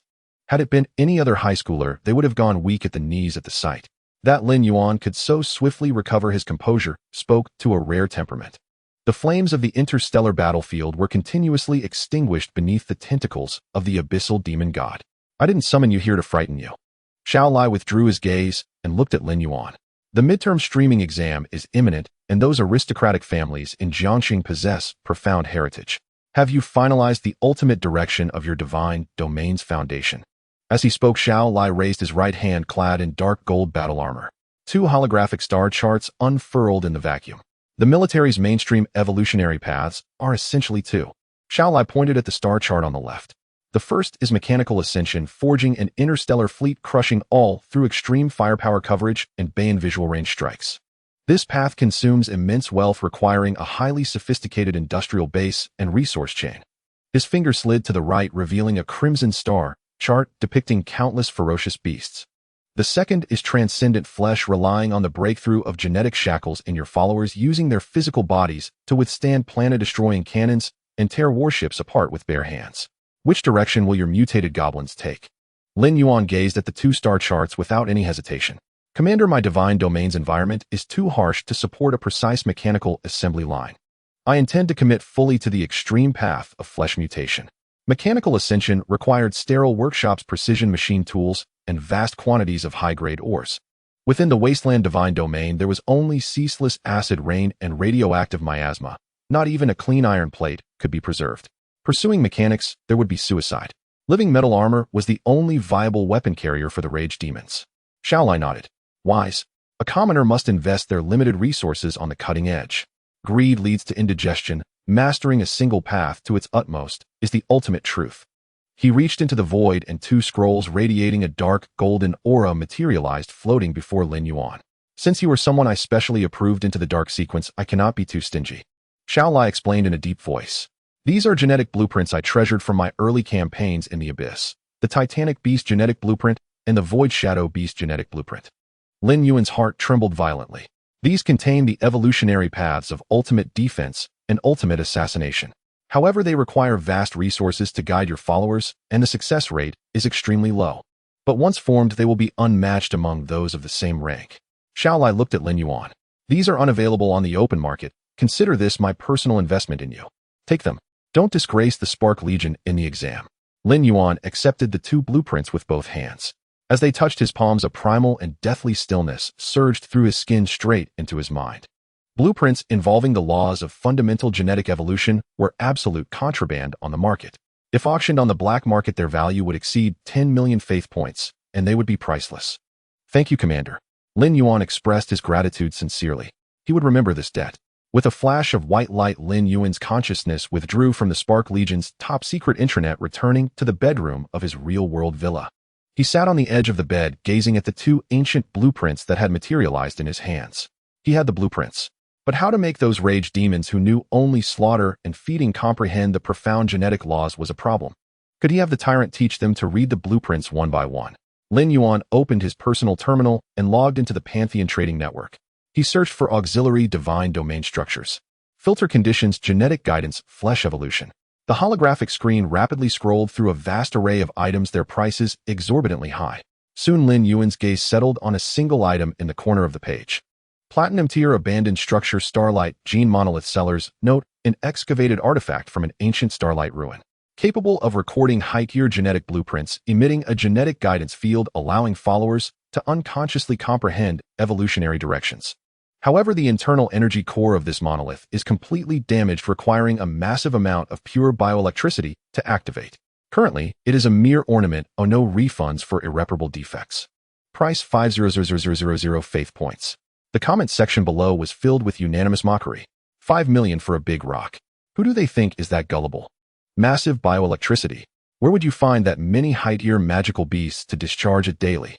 With those resources, I'd rather buy ready-made high-tier troops. Lin Yuan stared at the screen, a secret joy swelling within him. A useless ornament to others, but perfect for me. He decisively clicked purchase, paying 5,000 faith points. Others lacked an energy source, but within his wasteland divine domain, there was a liquid metal blood-devouring demon tree rooted in the sea of blood. The entire divine domain's ambient energy and terrestrial fire toxins were under the demon tree's control. Providing bioelectricity was trivial. Ding. Item has been sent to your divine domain terminal. Lin Yuan closed his eyes, his consciousness descending, arriving in the wasteland divine domain. The dark red acid rain continued to fall, and the Redan green radiation storms tore at the sky. Lin Yuan hovered high above, overlooking his violent territory. In the center of the basin, the blood abyss sea churned endlessly. On the carbonized crystalline ground at the sea's edge, the scene was rugged and primal. After this period of recuperation, the number of abyssal blood living gold rage demons had reached 60,000. With abundant food and known natural predators, they mated and multiplied frenziedly by the blood sea. A robust mother rage demon lay by the blood sea, letting out a painful roar. With a gush of thick, dark amniotic fluid, a newborn rage demon tumbled onto the carbonized crystalline ground. There was no period of weakness, no nursing phase. The newborn rage demon, upon contact with the airborne radiation toxins, rapidly hardened its skin. A layer of deep black liquid metal seeped from its pores, forming a hard bone armor. It opened its crimson eyes and a mouth full of fangs. It bit into a nearby blood-stained rock, crunching and swallowing it whole. At birth, it was already at the 3-star bronze level. Such was the foundation of the rage demons, now a far cry from the former gray goblins. The wasteland harbored no idlers, nor did it tolerate the weak. To accelerate their advancement and claim the high-tier meat cocoons hanging from the demon tree, the rage demons spontaneously surged towards the endless slaughter arena. Lin Yuan turned his gaze towards the death arena. Carnage unfolded in every inch of space. Extremely dangerous abyssal terrain was materialized here. In a pool of highly acidic poison swamp, 2 newborn bronze-tier rage demons were locked in a brawl. One rage demon swung a hammer formed from liquid metal, shattering its opponent's sternum. The broken ribs pierced the heart. The victorious rage demon pulled out the hammer, flicking off the plasma. The soul of the fallen had not yet dissipated before it was swept up by the slaughter gale above the arena. The gale indiscriminately sliced the flesh of the surviving combatants below. The victorious rage demon's body was lacerated with hundreds of wounds deep enough to show bone-black liquid metal writhing to repair them. It opened its mouth and greedily chewed and swallowed the remains of its comrade. Attribute plunder was triggered. The arena forcibly extracted the chi, blood, and power of the fallen, channeling them into the victor. This rage demon's body swelled again, its aura surging, directly breaking through to the silver tier. Without pause, it turned and lunged at another group of challengers nearby. Outside the arena, the liquid metal blood-devouring demon tree stood silently. The colossal tree blotted out the sky, its tens of thousands of liquid metal roots anchored in the abyssal blood sea. The blood sea churned, channeling vast amounts of abyssal energy and terrestrial fire toxins through the roots into the trunk. The branches were laden with over 100,000 high-energy meat cocoons. A battle-exhausted rage demon emerged from the arena, tore down a meat cocoon, and ripped open its metallic membrane. It devoured the lethal toxins and life collagen within. Its shattered limbs regenerated, its withered muscles refilled, and its stamina returned to its peak in mere moments. The subordinate races were also expanding. The 30,000 dark gold toxic miasma insects had multiplied to a population of 300,000. They blanketed the edges of the divine domain, consuming remnants and mutated spore mushrooms, their dark green metallic carapaces growing ever thicker. A few bronze-tier rage demons charged into the edge of the insect swarm, swinging heavy weapons to harvest insect flesh. The swarm did not retreat. Hundreds of toxic miasma insects swarmed forward, using their acidic bodily fluids to corrode the rage demon's living armor. In the sky, black gold blade feather demon vultures circled. They targeted the toxic miasma insects below. The vulture flock formed a black assault formation and dove. Their metal feathers sliced through the insects' carapaces, sending green acidic bodily fluids spraying everywhere. The insects counterattacked. Thousands of toxic miasma insects launched themselves, their mandibles crushing the vulture's wings, dragging them to the ground to be devoured. In the sticks, the numbers of oscillating liquid metal crabs and crimson flying blade bone fish had doubled. They slaughtered each other in the crimson waters. The liquid metal crabs wielded their high-frequency vibrating pincers, snapping the flying blade bone fish in two. The bone fish opened their mouths full of metal teeth, biting through the crab's shells. 60,000 abyssal blood living gold rage demons coupled with hundreds of thousands of extremely bloodthirsty subordinate races. The divine domain's combat reserves had reached an incredibly terrifying magnitude. But Lin Yuan knew this was not enough. No matter the quantity, without a qualitative change at the top-tier genetic level, they would still be mere cannon fodder against a true abyssal demon god. Lin Yuan flipped his right hand. A stone tablet entirely gray-white and covered with cracks and ancient patterns appeared in his palm. He casually tossed it. The 10-meter-tall star spirit gene tablet smashed down in the center of the blood abyss sea. When it landed, it was lifeless, resembling a massive tombstone. Lin Yuan turned his head, his gaze locking onto the towering liquid gold blood-devouring tree not far away. Connect to it, Lin Yuan issued his divine command. The massive trunk of the demon tree trembled. Tens of thousands of liquid metal roots rooted in the blood sea ceased their writhing. The leaves rustled with a sound of resistance. As the overlord of the divine realm, the demon tree possessed an instinct to seek benefits and avoid harm. It greedily absorbed the energy from the earth's fire poison and the blood sea to nurture the high-energy flesh cocoons on its branches. Now, when it was asked to divert pure biological electric energy to a broken stone, it instinctively felt repulsed. Several stout roots even shrank back.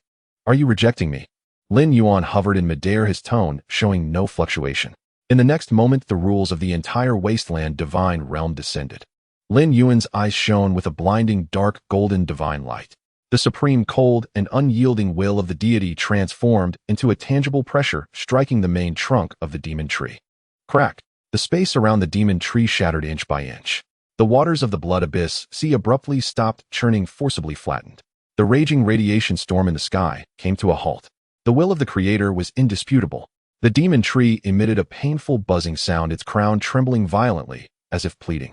It finally retracted its greedy instincts. Thousands of stout liquid metal roots burst forth from the ground, rapidly wrapping around the base of the stone tablet. The tips of the roots transformed into probes piercing into the dried energy circuits of the tablet. Boom! A massive amount of biological electric energy flowed through the roots of the demon tree, rushing into the star spirit gene tablet. The previously silent gray-white stone tablet's ancient and intricate star spirit patterns lit up layer by layer.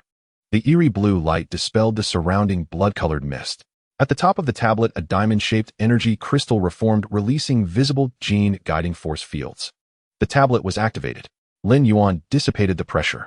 He raised his hand, holding the two maps gifted by Xiao Lai, the Titan Beast gene map and the Void Shadow Beast gene map. He directly pressed them into the crystal at the top of the tablet. The eerie blue light split in two. On the left side of the tablet, a dark golden silhouette of a mountain emerged. Heavy, violent, filled with an absolute sense of power.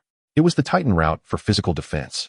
The right side of the tablet, however, was shrouded in a layer of profound black shadow. Void, strange as if it could swallow all light.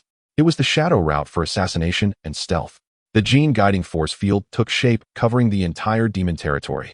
All the demons, sensing this wave of energy, halted their battles. They raised their heads, their eyes revealing a fervent desire. The evolutionary instinct inscribed in their genes drove them closer to the tablet. Lin Yuan looked down from above, his voice resonating in the minds of every demon. My kin, touch the tablet, and you shall obtain the supreme method of evolution. Choose your path with your heart. The divine decree descended. A six-ma turtle tyrant charged out from the depths of the gladiatorial arena. The dozen or so demons blocking its path were kicked aside, their bones shattering as they were sent flying. The tyrant reached the front of the tablet, occupying the best position with the most concentrated energy. It pressed its metallic arms against the left side of the dark golden Titan tablet. With the king's demonstration, 50,000 demons went completely mad, rushing toward the tablet. The differentiation began. The large demons, preferring heat and confrontation, pounced toward the left Titan route. Bathed in the dark golden light, their bodies expanded, and the liquid metal on their surfaces congealed into thicker, more exaggerated tower shield shapes. Meanwhile, others, relatively smaller and relying more on speed and skill in battle, moved toward the right shadow route. When they touched the shadow tablet, their forms did not expand. Instead, they began to elongate and thin out. The black metal on their surfaces gradually lost its luster, turning into a matte material that could absorb light. Their presence gradually merged into the surrounding blood-colored mist. If one did not look closely, they would not notice their existence. Extreme heavy armor warriors and extreme faceless assassins. Lin Yuan floated high above, watching the clearly defined two evolutionary chains below, a smile curling at the corners of his mouth. Resources had already been poured down, and the direction had been marked. All that remained was to let this group of monsters fill these two gene chains in endless slaughter. Midterm exam, Lin Yuan murmured to himself. After confirming the stable operation of the tablet, his consciousness returned to reality. Lin Yuan rubbed his brow. Just as he was about to pour himself a glass of water, the personal terminal on the table began to vibrate. The prompt light in the upper right corner lit up in blinding red. Lin Yuan opened the screen. It was the virtual communication group, Star Ring Truth Salon. The public screen had been spammed, filled with one person's messages. Provincial City Xiao Family Xiao Ting Jiangqing Civilian Sequence Lin Yuan. Where are you? Pretending to be dead after taking 200 million resources from the military district. Provincial City Xiao Family Xiao Ting Jiangqing Civilian Sequence Lin Yuan. Speak up. The midterm exam is approaching.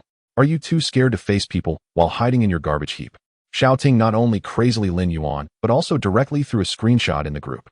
It was the list of provincial elite seniors, the provincial new star list. On the list, various names in gold foil were arranged. Xiao Ting's name was prominently listed among the top 100, followed by a long string of dazzling achievements and divine realm resource evaluations.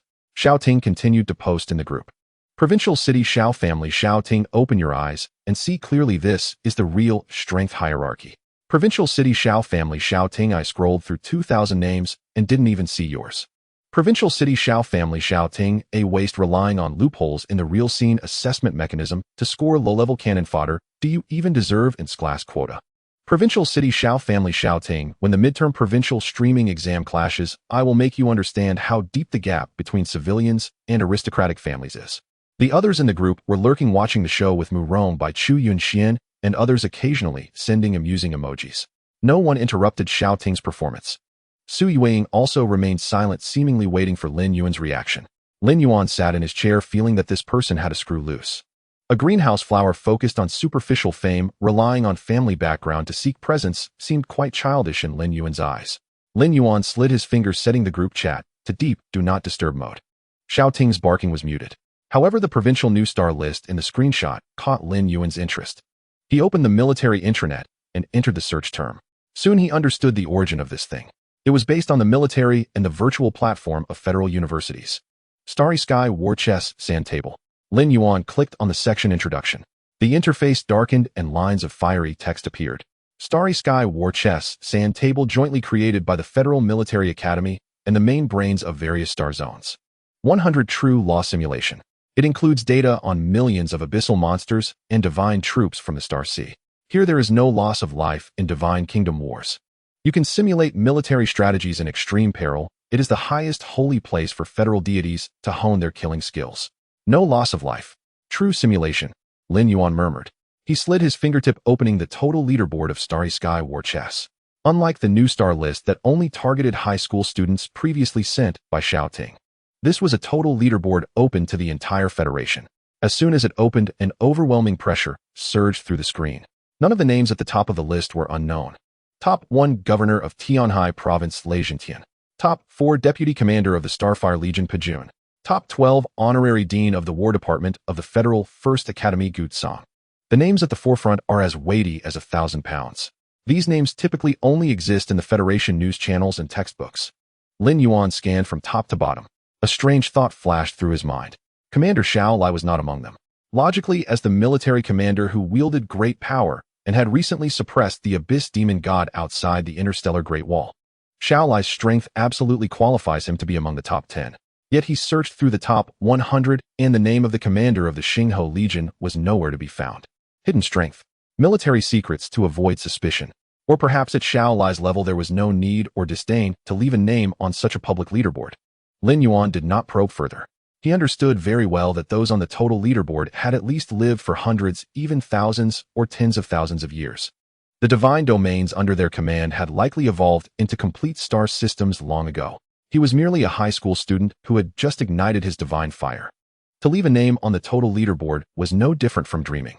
Lin Yuan's fingers swiped across the virtual screen, switching regions. In the lower interface of the Starry Chess game, he found the leaderboard exclusive to high school students who had not yet graduated. The provincial new star leaderboard. He opened the leaderboard. Lin Yuan immediately skipped over the flashy names of those aristocratic offspring and went straight to the bottom to look at the reward mechanism. Lines of text appeared. Top 2,000 of the new star leaderboard monthly reward of 1 million faith points.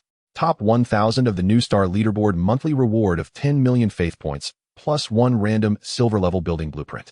Top 100 of the new star leaderboard monthly reward of 100 million faith points, plus 1 random gold level resource blind box. Lin Yuan's breath paused slightly as he continued to read. Top 10 of the new star leaderboard one-time reward of 1 billion faith points, and a unique baptism of star source provided by the military. First place on the new star leaderboard 1 billion faith points, plus a fragment of a broken divine rank. No wonder Xiao Ting is so arrogant. Lin Yuan leaned back in his chair looking at the lengthy reward list before him and smiled. A fragment of a divine rank. Igniting the divine fire is merely the threshold to become a demigod. To truly ascend to the divine seat, one must condense their own divine rank. The rewards on the leaderboard are simply too generous. With such astonishing resources laid out before them, how could those aristocratic offspring with deep foundations not go insane? The Berserk Demon has split into 2 paths, Titan and Shadow, and am worried there's no place to test the specific combat data. Lin Yuan murmured to himself. The Starry Chess game simulates a 100 true law. In it, fighting means no loss of divine domain believers. Not only can it be used for training without loss, but it also conveniently allows one to claim the rewards on the leaderboard. There is no reason not to fight. In the real world, time flies. 5 days later. As his consciousness sank, Lin Yuan once again descended into the wasteland divine domain. At the edge of the blood abyss, sea piles of mutated black magic pig corpses were transported over from Wang Pengzi's side. Lin Yuan's gaze fixated on the star spirit gene monument in the center of the blood abyss sea. Below the monument, the Berserk demon faction had completely differentiated. On the left side was the Titan faction bathed in dark golden light. On the right side was the Shadow faction shrouded in black shadows. Lin Yuan swept his gaze over the entire army. He found that the ones who could withstand the gene chain baptism and had a preliminary understanding of the blueprint's embryonic form were all veteran soldiers who had survived the demigod divine fire transformation. Only a few exceptionally gifted newborns were mixed in. This is enough. Lin Yuan focused his mind. Below, over 2,000 elite berserk demons who had successfully differentiated raised their heads in unison. The fervent fire of faith burned in their eyes, awaiting the Creator's command. Lin Yuan summoned the data panel. Among these 2,000 elites, except for the newborns, all were uniformly silver 9 stars. In fact, dozens of ferocious individuals that had torn apart countless kin in the gladiatorial arena had already crossed the tier barrier and reached golden 1 star. But what surprised Lin Yuan the most was the leader standing at the forefront of the monument, the tyrant. The tyrant's height had reached 10 meters. It stood there like an insurmountable mountain of metal flesh. It had delved deepest into the path of Titan, and its heavy living armor was so thick it was astounding.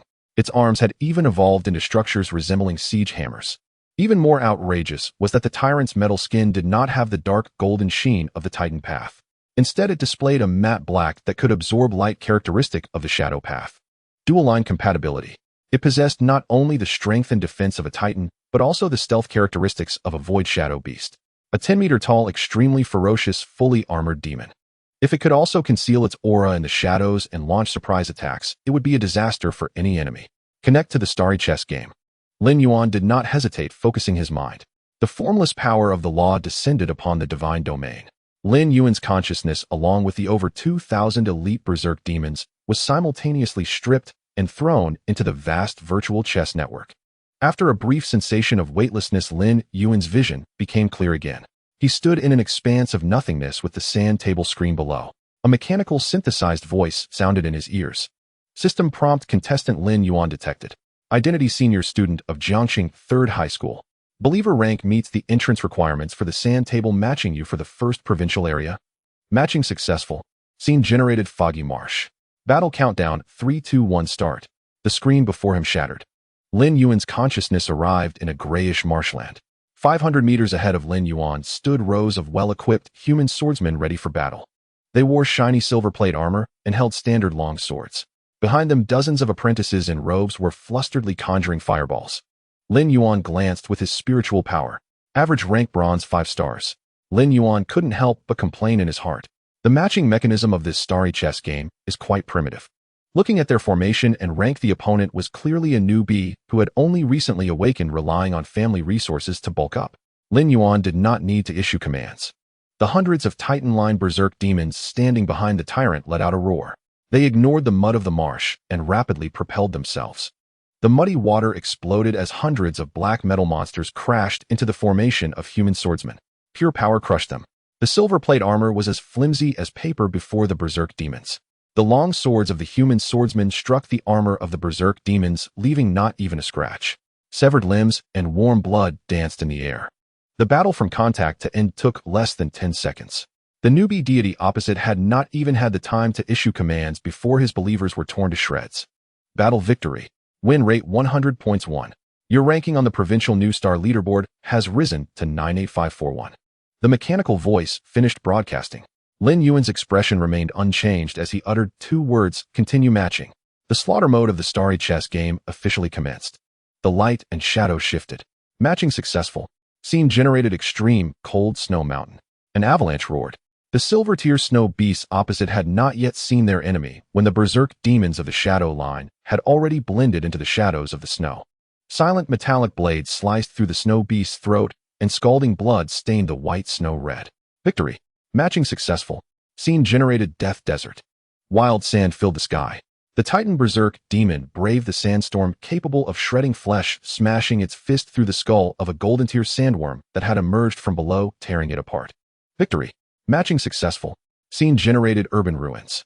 In the jungle of steel and concrete, the opposing Halfrek army attempted to use the terrain for guerrilla warfare. The tyrant finally moved.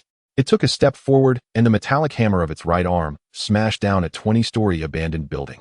Thousands of tons of rubble collapsed, burying the Halfreks along with their stronghold. Victory, victory, victory. Not a single battle allowed Lin Yuan to linger for more than a minute. He did not need to rest. The berserk demons that died in the sand table would revive fully in the next match. This is one of the advantages of virtual simulation. 30 consecutive matches. 30 consecutive victories. Lin Yuan's points soared, and his rank jumped from over 90,000 into the top 2,000. Matching successful. Scene generated Steel Fortress. The 31st match. The scene stabilized. Lin Yuan stood inside a military base made of pure steel. A kilometer away from him was an extremely well-organized technological armor unit. Thousands of believers all dressed in highly sci-fi exoskeleton power armor. At the front of the formation were rows of heavy infantry armed with heavy electromagnetic rifles. Behind them, dozens of tracked self-propelled artillery had already raised their barrels. At the high point of the base, there were several incredibly powerful high-energy laser turrets. Rank assessment, all silver peak, and the lethality of their weapon systems was approaching the gold tier. Clearly, Lin Yuan had finally encountered a real tough opponent. The other side was a wealthy aristocrat who had poured massive resources into this. In the early stages of divine domain development, technology was extremely expensive. However, once established, the firepower coverage that ignored individual differences was a nightmare for all traditional flesh and blood races. Lin Yuan stared at the torrent of steel before him that was unleashing its firepower. In his previously calm eyes, interest finally flickered. A technological armored army. Lin Yuan's lips curled up as he chuckled lightly. Just right, I'll use your firepower to test the quality of my flesh and blood monsters. 1,000 meters away inside the command tower of the steel base, a young woman in a silver combat uniform, a deity of the technological side, surveyed the battlefield through a holographic screen. On the screen, Lin Yuan and the horde of flesh monsters beneath him were projected. Not even an energy shield and no equipment in sight. An undisguised contempt flickered in the young woman's eyes. In the Star Chess sandbox, the technological side was notoriously overpowered, especially her unit uniformly equipped with third-generation Bayon visual range firepower systems. It had caused countless top students from various high schools to taste defeat on the battlefield. As long as distance was maintained, pure-blooded life forms couldn't even approach the base. Her fingers glided across the control panel, issuing the firing command. All channels locked, main cannons volley fire. Saturation. As the command was given, the steel fortress began to awaken. Dozens of tracked self-propelled howitzers raised their thick barrels, their recoil spades digging deep into the ground. In the front lines, thousands of heavy electromagnetic infantry simultaneously raised their rifles, their azure electromagnetic arrays, beginning high-frequency charging. Boom! The roar of artillery tore through the sky. Thousands of high-explosive armor-piercing shells dragged long orange trails, intertwining with dense electromagnetic pulse beams, forming an impenetrable storm of metal that blanketed the area where Lin Yuan stood. Smoke and dust surged skyward, and the earth trembled violently. A devastating shockwave swept outward, hurling steel frames aside along its path. The young woman watched the soaring damage numbers on the tactical panel, a confident smirk curling on her lips. In her view, under such a barrage of firepower, the enemy's unarmored flesh and blood units couldn't survive even a single volley. They would surely be blasted into a rain of shredded meat. However, as the smoke slowly cleared under the winds caressed, the smile on the young woman's face froze. Lin Yuan remained hovering steadily in midair, his arms crossed, not even a strand of his clothing disheveled. Beneath him, hundreds of abyssal blood-living gold berserkers following the Titan path advanced step by step against the cascading artillery fire. The dark liquid metal on the Titan's surfaces writhed, flowing along their arms to condense into thick, exaggerated metal tower shields. Clang! Clang! Supersonic high-explosive armor-piercing shells capable of penetrating tanks struck these tower shields, erupting in blinding flashes of fire. Yet they only left shallow dents on the shield surfaces, utterly failing to breach the absurdly resilient living metal armor. What made the young woman's scalp tingle and forced a curse from her lips was what happened next. The sharp shrapnel that had slipped through the shield defense and lodged in the berserkers' bodies caused no secondary damage. Instead, upon contact with the berserker's flesh, it was enveloped by the writhing liquid metal. Then the shrapnel visibly melted and vanished, as if devoured and assimilated by these monsters, becoming part of their own armor. Absorbing metal? What kind of monster is this? The young woman shed her arrogant disdain, her scalp crawling with unease. As a prodigy from the provincial capital, she had memorized the encyclopedia of myriad races, yet she had never encountered such bizarre biological traits. She realized that the opponent's vassals were no ordinary creatures, they were at least a mutated race comparable to dragons. Infantry formation, activate overload mode. Keep the fire net going. She hastily organized a defense. On the battlefield, the Titan berserkers endured the raging metal storm, crossing a kilometer of death zone. They crashed into the heavy electromagnetic infantry's defensive line. A pure brutal meat grinder commenced. Each Titan berserker, ignoring the high-voltage electric shock protection on the infantry's armor, reached out with massive hands wrapped in liquid metal, grabbing the alloy exoskeletons of the heavy infantry. Rip! The sound of tearing metal rang out. Fully armed electromagnetic infantry, along with their prized superalloy armor, were torn in half by the Titan berserkers. Scarlet blood and black hydraulic fluid gushed out simultaneously, staining the steel base's ground. Bathed in blood, the Titan berserkers casually discarded the severed bodies and opened their fanged maws. Some even directly chewed on the scattered metal parts. The frontline defense crumbled entirely in less than 10 seconds. The young woman clenched her jaw, a fierce glint flashing in her eyes. Flank the rear. Rotate the 3 high-energy laser turrets at the base's summit. Target the enemy's frontline behemoths, devastating focus fire. At the top of the base, over a dozen laser turrets with massive calibers emitted a low hum. The muzzles began to gather a glaring red light, locking onto the rampaging Titan berserkers below, just as the laser turrets blazed red on the brink of firing. The shadows behind the turrets suddenly rippled with an eerie distortion, like a drop of ink falling into clear water. Hundreds of berserkers following the Shadow Stalker path emerged from the shadows. Their matte black skin, which absorbed all light, perfectly evaded the base's thermal imaging and life radar scans. Without making a sound, the Shadow Stalker's arms elongated and solidified, rapidly transforming into 2 razor-sharp narrow blades of liquid metal. Swish! Black blade light interwove above the turrets. Before the operators even sensed the chill behind them, their throats were cleanly slit. Simultaneously, the Shadow Stalkers swung their blades, severing the thick charging cables beneath the laser turrets. Beep! Beep! Warning! Energy overload. Alarms blared within the base. The out-of-control, fully charged laser turrets, unable to vent, detonated in a catastrophic chain explosion at the summit. Boom! Over a dozen blinding fireballs soared into the air, and a terrifying energy storm turned the surrounding artillery positions into a sea of flames. Thus, the technological side's proud rear fire net was instantly paralyzed. No, this can't be. The young woman watched the green dots vanish in droves on the screen, collapsing into her command chair in disbelief. Indestructible heavy armored flesh chariots at the front, elusive deadly assassins at the rear. This unreasonable dual-line unit coordination shattered her meticulously crafted steel fortress. But she refused to accept defeat. Activate the final trump card. Heavy war damage match, slaughter them all. She slammed her fist on the console. Deep within the base, the gates rumbled open. 3 golden tier, heavy war damage mechs, each 15 meters tall, charged into the center of the battlefield. These mechs were forged entirely from the strongest memory alloy. They carried 10-meter-long, high-frequency, oscillating giant blades, each step leaving deep imprints on the steel ground. The oppressive aura of the golden tier swept across the field, forcing even the rampaging Titan berserkers to halt. Lin Yuan hovered in midair, observing the 3 steel behemoths charging forth. He made no extra movements.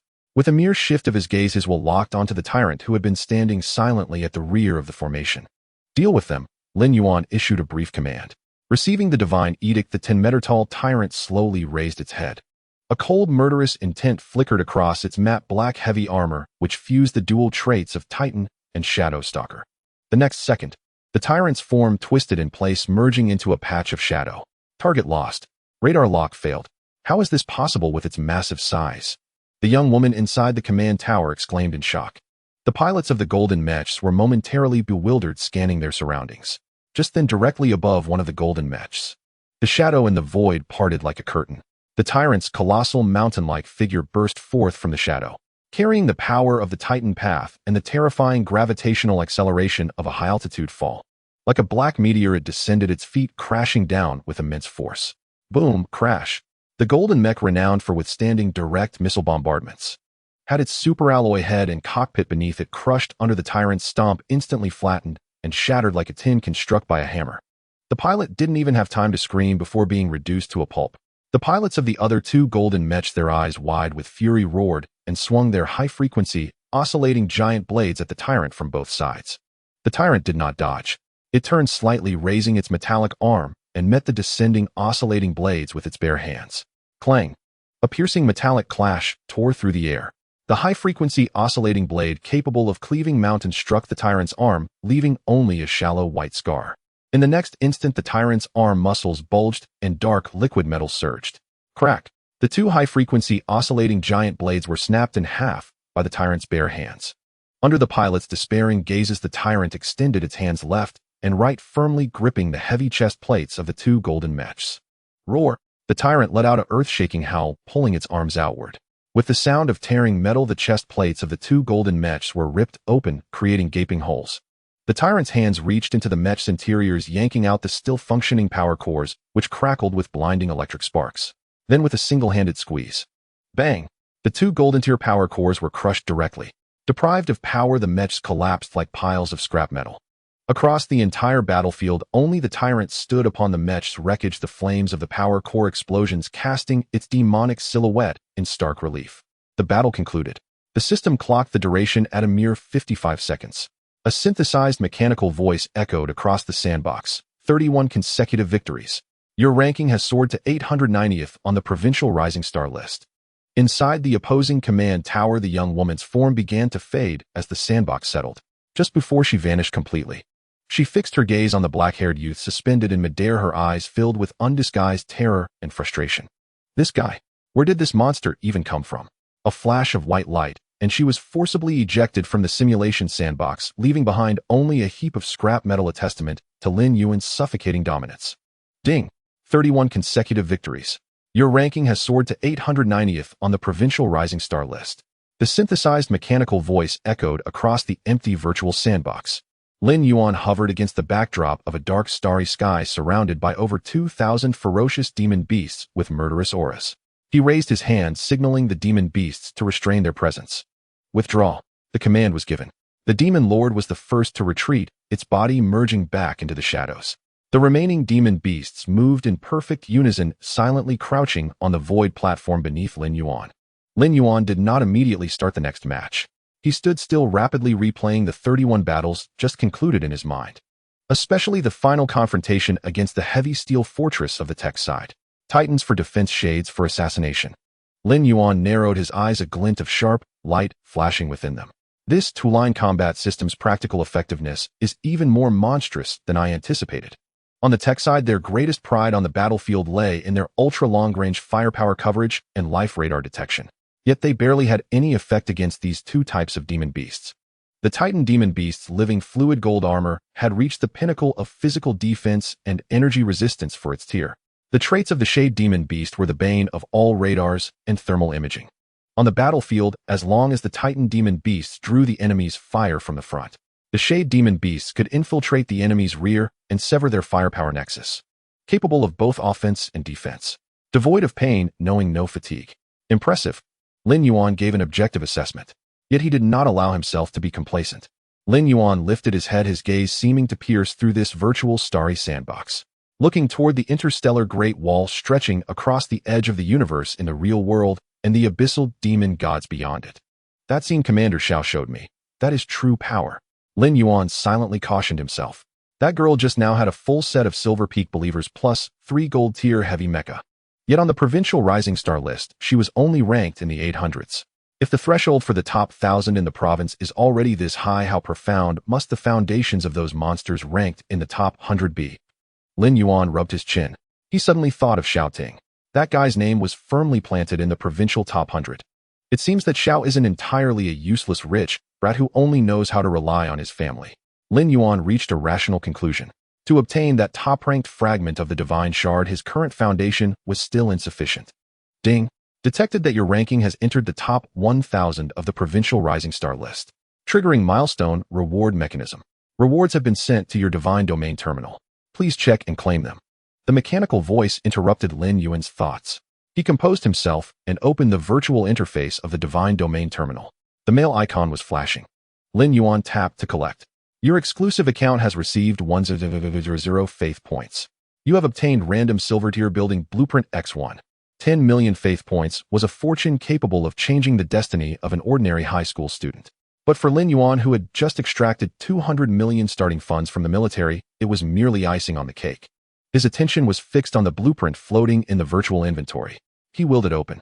The detailed information of the blueprint popped up. Building name Fully Automatic Mechanical Furnace. Tier Silver. Origin Border Star Domain of the Mechanical Divine Kingdom. Function built-in basic forging array.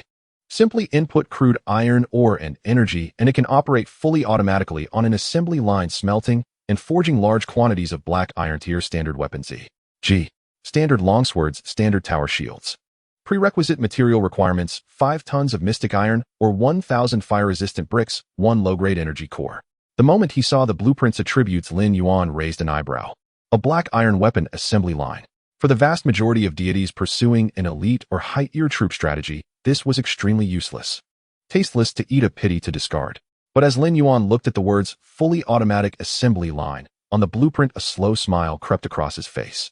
For others, it's a junkyard for producing trash. For me, it's a pillow delivered just as I was getting sleepy.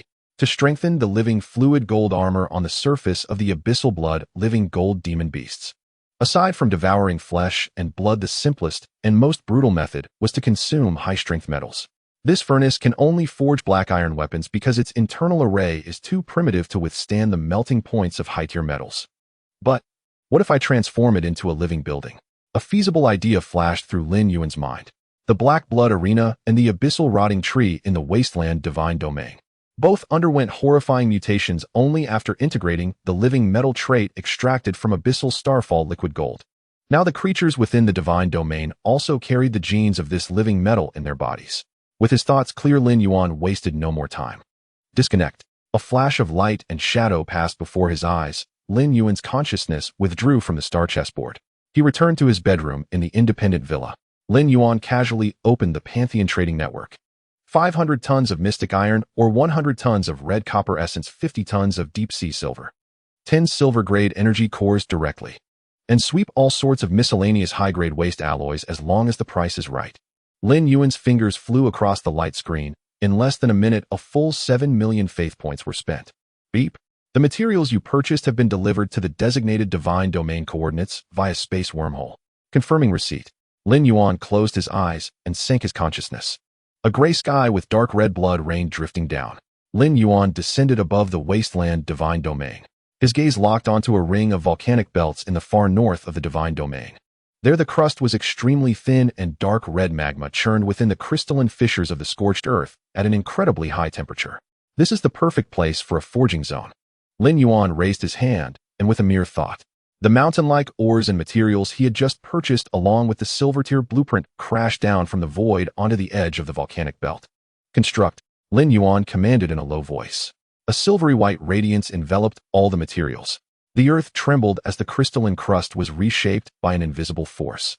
Under the reshaping of divine power, a vast mechanical factory exuding a heavy industrial style rose abruptly from the volcanic rock.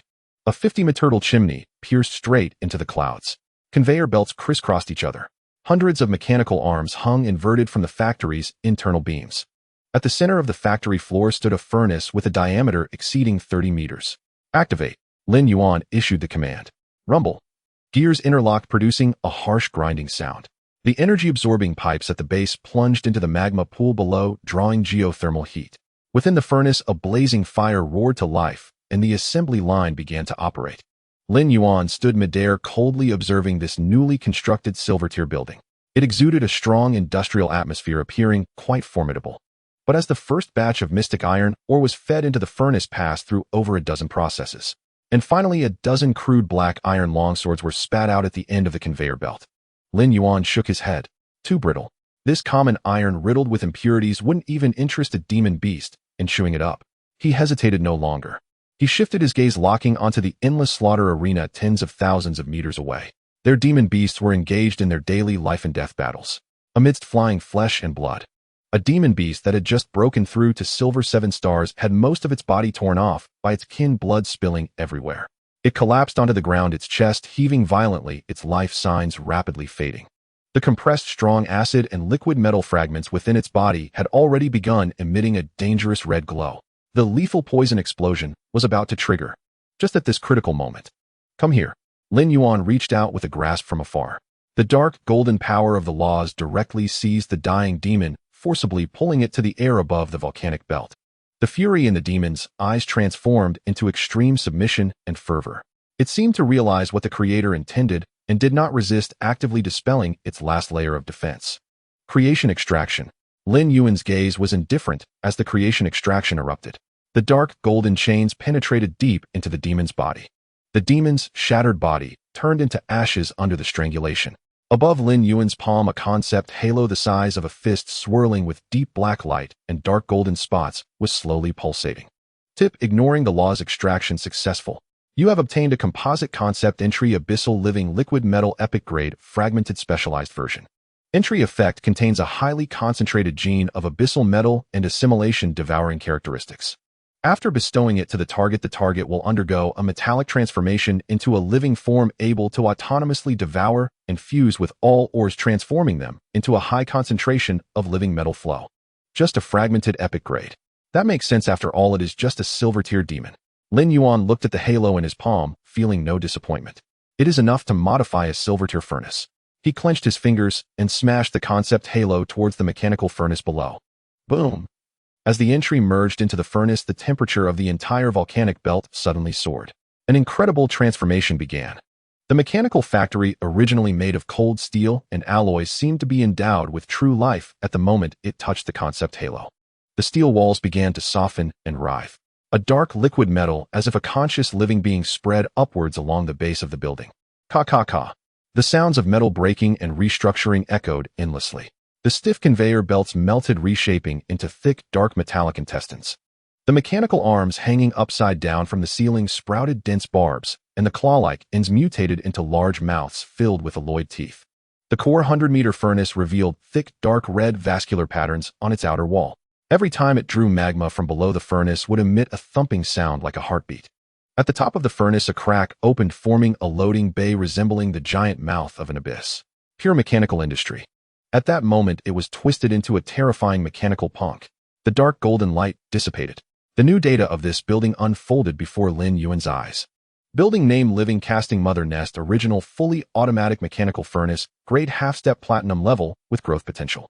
Function 1. Endless devouring. The mechanical arms have transformed into predatory hands capable of automatically grasping and devouring all ores, discarded weapons, and even metallic debris within the divine realm. Function 2. Living liquid metal purification. The mother nest's stomach will use the magma from the earth's veins to melt all impurities in the devoured metals, purifying and transforming them into high-tier, abyssal living liquid metal flow.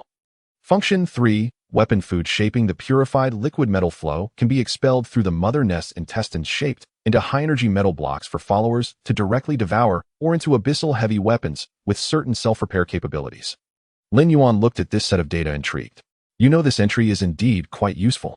The production line that could only create black iron-level scrap metal. Now it directly transformed into a metal war mother nest that could autonomously feed, digest, and nurture. Lin Yuan issued commands to activate the mother nest. Buzz!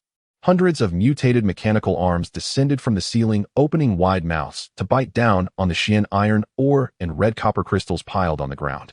Accompanied by the crunching sounds of chewing, the ores were thrown into the giant mouth at the top of the furnace. Dark red flames ignited within the mother nest's stomach. In less than 3 minutes, the metal intestines below the mother nest wriggled. Accompanied by dense high-temperature steam, several plops were heard. Dozens of high-energy metal blocks radiating a dark sheen and square in shape were expelled. Lin Yuan reached out to extract one, and it felt heavy in hand. The impurities within had been almost completely incinerated. What remained was a solidified liquid metal that could be easily assimilated by the demon. This substance was like a revitalizing tonic for the demon. Having sorted out the production line, Lin Yuan shifted his gaze away from the volcanic bag to the star spirit gene steel in the Blood Abyss Sea. Below the stone tablet, 2-0 elite demons lay quietly in ambush behind the tyrant. Their living armor remained hard, and their aura was still ferocious. However, as the ruler of this divine realm, Lin Yuan's spiritual power could descend to the microscopic level, perceiving the fluctuations deep within their souls. Something was amiss. Lin Yuan frowned slightly. In his field of vision, the soul flames of the 2,000 elite demons, although more vigorous after 31 consecutive victories, were showing signs of irregular dispersion and fatigue at the edges of the flames. It was as if a sword had cleaved through countless stubborn stones, leaving extremely tiny chips on the blade. Lin Yuan fell into contemplation. In the Starry Sky War chess, when a believer is killed, they can indeed resurrect intact with no physical damage. However, the pain during the battle, the fear of death, and the extraction of spiritual power when releasing skills all of these truly occurred. This high-intensity mental load might not show at first, but after experiencing life-and-death struggles in 31 consecutive matches, some demons had even died several times in the sand table. This accumulation of load directly impacted their soul's essence. The 100% true simulation law, indeed, is not absolutely damage-free. Lin Yuan muttered in his heart. Otherwise, this thing would truly be against the heavens. If there were no cost, those old monsters who had lived for over 10,000 years could easily throw believers into the sand table for infinite death simulations, and they would have long since broken the Starry Sky war chess record. Since there are hidden costs, one cannot be too obstinate. Getting into the top 100 in the province does not require urgency. There is still some time until the midterm provincial assessment. Overexhausting the core combat power would be counterproductive. Let this elite group rest for a few days until the feeling of soul fatigue dissipates before proceeding to the next match. With this thought clarified, Lin Yuan no longer hesitated. Suspended above the azure sky, dark golden divine fire burned in his eyes. My kin, a cold and grand divine decree resonated in the minds of every creature in the divine realm. The tyrant knelt first on one knee, burying its head deeply. 2,000 elite demons, 60,000 ordinary demons, tens of thousands of blade feather demon eagles, and the toxic insect tribe. All creatures ceased their slaughter, lying on the ground to welcome the will of the Creator. In the extreme north of the divine realm, in the volcanic belt, I have established the casting mother nest. Believers of the demons may come to feast and arm themselves. Lin Yuan's voice turned cold, carrying a strong threat of death. Those who approach the mother nest may only feast and are forbidden from causing trouble. Any creature that dares to cause even the slightest damage to the mother nest, I will surely extract their soul and suppress it at the bottom of the blood sea, forever suffering the torment of fire and poison. Boom. The laws thundered in the sky. Lin Yuan had to establish rules. The living casting mother nest was located tens of thousands of meters away in the volcanic belt beyond the core defense circle of the demon basin. The nature of wasteland creatures is killing and devouring. Without a clear divine decree to suppress them, the insect tribe or demon eagles could tear apart the mother nest, devouring it clean as oversized high-energy metal blocks. As the divine decree descended, all creatures let out submissive roars, etching the iron laws deep into their genes. Once everything was arranged, Lin Yuan's consciousness withdrew from the divine realm. One day later, in the real world, inside an independent villa of the Xinghome military district, Lin Yuan finished his meditation and let his consciousness sink into the wasteland divine realm, deep within the blood abyss sea. 2,000 elite fiends lay in silent torpor. Lin Yuan's psychic force swept through their bodies down to the soul layer, sweeping away the soul fatigue left by 31 battles in an instant. Rest over, Lin Yuan said calmly. 2,000 fiends lifted their heads in perfect unison, crimson eyes boiling with martial intent. Connect to Xingkong battle chess. Law descended, and a feeling of weightlessness followed. The virtual Sandible network engaged. A mechanical synthetic voice sounded punctually in his ear. System notice detected, contestant Lin Yuan. Matching for you. Match successful. Scene generated. Death desert. The phantom before him shattered. A howling sea of yellow sand assaulted him. Lin Yuan hovered above the Sandible, looking down. 2,000 meters ahead, tens of thousands of heavily armed infantry formed an extraordinarily tight phalanx. Shields like a forest, spears like a forest. At the formation's center, hundreds of heavy ballistae were tightening their torsion. Opposite him stood a high schooler commanding a legion of conventional cold weapons. His deployments had pushed military art to the extreme. All troops obey. Form the iron wall. The opposing commander bellowed. Lin Yuan didn't bother to spare it more than a look. Kill. The order issued. Above the battlefield, not even the hiss of wind was heard as hundreds of Shadowstalker fiends slipped into the shadows cast on the desert floor. The desert sun stretched the phalanx's shadows long, creating the perfect stealth channels for the Shadowstalkers. The next second, at the very rear of the infantry formation, sleek, dark blades slid out from countless soldiers' shadows. There was no roar, only exquisitely efficient throat-slitting. Before their heads could register, they were spinning into the air. At the same moment, on the front line, Titan fiends strode forward, their arms transforming into tower shields, braving a hail of ballista bolts and crashing into the phalanx. Flesh flew and steel warped. The Titan fiends tore rifts through the iron wall formation. Where they passed, men and mounts were flung aside. The engagement began fast and ended faster. In under 30 seconds, the tens of thousands of regular infantry were wiped out. Battle victory. Win rate 100. Your ranking rose to Provincial Rising Stars 800. The opponent's bluster was cut short as their avatar turned to white light and was ejected from the Sandible. Lin Yuan remained expressionless. Continue matching. The slaughter resumed. Match successful. Scene generated. Lava volcano. Opposite him was an army of fire mages. A rain of blazing spheres fell. Titan fiends, thanks to their living liquid metal and superb magic resistance, withstood the firebolts and charged through. Shadows Talkers severed the apprentice's retreat, 1 cut per apprentice. Match successful. Scene generated mist forest. Now the foes were plant deities that commanded lethal writhing vines. Titan fiends metabolized toxins at breakneck speed, treating poison as an energy tonic. The tyrant smashed a golden-grade man-eating blossom with a single crushing blow. Match successful. Scene generated Frost Canyon. Victory. 50 consecutive wins. In this pool of high school players, no one could withstand such a merciless dual-pronged flaw-exploiting annihilation. His points on the Rising Stars leaderboard rocketed upward. 1,500, 800, 300, 150. On the Xing Network forum outside the virtual Sanibel mini-regular provincial channel, high schoolers had noticed the aberrant ID Lin Yuan. His win streak always bore an eye-catching 100. What units is this guy using? Every match is an instant kill. Another freak from Jiangxing. Hacking. Is the Xingkong battle chess system bugged? Lin Yuan blocked all outside distractions. His eyes contained only endless combat. Bam! As the tyrant tore the last Golden Peak Dragonblood beast in half, the scene froze. The system tone rose clear and ringing. Battle over. Current win rate 100. Lin Yuan's ranking surged to Provincial Rising Stars 68. Ding. Detected, you have entered the Provincial Top 100. 100 million faith points and a random golden grade resource blind box have been issued. Please check your account. Lin Yuan watched the credits arrive and the corner of his mouth twitched. The top 100 threshold had been crossed. If this holds tonight, he'll press straight into the top 50. He gauged his fiend's mental load and pressed the continue matching button. Matching for you. Warning. Warning. The Xingkong battle chess interface suddenly flared red. The mechanical tone acquired a harsh electronic distortion. Matched with an opponent of extremely high danger. The opponent used a high-privilege card and hid their ID. Scene generated Starfield wreckage. Lin Yuan's brow tightened. The environment reconstituted. He found himself standing on a floating meteorite. Around him, the boundless deep of space, countless wrecked ships and shattered planets drifted in the void. Lin Yuan lifted his gaze. On another drifting meteorite directly ahead, there was neither vast army nor heavy fortification. Only 10 silhouettes. 10 humanoid figures hovered in midair, clad in silver-white full-body battle armor, their plates flowing with inscrutable star-pattern runes. Each gripped a sword of light, with no corporeal edge.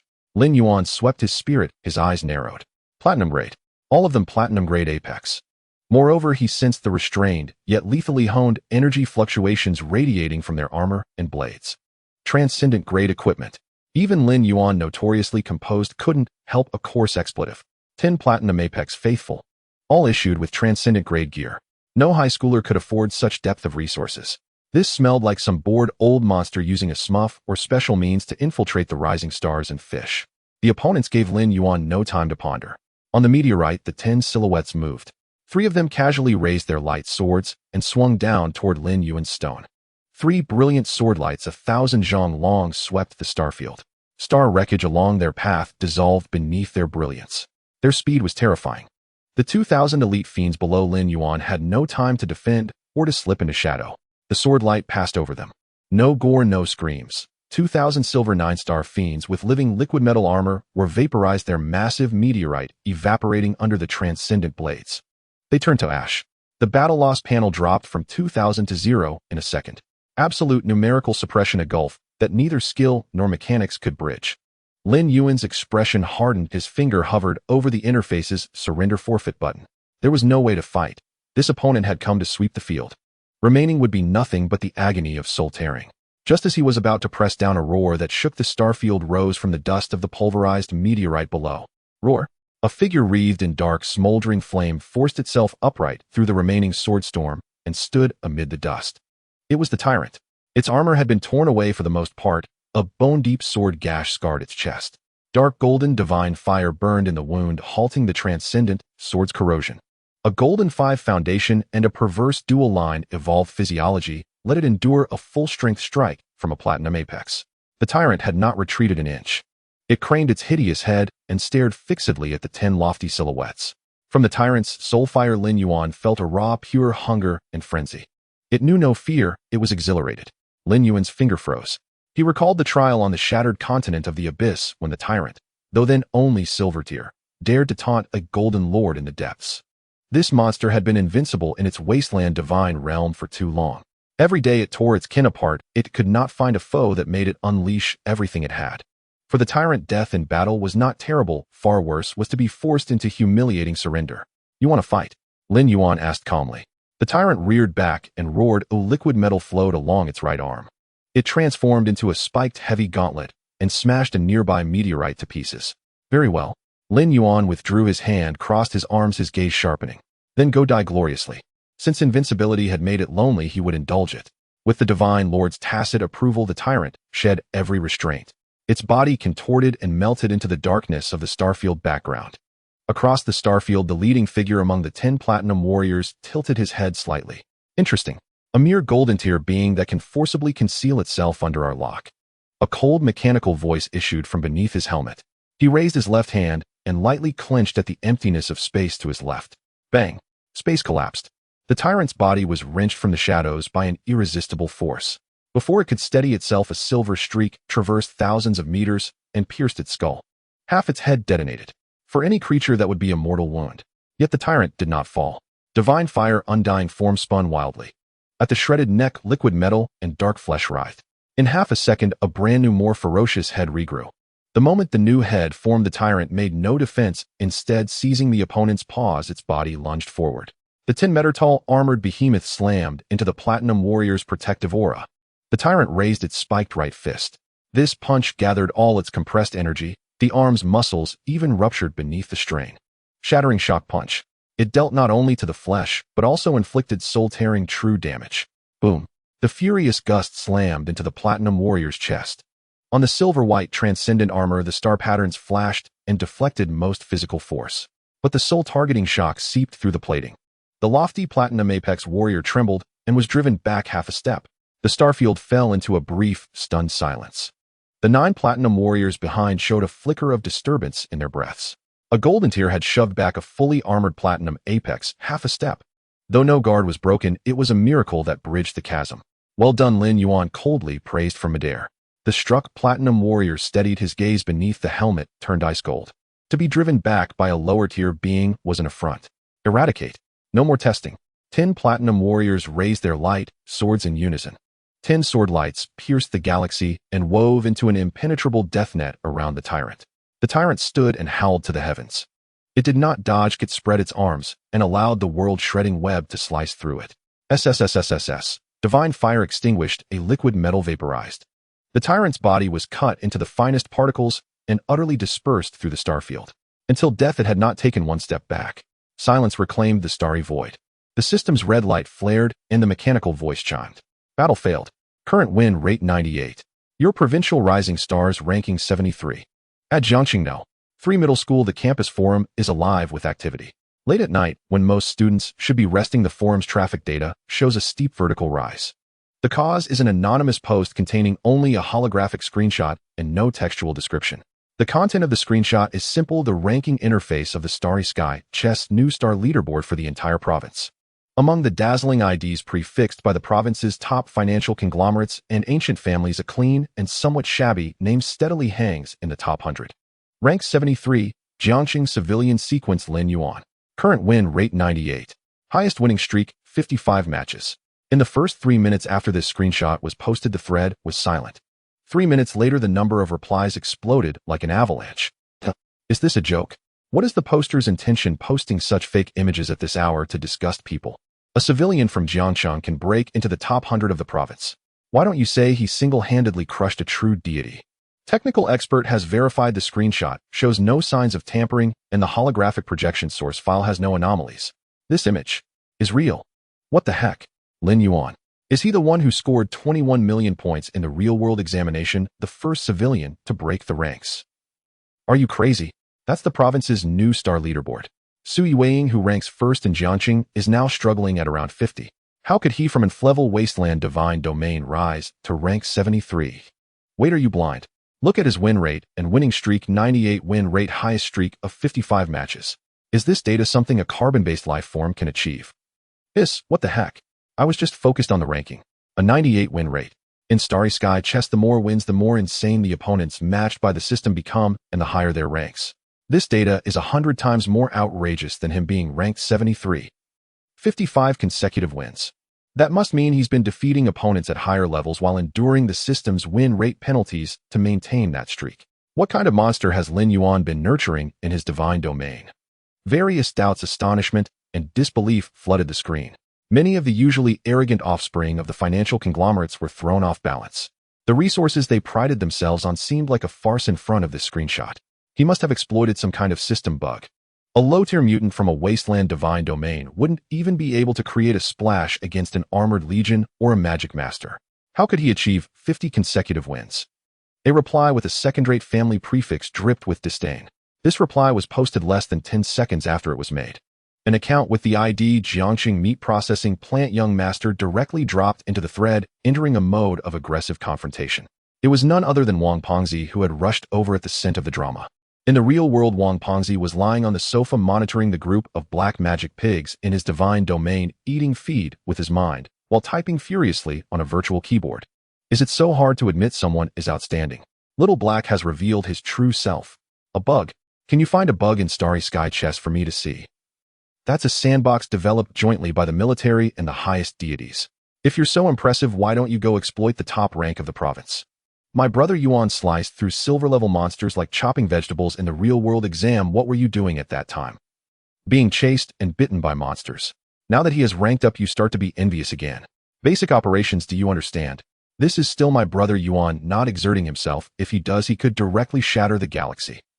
As Wang Pengzi, currently Lin Yuan's only subordinate deity, he shares in Lin Yuan's glory and misfortunes. His combat power on the keyboard was no less than that of the mutated black magic pigs in his divine domain.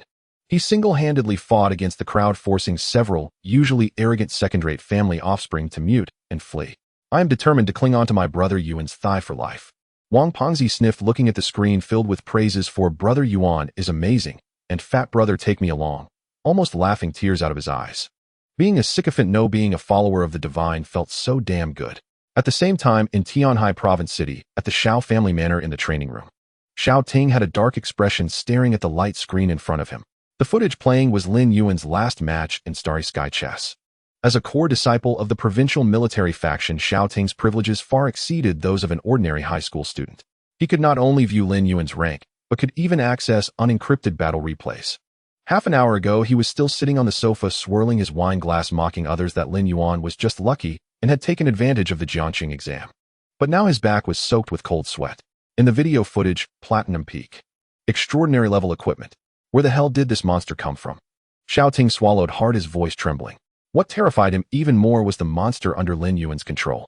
A 10-meter-tall black monster engulfed in dark golden divine fire withstood the attacks of the Platinum Peak, sending the opponent flying half a meter with a single punch. Although in the end that monster was slain by a concentrated fire from 10 people, the sheer reckless combat power that transcended levels made Shao Ting shiver. He couldn't help but recall the scene where he had boasted boldly to Lin Yuan at the Star Ring Salon. Dare to accept the 200 million military investment, and I will make you shatter in the split examination. Now reflecting on his own words, Shao Ting only wanted to slap himself twice. This combat power. If that monster gets close, my 4th-tier lion dragon might not be able to withstand that bizarre shock damage. He originally thought that his subordinates had high air supremacy and mobility enough to toy with Lin Yuan's land units to death in the split examination. But now, looking at the light screen, seeing a monster that can forcibly blend into the shadows, crossing space to output damage at close range, Shao Ting understood clearly. His dragons and lions would not fare any better under the opponent's heavy punches. Madman, where the hell did Commander Shao dig up this freak? Shao Ting stood up, kicking over the tea table in front of him. His pretentiousness had boomeranged back, hitting him right between the eyes. The split examination is a grand event that attracts attention from the entire province. All military bigwigs will be watching. If at that time he is on the examination field being rubbed against the ground by Lin Yuan in front of everyone in the province, he will never be able to lift his head in the Shao family for the rest of his life. No, I absolutely cannot lose. Shao Ting's eyes were bloodshot as he dialed the family logistics chief's communication. Young master, what is your command at this late hour? Go to the storeroom. Withdraw all 30 million faith points originally allocated for me next month immediately. Shao Ting shouted into the communicator. Also go to the family trading network and buy me 3 high-level environment cards and time cards. Oh, I need to accelerate the divine domain simulation. but young master forcibly simulating will cause the family source to be overdrawn. Shut up. Overdrawing is better than being crushed by a civilian. Go by. And I want that sealed war formation scroll. After cutting off the communication, Xiao Ting collapsed into his chair. He now had only one thought: to raise combat power at all costs before the split examination. Lin Yuan. You freak, I will never let you step on me to rise. In Jiangxing, at the independent villa of the Starfire military district, Lin Yuan disconnected the virtual helmet and casually placed it on the table. He stood up and walked to the bathroom to wash his face with cold water.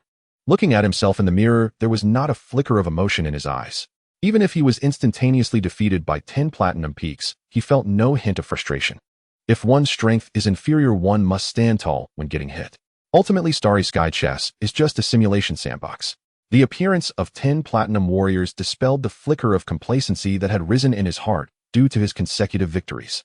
The performance of the tyrant exceeded my expectations. Lin Yuan dried his face walking to the window. Facing the insurmountable gap in levels, the tyrant did not retreat, bursting with combat intent that transcended limits. This fervent aggression is the core charm of the Wasteland Divine Domain. Losing to the opponent is not shameful, one only needs to wait until the tyrant advances to platinum. At that time, who will claim victory is still uncertain. I will definitely take back the stage sooner or later, Lin Yuan murmured to himself. He then opened his personal terminal and accessed the system backend of Starry Sky Chess. The rewards for the top 100 new stars in the province have been issued. 100 million faith points have been transferred to your personal account. Random golden level resource blind box 11 has been deposited into the item bar. Looking at the long string of zeros that had appeared in his account, Lin Yuan smiled with satisfaction. Open the blind box. Lin Yuan clicked on the treasure chest icon in the item bar. On the light screen, the treasure chest exploded open. Golden streams of light gathered in the room, eventually condensing into a physical card with golden edges. On the front of the card, a vast grassland is depicted alive with vigor as a gentle breeze sweeps across it. Golden level environment card, fertile green grassland effect. After use, it can generate a high-energy grassland of up to 1.0 square kilometers within the divine domain. The grassland contains abundant life energy, which can accelerate the reproduction speed of herbivorous and plant-based subordinates and enhance life recovery efficiency. Lin Yuan stared at this card, falling into silence. It was indeed a good item. A golden level environment card could fetch at least 10 million faith points on the market.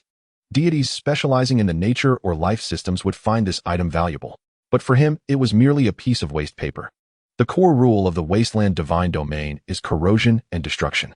If this card were to be introduced within half a day, this vibrant grassland would be corroded to nothing by dark golden miasma and fire toxins. Keeping it as useless, I might as well convert it into something useful. Lin Yuan opened his personal terminal and logged into the military's internal trading network that Commander Xiao had granted him access to. Clicking to list the item, he scanned the property profile of the golden level environment card, fertile green grassland. Price, 20 million faith points. Or an equivalent of golden level abyss or as high-tier mechanical debris or special materials with devouring properties. Lin Yuan added the exchange conditions in the remarks. His living casting mother nest was eagerly awaiting sustenance, and more metal materials would be greatly welcomed. At the Supreme Command of the Starfire Legion, the annular conference room was frozen in an icy atmosphere. 12 high-ranking deities in generals' uniforms sat before a holographic projection table. This was a closed-door meeting regarding resource allocation for the Dark Sequence. With a thunderous bang, Zhao Donghai, the military chief of staff representing the interests of the provincial capital's great families, slammed his palm onto the alloy table. Commander Xiao, I won't stop you from granting that civilian high schooler Lin Yuan S-level special approval. But now for a student who hasn't even graduated, you insist on forcibly allocating another 300 million faith points from the frontline military funds to him. Zhao Donghai's face was ashen as he glared at Xiao Lai in the seat of honor. He merely crushed a few noobs in the war chess sandbox. He doesn't deserve such a strategic level investment. Doesn't deserve it. Xiao Lai sat at the head, tapping his fingers lightly on the table. Unangered, he merely sneered and casually flicked a data file onto the central holographic screen. See for yourself. The screen illuminated, playing the final recording of Lin Yuan in the Star War chess. Under the vast starry sky, 10 peak platinum warriors formed a battle formation. Transcendent grade light, swords swept across the cosmos, and in an instant 2,000 storm demons were reduced to ashes. Seeing this, Zhao Donghai snorted coldly. Utterly helpless. This is what you call strategic. Before he could finish, his voice caught in his throat. In the footage, the tyrant beast, its body ablaze with dark gold divine flames, defiantly rose against the transcendent sword aura. It vanished into the shadows, forcibly closed in, and with a single punch sent the fully armed peak platinum deity staggering back. Inside the conference room, several high-ranking deities who had been resting with closed eyes simultaneously opened them. Such defense, such recovery. And that ability to ignore light and shadow and stealth. A lieutenant general, an elderly man, leaned forward slightly, his gaze sharpening. This is definitely no goblin mutation. He looked at Xiao Lai. Xiao the madman, did you give him those 2 blueprints? Exactly. Xiao Lai nodded frankly, his eyes sweeping the room. The genetic blueprints of the Titan Behemoth and the Void Shadow Stalker. A collective gasp filled the room. His grade Wasteland Divine Domain can actually bear a dual gene chain without collapsing from assimilation. Zhao Donghai's eyes widened in disbelief. The facts are right before you. Not only did he bear it, but he also perfectly fused it into a monstrous unit with a dual evolutionary path. Xiao Lai stood up, bracing his hands on the table, his oppressive aura pressing down on Zhao Donghai. Look closely. These monsters don't need fine equipment or high-grade potions. They feast on metal wreckage and drink strong acid. As long as there are corpses on the battlefield, they can sustain themselves indefinitely. With such war potential for extreme troop production and low-cost, high-yield efficiency, which of those pampered noble brats under your command fed daily, with high-grade resources, can match this? Xiao Lai's voice rose, echoing through the room like a tolling bell. When the abyss fully invades, do you expect those young masters in their shiny armor to sacrifice their lives? No. What will stand at the front are mad dogs like these who can bite the enemy to death with a mouthful of filth. The conference room fell into dead silence. Crude but true. The military always values efficiency. So I'm not just approving these 300 million. Xiao Lai waved his hand grandly. Beyond that, I'm also allocating that thing seized from the 6th sector frontlines to him. At these words, the entire room erupted. Impossible, Zhao Donghai exclaimed. That fragment of the mother tree root is an extremely dangerous source of pollution. Giving it to a high schooler, do you want to ruin his divine domain? His divine domain is already a wreck. What more pollution can it fear? Xiao Lai snorted. I've made the decision. Who agrees? Who opposes? The 12 generals exchanged glances. Faced with Xiao Lai's dominance and Lin Yuan's impeccable combat data. In the end, no one raised a hand. The resource allocation proposal passed unanimously. Meanwhile, Lin Yuan sat cross-legged on the sofa, a virtual screen floating before him. He was haggling with a buyer in the anonymous trading zone of the Star Network.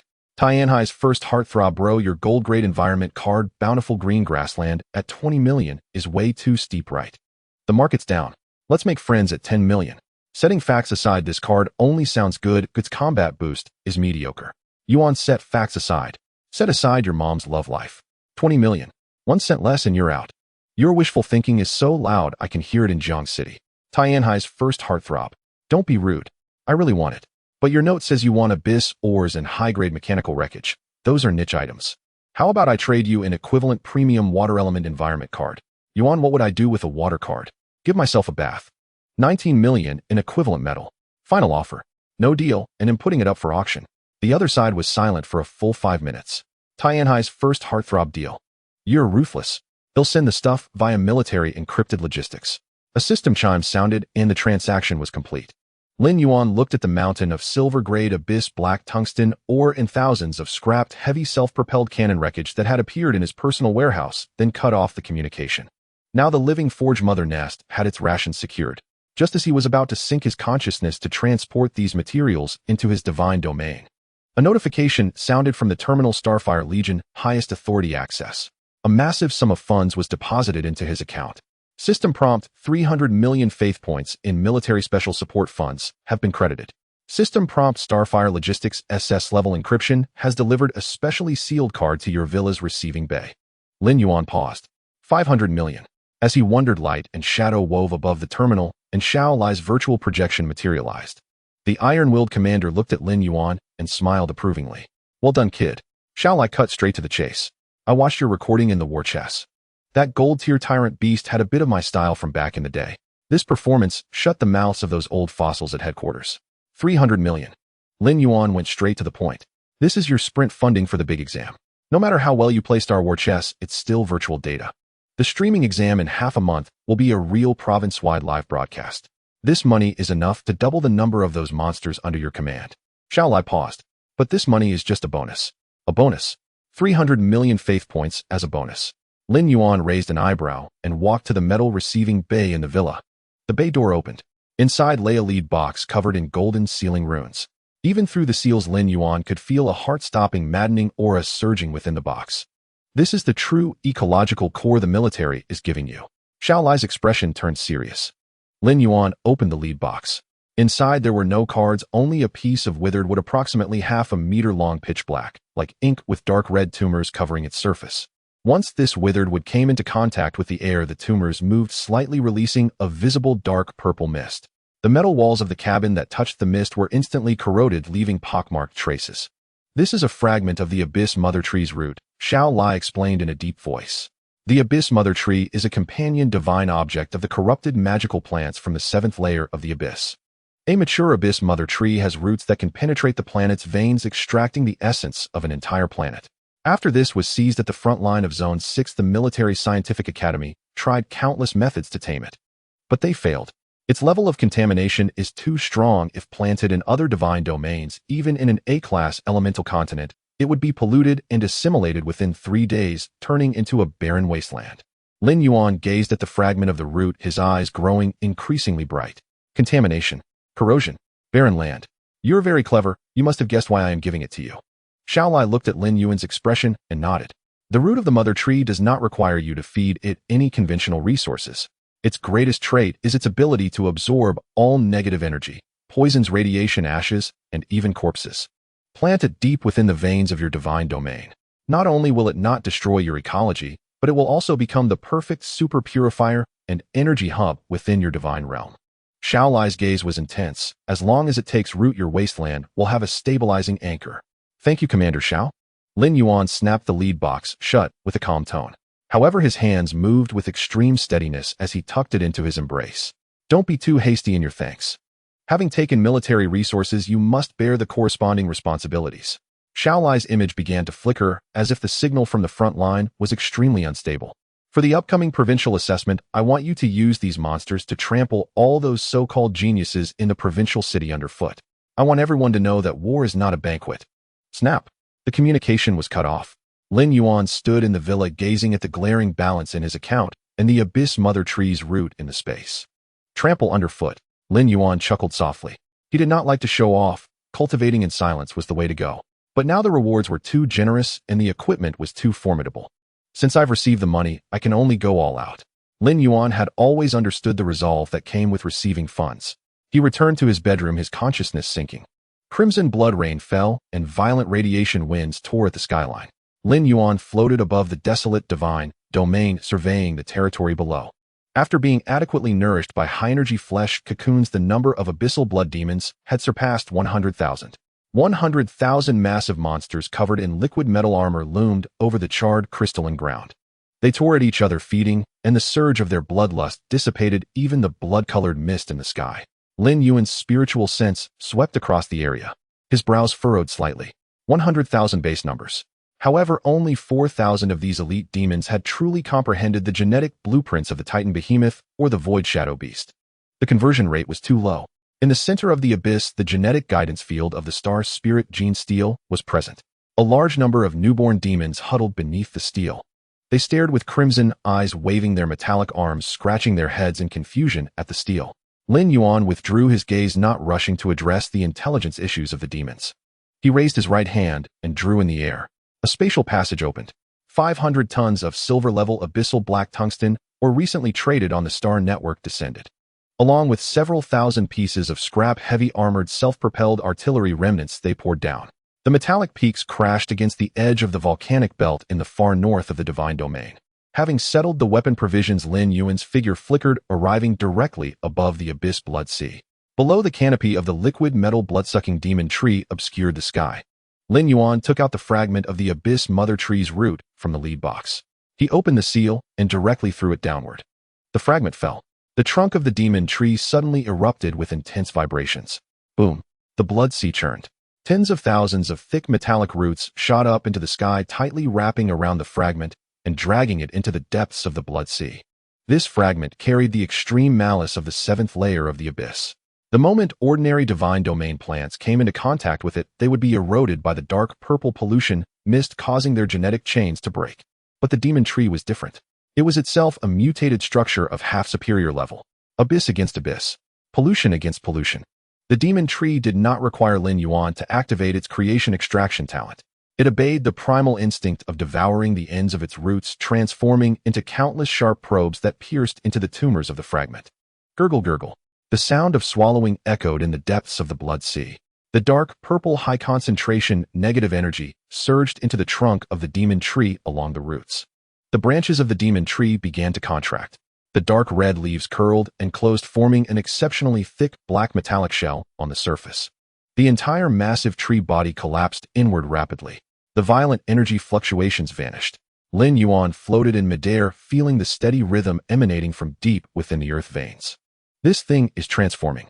The rank of the Abyss Mother Tree's root is extremely high, and the demon tree needs time to digest it. Lin Yuan had a premonition that when the demon tree finally emerged from its cocoon, it would surely break through the rank barriers and officially ascend to a superior level structure. With the two logistical cornerstones properly placed, Lin Yuan turned his head again, his gaze locking onto the group of demons scratching their heads beneath the star spirit steel. There were only half a month left until the provincial assessment. Relying on this group of muscle-brain monsters to comprehend it themselves would be futile. Since they lack the brains, then let's compensate with money. Lin Yuan's consciousness left the divine domain, returning to the villa in reality. He opened his personal terminal, his gaze lingering on the account balance. A total of over 500 million faith points. He had never fought such a wealthy battle in his life. Lin Yuan logged into the official internal trading network. With the military's level authority backing him, all hidden high-tier resource sections were unlocked. Search criteria: comprehension, enhancement, group benefits, environmental cards. Data streams rolled across the light screen and hundreds of high-tier items were projected. Lin Yuan quickly browsed, filtering constantly. Queen of Elves Enlightenment Spring Water, 20 million faith points. The effect is mild, but it only works on individuals. Excluded. Wisdom Fruit of the Golden Ancient Tree, 50 million faith points. Requires a digestion period of 6 months, too slow to see results. Excluded. After flipping through more than 10 pages, Lin Yuan's eyes locked onto a golden card marked as extremely dangerous at the top of the page. Golden level special environment card, Rain of Profits, price 70 million faith points. Card effect: upon use, a 12-hour rain of profits will fall within the divine domain. The rainwater contains a high concentration of neural development factors, forcibly widening the neural circuits of believers, allowing them to enter a state of absolute enlightenment in an instant. Side effect warning: the effect is extremely fierce and violent. Races with low intelligence and low mental resistance are likely to be overwhelmed by the shock of neural expansion, leading to skull fractures and immediate brain death. Lin Yuan looked at the highlighted side effect warning and scoffed. Can't handle the explosion of brain, nerves. The thing his divine domain fears the least is physical damage. If they explode, they can go straight back to the furnace, becoming food for the demon tree on the spot. The wasteland does not nurture waste. As long as 1/5 of the demons can survive this storm, using the medicine to comprehend the genetic blueprints, this 70 million will be well spent. If they don't comprehend, then consider it fertilizer. Ding. Deduction successful. 70 million faith points have been deducted. Lin Yuan glanced at the dwindling figure in his account without even flinching. After all, spending money to grow stronger, there's no shame in that. The light screen flickered and a physical card suffused with a pale golden radiance, and exuding a dense spiritual aura shot out from the transaction pod. It landed in Lin Yuan's palm. Gold-grade special environment card, Rain of Prophecy. Lin Yuan gripped the card, sinking his consciousness. The howling radiation storm woven with red and green hues roared in his ears. He once again hovered above the firmament of the wasteland divine domain. Below, 100,000 blood abyss golden berserk demons crowded in the basin's center. They scratched their heads in perplexity before the stellar gene cube, pounding their own skulls with metallic fists, in frustration, sparks flying. It's raining. Lin Yuan's voice was cold as he clenched his fingers, crushing the gold-grade card in his hand into pieces. Crack. The moment the card shattered, a majestic golden torrent of spiritual energy surged skyward, piercing the perpetual dark crimson blood clouds over the wasteland. The domain's laws were forcibly altered. A rift tore open in the sky. Then a drizzling rain of pale golden droplets descended from the heavens. The rain bore no lethal force, carrying only an indescribable coolness. It pierced through the poisonous miasma and the radiation gales, precisely sprinkling across the entire basin's center. The raindrops fell upon the liquid metal bone armor of the berserk demons, not sliding off, but seeping into their flesh, surging straight toward their brains. Roar! A newborn berserk demon, standing 5 meters tall, and having just torn apart a companion in the arena, suddenly let out a shriek of agony. It dropped the severed limb in its hands, clutching its own head with both arms. It was too intense. The Rain of Prophecy knew nothing of gradual progression.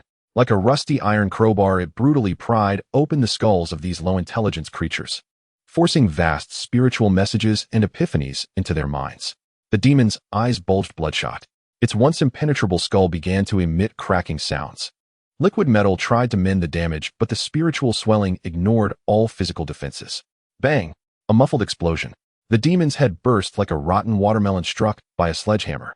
Dark red brain matter mixed with metal shards splattered everywhere. The headless corpse crashed to the ground. This was only the beginning. As the golden rain intensified, the entire berserk demon territory became a massive firecracker display. Bang! Bang! Bang! Explosions of heads rang out in succession across the carbonized crystalline earth. Those low-intelligence demons with poor spiritual resistance could not withstand the cerebral expansion impact, collapsing in droves. Brain death. Instant demise. Lin Yuan folded his arms, coldly observing his dying followers below. His gaze was as calm as an ancient well devoid of any pity. The wasteland doesn't support idlers. If they can't even endure a rain, they're destined to be cannon fodder on the abyss battlefield. Lin Yuan made his judgment inwardly. Death was merely a byproduct of this storm. The true miracle was unfolding among the survivors. A blood-soaked berserk demon gritted its teeth, blood streaming from its 7 orifices, its skull cracking. But it didn't fall. After surviving the first violent wave, the primal chaos and bloodlust in its eyes began to fade rapidly. It looked up at the stellar gene monolith, glowing with azure light in the center of the blood abyss sea. It understood. Before it saw the stone as merely a glowing toy. Now it discerned the ancient runic patterns flowing on the stone and the 2 evolutionary paths leading to transcendence. The demon strode toward the left, titan steel. The moment its palm touched the surface, a dark golden light enveloped it. It no longer mindlessly thickened its metal armor as before. It began actively controlling the liquid metal on its body, performing high-density, microscopic restructuring according to the muscle fibers of a titan beast. The same epiphany occurred among tens of thousands of demons that survived the deadly ordeal. The 4,000 elite demons that had already completed their gene shard evolution thrived even more. The rain had almost no side effects on them. They greedily absorbed the prophetic factors within the rain. Their once rough shadow techniques grew more sinister. Over 1,000 demons on the shadow path stretched their forms into translucent black shadows within the rain curtain, merging into the void. Even more astonishing was that among these 4,000 elites, a few exceptionally talented individuals under the extreme impact of epiphany touched the threshold of another path. Like the tyrant, they succeeded in comprehending the embryonic stage of a dual sequence. And undoubtedly the most dramatic transformation was that of the leader, the tyrant. The tyrant did not stand by the monolith. It stood at the edge of the blood abyss sea, tilting its head back, opening its abyssal maw to gulp down the golden rain. Its body grew again, surpassing 12 meters. Even more terrifying was the aura emanating from it. On its left side, liquid metal condensed into mountain-like titan scales, exuding an unshakable absolute dominance. On its right side, the metal armor became thin and pitch-black, absorbing all light, ready to slip into nothingness. It had already reached the embryonic stage of a dual sequence. Under the torrential power of the Rain of Prophecy, it advanced further within these 2 distinct gene sequence embryos. The supreme strength of the Titan and the absolute concealment of the shadow were pushed into a deeper qualitative change. A chain reaction began. The Rain of Prophecy covered the entire basin. The rainwater gathered into golden streams, flowing along the terrain into the central abyss blood sea. Then it overflowed, spilling into the river Styx at the edges. Though diluted, the cerebral impact within the rainwater remained lethal to low-tier organisms. On the surface of the river Styx, tens of thousands of oscillating liquid gold crabs and crimson blade-bone fish were the first to contact the rain-mixed waters. Their pitiful single-celled brain capacity could hardly withstand such torment. A dense crackling sound echoed across the water as if thousands of firecrackers had been tossed into the river. Vast numbers of crabs and piranhas suffered cerebral hemorrhages, their heads exploding outright. Severed limbs and green bodily fluids blanketed the river's surface. Only a few exceptionally gifted mutants endured the impact. Their compound eyes and fish eyes lost some dullness, gaining a hint of cold cunning. In the sky, the black gold blade feather demon vultures and the infrasound bone blade bats in their caves also sensed the rain's residual power. They dared not approach the basin's center, torn between fear and greed. They could only circle low at the periphery, greedily inhaling the golden vapor that evaporated into the air. As for the dark gold poison miasma insect race at the domain's farthest edge, over 300,000 meters from the basin, they were completely unaffected. The distance was too great, the rain never reached them. Millions of metallic cockroaches continued to gnaw on slag carefree and content joyfully feasting. Lin Yuan withdrew his gaze. Tens of thousands of his followers had died, and he didn't even furrow his brow. The flesh of the fallen rejects would nourish the earth's veins, their souls would become the gale in the slaughter arena. In the wasteland, death is merely a cycle of resources. Lin Yuan turned his head, looking toward the center of the blood abyss sea. There stood a massive black metal lump. It was the liquid gold blood devouring demon tree in seclusion. The mother tree's remnant root has the power to endlessly corrupt and extract a planet's essence. The demon tree itself absorbs fire poison and earth vein energy. These two are highly overlapping. Lin Yuan stroked his chin. It was like forcibly mixing 2 cups of high-concentration sulfuric acid. When it breaks out of its cocoon, it might elevate its original abilities to a horrifying dimension. Or it might undergo an unheard-of monstrous mutation. He felt a flicker of anticipation. But transformation takes time. Forceful interference would only ruin this half-transcendent seedling. Lin Yuan lingered no longer. With a thought, he withdrew from the domain. Over the following half-month, Lin Yuan's life returned to a monotonous, rigid routine. Apart from staying in the domain, he attended some mandatory virtual classes. The once ignored bottom-tier nobody had now become a celebrity at No. 3 High School. Walking through the school corridors every day. Good morning, Brother Yuan. Yuan God activate. Lin Yuan, this is a virtual bento I made myself. You must accept it. Whether students from regular classes or the once arrogant elites of the advanced class, they all greeted Lin Yuan with beaming smiles, stepping aside voluntarily. In a world where power resides within oneself, worshipping the strong is an instinct etched into the bone. Fatty Wong was now riding high on success. He walked beside Lin Yuan every day, acting as his vanguard. Move aside, everyone. Don't block my brother Yuan's fresh air. Love letters to the right. Fatty Wong waved his chubby hand, blocking a few girls trying to approach. Fatty, you've been collecting quite a few fees lately, haven't you? Lin Yuan glanced at him casually. Fatty Wong shuddered, lowering his voice. Brother Yuan, you're sharp. I only took a little info fee from those asking about your preferences. I never did anything to ruin your rep. Alright, just don't cause trouble. Lin Yuan couldn't be bothered. The flattery around him and the trending topics on the forums. To him, they were like a passing breeze, gone as soon as it blew. He knew well that the real highlight was the upcoming midterm streaming assessment. Only 5 days remain until the midterm assessment. In the virtual classroom of Class 7 Senior Year No. 3 High School in Jiang City, no one was whispering to each other, nor were there discussions about how many new species had hatched in the divine realm. Bang! The classroom door was pushed open. The homeroom teacher Lei Yin strode to the podium. He brought no lesson plans, and his gaze swept across every youthful face below. Let's get straight to the point. Lei Yan's voice echoed in the classroom. In Tianhai Province, there were originally about 1 million students awakening this year in senior year. Lei Yin raised a finger, then slowly retracted it. After the practical assessments and the initial elimination, only 300,000 remain here ready to participate in the provincial assessment. The class erupted in an uproar. A 70% elimination rate. This meant that aside from those who switched to become logistics assistants, a considerable number had perished in those unknown tests. You may think yourselves fortunate to have survived, Lei Yin sneered. But this assessment is no longer a virtual simulation, nor is it about clearing the peripheral shattered lands. Lei Yin pressed a button on the holographic control panel. A distorted star field was projected onto the blackboard. In the center of the star field hovered a battered dark red planet. The Provincial Education Department, in conjunction with the military, has prepared a grand gift for the 300,000 of you. Lei Yin spoke each word slowly. Assessment location: Military Confidential Star Map, codename Embers 07. It is a real plane, and deep within that red wasteland lies a living lower abyss demon. A living demon. These 5 words shattered the psychological defenses of everyone in the classroom. A full 10 seconds passed. With a whoosh, the class monitor Li Xiuqi was the first to stand up. Teacher Lei, are you joking? Li Xiuqi adjusted his gold-rimmed glasses. A living demon. Most of us haven't even touched the threshold of demigods. The majority of our kin are only 2nd or 3rd tier. You want us to invade the demon's plane. What's the difference from delivering takeout? Not just Li Xiuqi, but the elite students in the class with C and B ranked divine realms all looked pallid. To invade the divine realm means the other side is the master of that plane. They can manipulate the laws of the plane to suppress outsiders. Moreover, the opponent is a demon. This is a one-way ticket to death. Silence.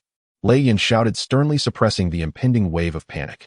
This demon was severely wounded in the interstellar battle 2 years ago by the military's upper echelon. Its divine essence has shattered, and it is currently in a state of extreme weakness and deep slumber. Lei Yin opened a close-up image of the dark red planet. Its plane laws are riddled with holes and cannot exert plane suppression. During the assessment, the military Starlight Matrix will be fully activated to protect your Divine Realm coordinates from being tracked. Your task is to descend onto this shattered plane, plunder resources to your heart's content, slay its followers, and even dig up its divine essence shards. Hearing about the military's protective matrix, the gasps in the classroom calmed slightly. But Lei Yan's next words once again dropped the temperature to freezing. Although the demon is asleep, billions of Abyss natives still live in its plane. Moreover, even in its slumber, the unconscious pressure it emits is enough to drive those of you with weak wills to madness and distortion, turning them against you. Lei Yan crossed his arms. In this assessment, 30,000 students from all cities in Tianhai province will be deployed simultaneously. This is a province-wide survival game and a carnival for the strong. If you cannot endure, crush the protective talisman provided by the military at any time and return to reality. The cost is immediate disqualification and lifetime assignment to logistics. The rules have been announced. In the eyes of the majority of civilian students, only despair remained. 300,000 fighting for scraps. Billions of Abyss natives defending. This level of difficulty is insurmountable for those of them who are merely first or second-tier soldiers. Going in, they might not even be able to handle the low-level magical creatures on the outskirts, let alone face the pressure of the demon. Teacher Lei, a civilian boy, raised his hand, his voice quavering with a hint of tears. We really can't survive. Lei Yan tapped the blackboard and explained solemnly, the demon's laws have been shattered. The military has calculated that the strongest natives in the current plane will not exceed the 6th tier. Moreover, this assessment allows you to form teams freely. The military will not let you die for nothing. The expressions of the crowd remained grim. The strongest will not exceed the 6th tier. Even the weakest 6th tier is a catastrophic disaster for these civilian students. Seeing this, Lei Yan threw out the comforting policy he had prepared earlier. Those who are afraid can hide at the very edge of the plane after landing. There are no high-tier magical creatures there, and you can mine some low-tier magical ores. Lei Yan pointed to the edge of the star map. As long as you don't go to the core area to cause trouble, honestly, being a cyber miner, your survival rate is over 80. With the points earned from mining, you can scrape by with a passing score. Stay in No. 3 high school for your 4th year, and it shouldn't be a problem. Upon hearing this, the civilian students let out a long sigh of relief. You scared me. Turns out there's still a way to survive. As long as we can stay alive, what's wrong with being a miner? Punching in and out for safety. Let's team up, or we'll find a pit to squat at the edge and definitely won't run around. The tense atmosphere in the classroom visibly relaxed. For most people, dignity and future are worth nothing in the face of life. Lei Yan looked at the group of students preparing to mine, a hint of disappointment flashing in his eyes.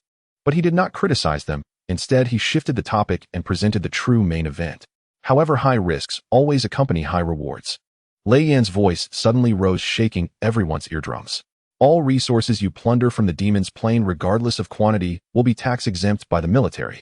They will all belong to you personally. As soon as this was said, the eyes of the elite students instantly lit up. Tax exemption.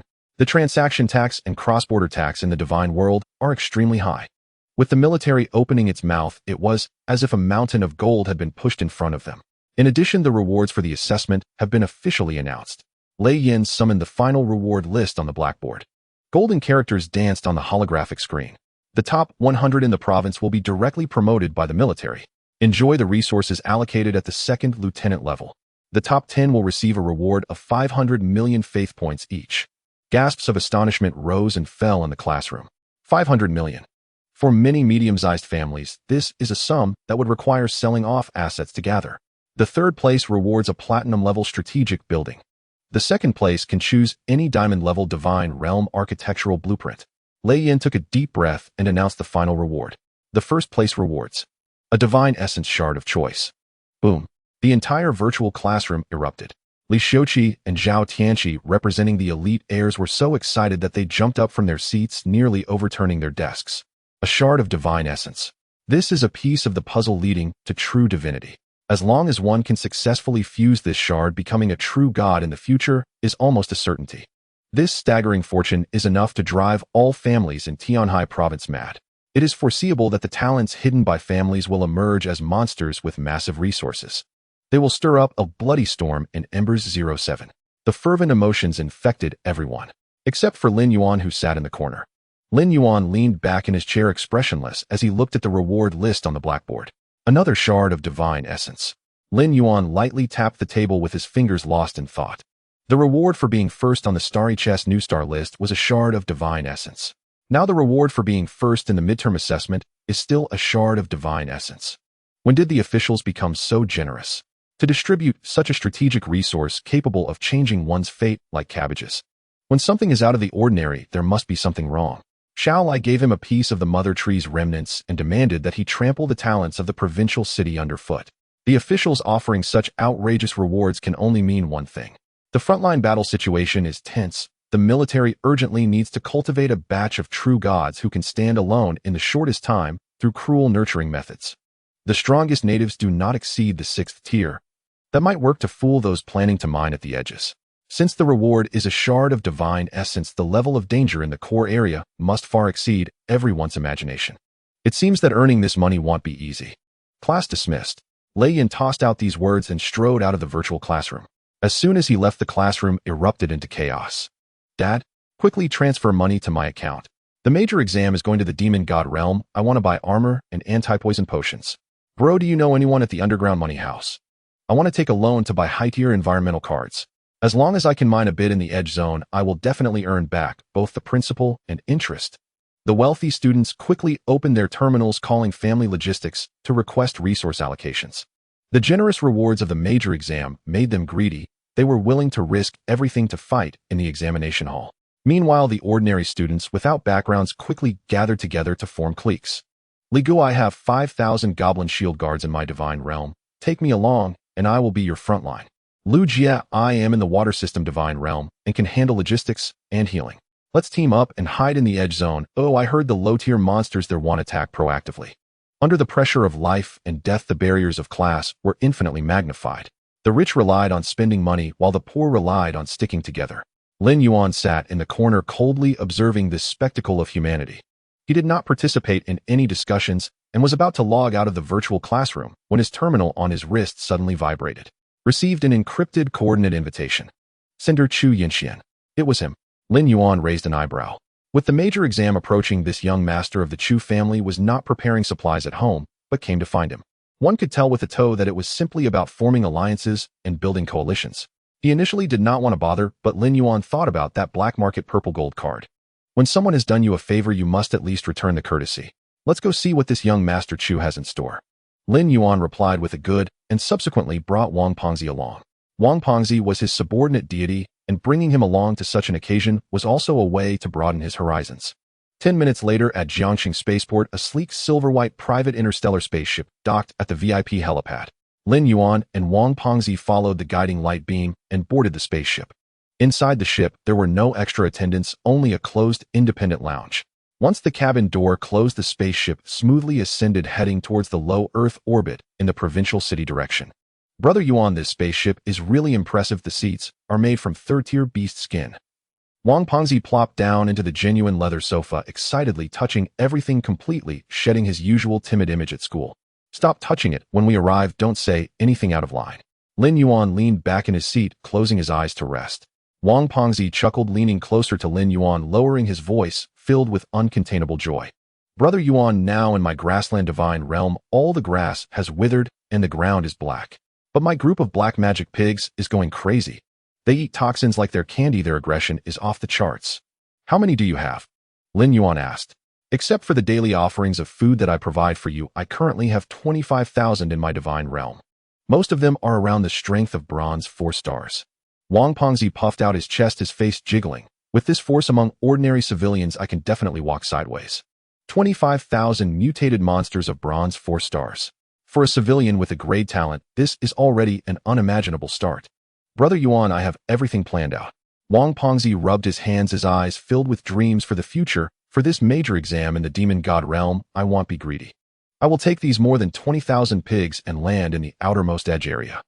Didn't old Lei say that the edge area is safe? I will just mine earnestly. When encountering isolated low-tier monsters, I will let the pig herd swarm them. I can definitely mix in and get a passing score. Lin Yuan opened his eyes, looking at Wang Pengzi's expression of I have the advantage, and smiled, nodding in agreement. Not a bad plan. Lin Yuan praised, then his tone turned serious. Remember what you said. After the major exam starts, hide in the outermost area and don't venture towards the core region. In the realm of the abyss demon god, even if the laws are shattered, the pollution emanating from the core area is something that your pigs cannot withstand. Lin Yuan specifically reminded him. Understood. Wherever Brother Yuan points, I will strike. The core area is where you divine beings compete in peak matches. Oh, I, a mere cattle and horse, won't go to join the fun. Wang Pengzi nodded vigorously, firmly remembering Lin Yuan's advice. Half an hour later, the spaceship slightly trembled, completing its docking. The cabin door opened. Before the two appeared a starship floating in low Earth orbit. The surface of the battleship was engraved with the exclusive emblem of the Chu family, with numerous cannons standing tall, exuding a chilling aura of war. A robotic butler awaited them at the cabin door, bowing to lead the way. Passing through the corridor, the two were brought into a vast circular conference room. In the center of the conference room was a holographic tactical projection table. At this moment, 7 or 8 people were already seated around the table, apart from the main seat occupied by Chu Yunxian. The others were all top students from Jiangxing Free High School. To Lin Yuan's surprise, class monitor Li Xiuqi was among them. Upon seeing Lin Yuan enter, his expression became somewhat unnatural. Brother Lin, please sit. Chu Yunxian smiled, gesturing for Lin Yuan to take the core position to his right. Lin Yuan did not decline and graciously took his seat. Wang Pengzi then consciously stood behind Lin Yuan, acting as a qualified follower. Since everyone is here, I will get straight to the point. Chu Yunxian withdrew his smile, placed his hands on the table, and surveyed the room. You all already know the rules of the major exam. The demon god realm is fraught with peril. Don't think just because you are here, even my Chu family's elite vassals risk total annihilation when entering alone. Chu Yunxian swiped on the holographic control panel, projecting the star map of Ember 07 and marking several routes in red. We must secure a ranking in Tianhai province to obtain those vast resources. There is only one way to do it, banding together. Chu Yunxian looked directly at these top students and laid out his plan. When the major exam arrives, I will deploy my heavily armored legion to withstand the pressure from high-tier monsters on the front lines. Your vassals will be responsible for clearing out the miscellaneous soldiers on the flanks and ensuring logistics and resource gathering. Several top students exchanged glances. While it sounds good to say they will clear out the flanks, in essence, it is simply about being bait to attract fire and doing the hard work of mining. Li Xiuqi adjusted his glasses and bravely asked, Young Master Chu, what if we encounter irresistible forces and all our followers are wiped out? We are not equipped to withstand such losses. Good question. Chu Yunxian snapped his fingers. A nearby robotic butler stepped forward with several trays. Each tray contained a contract. I, Chu Yunxian, never let anyone work for free. His voice was firm. This is a temporary alliance contract.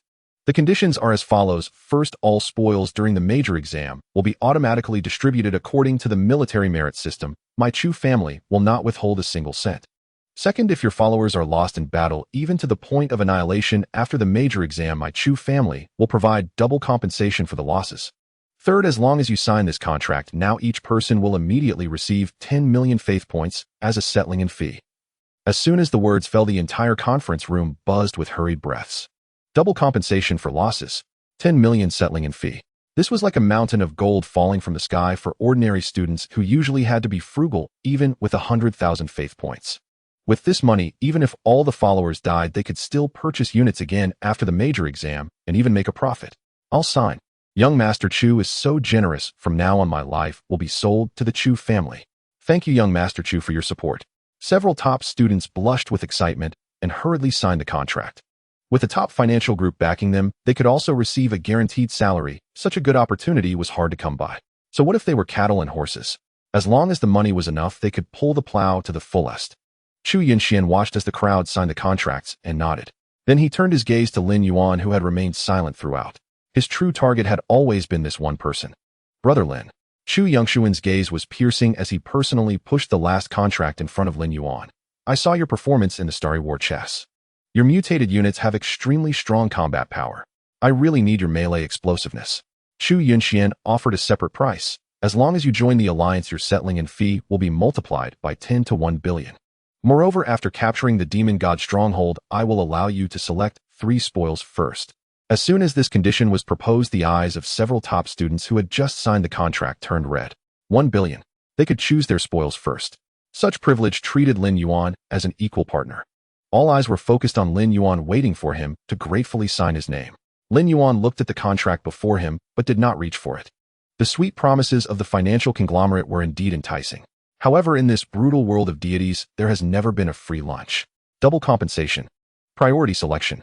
Once they encounter terrifying beings of the 6th or even 7th level deep within the realm of demons, these financial conglomerates would not hesitate to use the commoners' families as meat shields. What good is compensation if one's life is lost? Moreover, the military has invested such vast resources into him. They are looking for a lone wolf capable of carving a bloody path in the genius circle of the provincial city. He is certainly not someone who would meekly follow behind Chu Yunxian as a subordinate. Not to mention entering the top 10, even the top 100 would be out of reach. Sorry, young Master Chu. Lin Yuan leaned back, arms crossed in front of him, his tone resolute. I appreciate your goodwill. Chu Yunxian's smile stiffened slightly. Lin Yuan met Chu Yunxian's gaze and provided a decent excuse. You also said that I am following the path of wasteland mutation. Lin Yuan pointed to the fat Wang behind him. My troops are all mindless, bloodthirsty monsters. Once they become bloodthirsty on the battlefield, they would even devour the corpses of their allies. If I were to mix with your main forces, I fear my monsters would lose control and treat your families as an extra meal. It would be bad if that led to discord. Lin Yuan stood up, adjusted his collar, and said, for everyone's safety, it would be better for me to act alone. I wish all of you great fortune in the upcoming exam. After saying that, Lin Yuan showed no lingering feelings and turned to walk towards the conference room door. Fat Wang hurriedly followed him. Chu Yunxian sat in the main seat watching Lin Yuan's departing figure without making a sound to keep him. A deep sense of regret flashed in his eyes. His ranking on the Star Network was close to Lin Yuan's, and he was well aware of what Lin Yuan's terrifying 98 win rate represented. It was indeed a pity not to be able to recruit this top-tier fighter. Young Master Chu, that kid named Lin is too arrogant. After Lin Yuan left, a subordinate from the Chu family sneered, his face full of disdain. Does he really think that winning a few games on the chessboard and getting a military investment means he can walk all over the demon realm? Just wait until his monsters are all dead, then we'll see how he cries for our help. Exactly, he doesn't know his place. Once we enter the exam hall, we will find opportunities. Shut up. Chu Yunxian coldly uttered 2 words. The subordinate who had just been chattering fell silent at once, cold sweat beading on his forehead. Young Master Chu, did I say something wrong? The subordinate, feeling uneasy under the gaze, asked stammeringly. You are a fool. Chu Yunxian's voice was devoid of any fluctuation, but carried an icy threat. Do you know what level of investment he has received? The military's highest level, this class sequence, personally approved by the commander of the Starfire Legion, Xiao Lai. The subordinate's legs went weak and his face turned pale. The commander of the military's recognition. This is a figure of real power in the military, a living tyrant whom even the top families of the provincial city do not dare to provoke.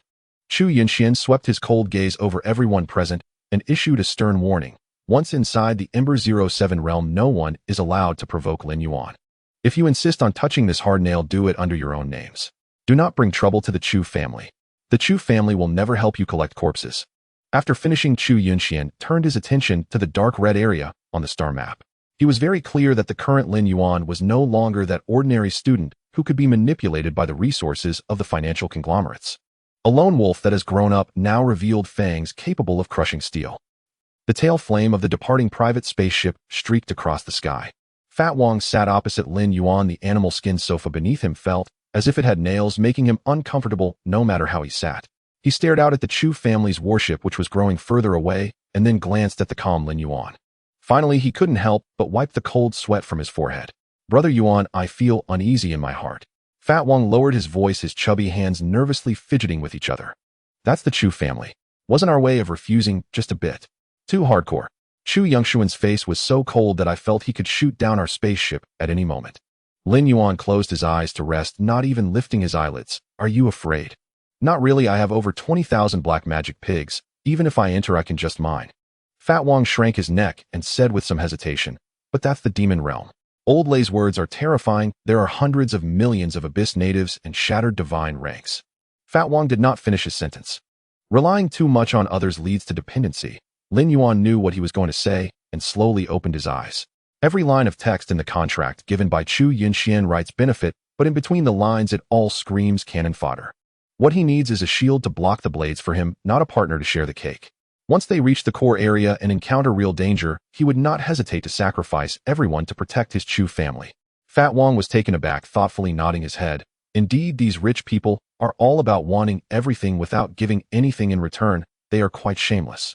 Moreover, Lin Yuan paused, a faint smile appearing at the corner of his mouth. I don't really need these benefactors right now. Rather than begging others for scraps, it's better to grow into a towering tree. Brother Yuan, you really nailed it. Oh, I give you full marks for that. Fat Wang gave a thumbs up. The unease in his heart was significantly dispelled by Lin Yuan's almost otherworldly confidence. The spaceship landed smoothly on the private landing pad of the Starfire nursing home. After sending off Fat Wang, Lin Yuan returned to the villa's secret chamber alone. He first opened the account interface on his personal terminal. There were just over 500 million belief points. Quantity is currently the biggest shortcoming. Lin Yuan recalled the scenes within the divine domain. The Reign of Prophecy had indeed left over 40,000 mutant demon gene maps, but that reign also eliminated nearly 60,000 individuals with weaker minds. In the upcoming dimension-level war, 40,000 elite forces could launch a beautiful raid. However, they couldn't hold the vast defense line, nor could they fill this billion-scale meat grinder. He needed to explode his troops. Not just to explode, but to do so at a frenzied pace. The price for such frenzy was the need for food. A tremendous amount more than could ever be counted. Lin Yuan donned the virtual helmet once again and connected to the Starfire Legion's top-secret internal network. A flash of white light and the deafening mechanical roar returned again. This time Lin Yuan navigated through the steel fortress with ease, heading straight for the Logistics Strategy Command Center. ZZZ. The alloy door slid open and the familiar scent of mixed gunpowder and anxiety rushed toward him. The logistics officer was still standing in front of the holographic screen. His voice was louder than last time, and the veins on his forehead throbbed like worms. They'll say it again, throw that faulty thruster into the furnace and reforge it. Don't you dare tell me about the scrap rate. On the front lines, the scrap rate is the death rate. The logistics officer was cursing furiously at the communication channel spittle splattering on the screen. He heard a noise at the entrance and turned his head angrily. Upon realizing that the visitor was Lin Yuan, the rage on the logistics officer's face instantly dissipated. Oh, isn't this Commissioner Lin? The logistics officer hurriedly walked forward, his smile contorting into a grin, his tone so warm that even the passing adjutant couldn't help but glance over. The logistics officer was in high spirits. This young man had the backing of Commander Xiao Lai and was generous with his spending, making him a wealthy patron. Most importantly, it had been less than a month since their last transaction. This young man surprisingly stood before him completely intact. The logistics officer examined Lin Yuan from head to toe, internally praising him. The 500,000 tons of abyssal Tai Sui meat from the No. 3 military supply depot had an off-the-charts pollution index.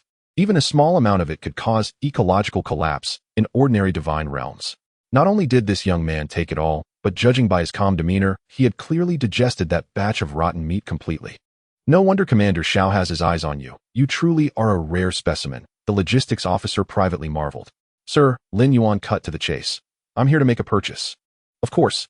What high-level resources does Commissioner Lin want this time? As long as it's in the military supply depot, he'll get it for you. The logistics officer patted his chest in assurance. I don't want high-level resources. Lin Yuan shook his head. I need abyssal Tai Sui meat as much as possible. Additionally, I need a large quantity of metal waste. The logistics officer was stunned. He scratched his disheveled hair, thinking he had misheard. Metal waste? What do you need that for? Starship wreckage, scrap mech shells, and remnants of heavy weaponry. Anything containing high-strength alloy components, I want it all. Lin Yuan's tone was steady as he laid out his core requirements. Most importantly, it must be cheap in bulk and have high-cost performance. The logistics officer looked at Lin Yuan with a complex expression. Other deities come to the logistics department, all seeking high-level spirit stones, pure magic crystals, and sacred spring water. This young man, however, was focusing on waste recycling. Your requests are truly unconventional, the logistics officer said, smacking his lips as he turned to the control panel and began typing rapidly. Since you're specifically asking to pick up trash, I might as well take the opportunity to clear out the logistics department's landfill. A long list popped up on the screen. 300,000 tons of deeply polluted Tai Sui meat, the logistics officer swiped his finger, plus 200,000 tons of starship scrap and heavy mech wreckage brought back from the front lines. For a bundled price, I'll give it to you for 100 million. The logistics officer raised a finger. This price is a steal. You won't find another in the entire military region. Deal. Lin Yuan decisively transferred 100 million faith points. After the transaction was completed, Lin Yuan turned to leave. The logistics officer stared at the substantial amount of money that had appeared in his account. He then watched Lin Yuan disappear at the end of the corridor, deeply exhaling a breath of stale air. The younger generation is truly formidable. The logistics officer shook his head and turned back to the communication channel, continuing to roar. Why hasn't the supplies for the 7th Legion been loaded onto the ship yet? Do they all want to head to the front lines to drink the northwest wind? A flash of white light. Lin Yuan removed his virtual helmet. The roar outside the villa was deafening. Dozens of heavy military transport ships landed in succession, dumping piles of metal debris and specially designed containers filled with Tai Sui meat onto the open ground. Lin Yuan opened the window, looking at the mountain of garbage outside, not in a hurry to open the Divine Realm channel. This was only enough to solve the feeding and armor upgrade for the violent demons. Facing the imminent great test from the demon god, plain this level of preparation was far from sufficient. He sat back down at his desk and opened the S-level authority section of the military's internal trading network. There were still over 400 million faith points left in his account. Lin Yuan began a massive shopping spree. His search criteria were extremely strict cheap resources containing negative attributes, high pollution, high danger, and those heavily despised by mainstream deities. Soon a batch of items meeting the criteria popped up on the screen. Deeply polluted nether water produced from the fourth layer of the abyss, containing extreme corrosion and death energy. The price was incredibly low, 100,000 faith points, could buy 1 million tons. But Lin Yuan decisively clicked the purchase button. His nether river needed expansion. That river in the divine realm was still too narrow. With a few million tons of nether water poured in it, could completely create several tributaries of the nether river. Highly concentrated nether uranium slag emits strong radioactive pollution. Lin Yuan bought 100,000 tons in one go. This thing was a deadly poison in other divine realms. But in his wasteland, it was the best fuel for the wasteland radiation tower. It could double the mutation rate of radiation storms. Putrid flesh mire mud 5 million tons. Heavy metal toxic fog compression canister 100,000 base units. Demon bug corpse burial soil 10 million tons. Lin Yuan was frantically shopping on the trading network, his fingers clicking quickly, treating the military's internal network as a large wholesale market. He specifically targeted pollution sources that others would not even glance at. With the aid of the creation extraction talent, all these so-called negative pollutants could be converted into tangible resources. After purchasing these environmental transformation materials, Lin Yuan's gaze shifted to the special card section. The base number of troops was still too few. He spent 20 million faith points to buy a golden grade reproduction card. This item could forcibly increase the reproduction speed of all creatures in the divine realm by 40 times within a year. Finally, Lin Yuan took a deep breath and clicked on the high-level time card section, high-level time acceleration card century span. Lin Yuan clicked to purchase. Immediately, a red warning box popped up on the screen. Warning: the high-level time acceleration card is extremely dangerous. Note 1. During acceleration, the divine realm will be in a closed evolution state for a century. If the deity's consciousness forcibly descends and stays for more than 3 seconds, the soul will be torn apart by the chaotic time currents. Note 2. Under a century span, the divine realm will completely detach from the deity's intervention and control. If the ecological cycle within the divine realm is incomplete, it is highly likely to trigger chain reactions such as famine, excessive war, and resource depletion, leading to the complete extinction of the favored people. Note 3. Please ensure that your divine realm possesses strong self-repair capabilities and a complete food chain loop. Every year, over 30% of newly promoted demigods experience divine realm collapse due to the misuse of time cards. The red warning text flashed incessantly, strikingly alarming. This was a gamble. A complete, unregulated period of 500 years. No deity dared to guarantee that their followers could survive a century without the descent of divine miracles. Stability through 100 years. Hunger, disease, civil war. Any small variable under time acceleration would be infinitely amplified, ultimately leading to extinction. Yet Lin Yuan looked at the warning prompt unfazed. Food was not a concern. Ecological collapse. The wasteland never had a complete ecological system in the true sense. Death in Lin Yuan's divine realm was never an end. Confirm purchase. Lin Yuan unhesitatingly pressed the confirm button. Ding. After all the spending, Lin Yuan was left with just over 100 million faith points. All preparations were complete. Lin Yuan looked at the mountain of sealed cargo containers in the courtyard along with a large batch of resource cards obtained from a recent military trade, casually shutting the access door. He sat cross-legged by the bed and closed his eyes. The moment he descended into the divine realm, Lin Yuan sensed something unusual. The acrid smell of gunpowder and sulfur in the air diminished.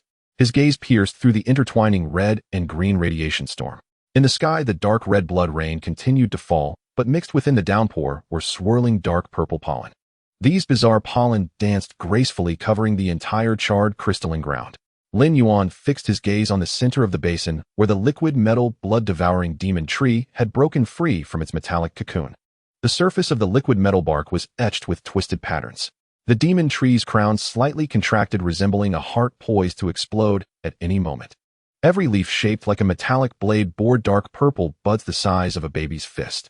The buds opened and closed, releasing the strange pollen into the air. Lin Yuan glanced at the divine realm panel.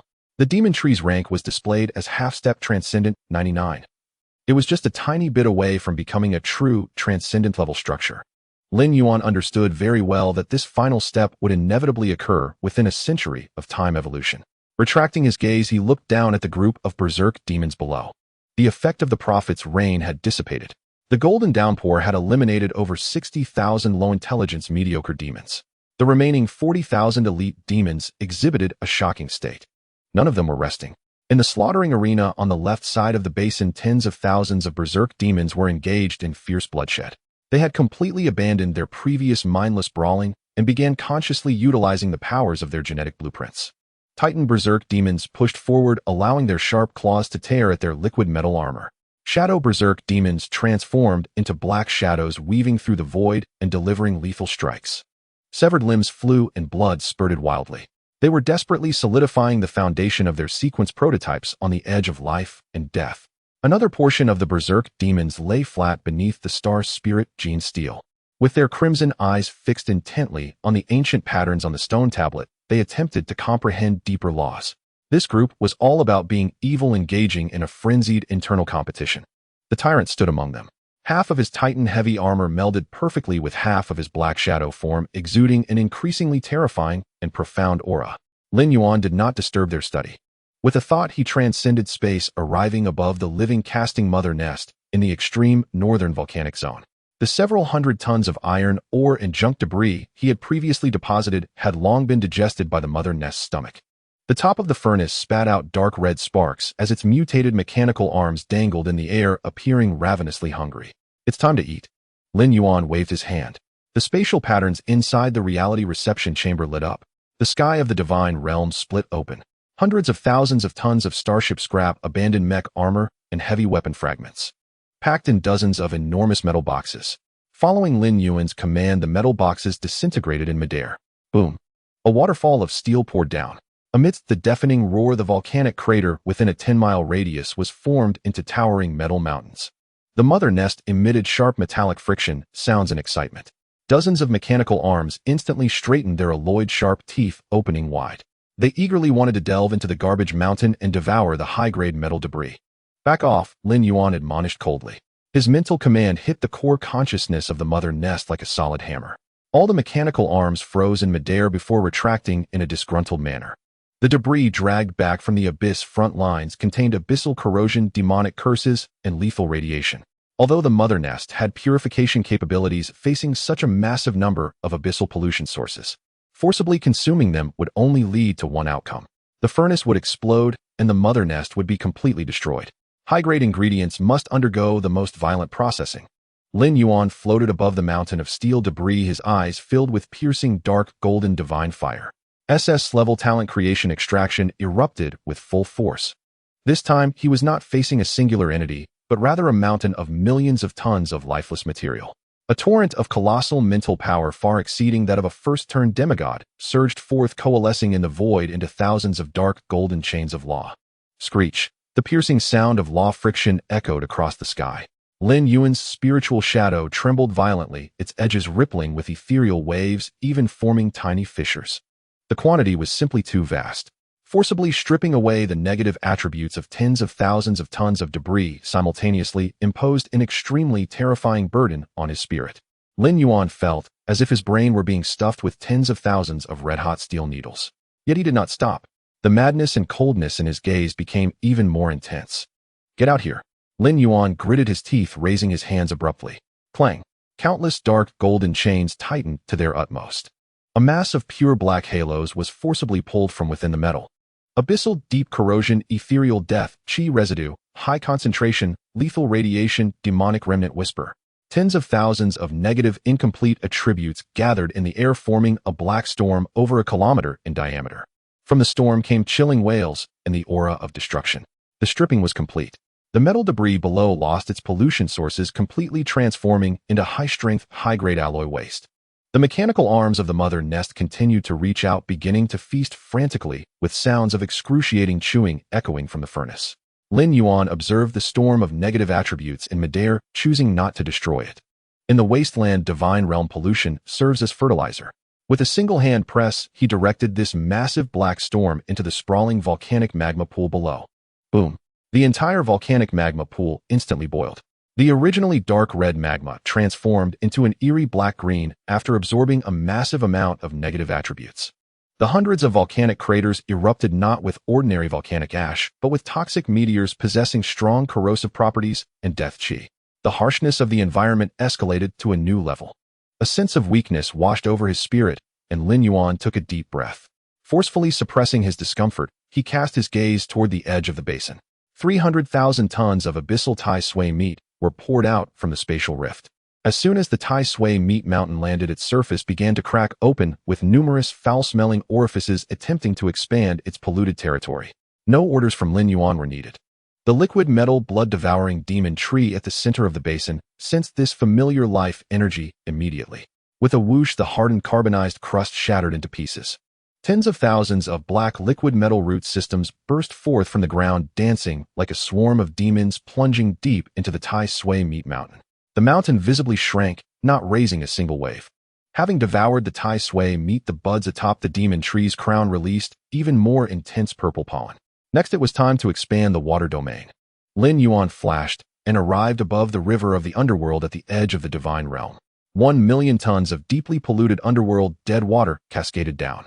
The originally 10-meter-wide dark red river surged loudly in response to the influx of dead water. The riverbed expanded wildly to the sides with the water level rising. In a matter of moments, a giant river 100 meters wide filled with black-red dead water wound around a small portion of the divine realm. The underworld dead water contained corrosion and death chi, killing any ordinary creature that touched it. The riverbed immediately erupted. Those shaken liquid metal crabs and crimson flying bone fish that had barely survived the prophet's reign began to react. Their single-celled brain capacity had been forcibly expanded, raising their intelligence a level. They sensed the threat posed by the dead water. In the past, they would have only flailed instinctively.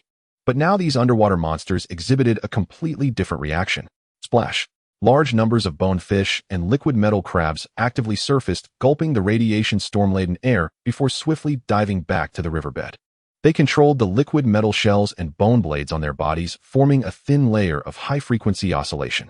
This oscillation shield kept the lethal corrosion of the dead water at bay. Simultaneously, they began consciously absorbing the death chi from the dead water to refine their bones and weapons. The eyes of the bone fish turned extremely cold. They swam in groups through the depths of the dead water like ghostly assassins. The giant pincers of the liquid metal crabs were covered with a layer of pale white death chi halo. The sky's ecosystem also required resources. 100,000 units of heavy metal toxic mist compression canisters were crushed by Lin Yuan. Thick lead-gray toxic mist surged into the sky, merging with the red-green intertwining radiation storm. A perpetual heavy metal toxic cloud formed in the dome of the divine realm. The black gold-blade feather demon vulture circling at low altitude emitted piercing cries. They shot upwards, diving headfirst into the toxic cloud. The high concentration of heavy metal particles continuously sharpened their wings, causing the black metallic feathers to emit a layer of deadly ethereal blue toxic light. The subsonic bone blade bat hung upside down on the cliff beneath the toxic cloud. Utilizing the cover of the toxic mist, their penetrating power and concealment became even more horrifying. As for the group of dark golden toxic miasma insects lingering on the outermost edge, Lin Yuan directly dropped 10 million tons of demonic insect corpses buried soil on their heads. Hundreds of thousands of metallic cockroaches descended into a frenzy. They dove into the buried soil, ravenously devouring the genetic fragments of the insect race and decaying flesh contained within. Next came the edge of the divine realm. Lin Yuan placed 100,000 tons of high-concentration underworld uranium slag around the radiation tower. The extreme radioactive pollution instantly ignited the tower, causing the radiation storm sweeping through the wasteland to undergo astonishing lethal mutations. Resource cards shattered one after another. The extreme cold, bone-cutting wind embedded in the cliff howled with chilling winds. The void toxic swamp acid flowed into the mire, corroding all things. The resentful spirit crystal fragments scattered throughout, filling the air with resentment. Various resources were generously filled into every corner of the wasteland by Lin Yuan. Finally, 5 million tons of putrid flesh swamp mud were laid down in the cracks of the earth's veins. Thus, the deployment of all resources was complete. Lin Yuan elevated himself, floating beneath the highest dome of the divine realm. He looked down, surveying this world that belonged to him. Lava erupted, toxic gas rampaged, radiation winds howled, and blood seas roiled. In this place, life expired every second, and blood and death were the only main melodies of this land. However, within this extremely harsh and distorted death painting, Lin Yuan felt an overwhelming vitality that was almost heart-stopping. Each healing wound of the berserk demons, every flap of the demon vulture's wings, and every molting of the toxic insects conveyed a wild tenacity that could not be extinguished. They fed in destruction and evolved in death, engraving the cruel laws of the wasteland into every drop of blood and every segment of their genes. This was a life stance, so bizarre yet so powerful that it disregarded everything. What a beautiful painting. Lin Yuan smiled uncontrollably as he gazed at this scene. With ample troops and resources, the stage was set. With everything in place, it was time to reveal the final answer. He slowly raised both hands. In his left hand, he held a golden level propagation card radiating a rich green life light. In his right hand, he grasped the high-level time acceleration card emitting silver time ripples. Lin Yuan exerted force with both hands. Crack! The crisp sound of shattering echoed in the void as both high-level cards exploded simultaneously. Boom! In an instant, vast and boundless powers of the laws descended upon the divine realm. The green light of propagation transformed into a rain of light. It fused into the bodies of every wasteland creature, igniting their deepest fervor for propagation within their genes. Silver time turbulence surged forth from the void. Like a tsunami sweeping through heaven and earth, it submerged the entire wasteland divine realm. Space warp time stretched infinitely, everything within sight. The actions of the berserk demons swinging their giant fists, the fluttering bizarre pollen, and the rushing underworld dead water all became extremely blurred at that moment, transforming into countless swiftly flowing rays of light. Warning: time acceleration has been activated. The divine realm will enter a closed evolutionary state for 100 years. A divine power interference has been severed. Lin Yuan did not resist, but actively withdrew his consciousness along with the repulsive force. In the second before, his vision was engulfed by darkness. He gazed at the wasteland world wrapped in layers of time turbulence, undergoing astonishing transformations, and the smile on his lips grew more pronounced. A complete hands-off for 100 years. To the prodigies taking the diversion exam, are you ready to welcome a little shock from the wasteland? Lin Yuan's consciousness returned to reality, a vast expanse of darkness before him.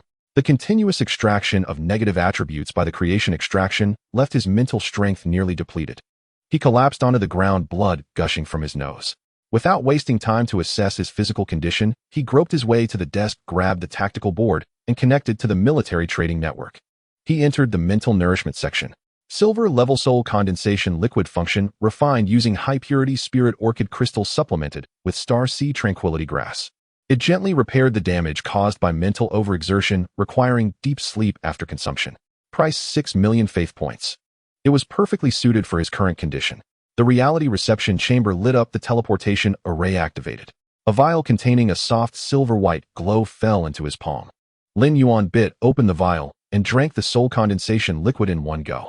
A cool energy flowed down his throat into his abdomen, transforming into gentle mental energy that merged into his withered sea of consciousness. He pulled over a blanket, collapsed onto the bed, and fell asleep immediately. The withdrawal period had begun. The only thing he could do now was wait. Within the divine realm, the time acceleration card and the reproduction card activated simultaneously. The silver stream of chaotic time transformed into visible ripples enveloping the entire wasteland basin. The flow of time in the divine realm and the main world was severed. 1 second in the outside world was stretched into several days and nights here. Meanwhile, the green light emitted by the golden level reproduction card erupted. Following the trajectory of the chaotic time flow, it permeated every inch of the carbonized crystalline crust. The green light disregarded the red and green intertwined radiation storm and the dark purple pollen floating in the air. It was precisely injected into the bodies of all surviving creatures. The frenzy of reproduction erupted completely. In the center of the basin, the abyssal blood demon, the airborne demon griffin, the skeletal fish beneath the water, and the liquid gold crab in the mire. All species under the stimulation of the green light fell into a decade-long frenzy of mating. There was no rationality, only the most primitive instinct for expansion passed down from their genes. The biological population exhibited exponential growth within 10 years. 20,000 demons reproduced into hundreds of thousands. The affiliated species frequently broke through the million mark. However, during this reproductive frenzy, the first to undergo a qualitative change rewriting the fate of their race were the marginalized lower creatures, the dark gold poisonous worm tribe on the outskirts of the divine realm. 1,000 tons of demon worm corpse burial soil piled up into undulating black mountains. The soil emitted a strong odor of decay mingled with shriveled poison glands and fragmented worm gene sequences. This was disgusting garbage to other races. But for the dark gold poisonous worm tribe, it was the most perfect food treasure. Hundreds of thousands of half-meter-long dark green metallic shelled worms plunged into the burial soil. Feeding. They fed frantically. They opened their mouths filled with metallic barbs, greedily swallowing the black soil mixed with decayed flesh and genetic fragments. The burial soil entered the bodies of the worms, and their stomach acids churned violently. Their originally inferior gene chains were forcibly shattered during the consumption, merging with the incomplete sequences of higher-order worms. Their bodies swelled, shells shed and reformed. The green glow of reproduction enveloped the entire burial mountain. Satiated worms mated and laid eggs in the dark depths. In the first month, 1 million. In the first year, 3 million. By the third year, the number of worms surpassed 8 million. The entire 1,000-ton burial mountain was hollowed out, transforming into a complex, giant worm nest. Millions of dark gold poisonous worms swarmed within. By the 10th year, the reproductive frenzy reached its peak. The worm population officially surpassed 17 million. With a population in the tens of millions, this inferior race finally touched the threshold of evolution. A qualitative change occurred deep within the core nest underground. Millions of strong worker and soldier worms transported the purest energy substances and incomplete cores of higher-order worms to the core nest. They no longer fed blindly, but began to accumulate resources. Then they collectively spewed a high concentration of neural poison, melting it into a pool of eerie purple liquid. Tens of millions of worms crawled on the ground, emitting regular pheromones. They were offering sacrifices, waiting. The liquid began to boil, and 2 massive black eggs slowly formed within. Crack! The egg on the left shattered first. A gigantic worm, extremely bloated and over 10 meters long, crawled out. It had no strong limbs or sharp mouthparts. Most of its body was occupied by a semi-transparent egg-laying sac. The worm matriarch. It deprived the entire swarm of the right to reproduce. From the moment it was born, millions of worms lost their reproductive capabilities. All gene integration, evolutionary simulation, and offspring breeding were centralized in this one being. It was an unyielding breeding machine. Immediately afterward, the egg on the right shattered. A worm only 1 meter long, but extremely slender, embodying streamlined, violent aesthetics, stood up. It shed the worm's original bloated multi-leg structure, its body covered by a layer of armor-like silver exoskeleton. Its torso and limbs bore a striking resemblance to a human's, but 2 half-meter-long arm blades protruded from its forearms. With a gentle swing, it sliced through the surrounding rocks. In its long, smooth, compound eyes, there was no innate chaos or bloodlust of a worm. Only the coldness and absolute rationality brought by high intelligence. The Worm King. It was not responsible for reproduction. Its existence had only one purpose: to command the swarm, plan the evolutionary path, and carve a way for the race to survive in the harsh wasteland. The matriarch focused on the interior, while the king focused on the exterior. The dark gold poisonous worm tribe officially completed its class solidification. By the 13th year, the 1,000 tons of demon worm corpse burial soil had been nearly exhausted. Although the divine realm was filled with numerous wildly growing ash spore mushrooms sufficient to sustain the basic life of the swarm, these herbivorous plants could not provide the energy needed for the continuous evolution of millions of worms. The desire for high-level flesh and blood deep within their genes drove them. They poured out of their underground nest, a dense black tide covering the outskirts of the divine realm. No longer satisfied with nibbling on the mushrooms on the surface, the worm tide changed direction, aiming their greedy mouths at the central basin of the divine realm. There was a sea of blood, a demonic tree exuding deadly temptation and ample flesh and blood. Millions of worms began to march forward, preparing to charge. A dark golden shadow descended from the sky, crashing heavily into the forefront of the worm tide. Boom! The crystalline crust shattered. The Worm King slowly stood upright. It raised its dark golden arm blade, emitting an extremely sharp, high-frequency screech. Mixed within the screech was a dominating pressure. The hundreds of thousands of soldier worms charging at the front instantly froze in place. Their limbs trembled, too afraid to take another step forward. The Worm King turned around, its compound eyes gazing at the distant central basin. In its sight, that area was shrouded in a dense storm of red and green.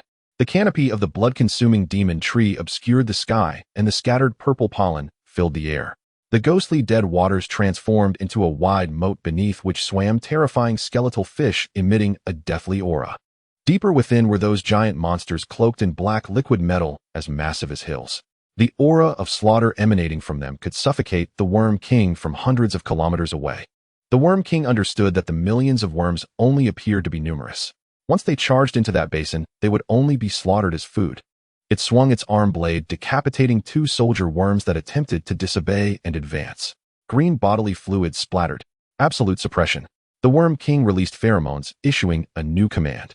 Stop advancing towards the center. Construct the worm network on the spot. Millions of worms immediately changed direction. They began to dig madly into the carbonized crust, using their secreted strong acids to soften the rock layers.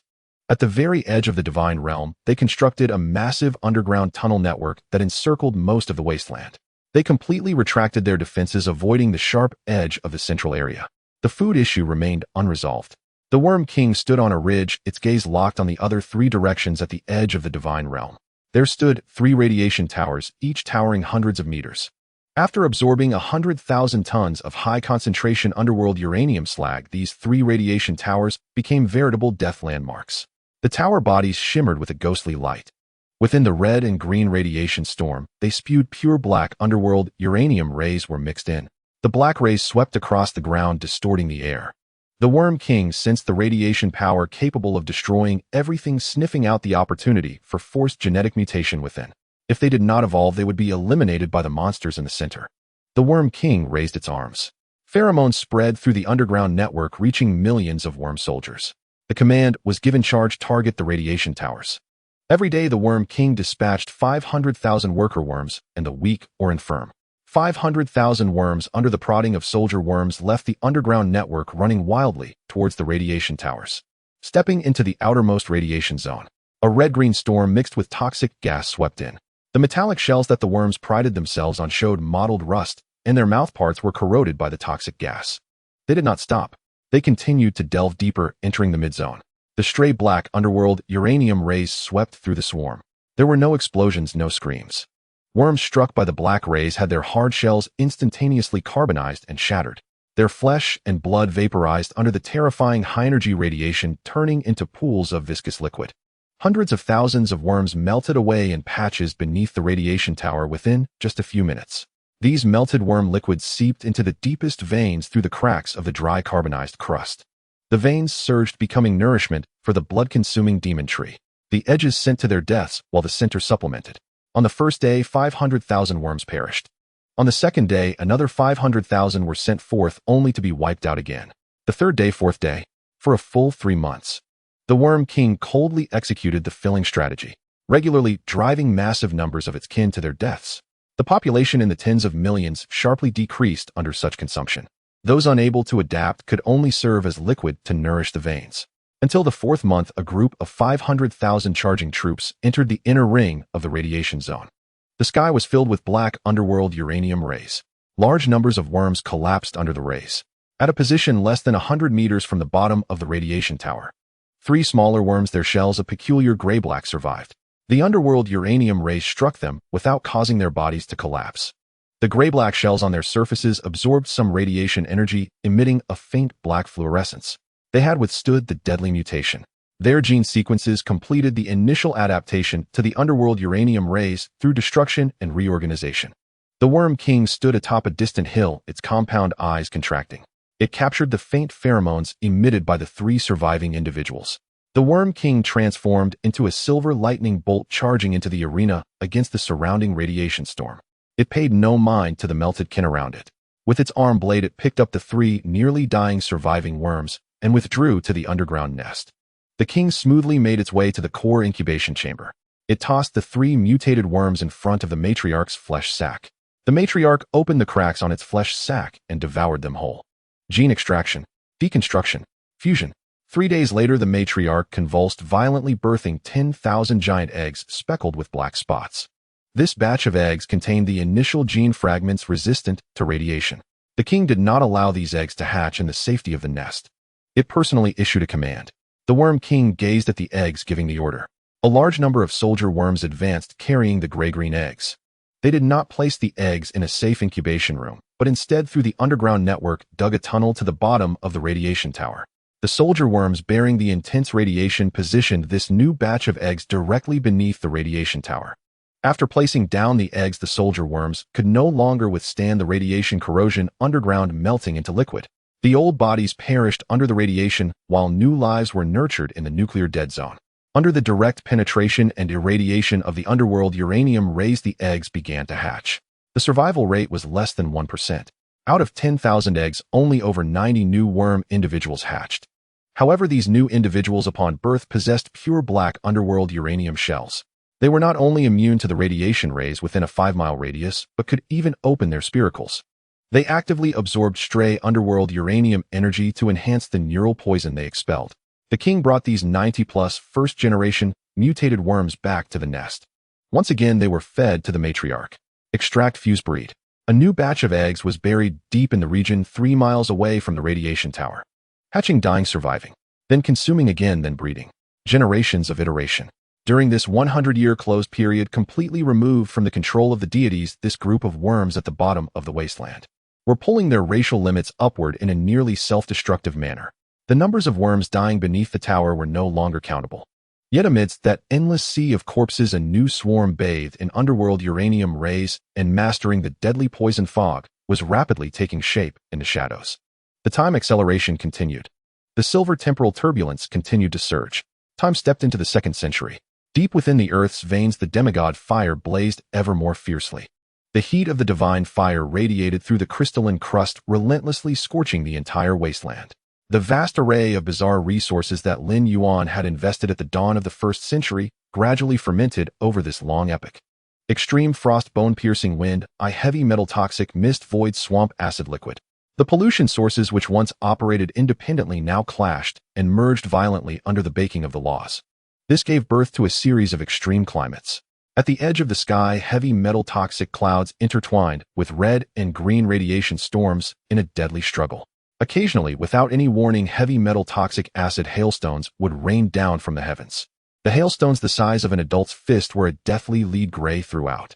Falling from an altitude of 10,000 meters, their kinetic energy rivaled the bombardment of heavy artillery. Striking the carbonized crust, they instantly blasted out deep craters. Besides the toxic acid hail, the vengeful spirit magnetic storms above the northern volcanic belt became a common occurrence. Tens of thousands of incomplete negative affixes forcibly stripped by Lin Yuan intertwined with the toxic fire meteors spewed by the volcano. Every half-month, a jet-black magnetic storm vortex stretching for hundreds of kilometers would form in the midair. The vortex was filled with materialized spatial blades and the howls of vengeful spirits indiscriminately shredding everything caught within. Ice and fire alternated, acid erosion and deathly energy danced together. Yet this monstrous climate posed no threat to the creatures in the central basin. The tyrant stood firm in the eye of the storm. Fire meteors striking his armor merely produced a puff of white smoke. Hailstones crashing down were instantly vaporized by the high temperature of his body. The violent demons even used this extreme weather as a tempering exercise. They clashed amidst the fire meteors, using every climatic condition to hone their physical resistance. But this climate was an absolute catastrophe for the sky races who had lost their ground cover. The high altitudes were their habitat. 2 centuries of rampant reproduction caused the sky races' numbers to spiral out of control.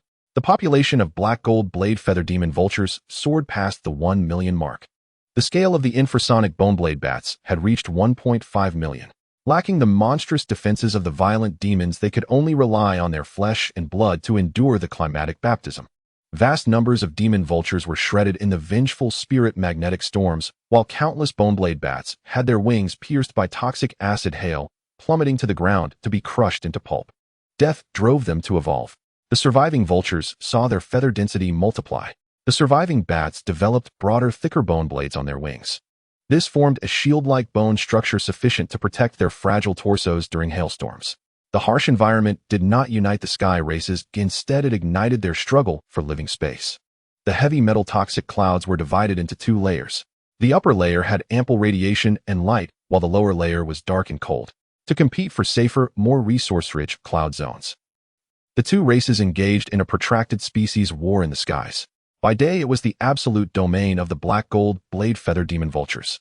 Toxic light pierced the fractured firmament, illuminating the heavy metal clouds. The high heat made the toxic gases exceptionally volatile. The demon vultures soared on outstretched wings, their metallic feathers refracting blinding halos in the light. 1 million vultures formed a black storm that blotted out the sun. They needed no tactics. Relying on extreme diving speed and cutting power, they plunged straight from the high altitude into the lower cloud layer. The air was torn, producing ear-piercing sonic booms. The bone-blade bats hiding in the dark clouds suffered devastating losses. The vultures were like heavy fighter jets, their metallic wings acting like scythes of death, mercilessly slicing through the bats' bodies. The sky rained severed limbs and stinking blood. The vultures opened their iron beaks, snatching falling bat hearts mid-flight and swallowing them whole. Once night fell, the tide began to turn. The temperature in the divine domain plummeted, the heavy metal clouds sank, and the air was filled with a penetrating, bone-chilling cold. This was the hunting hour of the infrasonic boneblade bats. Millions of bats surged from the cliffs and the depths of the clouds. Hanging upside down in the air, they opened their fong-filled mouths. No screeches, no roars. Only infrasonic waves with frequencies high enough to destroy material structures. The bats released their waves, simultaneously forming visible, transparent ripples in the night sky. The ripples overlapped and resonated, coalescing into invisible nets of slaughter covering thousands of miles. The vulture flocks which had dominated the day were now trapped by these infrasonic nets.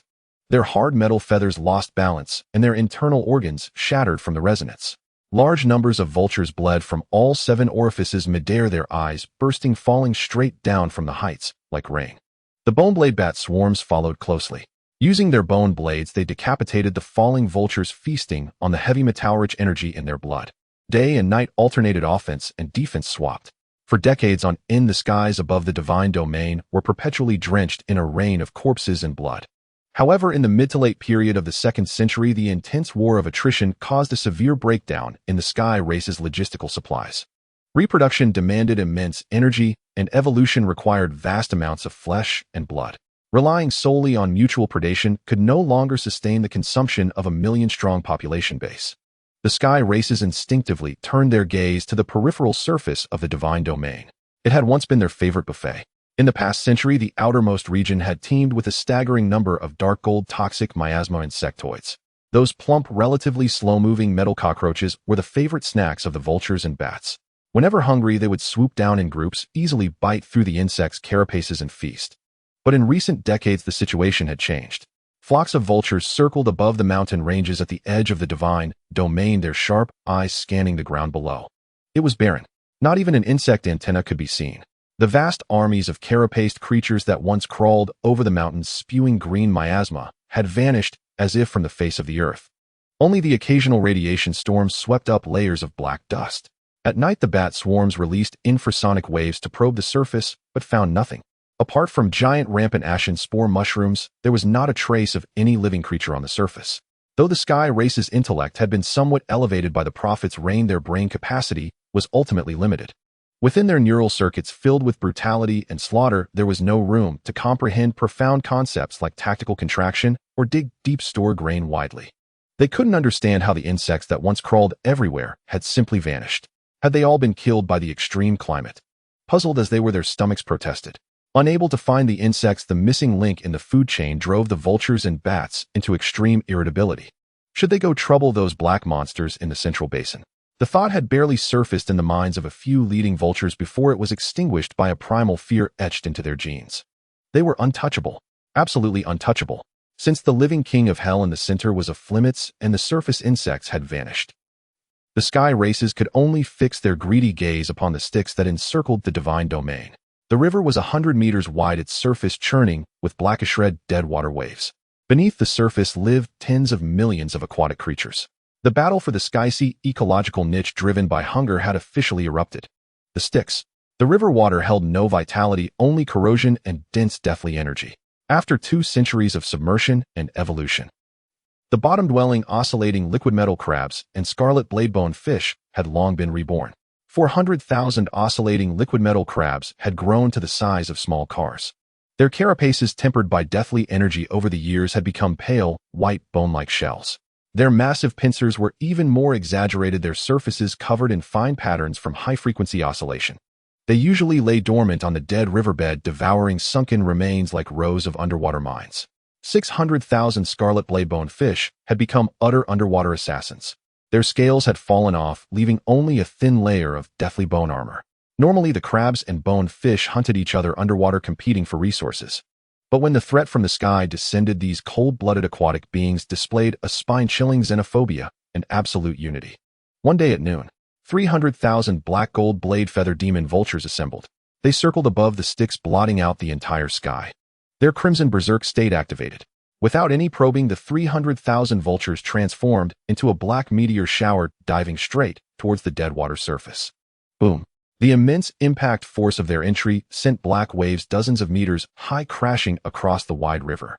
The vultures' metal wings sizzled with corrosion in the deadwater. But relying on their strong resistance, they forced their way through the currents, using their talons to grasp at the boned fish beneath the surface. The counterattack came instantly. The scarlet blade-boned fish showed no sign of retreat. The ghostly fire in their eye sockets flickered violently. The schools of fish dispersed quickly underwater, forming whirlpool formations. Swish, swish, swish. Countless boned fish leaped out of the water. They traced eerie arcs in the air. Their sharp teeth clamped onto the necks of the diving vultures. One boned fish bit through a vulture's throat. Deadly venom was injected instantly. The vulture let out a piercing scream, its body stiffening midair, crashing heavily into the dead water. The vulture's response was equally ferocious. A 7-meter-long mutated vulture leader allowed over a dozen boned fish to bite into its wings. It quickly folded its wings, flipping its metal feather blades inward, slicing the boned fish on its body into bone fragments. Its talons shot out, grabbing a boned fish from underwater, and its beak crushed it into pulp in one peck. The air-to-water slaughter was intense from the very start. Mutilated vultures continuously fell from the sky. The water surface was covered with the remains of boned fish. Blood stained the netherworld, dead water, and even deeper scarlet. But this was only the daytime battle. When the heavy metal toxic clouds veiled the sky and the extreme frost bone-piercing wind, I howled again. The vulture flocks, covered in wounds and corrosion from the dead water, retreated disgracefully to the high altitudes. Night fell. The infrasonic boneblade bats were deployed. Hundreds of thousands of bats flew low, skimming the surface of the dead water. Learning from the vulture's mistake, they avoided close combat with the boned fish. The bat swarms opened their mouths, releasing the highest frequency infrasonic waves towards the water. Whoom! The dead water surface fell into an eerie stillness. The next second, vast areas of water exploded violently. The boned fish schools underwater suffered devastating losses. The infrasonic waves penetrated the water layer, shattering the fragile bone joints of the fish. Large numbers of boned fish lost their ability to move, floating to the surface belly up. The boneblade bat swarms dove excitedly, ready to harvest their spoils. At that moment, a continuous muffled rumble came from the depths of the dead water. The army of oscillating liquid metal crabs from the bottom was on the move. Over 100,000 liquid metal crabs climbed on top of each other's shells, rapidly stacking into biological towers, reaching the water's surface. As the bats approached the water, the liquid metal crabs simultaneously raised their oscillating pincers. Crack! All the giant pincers snapped shut at once. Spatial implosion. Large volumes of air above the dead water were forcibly evacuated, creating small zones of vacuum collapse. The infrasonic waves became completely ineffective in the vacuum. Disoriented, the bats lost their bearings and collided with each other. The liquid metal crabs swung their death-imbued pincers, clamping onto the low-flying bats. The pincers tightened, snapping the bats along with their bone blades into two halves. Entrails and blood splattered onto the crabs' shells, which they then licked clean. Sky creatures hunted aquatic creatures. Aquatic creatures retaliated against sky creatures. In this decades-long war of species, there were no true victors. All battles had only one outcome: death or growth. Vultures and bats that died in the water were devoured by the liquid metal crabs and boned fish. The aquatic creatures absorbed the flesh and blood of the sky races, strengthening the hardness of their bones and the resistance of their carapaces. Crabs and boned fish that died on the shore were carried back to nests by the sky races. The vultures absorbed deathly energy, gaining a ghostly white sheen on their wings. The bats devoured the oscillating glands, adding a physical shattering property to their infrasonic waves' destructive power. The ecological spiral through this internal consumption was driven to an inconceivable height. The time acceleration continued. In the real world, Lin Yuan suddenly opened his eyes in bed, veins bulging on his forehead, his muscles taut, and dark golden divine power swirling chaotically across his body. He pressed his aching temples, gasping for air. It was too intense. Deep within his soul, a dark golden river of pure war faith flowed. It was crossing dimensional space, forcefully flooding into his mind. The power of this faith was astonishingly immense, tenfold, even 100-fold more violent than the feedback he received during his last promotion to demigod. His physical body was being reshaped, his soul expanding. Lin Yuan gritted his teeth against the pain in his mind, closed his eyes, and summoned his mental power, attempting to enter the wasteland divine realm to assess the situation. As soon as his consciousness touched the divine realm, a powerful repulsion force immediately bounced him back. The exterior of the divine realm was enveloped in a thick silver cocoon of light. Time flowed chaotically across the surface of the cocoon, isolating all external interference. The effects of the time acceleration card were still in effect. Lin Yuan glanced at the electronic clock on the wall. Only 6 hours of real time had passed since he consumed the soul consolidation liquid and fell asleep. 6 hours, yet at least 200 years must have passed inside. Lin Yuan quickly calmed down. Not being able to enter the divine realm meant the period of control had not yet ended. However, judging by this surging flood of faith, which was several times more vigorous than his last promotion to demigod, the developments within the divine realm must have reached an apex. Lin Yuan stopped overthinking and sat cross-legged. He guided the dark golden divine power that was rampaging within him to circulate through the meridians of his body. The barrier of cultivation at the peak of the demigod stage began to shake violently under the onslaught of this vast war faith. Lin Yuan focused all his attention and charged toward the realm of the second transformation of demigod. In the wasteland divine realm, the 3rd century, red and green interwoven radiation storms continued to ravage the sky, with extreme weather occurring in succession. In the center of the basin, the dark red abyssal blood sea churned endlessly. The atmosphere here was completely different from other places. The lives of the violent demons were quite comfortable. This was thanks to the fact that the first generation had all been baptized by the prophet's reign. The new generation of violent demons landed at the initial stage of silver. They were either covered in heavy titan armor or radiated with devouring light from the shadow. Their intelligence was exceedingly high. After 200 years of reproduction, the total number of violent demons had reached an unquestionable 800,000. This number was still the result of the leader tyrant's strict control. No matter how rich the resources were, they could not withstand endless squandering. The tyrant was highly intelligent and was aware of the hidden dangers that came with the expansion of the race. Thus, a non-negotiable iron rule was established. All newly born violent demons must enter the endless slaughter arena. Only those who survive 100 death matches stepping over the corpses of their kin would qualify. Only then could they enter beneath the star spirit gene tablet to undergo the baptism of the blood abyss sea and engage in a higher level of sequence comprehension. After a century of endless slaughter, hundreds of thousands of violent demons perished in the arena. Their flesh and blood were reclaimed by the demon tree, while their vengeful souls and remains were completely absorbed by the arena.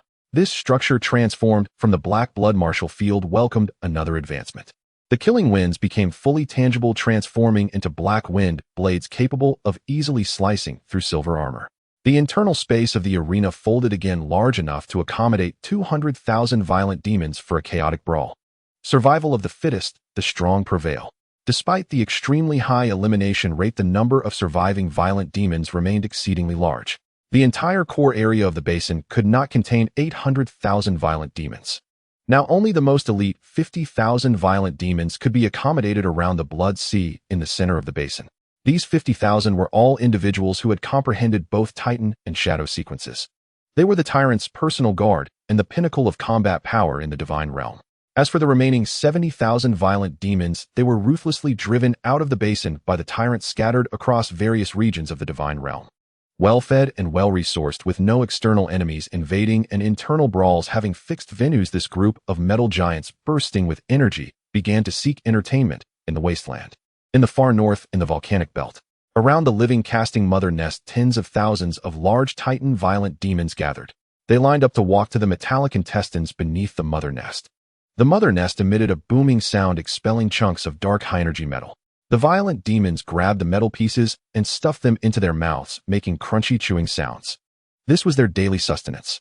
After flaunting these high-level metal embryos, the living liquid metal within the violent demons boiled. Their power overflowed, they needed to vent. Dozens of Titan violent demons walked to the edge of the volcano. They gazed down at the churning dark magma and the accumulating pressure from the earth's crust, their eyes sparkling with excitement. A 7-meter Titan violent demon pounded its chest and jumped down. It did not immerse itself in the magma, but controlled the liquid metal wedged tightly in the narrowest vent of the volcano like a giant turtle. Roar! The other violent demons' eyes lit up at the sight, and they followed suit, jumping down one after another. They merged their liquid metal, forming a human metal plug several dozen meters thick at the volcano's mouth. The pressure from the magma beneath gathered, with thousands of degrees of high temperature and toxic gas ravaging beneath them. Crack, crack, crack. The liquid armor cracked under the earth's might. The violent demons spat sparks from their orifices, but continued to press down with all their might, laughing exuberantly. Finally, the pressure from the earth's crust reached the critical point. Boom! A loud explosion erupted from the entire volcano. The dozens of Titan violent demons acting as a plug were blasted into the sky, accompanied by soaring columns of magma. In the sky, a large number of violent demons were blown apart, losing arms and legs, some even missing their lower halves. Yet they did not care at all, their dismembered bodies crashing to the crystallized earth like meteors. Those who had been blown to pieces with only half a head and a severed lower body were simultaneously spewing magma and smoke from their mouths, laughing wildly. The liquid metal inside them quickly writhed, and within minutes their broken limbs grew back. They patted their newly grown metallic thighs and happily ran back toward the volcano. They treated the volcano like a giant cannon. Some violent demons also set their sights on the black gold-blade feather griffin in the sky. A lone griffin circled low, searching for food. On the ground, a shadow violent demon flickered and melted into the shadows. The next moment it appeared directly on the griffin's back. The violent demon clung tightly to the griffin's neck with both hands, its legs wrapped around it. The griffin let out a terrified shriek, flapping its wings frantically in an attempt to shake off the unexpected guest. It performed various difficult aerial maneuvers in the sky, even charging toward the heavy metal toxic cloud. The shadow violent demon showed no fear. It opened its mouth and let out an excited howl. It reveled in the thrill of careening on the edge of life and death, treating this fierce magical griffin as its personal mount. This scene caught the attention of several Titan violent demons on the ground. The Titan violent demons looked up at their companions soaring through the sky, jumping with frustration. They wanted to fly too. One Titan violent demon fixed its gaze on a low-flying griffin. With a simultaneous burst of power from its legs, it leaped into the air, pouncing on the griffin. Unfortunately, the griffin reacted quickly, slipping aside to avoid the Titan violent demon's attack. The Titan violent demon landed heavily on the ground, creating a deep pit. There was no way around it. While the Titan violent demons had maximum strength and defense, their agility and stealth were far inferior to the shadow violent demons. Their massive size and earth-shaking noise could be detected by the griffin from several kilometers away, and it had long since flown out of sight. The Titan violent demons could not catch any live ones. If they forced their way to grab it, they often miscalculated their strength, directly turning the griffin into a puddle of meat. Carrying a dead bird's corpse, they could not fly. Watching the shadow violent demon still arrogantly circling in the sky, several Titan violent demons exchanged glances, a glimmer of ferocity flashing in their eyes. They positioned themselves on the griffin's path, quietly waiting. When the griffin flew low with the shadow violent demon on its back, boom, several Titan violent demons struck together. They used liquid metal to condense several thick metal spears and hurled them into the sky. The spears blocked all escape routes for the griffin. The shadow violent demon sensed danger and immediately transformed into a shadow to escape. The griffin, unable to dodge in time, was struck by the spear on its wing and fell to the ground with a scream. Several Titan violent demons rushed forward, surrounding the shadow violent demon that had just revealed itself. Roar! What level is this? Using the same mount as me. One Titan violent demon swung its fist as big as a sandbag, crashing into the face of the shadow violent demon. The shadow violent demon was not to be outdone and immediately conjured two metal blades to counterattack. Several violent demons tumbled on the ground, their living metal cutting into each other, sparks flying. They did not employ deadly moves. This was purely a street brawl, venting excess energy. The surrounding violent demons witnessed this scene, gathering around and roaring with excitement. Such spectacles unfolded daily in various corners of the divine realm. Beyond hunting griffins, the violent demons developed various hardcore entertainment activities. At the most remote mountains of the divine realm, the insect tribe, led by the insect king, constructed underground networks, rarely operating on the surface. Yet there were always some dim-witted lower-tier soldier insects. They would lose their way and crawl to the surface. A group of wandering violent demons discovered these half-meter-long armored cockroaches. They did not eat these insects, but found a new way to play. One violent demon lifted its foot and kicked hard. Bang! A hapless soldier insect was kicked into the air, tracing a parabolic arc. Another violent demon leaped high and butted it with its head.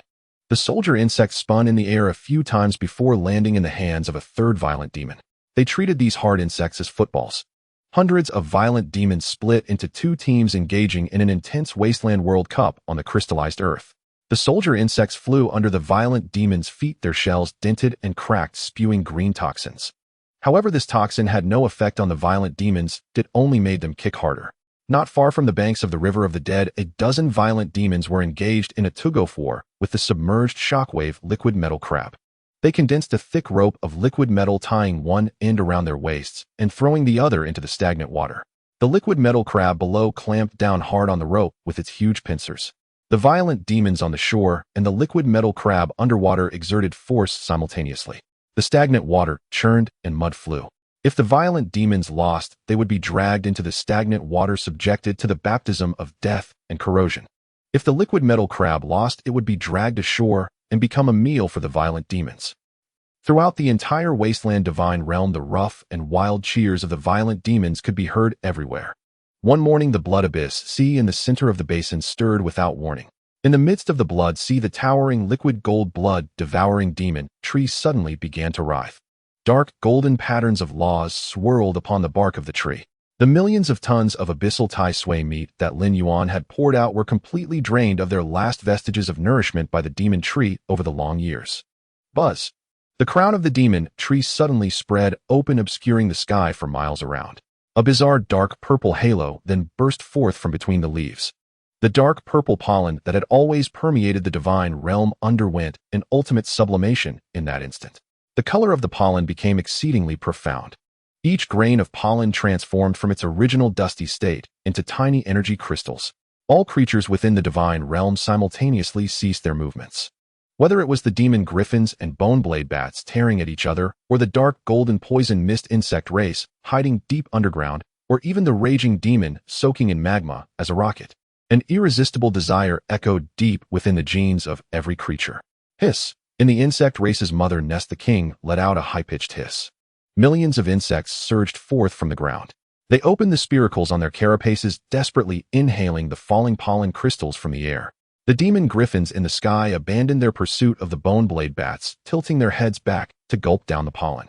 The energy was too pure. After absorbing the pollen, the wounds on the creatures' bodies healed at a visibly rapid pace. Their bone density increased, and their carapaces became even darker and shinier. This all-encompassing revelry lasted for a full 3 days and nights. 3 days later, another change occurred on the crown of the demon tree. The enormous petals, emitting a ghostly light, began to rapidly close and shrink. In just half a day, the flowers in the sky withered.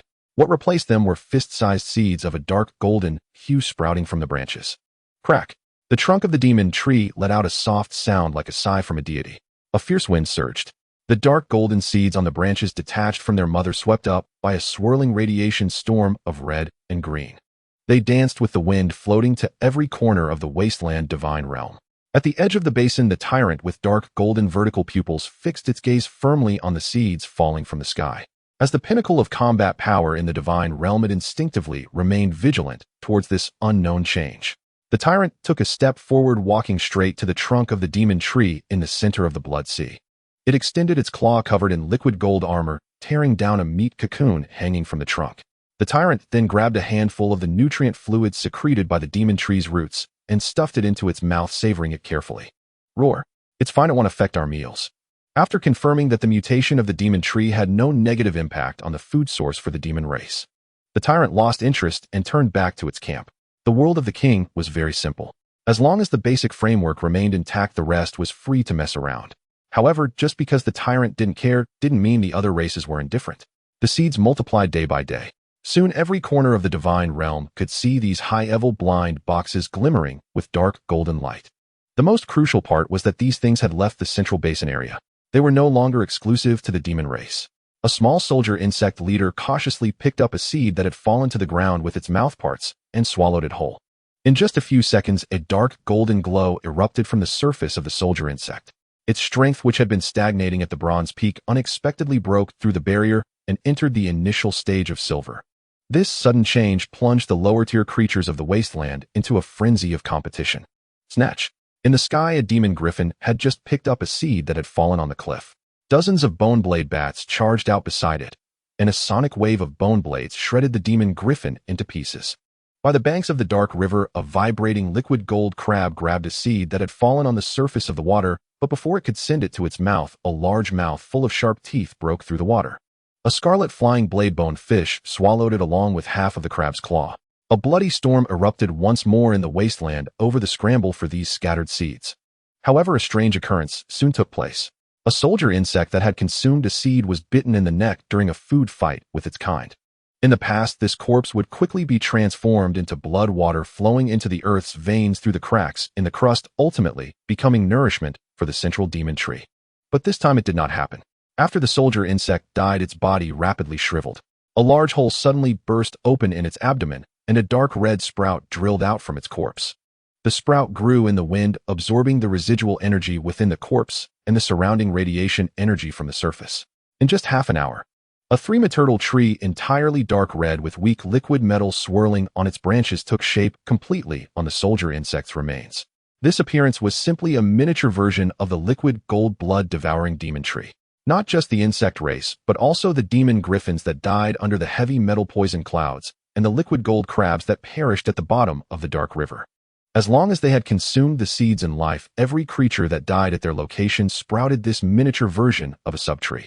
Of course, this parasitic transformation was not 100% successful. If the host had a too low realm before death, or if the corpse was too severely damaged during the struggle, leaving insufficient residual energy, those that burst forth would wither during the branch-growing process. They would turn into a pool of dark golden pus corroding along with the host's remains, becoming fertilizer for this wasteland. But even with a considerable failure rate as time passed, tens of thousands of creatures died daily in the competition within the divine realm. The number of small trees still showed explosive growth. 10 years passed. Every corner of the divine realm, every mountain peak, even the bottom of the dark river became filled with these dark red subtrees. They were like nails driven into the ground of the wasteland. When the number of subtrees exceeded several million, qualitative changes finally followed the quantitative ones. Rumbling. A continuous resonating sound echoed from deep within the earth veins of the divine realm.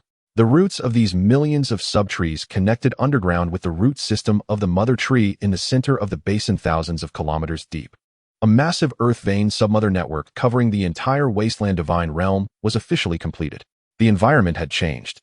The previously chaotic and violent red and green radiation storms began to follow a pattern under the guidance of the subtree network.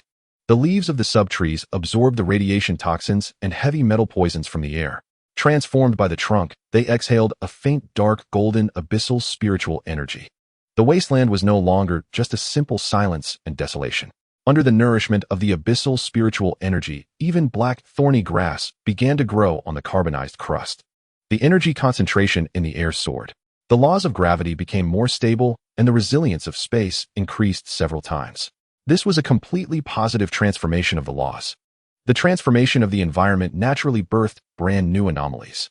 In the far north, amidst the volcanic ranges, all the massive negative attributes that Lin Yuan had stripped away before his stewardship were dumped en masse into the volcanoes. Corrosion of the abyss, residual death energy of the nether whispers of the remnants of the demon god. Over 100,000 incomplete negative attributes. What should have been a chaotic and brutal mix of lava eternally battling and devouring each other was instead transformed when the falling dark golden seeds dropped into the volcanic mouths.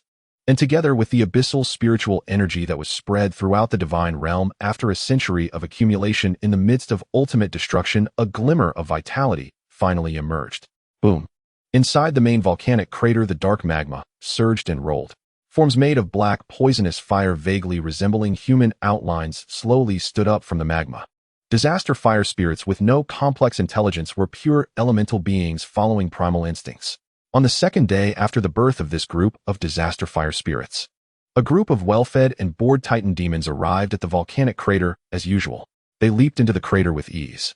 They intended to block the eruption path with their bodies and have another thrilling volcanic cannon experience. Dozens of demons used liquid metal to form a human plug. Before they could begin pushing down, the magma below suddenly split to the sides. Dozens of disaster fire spirits crawled up along the walls of the magma. Roar. The titan demon, acting as the bottom plug, looked down in surprise. What is this? Before he could react, the leading disaster fire spirit swung its poisonous fire whip. Crack. The long whip struck the titan demon's face hard. The whip, infused with extreme cold and poisonous flames, ignored the proud defenses of the demon. The extreme cold froze the liquid metal, and the poisonous fire corroded into the bone marrow through the cracks. A woo! The titan demon, 7 meters tall and fully built, let out a cry of agony. The human plug instantly disintegrated. The demons fell into the magma, colliding head-on with these unprincipled elemental beings. The disaster fire spirits took advantage of their environment in the magma, their forms shifting unpredictably. Physical attacks passed through them, directly failing to inflict substantive harm. Each whip from the fire spirits could tear the demon's flesh, causing spiritual tremors. The demons that managed to escape from the volcanic crater stood at the edge, cursing below. Can't play fair, can you? Come up and fight me, unknown. The fire spirits paid no heed to the demons' impotent fury. They walked to the edge of the volcanic crater, their hollow gazes fixed upon the nearby operating living casting mother nest. The mother nest emitted an aura of creation belonging to Lin Yuan. Although the fire spirits lacked awareness, their origins stemmed from the negative attributes Lin Yuan had injected, instilling in them an instinctive reverence for this aura. They paused, not daring to step further, and turned back to sink into the magma once more. The demons exchanged glances upon witnessing this. Hey, these little black coal balls are quite perceptive. They know not to smash the pot that cooks our meals, since they don't affect the output of high-grade metal embryos from the arms factory. The demons decided against their thoughts of pushing the volcano flat. After all, as long as they were fed daily, they had nothing else to do. They had a ready training partner. From then on, the extreme northern volcanic ranges gained a new activity. Every day, a large number of demons lined up to jump into the volcanic crater, engaging in hardcore physical and magical brawls with the disaster fire spirits. The silver-time turbulence silently flows on the periphery. In the outside world, only a moment has passed, yet within 100 years of tumultuous changes have unfolded. The 4th century has begun. After millions of subtrees nourished for a century, the underlying laws of the wasteland have come to a complete reconstruction. In the center of the basin, the dark red blood abyss sea continues to expand. The climate in the sky has stabilized. The lead gray heavy metal poisonous clouds no longer drift about, but are fixed at an altitude of 10,000 meters. The vengeful spirit magnetic storms and the extreme cold bone-slicing winds move along the fixed pressure belts. The solidity of space has increased several times. A full strike from an ordinary bronze creature cannot even create a sound explosion in the air. In the far north, volcano clusters. Within the main volcano crater, element life forms composed entirely of black poisonous fire crawl out of the magma. After a century of nurturing this strange species born from the will of Lin Yuan's creations and a myriad of negative attributes, their numbers have officially surpassed 6,000. They have no vocal organs and rely on the resonance of their internal poisonous fire cores to communicate. The liquid gold, blood-devouring demon tree soars into the clouds, casting a shadow over the sky. The tyrant stands alone on the thickest branch at the highest point of the demon tree. It stands over 20 meters tall. Its body is covered with naturally formed law patterns. It has long since broken through the platinum-level barrier. The tyrant's dark, golden vertical pupils overlook the wasteland below. The profound impacts of the law's reconstruction can only be truly felt at its level. This world is undergoing transformation, and its genetic sequence is also simulating. The tyrant raises its head and lets out a deep roar that reverberates throughout the divine domain. The sound pierces through the storm and reaches the minds of every high-level demon. The command has been issued. Within the basin, the elite 50,000 high-level demons cease all actions. They are all peak combat forces of the Golden Tier, having comprehended dual sequences. After receiving the leader's order, this group of elite demons silently moves towards the Blood Abyss Sea. They step into the viscous dark red seawater, allowing the blood to submerge over their heads. They sit cross-legged at the seabed, and the liquid gold armor on their bodies enters a dormant state. Closing their eyes, they begin to comprehend higher-level laws through the transformation of the world's laws to achieve advancement. Another portion of the elite approaches the star spirit gene, steely leaning against its base, falling into slumber. The tyrant withdraws its gaze. It turns to face the dark golden tree tumor on the main trunk of the demon tree, which emits intense energy fluctuations. The tyrant extends its claws and tears, open the wooden layer of the tree tumor. It strides inside. The tree tumor quickly closes. The ceiling of combat power in the divine domain, along with 50,000 core elites, enters a collective retreat. The central basin rarely falls into tranquility. There are no earth-shattering sounds of battle, only the dark abyssal spiritual energy flowing slowly. Beneath the undulating mountains lies a complex network of underground passages. The insect tribe king stands atop the highest peak. Its compound eyes gaze down at the territory below. A full decade has passed. In the past 300 years, the dark, golden, poisonous insect tribe has completed an incredible racial iteration. They are no longer the cumbersome bugs that can only crawl on the ground and be easily slaughtered. The new generation of insects maintains a length of about 1 meter. Their bodies are covered with a layer of pure black dark uranium armor. This armor is not only hard, but also completely immune to all radiation erosion within the divine domain. The 3 radiation towers spewing dark uranium rays standing on the outskirts of the wasteland were once death landmarks that buried millions of insect tribes. Now the new generation of soldier insects directly lays eggs in the waste at the base of the radiation towers. After the larvae hatch, they devour the deadly waste as their first meal. The radiation towers have completely become toys in the insect tribe's backyard. Resources on the border are extremely scarce. Without the nourishment of the Blood Abyss Sea and the enhancement of the stars Steely, the insect tribe king still manages to muster an army of 10 million here. This is all thanks to the numerous subtrees of the demon tree scattered along the border. The dark abyssal spiritual energy emitted by the subtrees along with the occasional drips of nutrient liquid sustain the insect tribe's resource limit. The mother body tirelessly lays eggs in the underground nest. The king is responsible for eliminating the weak, concentrating limited resources on the strongest individuals. The insect king stands at the windward point. Its head's antennae quiver, slightly sensing the aura of the central basin from afar. It performs this action daily. For a decade it has repeatedly confirmed. That suffocating terror aura which pressed down on all living beings and made its genes tremble has completely vanished. Not just the strongest monster, but the thousands of auras from the center of the basin have all disappeared without a trace. The monsters of the central plains have fallen into a prolonged slumber. A brutal light flashed in the insect king's narrow compound eyes. Even though the opponent is asleep, it will never venture into the central basin. This is the self-awareness inscribed in its genes. Sending millions of insects would only provide fertilizer to the mother tree. However, the resources on the border are too barren. The nutrients provided by the subtrees are insufficient to support the next round of evolutionary simulation for the army of 10 million. They must go out and seize. The tough bone in the center cannot be bitten. The birds in the sky and the fish in the water are still within reach. The insect king raises its arms. A half-meter-long dark golden blade extends from its forearm. It tilts its head back and lets out a high-frequency shriek that pierces the heavens. This shriek spreads through the insect nest network to every corner. Attack! The earth begins to tremble. From the cracks in the carbonized crust, an endless black torrent surges forth. 10 million insects burst forth from the ground. They simultaneously unfurl the membrane wings on their backs. The high-frequency vibrations converge, overpowering the howling of the bone-slicing winds in the sky. The insect swarm soars into the air. Target: the sky battlefield beneath the heavy metal poisonous clouds and the nether river surrounding the divine domain. The plundering battle officially commences. In the sky, 400,000 black gold blade-furred griffins are circling. They have just finished a battle with the bone-blade bats and are preparing to land and rest. Suddenly, a dense black cloud rises from below the ground. This is a premeditated ambush, and the insect swarm splits into two. 5 million soldier insects charge towards the sky. The distance closes. The griffins recognize these former prey.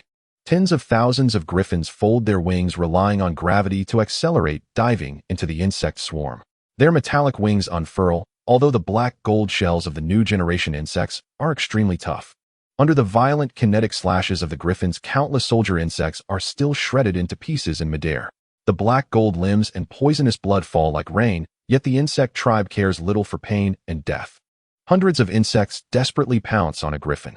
Even if they are cut in half, they will still cling to the griffin's neck and claws with their membranes and severed limbs. The air holes on the insects' heads open. Highly concentrated poisonous miasma is sprayed out, directly coating the griffin's eyes and respiratory tract. This miasma, refined for a century in the radiation tower, has reached a terrifying level of toxicity. The griffin emits a piercing scream. Its eyeballs begin to carbonize and black pus oozes from the roots of its metallic feathers. Its body stiffens in midair, plummeting straight towards the ground.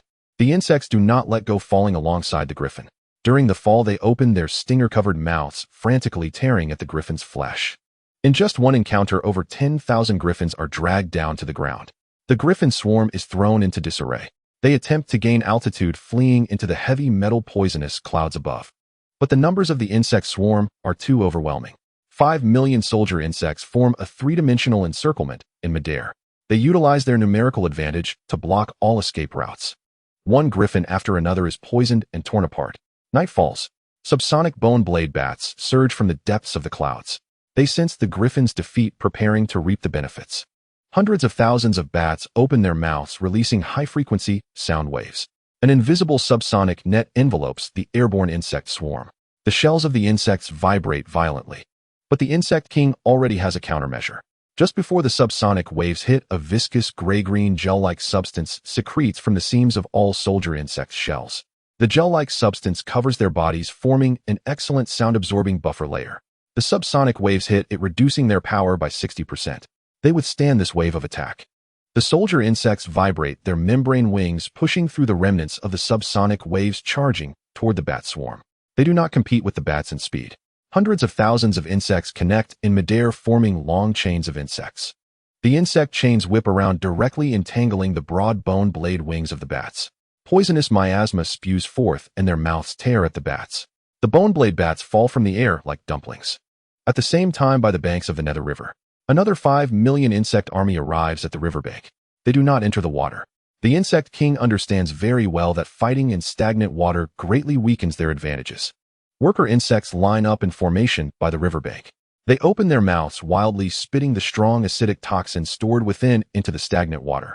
The high concentration of toxin rapidly spreads in the shallow waters, chemically reacting with the original stagnant water, creating boiling zones.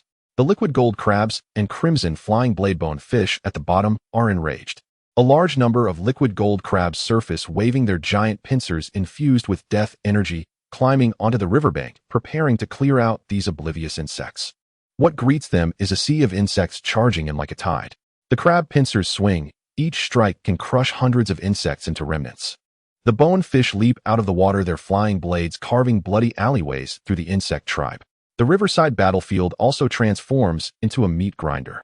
The insect tribe suffers nearly 1 million casualties, but barely achieves victory in this battle. The insect king stands high, coldly observing everything. It does not order a complete slaughter. The counterattacks from the sky and sea also bring the insect swarm to the brink. The plundering battle continues for 3 days and nights. When the objective is achieved, the insect king emits a retreating shriek. The insects on the battlefield cease their attacks one after another. They have clear divisions of labor. Soldier insects stand guard on the periphery, while worker insects move forward, carrying the corpses of griffins, the wings of bats, and the severed pincers of liquid gold crabs. The million-strong insect swarm quickly retreats back into the underground network with heaps of spoils. The ground is left in a state of devastation, along with the disoriented remnants of the sky and sea, once the weakest and lowest-tier insects. Through a century of patience and astonishing reproductive iteration, they have taken a hearty piece from the middle class. Within the underground nest, the mother body devours the high-tier flesh it has seized, accelerating the speed of egg-laying once again. In the genes of the new generation of insects, certain excellent fragments from sky and aquatic creatures begin to merge. The next evolution of the insect tribe is about to unfold. In the real world, in the villa's secret chamber, Lin Yuan slowly opens his eyes. A flash of dark golden divine light flickers in the depths of his gaze.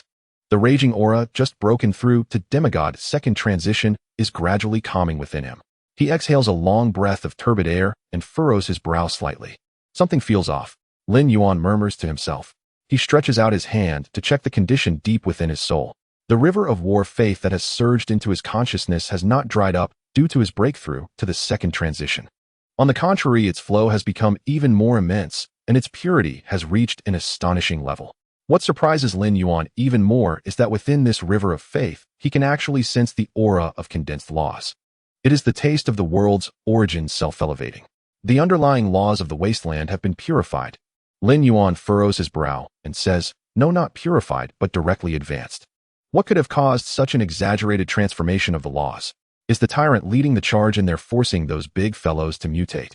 Or is the liquid gold blood-devouring demon tree drained the deep abyssal tai sway, flesh directly breaking through to the extraordinary level? Lin Yuan's mind flashes with several thoughts. Due to the time-accelerating light cocoon still being active, he cannot descend his consciousness to check the specific situation. But no matter what changes occur inside, the power of faith cannot be false. Those who grow stronger through battles and iterate through plunders. They are using their evolution to elevate the life level of their creator. Lin Yuan feels relieved. Regardless of what chaos unfolds inside, as long as the meat is in the pot, it is fine. Since the favored ones are being so helpful, why not enjoy the feast they have delivered?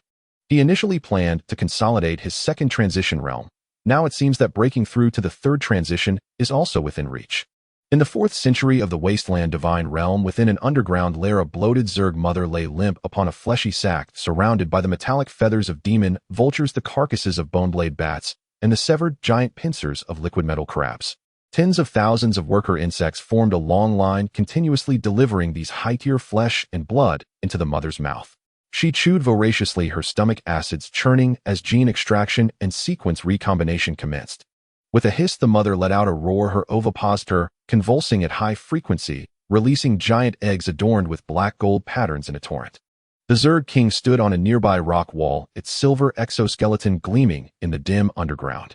its elongated compound eyes fixated on the batch of newborn eggs. With a crack, an egg split open. A new generation warrior insect 1.5 meters in length crawled out, its appearance having undergone a dramatic transformation. The Uranus uranium carapace on its body had become thinner yet tougher. Opening its mouth deep within the originally barbed maw, an extremely complex bone resonance cavity had formed. This was the infrasound organ of the boneblade bat. Moreover, the insect's segmented limbs had grown sturdier with a trace of gray-white death energy flowing through the joints. A perfect fusion. After devouring vast amounts of flesh from sky and sea creatures, the Zerg had finally etched the superior genes of their foes into their own sequence. Generation after generation of reproduction, each stronger than the last. A decade passed. The Zerg population officially recovered to its peak of 10 million. The Zerg king raised its dark gold arm blades and crossed them in a fierce slash. Sparks flew. The sovereign's cry spread through the swarm network across the entire periphery of the divine realm. The long-dormant swarm erupted in frenzy. The carbonized crust collapsed on a massive scale, and millions of insects burst forth from the ground.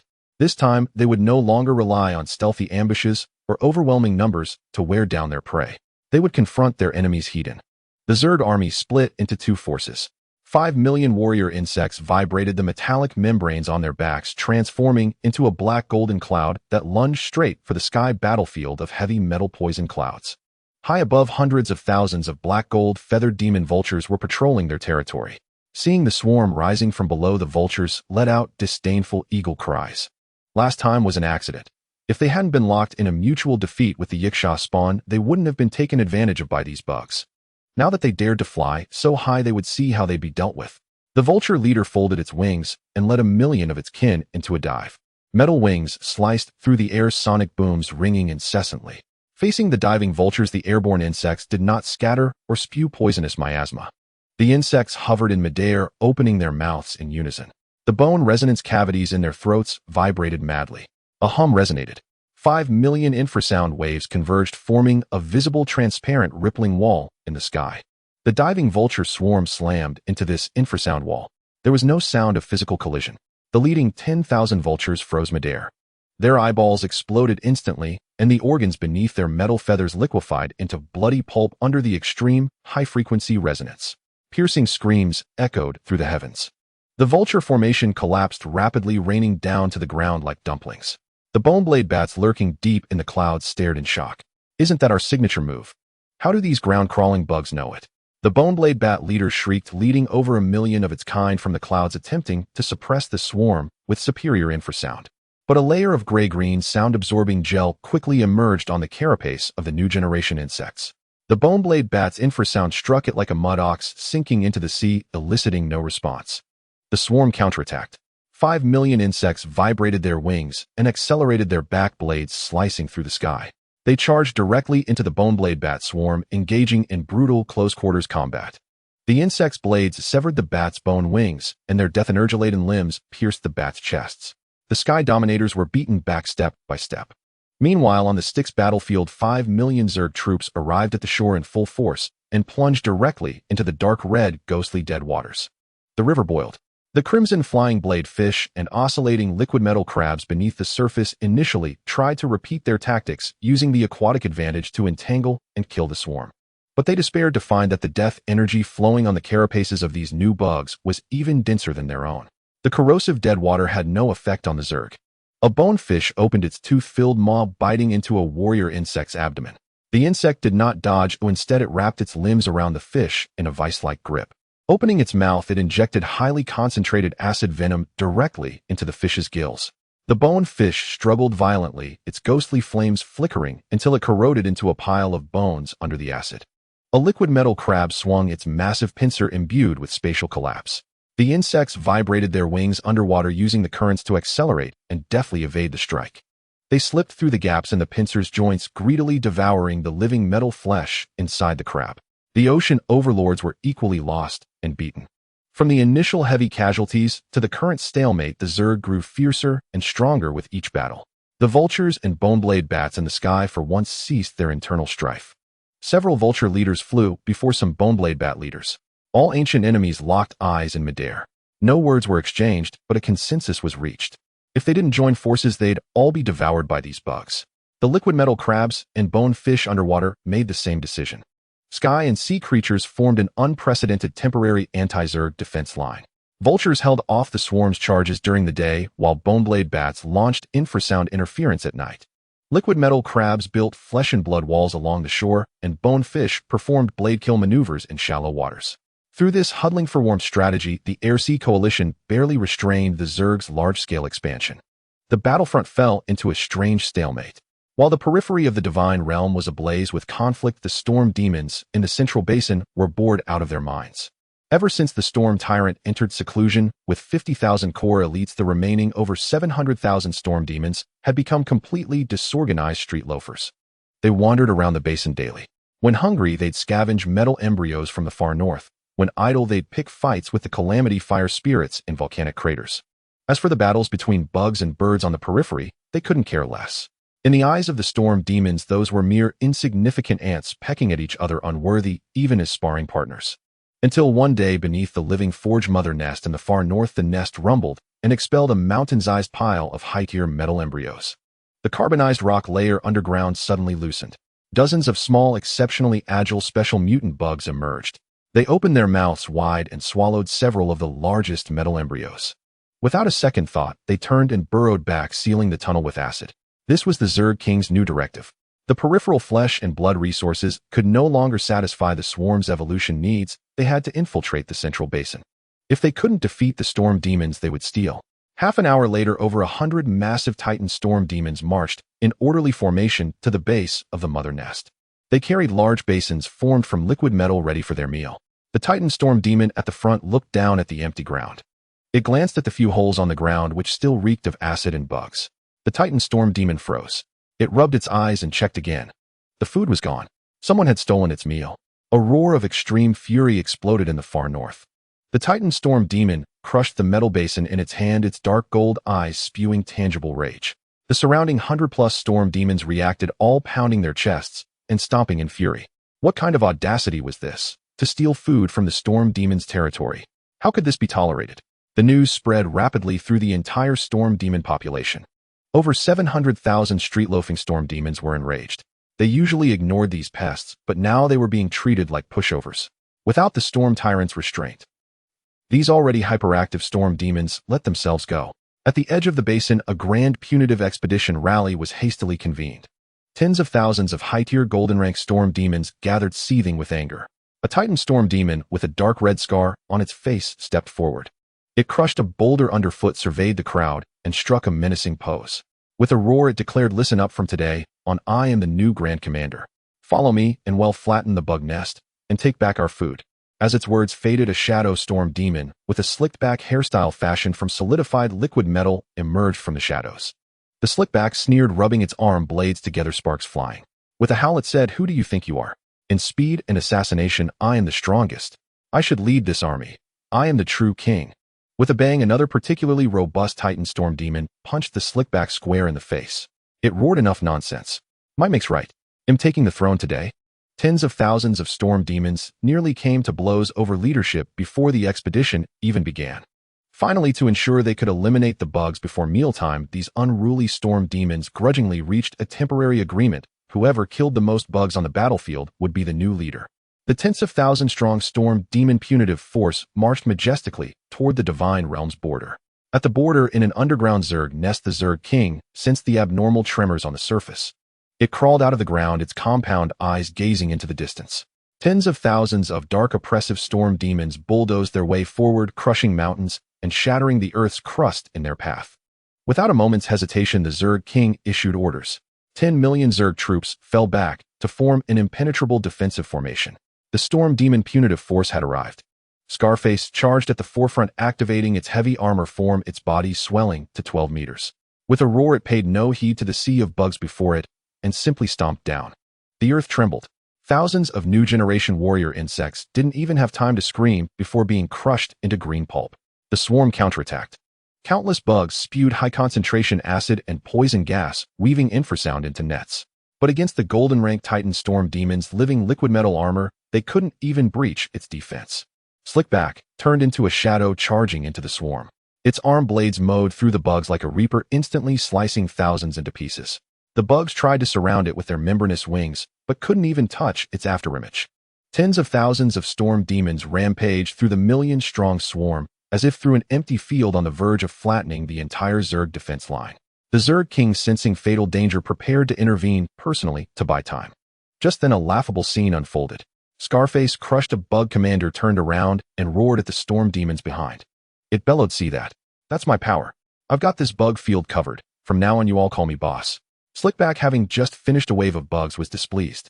It flashed behind Scarface and kicked him in the lower back. It howled, "Stop acting like a big shot. I crippled that bug first. You just stole the kill and think you can take charge." Scarface stumbled, turning to glare at Slickback. "You're asking for death." The two golden-rank storm demons started brawling in the middle of the bug sea. Scarface swung a fist the size of a boulder, smashing it into Slickback's chest. Slickback retaliated with 2 slashes to Scarface's shoulders, sparks flying. The surrounding storm demons saw this and thought, "If the winds are high, the fish are valuable. I'm going to be Grand Commander too." A third storm demon joined the fray, then a fourth, a fifth. Within 10 minutes, the tens of thousands of storm demons who had come to punish the bugs abandoned them entirely. Surrounded by the million-strong swarm, they turned on each other in a chaotic melee. Liquid metal flew everywhere, fists and blades interweaving. Deafening roars were filled with insults and claims to the throne. The bugs on the periphery were bewildered. The Zerg king was equally stunned. It retracted its order to intervene and watched silently as these brain-damaged monsters fought among themselves. This internal power struggle lasted an entire day and night. Tens of thousands of storm demons fought until they were utterly exhausted, yet none could subdue the others. Scarface, bruised and battered, sat on the ground and waved a hand. With a weary roar, he said, "Enough. This team can't be led. We're done." Slickback spat a mouthful of metal-laced saliva and snorted coldly. With a howl, he declared, "Everyone back to your own homes, find your own mothers. See you tomorrow at the far north food fight."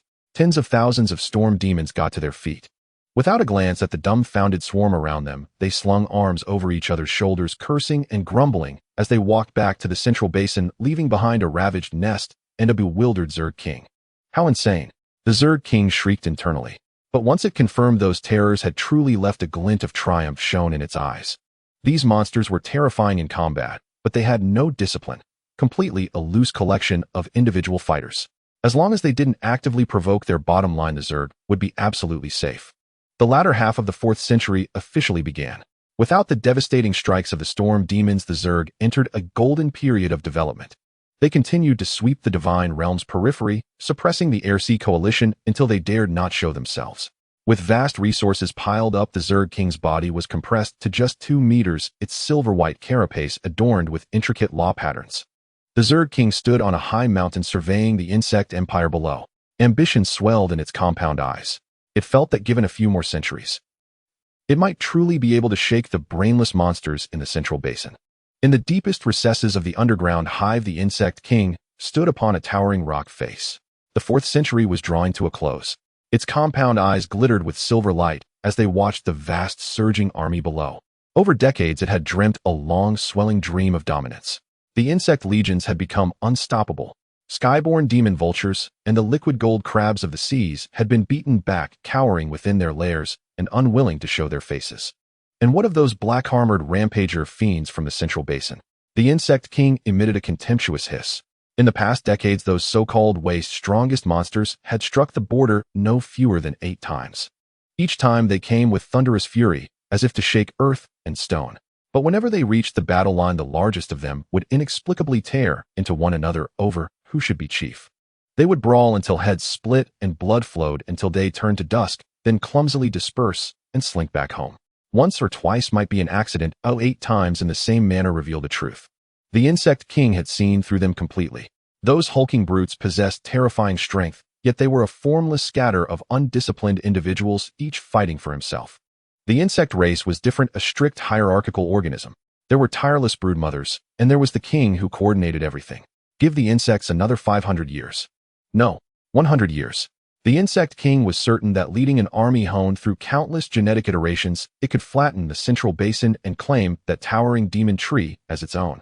At the height of the insect king's ambition, a dull thunderclap, boom, resounded across hundreds of thousands of kilometers, exploding above the entire wasteland divine domain. The insect king's body went rigid. From the deepest core of its genes, it felt a pressure that threatened to crush its very spirit. The central basin, Shuiyuan. The previously placid, viscous, dark red waters suddenly boiled, as if scalded heaving waves 100 meters high.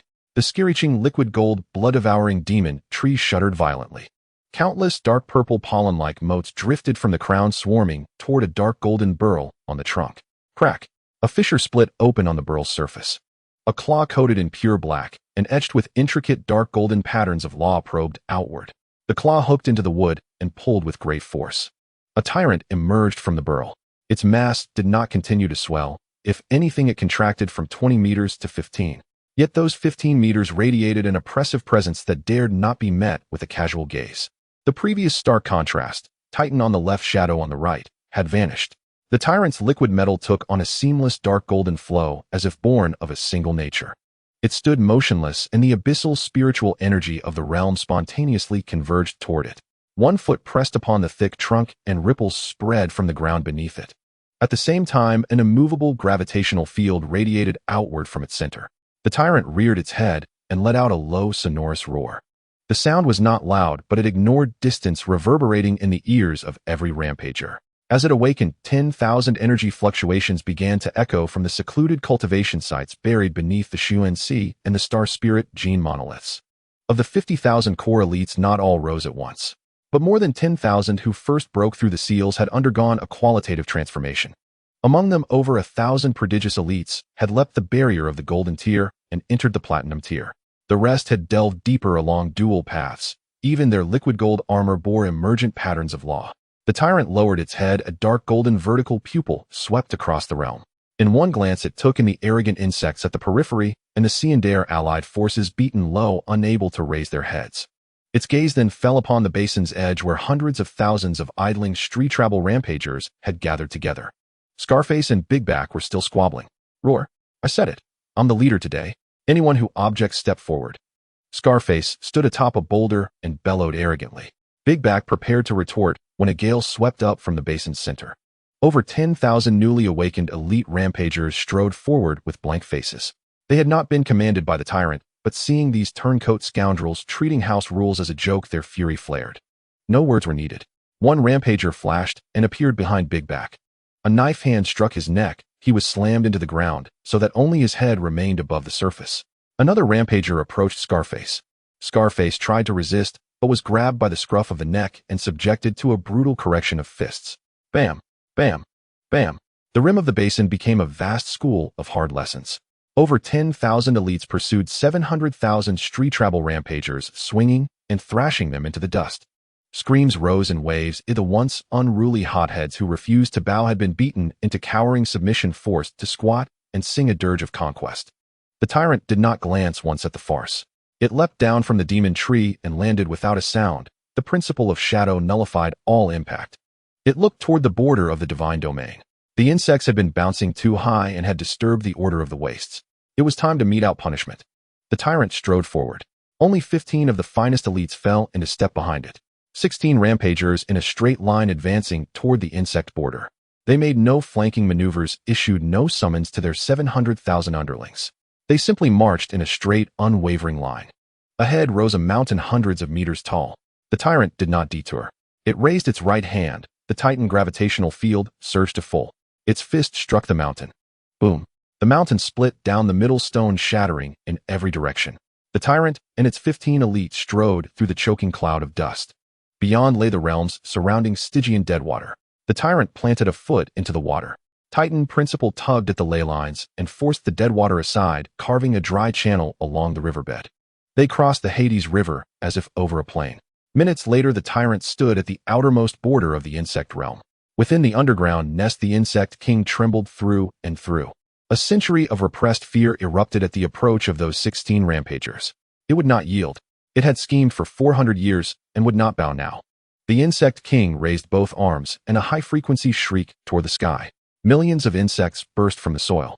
5 million war insects took to the air, their bony, resonant chambers in their throats vibrating wildly. 5 million subsonic waves converged into a transparent wall capable of shattering the viscera of golden tier beings. The remaining 5 million insects opened their mandibles and spewed a concentrated blend of corrosive acid and netheranium toxic haze. It became a green-black sea of death that rolled forward to blot out the sky. This was the insect's highest defense and the source of the insect king's pride. The tyrant halted. The 15 elites behind it did not move, only watched with cold indifference. The tyrant lifted a foot and took a single step forward. The law patterns flowing across its liquid metal skin contracted. Its body shattered the resistance of space, ignoring the subsonic resonance. It tore straight through the transparent wall of subsonic waves and the sweeping sea of corrosive miasma. Acids that could corrode anything fell upon its armor and failed even to leave a white scar. One step spanned 10,000 meters. The tyrant appeared directly before the insect king. The insect king's narrow compound eyes constricted. Its once vaunted millions of soldiers were as good as nothing before this monster. With no retreat possible, the insect king issued a despairing hiss and thrust arm blades forward, launching itself from on high to stab straight at the tyrant's eyes. The tyrant did not dodge. It slowly raised its right fist. No flourish, only a straight punch. Bam! The first blow. Fist met arm blade. The arm blades, which had never failed since their forging, exploded into a hail of fragments upon contact with that fist. The insect king screamed as it was flung backward.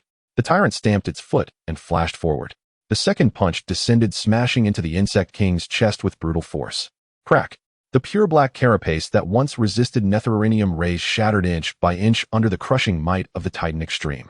The insect king, like a sinking iron ball, was driven into the carbonized crust. The ground caved in around it, forming a 100-meter-wide pit. Silver insect blood gushed forth. Half of the insect king's body was pulverized into pulp. It lay at the pit's bottom, staring up at the godlike figure above with utter despair. The tyrant stood at the lip and raised its right fist again. Dark golden rays of law condensed upon the knuckles. The third blow did not fall. The tyrant merely held its fist suspended and unleashed all of its oppressive force. Boom! An invisible gravitational field blanketed the entire hive territory. 1,000,000 airborne war insects rained down in a crackling cascade. All the insects, workers and warriors alike, were pressed so firmly against the crust by that hegemony that even their spiracles could not open. The insect king at the pit's bottom awoke. Its 400-year dream shattered utterly before the overlord's power reduced to not even a fragment. It struggled to turn its broken body. It buried its head deep in the soil and emitted a low, submissive wail. The entire insect host bowed in acquiescence. The tyrant regarded the insect king with a cold gaze. There was no gloating in that gaze, only the natural indifference of entitlement. It had no interest in the resources the insects occupied, and even less in whether those insects lived or died. It had come for a single purpose: to tell every living thing in this wasteland who without dispute was the rightful overlord here. The tyrant withdrew its fist and turned. The 15 elites automatically parted to give it way. The tyrant strode back along the straight path it had taken, returning toward the central basin. It left the insects with nothing but a back that would forever remain unsurpassable. In the final 100 years, in the deepest part of the underground insect nest, the insect king lay on the black stone throne, and on its chest there was a deep 3-inch fist mark, a wound that had yet to heal. The mark was a faded grayish-white, a remnant of the suppression from the Titan's extreme path. This fist mark shattered the insect king's ambitions that had lasted for 4 centuries and broke the backbone of the insect race's expansion. It became obedient, exceedingly obedient. The countless insect army was fragmented, and the insect king no longer issued commands for indiscriminate sweeping extermination. The frequency of the soldier insects raiding for resources sharply decreased from once a day to once a month, with clear targets only those lone demon griffins or the remains of dead fish washed ashore. They would not approach the central basin. More time was given for the insect swarm to undertake new tasks. At the periphery of the basin, the dark red demon tree saplings were crawling with bloated worker insects. The worker insects extended their mouthparts, piercing the shallow layer of the sapling's bark, extracting the dark golden liquid seeping from the cracks in the bark. This liquid was a byproduct of the sapling's transformation of dark abyssal spiritual energy containing immense energy. Once a worker insect filled its abdomen, it would withdraw, making way for another to take its place. The worker insects laden with liquid formed a long black serpent stretching 10 miles, wriggling toward the edge of the basin. This was not a reserve to be brought back to the nest, but a tribute. At the edge of the basin, the worker insects stepped forward and regurgitated the dark golden liquid from their abdomens.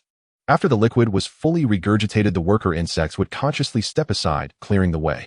On the other side, the spoils acquired by the insect race this month from the sky and the nether river were piled up.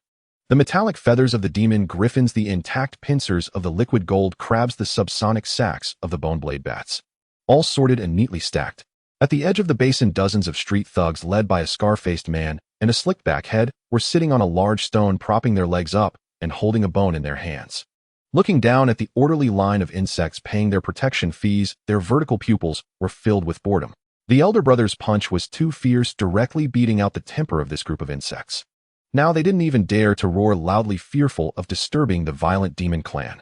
The slick-back head jumped down from the giant stone and approached, dipping a finger into the dark golden liquid and popping it into his mouth.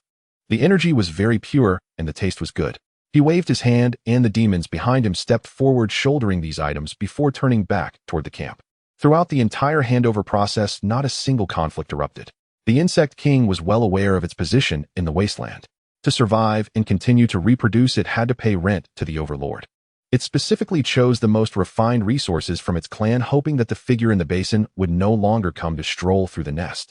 The violent demon's military suppression brought rare peace to the wasteland divine realm. In the 500 years, it was the most stable century aside from the first 100 years out of the management period. All creatures competed for freedom under the frost-laden sky, without the insect race's reckless sea of insect strategy or the violent demons seeking amusement. The entire divine realm, nourished by the dark abyssal spiritual energy, welcomed a great ecological revival. At the bottom of the Nether River, the populations of the liquid gold crabs and the crimson boneblade fish doubled. They began to construct metallic coral reefs in the depths of stagnant water. In the sky, the thickness of the heavy metal toxic clouds increased by 1/3. The demon griffins and boneblade bats redivided the airspace. They no longer engaged in meaningless death duels. Each occupied different air currents, inhaling and exhaling the energy drifting in the air. The most significant changes were seen on the surface. The black thorn grass that had taken root on the surface long before the demon trees shed their skin had now transformed into vast expanses of deep grass, nourished by the dark abyssal spiritual energy. The root system of this thorn grass was extremely developed, penetrating 100 meters underground and firmly stitching the fragmented land together. The demon trees were growing, and the saplings were giving back. Fierce, intense, yet ceaseless. In the real-world Jiang City Military District independent villa, the bedroom door on the second floor was tightly closed. Lin Yuan sat cross-legged on the bed. With each exhalation, visible dark golden streams of energy flowed out, sweeping across the walls and carving several ravines on the surface. After a long while, Lin Yuan slowly opened his eyes. Deep within his gaze, a flash of pure dark golden divine radiance flickered, and faint, intricate patterns could be seen around his pupils. He raised his right hand and suddenly clenched his fist. Bang! The air in his palm was explosively crushed, emitting a loud bang. The powerful shockwave shattered several solid wood tables and chairs in the bedroom. Lin Yuan glanced at his palm, where a faint layer of liquid metallic luster flickered briefly on the surface of his skin. Demigod third transformation. Lin Yuan's voice was deep, carrying an uncontrollable joy. In the hierarchy of the divine awakening system, the demigod's 9 transformations, each transformation was a monumental hurdle. Igniting divine fire and breaking free from the realm of mortals is the first transformation. The mark of a first transformation demigod is the external manifestation of divine power, with physical strength surpassing that of divine beings. The second transformation of a demigod is the refinement of divinity. Divine fire begins to nourish the physical body, enhancing physical abilities, defense, and recovery, far beyond human limits, reaching the level of magical creatures. The physical body gains extreme elemental resistance, rendering ordinary firearms ineffective.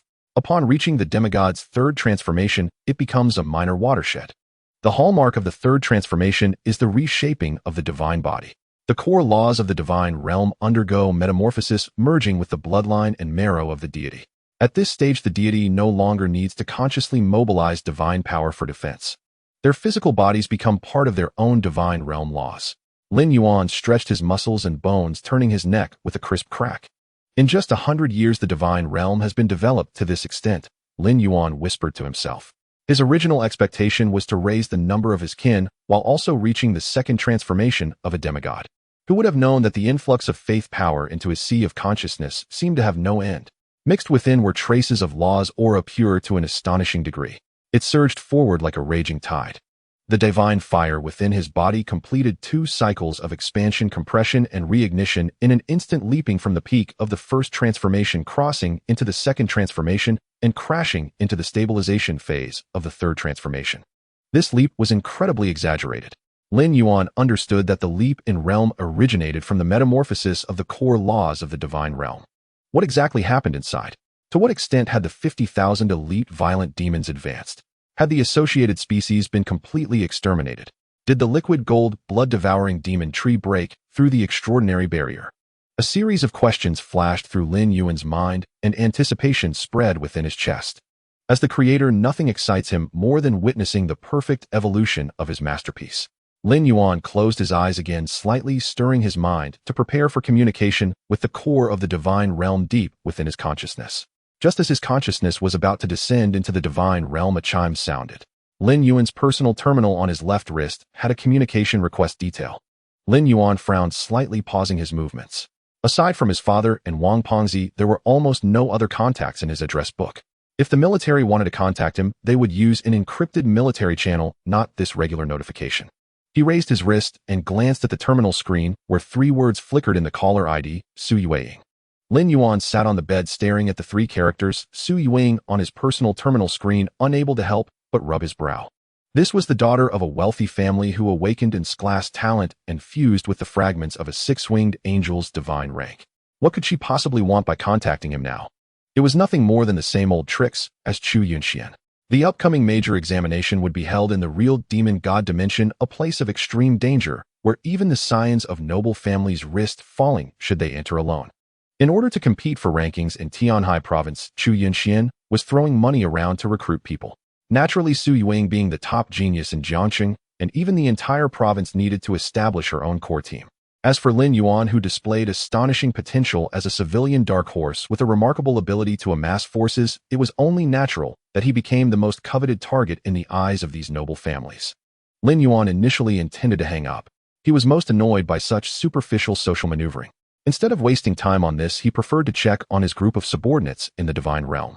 However, his finger hovered over the reject button for 2 seconds before he withdrew it. The children of the wealthy families had mostly been pampered since childhood.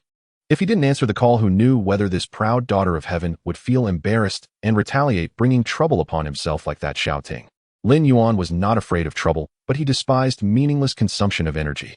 Right now, he just wanted to quietly nurture his growth until he possessed absolute power to crush all worldly rules.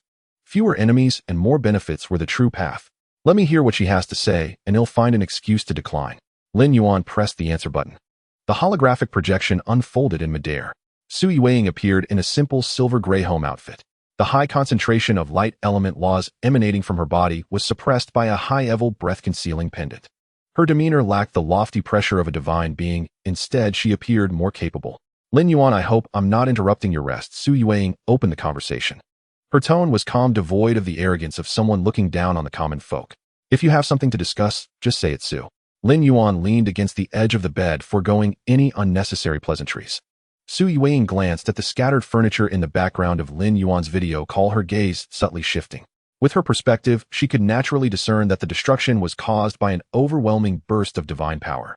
She did not point it out, but instead got straight to the point. You are already aware of the rules for the major examination, and the danger level of the demon god dimension far exceeds that of any previous sessions. I reviewed your previous battle recordings. Your wasteland divine realm's resistance to extreme conditions is miraculous. I would like to invite you to join my alliance. Without waiting for Lin Yuan to refuse, Su Yueying quickly threw out her bargaining chip. I know you declined Chu Yunxian's offer and have received in class special approval from the military.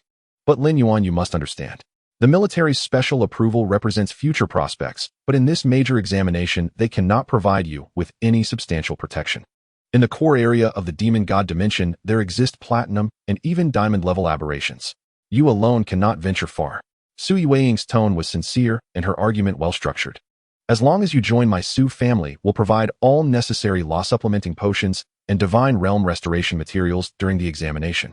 After conquering the demon god stronghold, I will take the core law fragments, and you will have first priority in selecting all remaining strategic resources. Most importantly, Su Yueying looked into Lin Yuan's eyes, her expression solemn. We are in an equal partnership, not a master-servant relationship. After the major examination ends, you will owe no obligations to the Su family, and the contract will automatically dissolve. All I need is for you to support me with your mutated troops during critical moments. A barrage of conditions was laid out. Lin Yuan felt a bit overwhelmed. He had to admit that the terms Su Yueying offered were far superior. They were much more sophisticated and generous than the money-based contracts offered by Chu Yunxian. Providing supplies priority in loot selection, equal cooperation, and post-examination release. This was equivalent to treating Lin Yuan as a peerless scion of a noble family. The annoyance caused by the interruption of his exploration of the divine realm dissipated significantly at that moment. Lin Yuan could sense the sincerity in her words. Sui Weiing was not the type who looked down on others. She had a clear strategic vision and knew what kind of bargaining chips could move people. But unfortunately, Lin Yuan had no real interest in forming alliances. His current strength did not require alliances to share the burden. So your conditions are very tempting. Lin Yuan's tone was calm, showing no emotional fluctuations due to her attention. But I am used to going solo. My followers are wild in the wasteland and do not understand tactical coordination. Staying with your elite families would only complicate matters. Lin Yuan paused and gave his final response. I appreciate your goodwill, but during the examination, let's rely on our own abilities. With that, he decisively terminated the call. In Jiangqing at the Su family's manor, the spacious study had its holographic projection flicker once before instantly extinguishing. Sui Weiing gazed at the empty space ahead and let out a soft sigh. Beside her, an old butler in a tailcoat frowned, his tone, laced with displeasure. Miss, this Lin Yuan is too ungrateful. You personally lowered yourself to offer such a level of cooperation, and he didn't even hesitate to refuse. A commoner relying on luck with mutations really thinks that receiving military approval allows him to disregard the foundation of noble families. Shut up. Sui Weiing shot the butler a cold glance. The butler quickly lowered his head, not daring to say another word. Sui Weiing turned her gaze back to the night scene of Jiangqing, her eyes reflecting deep curiosity and regret rather than anger. He is not ungrateful, he is extremely self-aware. Sui Weiing's fingers lightly tapped the table.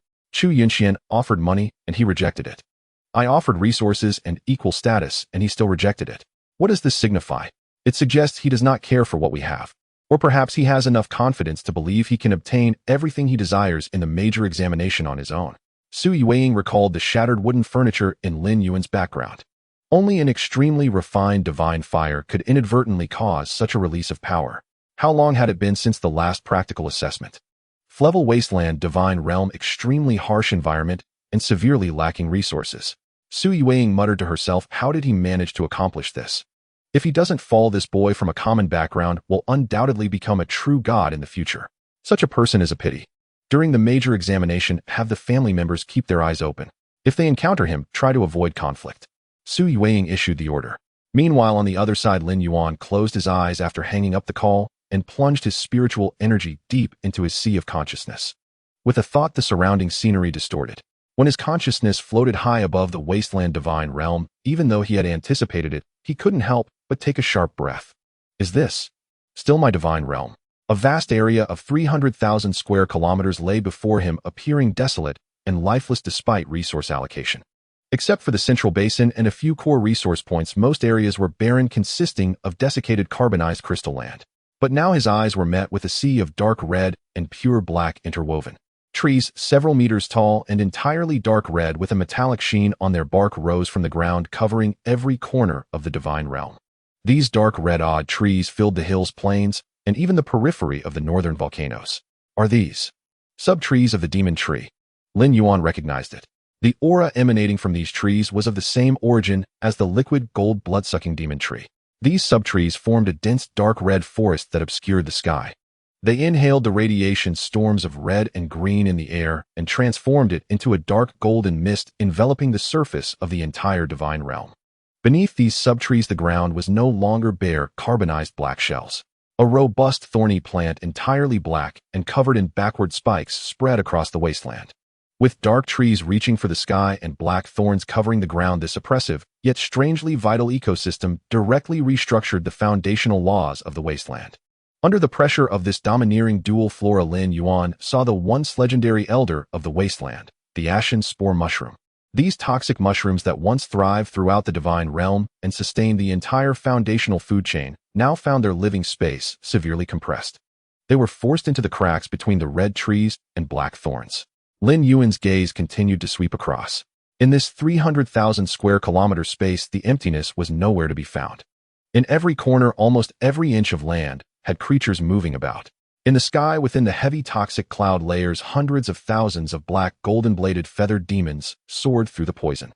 Opposing them were swarms of bone-bladed bats hidden within the shadows of the deep clouds.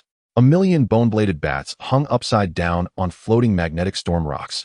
An occasional sonic wave they emitted could tear a vacuum strip a kilometer long in the clouds. Lowering his gaze, he looked into the abyss surrounding the divine realm. The water area had expanded by 1/3 compared to before. Beneath the viscous dark river water, countless red lights surged. They were the innumerable crimson, flying-bladed bone fish. At the riverbed, groups of vibrating liquid gold crabs were cutting through the stones at the bottom of the river with their massive claws, constructing underwater fortresses. Above the earth, chaos reigned. Tens of millions of dark golden toxic pest insects scurried through the black, thorny grass. They systematically collected the energy secreted by the subtrees or dragged the remnants of demon beasts that had fallen from the sky. Like a precisely functioning war machine, they delivered nutrients to the underground mother nest. Throughout the divine realm, creatures flew above, ran below, swam in the water, and burrowed in the ground, creating a perfectly closed and extremely hardcore, violent ecological web in the wasteland. No wonder, Lin Yuan suddenly realized. No wonder he could break through to the third transition of demigod in reality. This ecological foundation, which had been refined over a century of simulation, was unimaginably vast. Every second, countless organisms were breathing, reproducing, and battling. The power of faith and laws they generated fed back into Lin Yuan, forcibly pushing his realm higher. Who? Lin Yuan let out a long breath, suppressing the shock in his heart. He eagerly summoned the divine realm panel. Lin Yuan floated high above the wasteland divine domain, a subtle thought stirring in his mind. The divine domain panel unfolded before his eyes. The first thing Lin Yuan focused on was the 5 core buildings of the divine domain. Building name: Wasteland Radiation Tower, 3 units. Rank: Platinum, mid-tier. Function: Dark uranium ray emits extremely dangerous pure black radiation, forcibly activating biological gene locks. Mutation rate increased to 1000. Building name: Endless Slaughter Arena. Rank: Ultimate Diamond level. Function: Space folding internal capacity expanded to 200,000 units. Grievous Spirit Gale Law Baptism: the fragments of fallen warriors' laws will coalesce into blood essence, nourishing the survivors. Building name: Living Casting Nest. Rank: Platinum, low tier.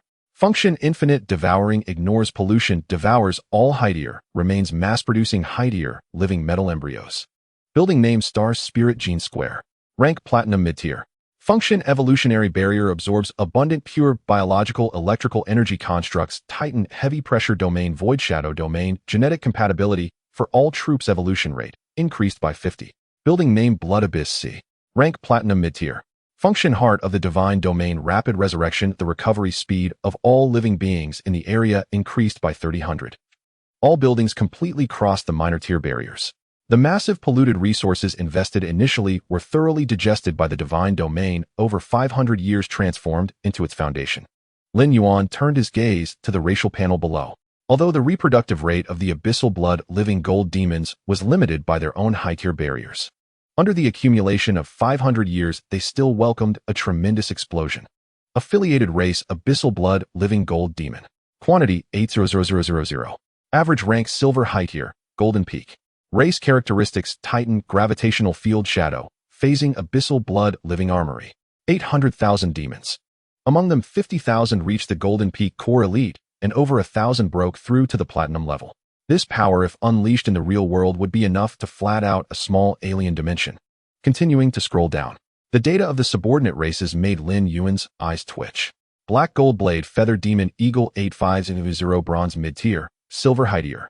Subsonic Bone Blade Bat 1200 Initial tier, Silver high tier. Vibrational Liquid Gold Crab 4500 Bronze mid-tier, Silver peak. Vacuum collapse zone caused by the swinging of massive pincers, creating localized spatial collapses. Scarlet Flying Blade Bone Fish 600 Bronze mid-tier, Silver peak. Death Chi Corrosion Biting accompanied by ghostly death aura preventing wounds from healing. The marine and aerial ecology after a century of slaughter was mostly at the initial silver stage. Aside from these familiar faces, 2 new lines of data appeared at the bottom of the panel. Catastrophic Fire Spirits 8500. Rank Silver peak, Golden 6 stars. Characteristics: Physical immunity, Extreme cold poison, Fire body, Grievous spirit, Fire whip. Catastrophic aggregation: Multiple fire spirits can forcibly merge into one catastrophic elemental spirit master, temporarily gaining destructive power across a major tier. After disintegration, fire spirits will fall into prolonged weakness. Lin Yuan turned to look towards the direction of the extreme north volcano group. That volcanic belt was currently spewing up poisonous fire into the sky. The air was filled with bone-chilling coldness and deadly toxic fire. A group of humanoid elemental beings completely formed from black toxic fire was rolling in the magma. A few bored Titan demons jumped into the magma to engage in hand-to-hand combat with these fire spirits. As a result, they were whipped brutally by the toxic fire whips in the hands of the fire spirits, screaming in agony. 8,000 elemental beings, Lin Yuan said in surprise. These fire spirits were the distorted products born after he had discarded a large number of incomplete negative attributes into the volcano. Elemental life has always been a scarce resource of astronomical value in the trading networks of various deities. Now in his wasteland, they could be mass-produced. Lin Yuan withdrew his gaze. Although these changes were certainly delightful, they were still within his acceptance range. What truly made his scalp tingle and even sent chills down his spine were the low-tier insects he once considered cannon fodder. Quantity, 12 million. Lin Yuan's figure flickered. He vanished from the high sky and descended above the outermost edge of the divine domain. Buzz. He sensed the presence of the Creator descending. From deep underground, a piercing high-frequency scream, filled with unparalleled fervor, suddenly erupted. Boom. The ground within a radius of several hundred miles erupted violently. A dense swarm of devouring nether beetles surged forth from the ground like a black tsunami. 1 million. 5 million. 10 million. A full 12 million nether beetles clad in black dark uranium shells blotted out the sky. They emitted no sound of chaos. At the moment all the insects burst forth from the surface, they uniformly closed their sharp limbs, crouching in the black thorn bushes, their heads pressed tightly against the ground. They offered the most absolute submission to Lin Yuan, who floated in midair. The gathering of 12 million mutated insect swarms presented a visual impact strong enough to daze anyone with weak mental fortitude. Lin Yuan floated in midair, his gaze sweeping across this black sea of insects. Were these still the lowly cockroaches that could only spew poison gas back then? The few million soldier insects in the front row had already exceeded 2 meters in length. Their backs not only displayed a pure black color, but were also covered with a layer of highly resilient metallic carapace. Their jointed limbs bore subsonic capsules resembling bone blade bats. On either side of their abdomens, crimson, flying blade bone, fishes' unique breathing gills even split open. Sky-ocean toxins radiation. This group of nether beetles, through 500 years of evolution, had stolen the genes of all edible species within the divine domain, gathering the strengths of various species merging into one. The 100,000 elite guardian nether beetles at the core position perfectly integrated these characteristics. They could not only spew forth neurotoxic miasma infused with dark uranium rays, but could also unleash subsonic disturbances in close combat. Their carapace hardness could even withstand a full strike from a silver-tier opponent. They were truly versatile killing machines born for slaughter. Lin Yuan's consciousness locked onto the forefront of the insect swarm. There stood an alien being only 2 meters long, slender, and covered in a silver exoskeleton. The king of the nether beetles. It did not crouch like ordinary insects, but knelt on one knee, its dark golden arm blades half a meter long crossed over its chest. In its elongated, smooth compound eyes, there was no chaotic bloodlust of the insect race, only extreme intelligence and fervor. Hero Unit Devouring Nether Beetle. Rank Golden 9 stars. Characteristic 1 Insect Dominion ignores mental interference, perfectly controls millions of insect swarms, constructing a mental network. Characteristic 2 Combat Simulation possesses extremely high combat intelligence, capable of quickly analyzing enemy formations and weaknesses. Characteristic 3 Gene Lock locks its own genes, immune to subsonic waves, strong acids, toxins, and high levels of radiation. Lin Yuan was secretly astonished. Golden 9 stars. A mere entire divine domain's fringe cannon fodder race had without much resource infusion. Through mutual devouring, sacrificing, and consuming, they had stubbornly produced a golden 9 stars hero unit. His gaze penetrated the ground layers. Lin Yuan saw the bloated mass occupying most of the space deep within the insect nest. Special Unit Nether Beetle Matriarch. Rank Golden 9 stars. Characteristic 1 Infinite reproduction deprives the entire race of reproductive rights. As long as energy is sufficient, the egg-laying speed is limitless. Characteristic 2 Gene extraction devours any high-tier flesh, forcibly extracts excellent gene fragments, and integrates them into the next generation of eggs. Characteristic 3 Psychic storm, when facing decapitation crises, burns lifespan to release psychic shocks, erasing the souls of all biological entities. A perfect match, Lin Yuan couldn't help but murmur. The matriarch is responsible for infinite troop generation and gene iteration. The king is responsible for commanding the entire army and tactical execution. This army of millions of insects had completely undergone a metamorphosis.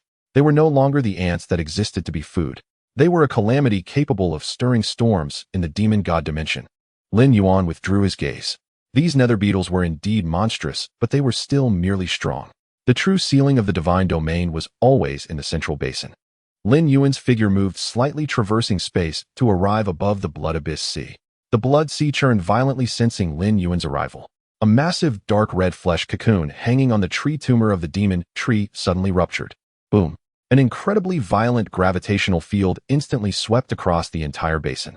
The Blood Abyss Sea below was pressed down, creating a chasm over 100 meters deep. A figure 15 meters tall slowly rose from the flesh cocoon. The tyrant. It raised its head, its dark, golden vertical pupils locking onto Lin Yuan. Roar! Fighting for you. Hero Unit Abyssal Blood Tyrant. Rank Platinum 6 stars. Characteristic 1, Extreme Titan. When activated, gravity rules cover a radius of 10 miles, doubling strength attributes. Characteristic 2, Dark Gold Fluid. Immune to 80 of physical damage, absorbs kinetic energy, and rebounds. Characteristic 3, Law Suppression. Causes absolute tear pressure on biological entities lower than its rank, weakening all attributes. With the tyrant's roar, thousands of dark golden light pillars shot up from the bottom of the Blood Abyss Sea. Thousands of core demons at the initial platinum stage stepped out of the water. Their battle intent soared to the skies, shattering the clouds above. Lin Yuan nodded in satisfaction. This was his confidence. No matter how many insects there were in the face of the tyrant and those monsters wielding some powers of the rules, they would still only be pressed down and rubbed against the ground. Finally, Lin Yuan turned around to look at the colossal being standing in the center of the Blood Sea. Liquid gold blood devouring demon tree. This ancient tree, which penetrated the entire ecological system of the divine domain, had now completely broken through the extraordinary barrier. Building plant name Liquid Gold Blood Devouring Demon Tree Extraordinary Loadier. Function 1, Mother-Child Earth Vein Network. Root systems connect millions of subtrees, controlling the entire Earth vein, providing absolute rule stability, immune to spatial tearing. Function 2, Dark Abyssal Chi swallows pollution and radiation, converting it into high-concentration Dark Abyssal Chi, raising the evolutionary ceiling for all biological entities. Function 3, Extraordinary Flesh Embryo can produce one extraordinary living metal cocoon every month, greatly increasing the probability of breaking through for the devourer. Function 4, Life Deprivation. Enemy units within the coverage of the demon tree's root systems lose one of their life force per second, replenishing their own. Extraordinary. This demon tree was no longer just a functional building. It was the ecological core of the entire wasteland divine domain. As long as the demon tree stands, this 300,000 square kilometers of divine domain is an indestructible iron plate. Lin Yuan finished reviewing all the data. The heart within his chest began to beat faster. The returns from 500 years of stewardship were so immense that even he found it absurd. It's time to stretch my muscles a bit. Lin Yuan murmured softly. Having just broken through the third transformation with the divine domain's forces strong and robust. Although he couldn't directly find someone to battle in reality, there were plenty of practice dummies in the virtual Starry Sky Chess network. Lin Yuan floated above the wasteland divine domain, his mental energy sweeping across the entire region.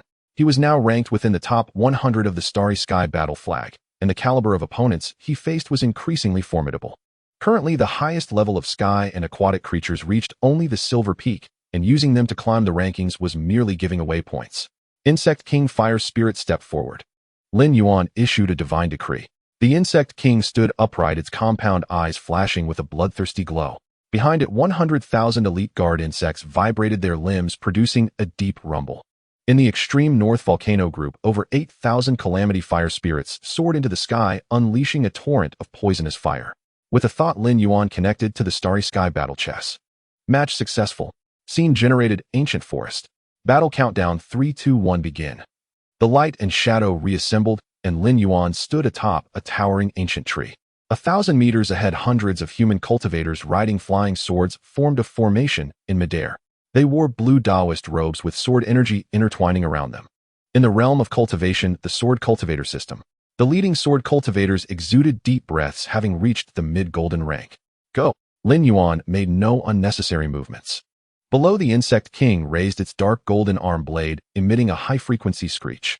100,000 elite insects clad in pure black dark uranium shells formed a metallic tide sweeping across the forest floor. Just mere insects seeking death formed the 10,000 sword formation. The leading golden sword cultivator shouted coldly. Hundreds of flying swords transformed into a rain of swords, piercing through the air with a sharp howl and crashing into the insect swarm. Flames erupted, and the clash of metal was deafening. With their numerical advantage, the insect swarm huddled together. The flying sword struck the dark uranium shells, most being deflected, leaving only white marks. Even though some insects were pierced by the high-level sword energy, concentrated toxic miasma gushed from the wounds. The miasma spread rapidly, dulling and corroding the spiritual light on the flying swords. The insect king flapped its wings and screeched. 100,000 insects simultaneously contracted their abdomens, and a secondary sound wave barrier erupted with a thunderous blast. The sword cultivators in midair were caught off guard, feeling their divine senses tremble as their flying swords lost control and fell. Having lost air superiority, the sword cultivators fell into the sea of insects. Acidic bile spewed forth and toxic miasma enveloped them. In less than 30 seconds, several thousand sword cultivators were left with nothing but bone remnants. Battle victory. Ranking 1. Continue matching. Lin Yuan's expression remained cold. The scene constantly changed, showcasing the insect army's astonishing cooperative combat capabilities. Matched against heavily armored knights, the insect swarm melted their heavy armor with corrosive acid. Matched against elemental mages, the insect swarm charged through magical bombardments with fearless tenacity.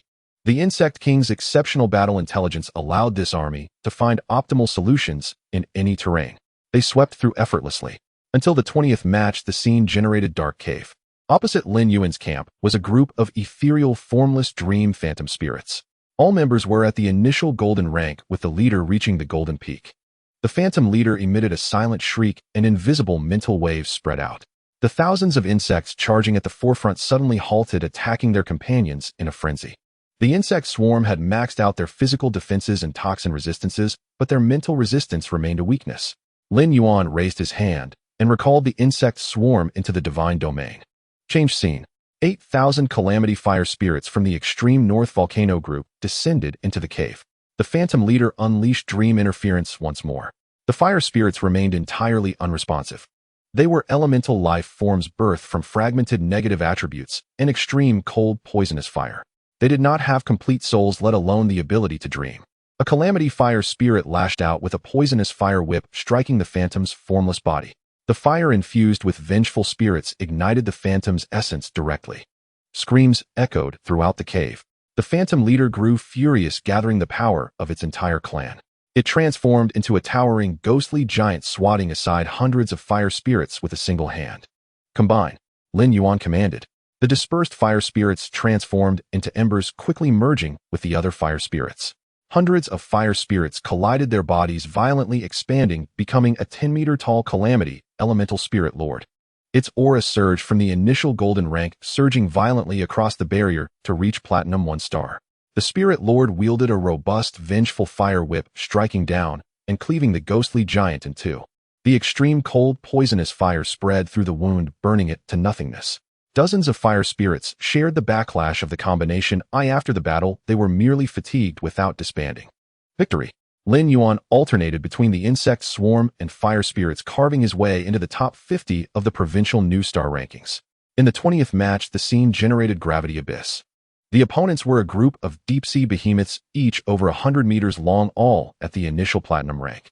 Looking at the calamity elemental spirit lord shattered by a giant's tail below, Lin Yuan frowned slightly. They were unable to make an impact.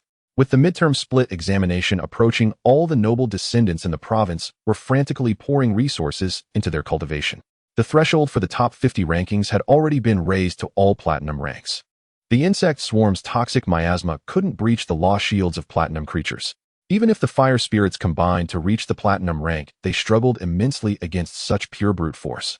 If they continued fighting, the essence of the fire spirits would suffer irreversible damage. Lin Yuan recalled the remaining fire spirits. These dozens of battles allowed him to gain a basic understanding of the strategic positioning of the two major troop types.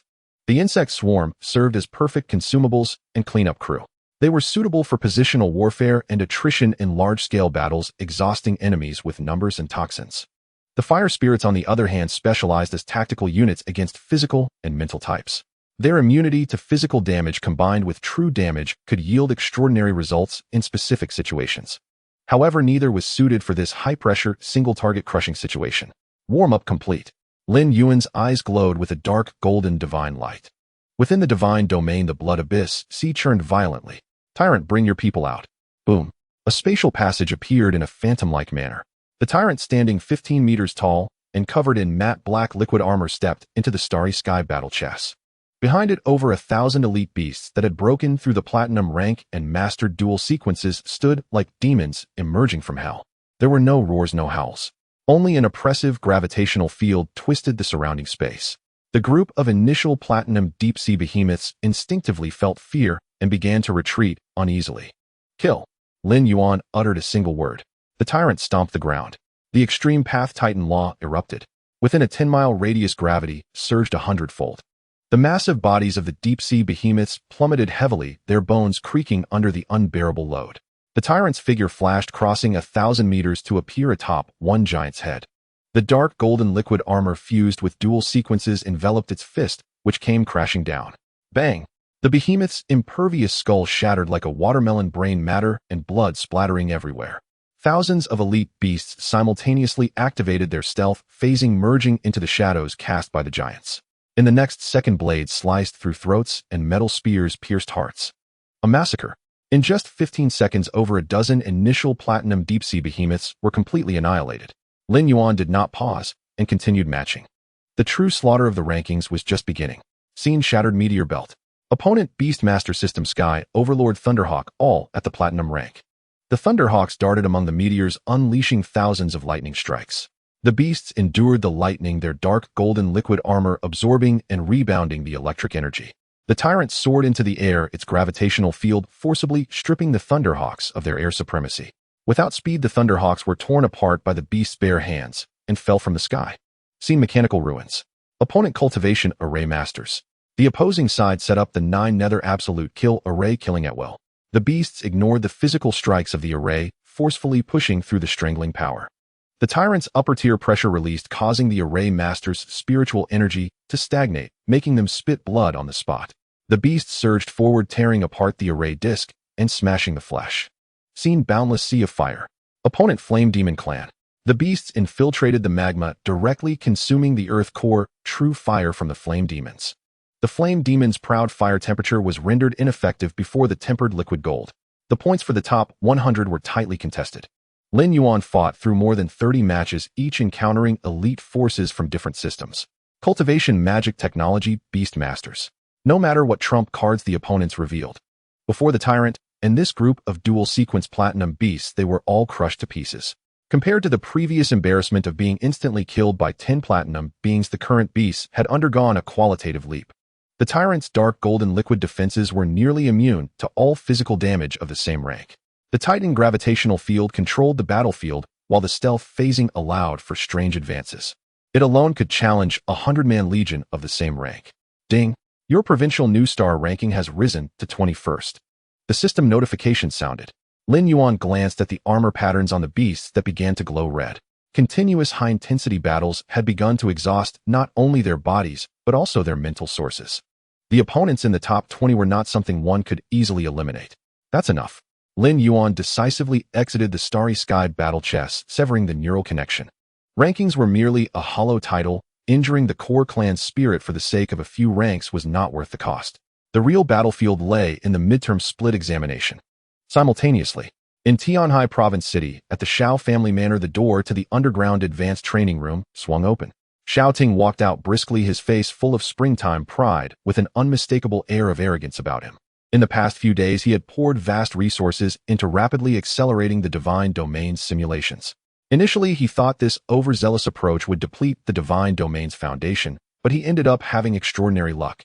The clan's lion dragon broke through its limits in extreme environments, not only sustaining its essence, but also successfully mastering the wind and thunder absolute kill formation. Young master, congratulations on exiting the training. The butler approached, handing over a towel. Before the big test, many people cram at the last minute, but how many can perfectly digest resources like I do? Shao Ting wiped his hands and chuckled coldly. He was now extremely inflated. With the wind and thunder absolute kill formation completed, the combat power of his lion dragon army had multiplied by more than 10 times. High-altitude bombardment combined with formation attacks would shred even the strongest defensive units of the same rank. Shao Ting casually tossed the towel to the butler. He sat down on the sofa in the rest area and opened his personal terminal. Let me see what progress those guys have made these past few days. He opened the Provincial Intelligence Network. Several bold battle reports caught his eye. Morong Bay's divine domain received a blessing, all heavy armored behemoths upgraded, combat power skyrocketing. Chu Yongshuan's mechanical legion completed iteration equipped with super energy particle cannons. Su Yueying. Xiao Ting's smile gradually faded. These proud sons of heaven were indeed not to be underestimated. With the big test imminent, everyone was pouring out their hidden resources, and the rankings for the top 10 were being reshuffled daily. No matter once the big test begins, my formation will give them a surprise.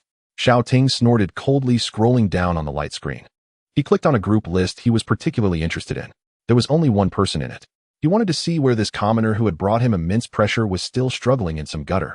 In Tianhai Provincial City, within the Xiao family's underground training chamber, Xiao Ting sat on a sofa, his gaze fixed on the holographic light screen before him. The screen displayed a recording of high-risk target combat matches captured by the star chessboard's backend. He scrolled the progress bar to the final match.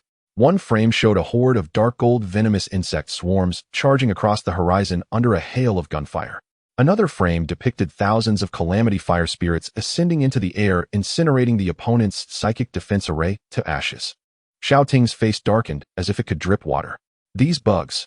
How do they have such absurd resistance and coordination? He growled through gritted teeth, his fingers digging into the sofa cushion. On the eve of the major exam, it was common practice to temporarily cultivate cannon fodder for reconnaissance. But a swarm of this scale possessing such high battle intelligence was no ordinary expendable force. What truly made his pupils dilate were the calamity fire spirits suspended in midair. Elemental life forms. Xiao Ting's voice cracked. These beings were an absolute rarity among deities. Even an average god at the cost of their entire fortune could hardly procure a few pure elemental creatures. Lin Yuan, with his universally acknowledged grade wasteland divine domain, an environment so harsh it was at its extreme. How could he possibly nurture fully organized elemental life forms? The recording continued to play. At the core of the scene, space twisted as a gravity field descended. Over 1,000 violent demons, their bodies coated in dark gold fluid, stepped onto the battlefield. Xiao Ting's breath caught in his throat. All of them are platinum rank. Previously, the violent demons he had observed were either biased toward heavy defense or shadowy stealth. Their abilities were singular, their strengths and weaknesses clear. But now the monsters on the screen had not only all ascended to platinum rank, but also featured dark gold fluid on their bodies that perfectly merged the Titan's absolute defense with the phantasm's ethereal form. With one punch, gravity collapsed. With a flicker of movement, they merged into the shadows. Xiao Ting felt suffocated, a crack forming in his Dao heart. What level of resources did that old bastard Xiao Lai give him? Xiao Ting kicked over the coffee table before him. Where did he get such freakish insect swarms? Where did he get elemental life forms? How did he perfectly fuse two extreme laws? How could he amass over 1,000 dual-sequence platinum rank monsters in such a short time? What gnawed at Xiao Ting the most was, throughout the recording, Lin Yuan issued no micromanagement commands. This meant his opponent hadn't even exerted his full strength. Xiao Ting turned and strode toward the training ground gate he had just exited. Steward, young master, your orders. Keep pushing resources. Access the family strategic vault and drain all my privileges. By height your resources by law fragments. But young master, your divine domain has already. Shut up. Do as I say. I must have the Lion Dragon Legion break through again in the shortest time. The call ended. Xiao Ting entered the training ground and the doors slammed shut. It wasn't just Xiao Ting. With the major exam approaching, the heirs of noble families and top financial magnates across the province were all secretly operating their intelligence networks, analyzing every potential formidable competitor. Lin Yuan's performance in the star chessboard had already landed on the desks of major powers. In Jiang City, at the Chu family estate, smoke and dust filled the training ground. Thousands of mechanical beasts covered in azure thunderous light had just torn a platinum peak training demon to shreds. Chu Yunxian stood on a high platform observing his iterated mechanical legion below. The thundercloud elemental life form had successfully fused with the mechanical bodies, boosting combat power. He should have been pleased. But now, holding an intelligence summary, his smile had completely faded. The report prominently featured the combat data of Lin Yuan's 1,000-strong dual-sequence platinum violent demons. Brother Lin Yuan, you truly are no simple character. Chu Yunxian crumpled the intelligence into a ball and tossed it into a nearby wastebasket. He lifted his head and addressed the mechanical legion commander below. Instruct logistics to install that batch of anti-gravity suspension devices from the warehouse onto all third-generation mecha beasts. Also activate Tactical Plan B. In his mind, Lin Yuan's threat level was directly elevated to match the most elite figures in the provincial capital. Meanwhile, at the Su family estate, in a spacious conference room, over a dozen senior think tank members were conducting data simulations before a sand table. Su Yuing sat in the main seat watching the red dots representing Lin Yuan's divine domain troops gradually multiply and brighten on the sand table. Miss based on the star chessboard's battle damage model analysis. Lin Yuan's current conventional forces are already capable of directly destroying a small demon lord stronghold, the chief strategist reported. Su Yuing rested her chin on her hand, gazing at Lin Yuan's profile on the screen. Just the tip of the iceberg. This isn't all your strength, is it? She murmured softly to herself. A man who could refuse recruitment from top financial magnates and decline alliances, relying solely on these visible bugs and violent demons wouldn't be enough to back that confidence. What other cards do you have up your sleeve? In Tianhai Provincial City at the Thunderbolt Military Industry Headquarters, War Maniac sat bare-chested, his muscles bulging. Perched on the shoulder of a third-image turtle-heavy mech, he stared at the list on his terminal. A commoner from Jiang City. Interesting. I hope your flesh and blood monsters can withstand my high-frequency plasma cutting blades. War Maniac twisted his neck, his bones cracking audibly. At the Murong ancestral grounds. Murong Bai stood beside a pool of blood. The water churned as hundreds of heavy behemoths, each over 20 meters in size, devoured high-grade ores. The major exam, the demon god plane. All the monsters in the province are surfacing. Murong Bai dropped an earth element crystal core and turned to leave. 3 days until the streaming major exam. All high schools across the province were suspended. Every participating student immersed themselves in their divine domains for final preparations. Lin Yuan lacked the far-reaching intelligence networks of noble families or financial tycoons. He could only rely on the daily updated provincial rising star rankings from the star chessboard. The points on the leaderboard were skyrocketing at a terrifying rate each day. The threshold for the top 100 had been pushed from gold initial stage all the way to gold peak. The foundations of noble families erupted fully at this life-or-death juncture. The danger level of this major exam is even higher than I anticipated. Lin Yuan shut off the light screen. His consciousness descended into the wasteland divine domain. He hadn't continued to advance his domain in recent days. 500 years of accumulation had reached a plateau. Throwing more resources at it now wouldn't yield a qualitative leap. His primary task now was to establish rules. Within the 30,000 square kilometer divine domain, dark red demon tree, saplings, and blackthorn grass intertwined. Lin Yuan hovered in the sky, his divine power radiating outward. The insect race had evolved rapidly over 500 years. The fire spirits were a pleasant surprise, and the aerial beings had also completed their iteration. For this demon god plane major exam, the danger coefficient was extremely high, and the map was vast and boundless. Bringing only the violent demon tribe would be too wasteful. He needed a massive army to spread across the front line, serve as cannon fodder, and plunder resources. But deploying millions of troops across plains brought a practical problem, the upper limit of mental command. Even though Lin Yuan had now reached the third turn of demigodhood, with his mental power surging, he was far from capable of simultaneously micromanaging millions of wasteland monsters driven by their killing instincts on a rapidly changing battlefield. Once caught in chaotic melees, these bloodthirsty creatures might go berserk and even attack their own kind. Ironclad laws had to be established. Tyrant.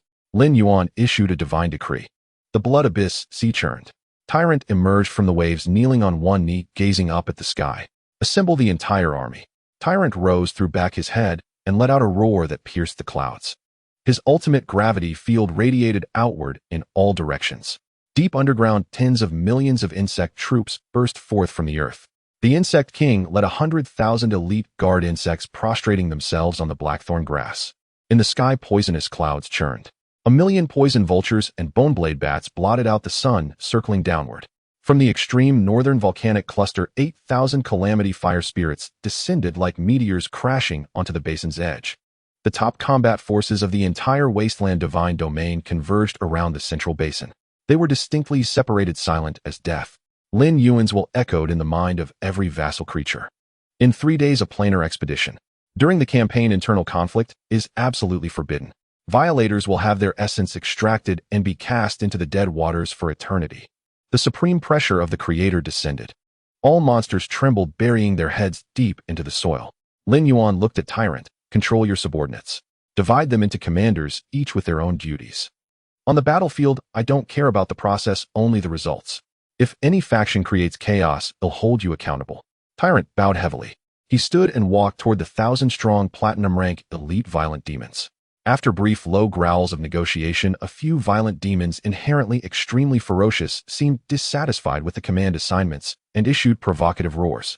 Tyrant wasted no words. His form vanished. The next moment he appeared before the few troublemaking violent demons. A massive fist wrapped in dark gold fluid shot out. Bang, bang, bang. The few platinum violent demons didn't even have time to react before being sent flying hundreds of meters. Their chest armor was heavily dented, bones shattered, and they collapsed to the ground, vomiting profusely. Tyrant swept his gaze across the scene, his gravity pressure suppressing all instincts of resistance. The troublemakers were subdued. The army's chain of command quickly took shape. Over 1,000 platinum violent demons were divided into centurions, each commanding the gold rank violent demons below. The Insect King, Fire Spirit Leader, and Sky Overlord all accepted Tyrant's supreme command. Internal threats eliminated. Lin Yuan's consciousness returned to reality. He sat at his desk and opened the military's internal trading network. Internal problems were solved, but external issues were equally daunting. A million-strong army along with massive violent demons and fire spirits. An ordinary planar teleportation array couldn't accommodate so many troops. He needed a strategic-level spatial carrier capable of holding a large army. He entered his criteria into the search bar. The screen displayed several items meeting the requirements. Lin Yuan's gaze locked onto one of them. Gold-tier spatial folding card category, strategic logistics carrier capacity, can hold up to 2 million standard volume vassals.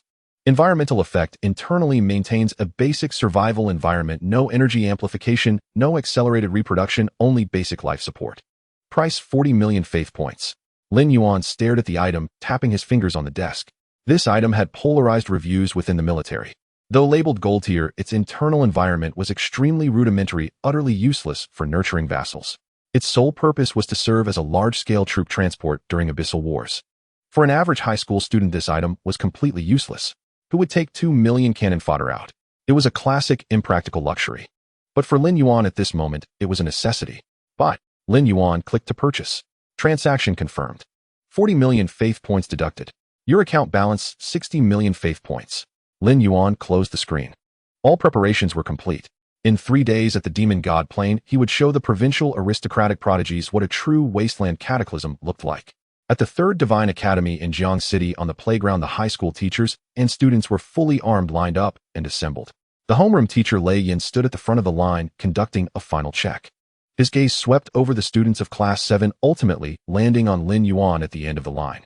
Lin Yuan wore an ordinary combat uniform, his hands stuffed in his pockets, his posture relaxed. Suddenly Lei Yin furrowed his brow. This kid seems a bit off. As a demigod of the 5th turn, Lei Yan's sensitivity to the aura of laws was exceptionally keen. In that brief moment, he attempted to probe Lin Yuan's state with his mental power, but it felt as though he had stepped into a void, plunging into an endless abyss. There was no law emanating, no fluctuation of divine power. It was as calm as a stagnant pool of water. Yet beneath that stillness, Lei Yan vaguely sensed a chilling sense of unease. The sensation was more terrifying than directly confronting high-level magical beasts. After all, he was a demigod of the 5th turn. An illusion. Lei Yan shook his head, forcibly suppressing the shock in his heart. Even if Lin Yuan had extraordinary talent, he was just a high school student. Having awakened his divine domain for only a few months, how could he possibly suppress Lei Yan in terms of aura and foundation? He must have received some high-level artifact to conceal his aura from General Shao Lai. Lei Yan reasoned to himself. Someone important to the commander of the Starfire Legion. It's perfectly normal to have some life-preserving trump card. He withdrew his gaze and stopped overthinking. All personnel board the ship. 3 hours later in Tianhai Province in low Earth orbit. 300,000 high school seniors gathered at the interstellar military ports of their respective cities. They were collectively transported to a massive space fortress. The fortress was named Jinma. A steel bastion spanning tens of thousands of kilometers lay across the vastness of space. 300,000 students stood in the open square at the center of the fortress. Through the transparent energy dome, everyone looked up. A planet quietly floated directly in front of the fortress. The planet's surface was riddled with jagged cracks, dark red magma flowing in the chasms. The atmosphere was shrouded in thick, black-red, demonic mist, occasionally illuminated by lightning bursting within it. An extremely oppressive, frantic, and evil pollution of the laws. Even separated by void and shields, many students felt their chests tighten and their breathing become labored. This was codename Embers 07, a place where a living lower abyss demon god lay in slumber. Buzz!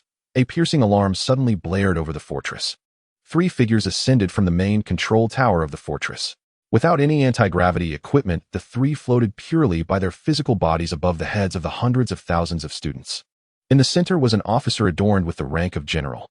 He was robust, with a mechanical eye on his left and a scar that ran across the entire right side of his face. The pressure of divine presence crashed down.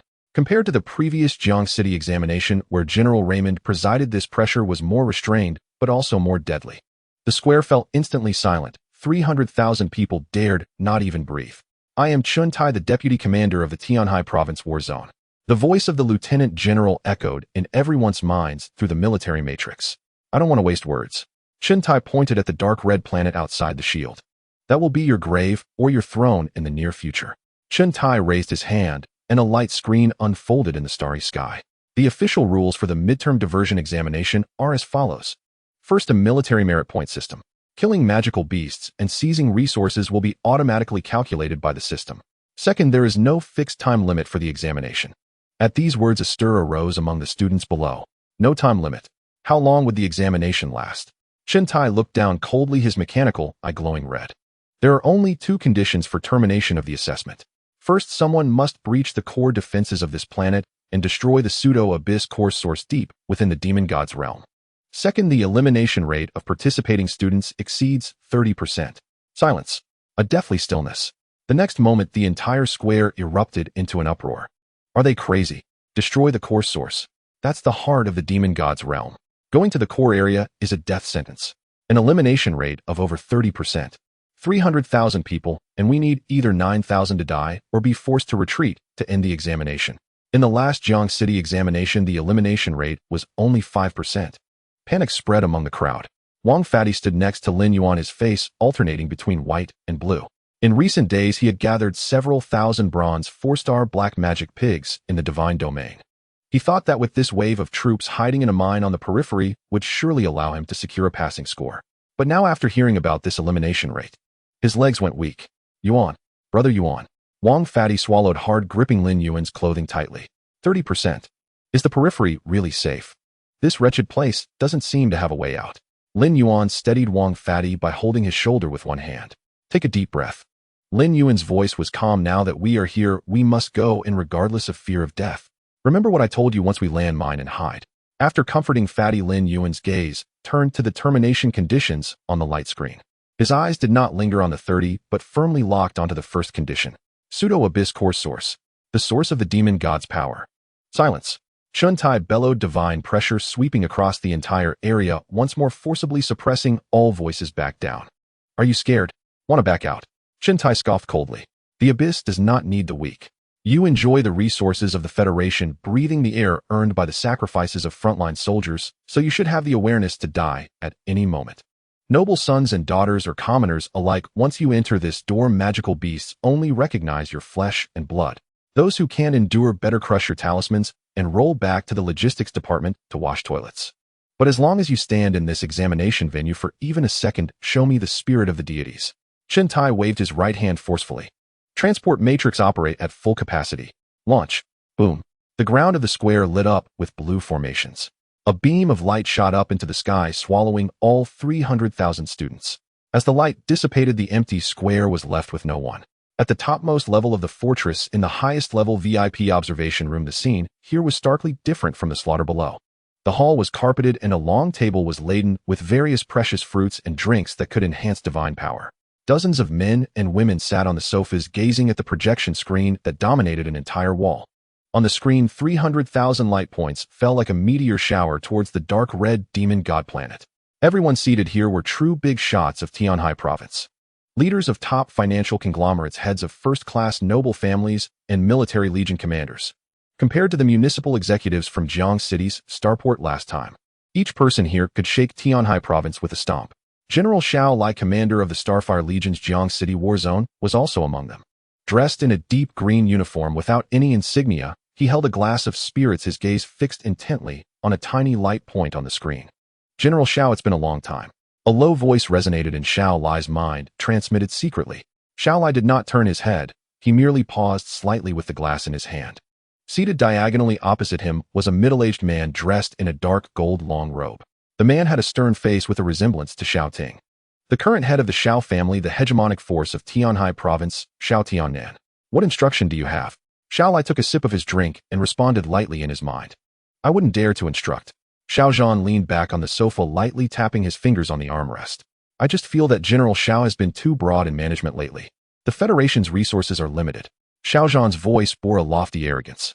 Noble families and financial groups occupy resources to cultivate the most elite powerhouses to guard the Abyss defense line. This order has been established for centuries.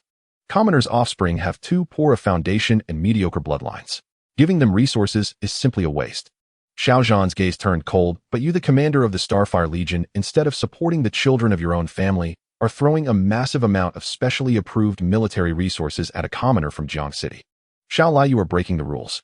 You are not only undermining the interests of noble families, but are also a sinner of the Xiao family.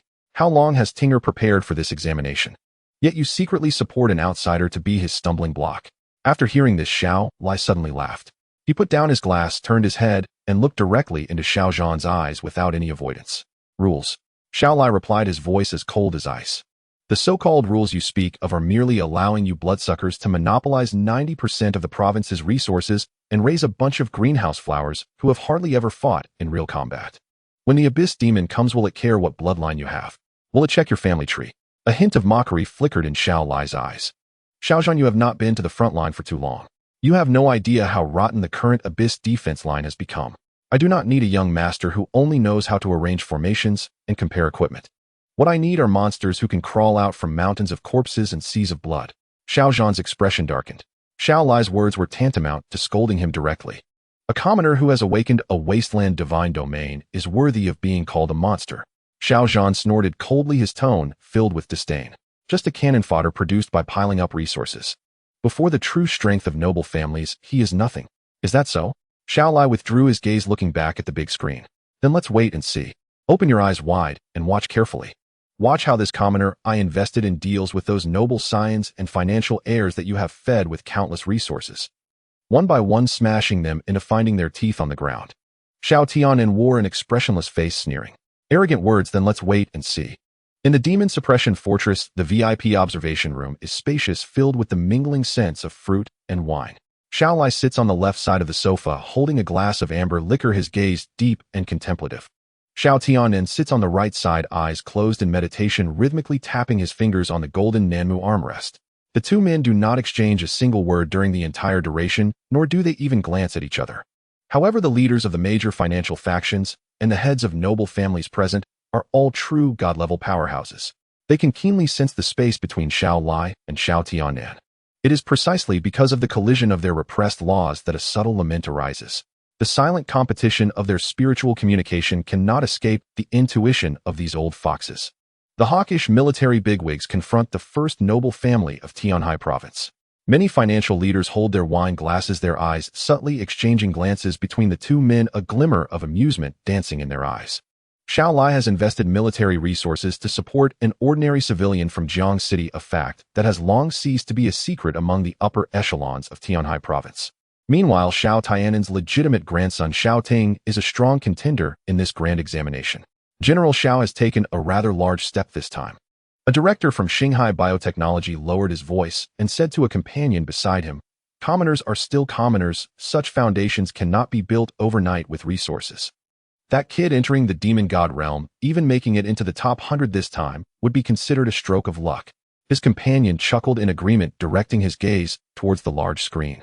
300,000 light points have already penetrated the atmosphere of the demon god planet, scattering across the vast outer regions. The battle royale has begun. The howling winds cease and the sensation of weightlessness disappears.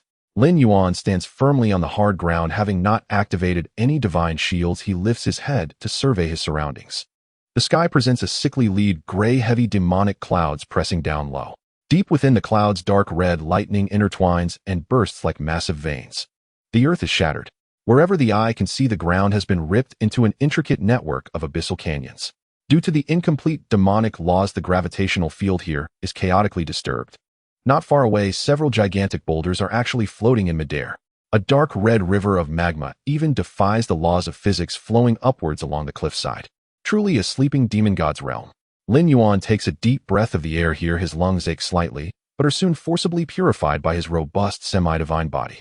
He recalls that so-called shattered continent from the Jiang City examination. Compared to this place, that shattered continent seems like a well-trimmed greenhouse garden. Extreme malevolence, extreme destruction. In contrast, his own divine domain, which had undergone 500 years of calculations, appears relatively balanced. It seems somewhat refined. Just as Lin Yuan is observing the terrain, the dark red frozen soil beneath his feet suddenly trembles. Boom! The soil explodes. 5 centipedes, each over 3 meters long and covered in pale bone armor, burst forth from the ground. Each segment of their carapace bears a pale, human face. Their mandibles spew out a foul-smelling green venom, sealing off Lin Yuan's escape routes from 5 directions.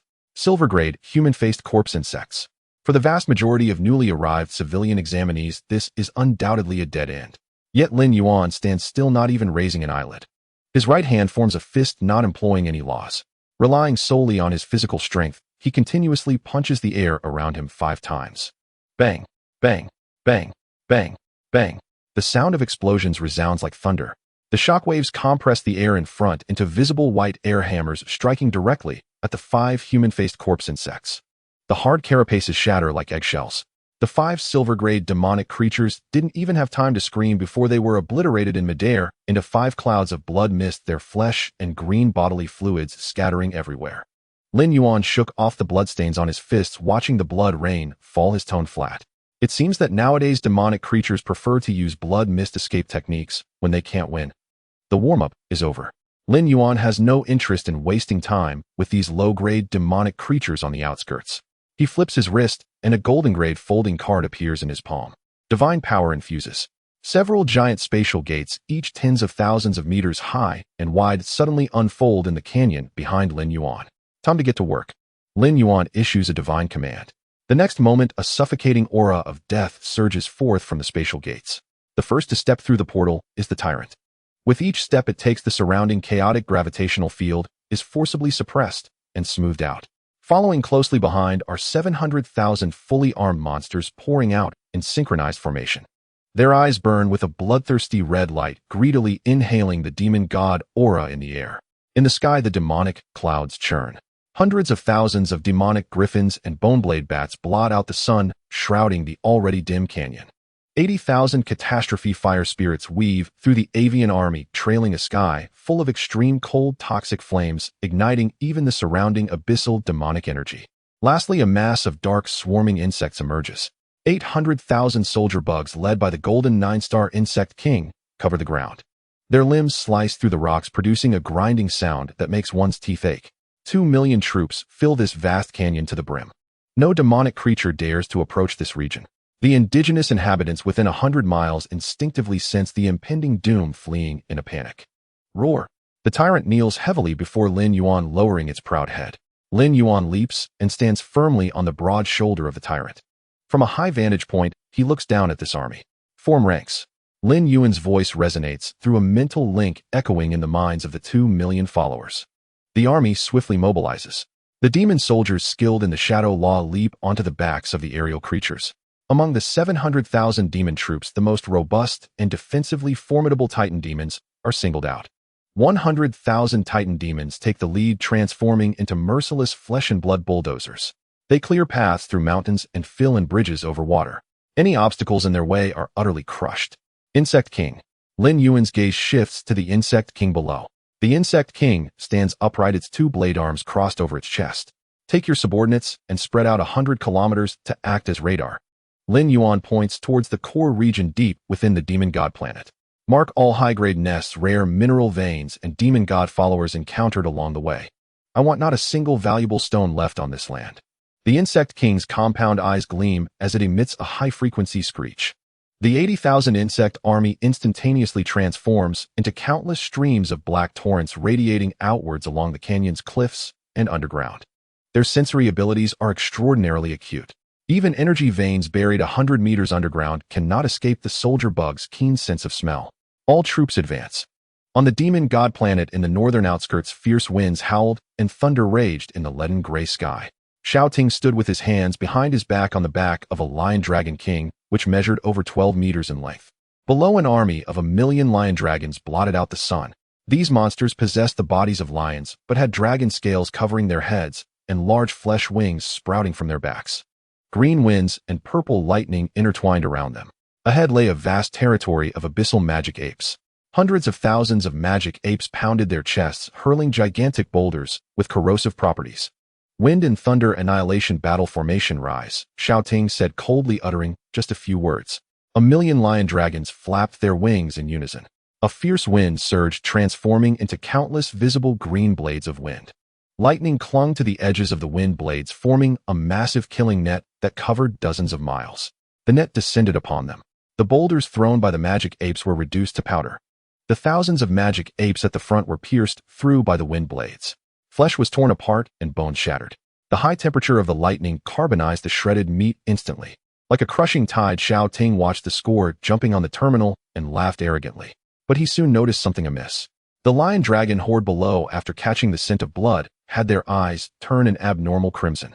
They deviated from the original trajectory of the battle formation and began instinctively lunging at the remains of the magic apes, tearing them apart frantically.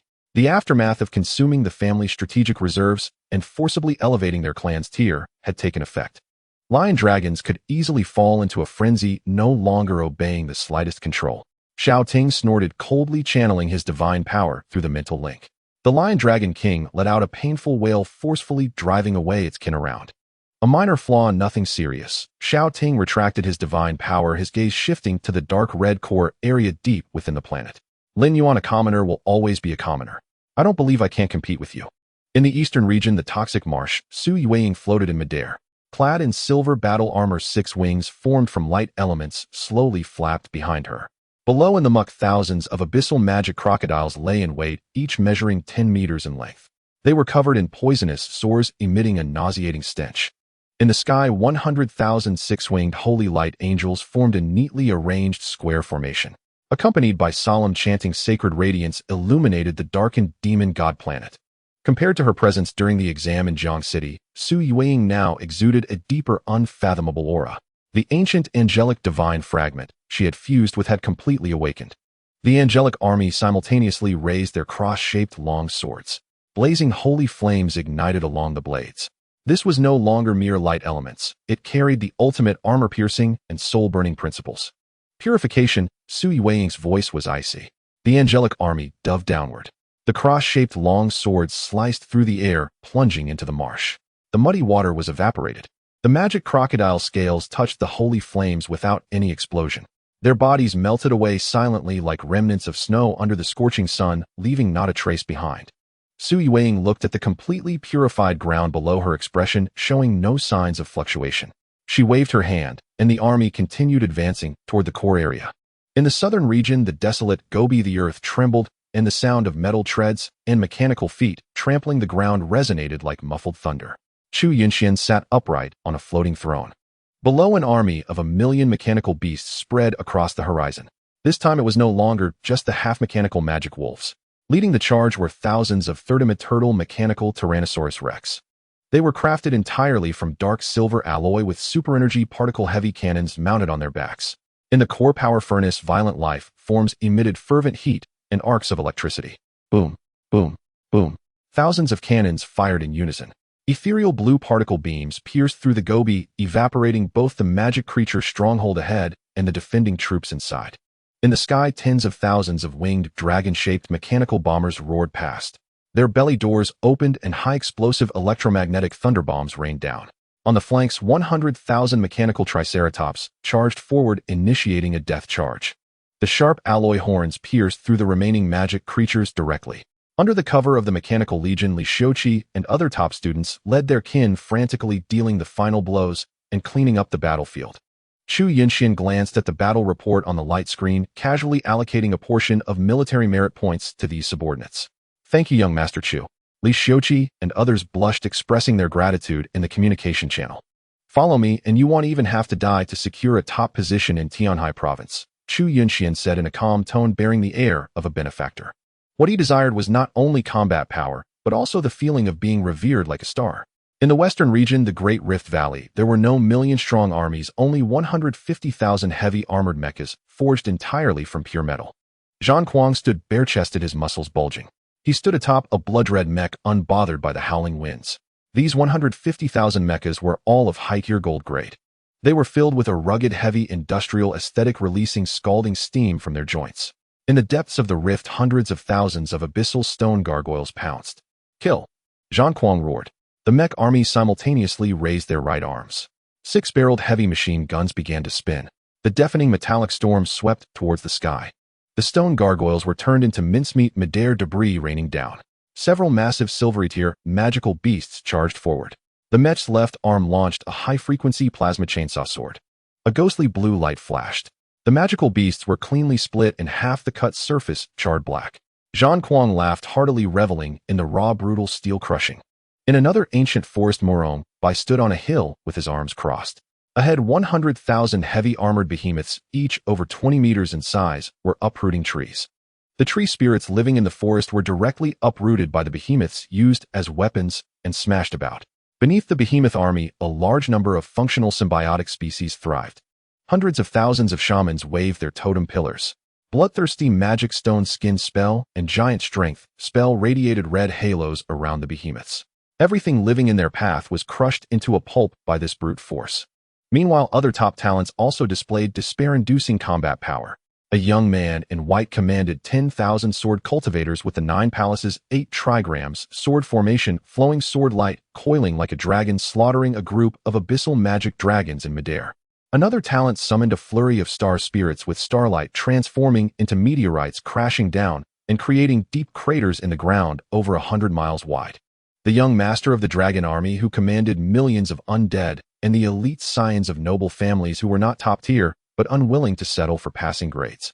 They gathered in groups, dozens forming a team. Shield bearers held the line, mages dealt damage, and priests provided healing. Steady and methodical, they hunted high-tier magical creatures in the planet's mid-level region, scavenging resources. As for the vast majority of commoner students, the scene was entirely different. Wang Pengzi was squatting down, sweating profusely as he directed 25,000 black magic pigs to dig. Hurry, hurry. This magic crystal is of high purity. Dig it all out. Over there, that solitary skeleton monster, you hundreds of pigs go over and crush its bones. Wang Pengzi's eyes sparkled, his movements quick. He firmly adhered to Lin Yuan's strategy of survival, never stepping deeper. If encountering a horde of magical creatures, he wouldn't hesitate. He would directly have the black magic pigs use their innate skills to dig and evade, continuing to mine elsewhere. The core area is for gods to fight. Fat Master will quietly make a fortune on the outskirts. Wang Pengzi wiped his sweat, looking at the steadily rising points on the terminal, his joy nearly bursting.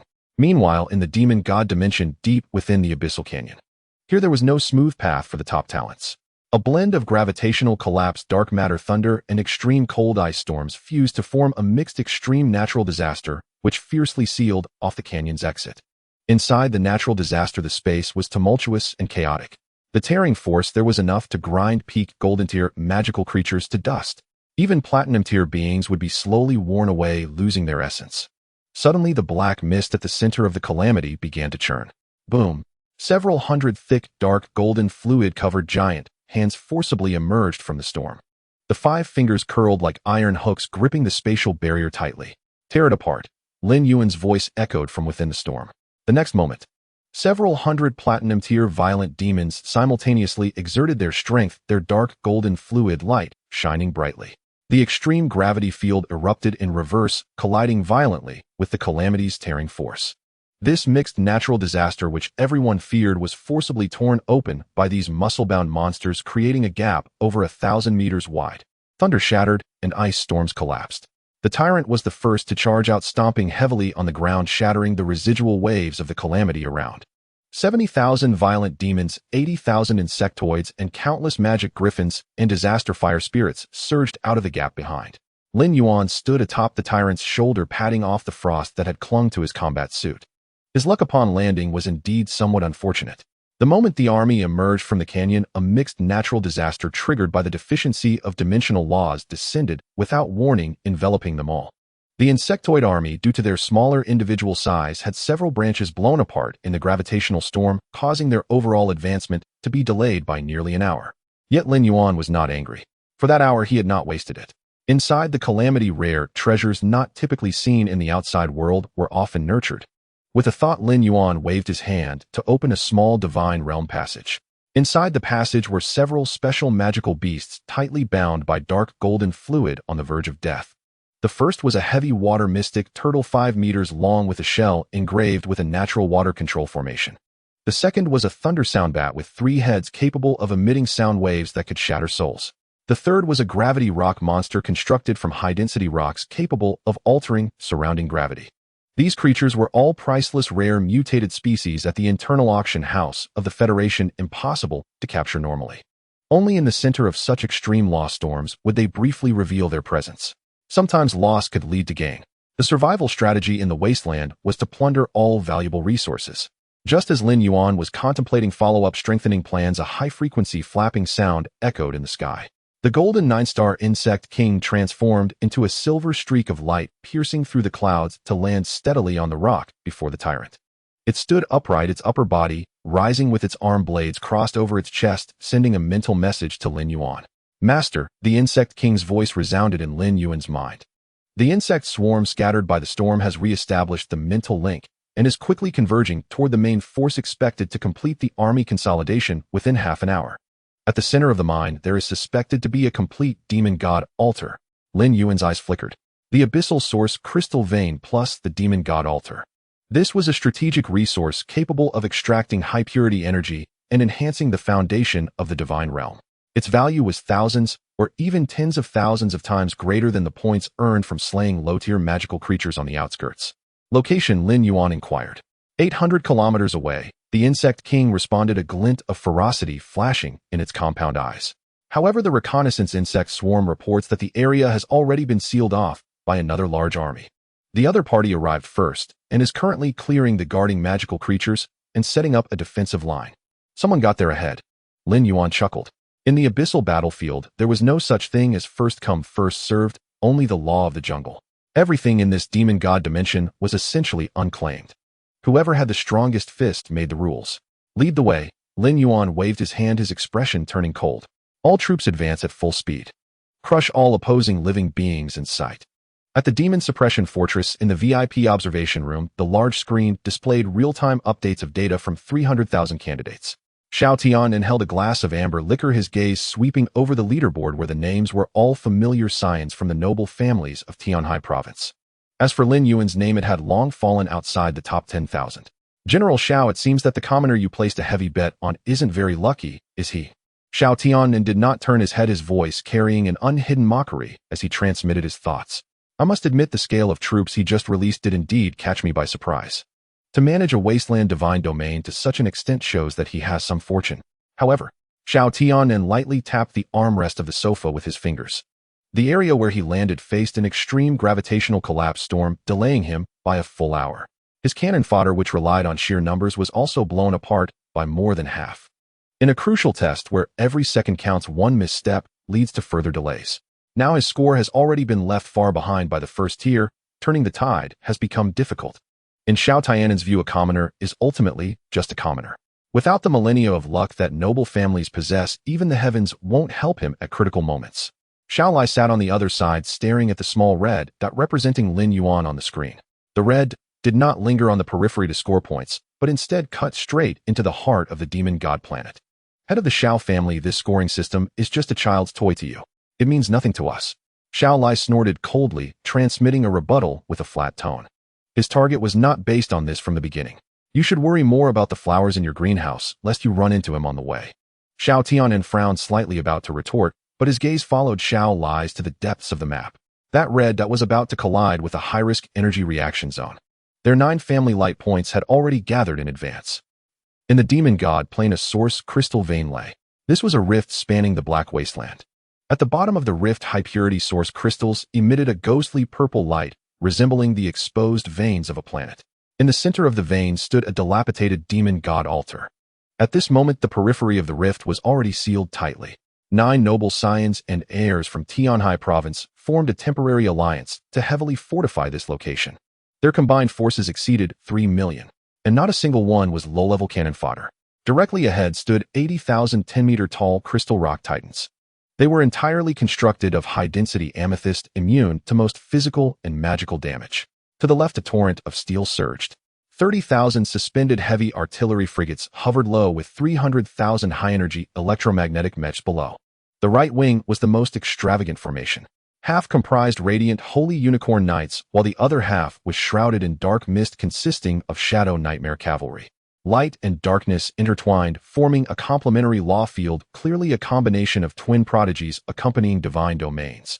Behind them were various high-tier troop formations, including Abyss Shadow Assassins, Lava Behemoths, and Sea Naga, each distinct yet coordinating with one another. The 9 divine systems constructed a defense as solid as gold. Brother Zhao were making a huge profit here. Such a large source crystal vein plus the demon god altar. As long as we proceed steadily afterward, the 9 of us will definitely secure a spot within the top 50 in the province. A young master from a financial conglomerate commanding a Sea Naga stood on the shoulder of a crystal rock titan, his face brimming with excitement. The young man referred to as Brother Zhao was Zhao Xinghe, a direct descendant of the Zhao family from Tianhai province. He wore a luxurious, enchanted battle armor, his demeanor haughty. According to our agreement, I take 30% of the vein's resources, and we can discuss the altar later. Zhao Xinghe looked at the defensive line below, his tone filled with confidence. With the 9 of us joining forces, even if Xiao Ting or Murong Bai comes, they would have to crush a few teeth to take this place. Just as he finished speaking, the earth suddenly shook violently. What's happening? An earthquake in the demon god plane. The financial young master almost lost his balance. Zhao Xing's expression changed, his gaze fixed on the black horizon ahead. It's not an earthquake. It's an advance. Boom. The rumbling sound came from the skyline, lifting a corner of the oppressive demonic clouds in the sky. A black torrent appeared. The first thing that caught the eye was 50,000 of the largest metallic flesh monsters. Following that was a sea of insects blocking out the sun. 700,000 soldier bugs swept across the land. Among the swarm, the golden 9-star bug king stood upright, its compound eyes filled with murderous intent. In the sky, hundreds of thousands of demonic griffins and boneblade bats obscured the remaining light. 8,000 disaster fire spirits weaved among the avian beasts, dragging out a sky of poisonous fire. 2 million troops carrying the murderous aura forged from mountains of corpses and seas of blood halted 10 kilometers away from the Alliance's defensive line. A palpable aura of slaughter. Even from 10 kilometers away, it still made the front line of the Alliance's bright heavenly horses emit uneasy low whinnies. On the shoulder of the crystal rock titan, the smiles on the faces of the 9 noble scions gradually stiffened. What kind of monstrous army is this? Insect race, elemental life, and those heavily armored flesh giants. So many different high-tier races. Look at that person standing on the shoulder of the giant beast. The crowd's gaze pierced through the sandstorm, converging at the very front of the army. A 15-meter-tall armored demon god radiating terrifying pressure stood there. It's Lin Yuan from Jiang City. Zhao Xinghe quickly pulled up pre-exam information for comparison, gritting his teeth. The intelligence network didn't lie, this kid really is a freak. A commoner with troop strength that rivals all 9 of us. Brother Zhao, what do we do? Do we fight? The financial young master beside him swallowed hard, his confidence noticeably lacking. Zhao Xing's expression shifted unpredictably. Fight. With the troop configuration of the opposing side, if it comes to a real clash, this side would likely pay an extremely painful price and might even get eliminated early. Not fight. How could they spit out the juicy meat that was right in front of them? Don't panic. Zhao Xinghe forced himself to calm down. More troops doesn't mean victory. The foundation of our 9-family alliance is here. A commoner dares to offend all 9 noble families of Tianhai province at once. Zhao Xinghe stepped forward, his voice imbued with divine power echoed over the wasteland. You must be Lin Yuan from Jiang City, right? To gather such a troop with your commoner status is indeed remarkable. I admit you have the qualification to stand here. Lin Yuan, with his hands in his pockets, looked at him with indifference, not responding. Seeing this, Zhao Xinghe frowned slightly and continued, this source crystal vein and altar were discovered and cleared by our alliance first. If you try to forcefully seize it, we 9 families are not to be trifled with. If it comes to a fight to the death, if your main force is wiped out, you won't get far in the upcoming major exam. Why not this? We all take a step back. You help us defend the periphery, and you can take 20% of the source crystals inside. Moreover, as long as you nod, you will gain the friendship of all the noble families and financial conglomerates present from Tianhai province. When you arrive in the provincial city, you will have our protection, ensuring your smooth rise to prominence. Threats and temptations. This was the negotiation tactic most familiar to the noble science. In their view, offering a commoner 20% of resources along with an ephemeral noble friendship was already a tremendous grace. The other scions in the alliance also began to sneer. A commoner amidst this pack of wolves in the demon god plane, what choice did he have other than to compromise? However, 10 kilometers away on the shoulder of the tyrant, Lin Yuan listened to the calls echoing across the wasteland, completely unconvinced.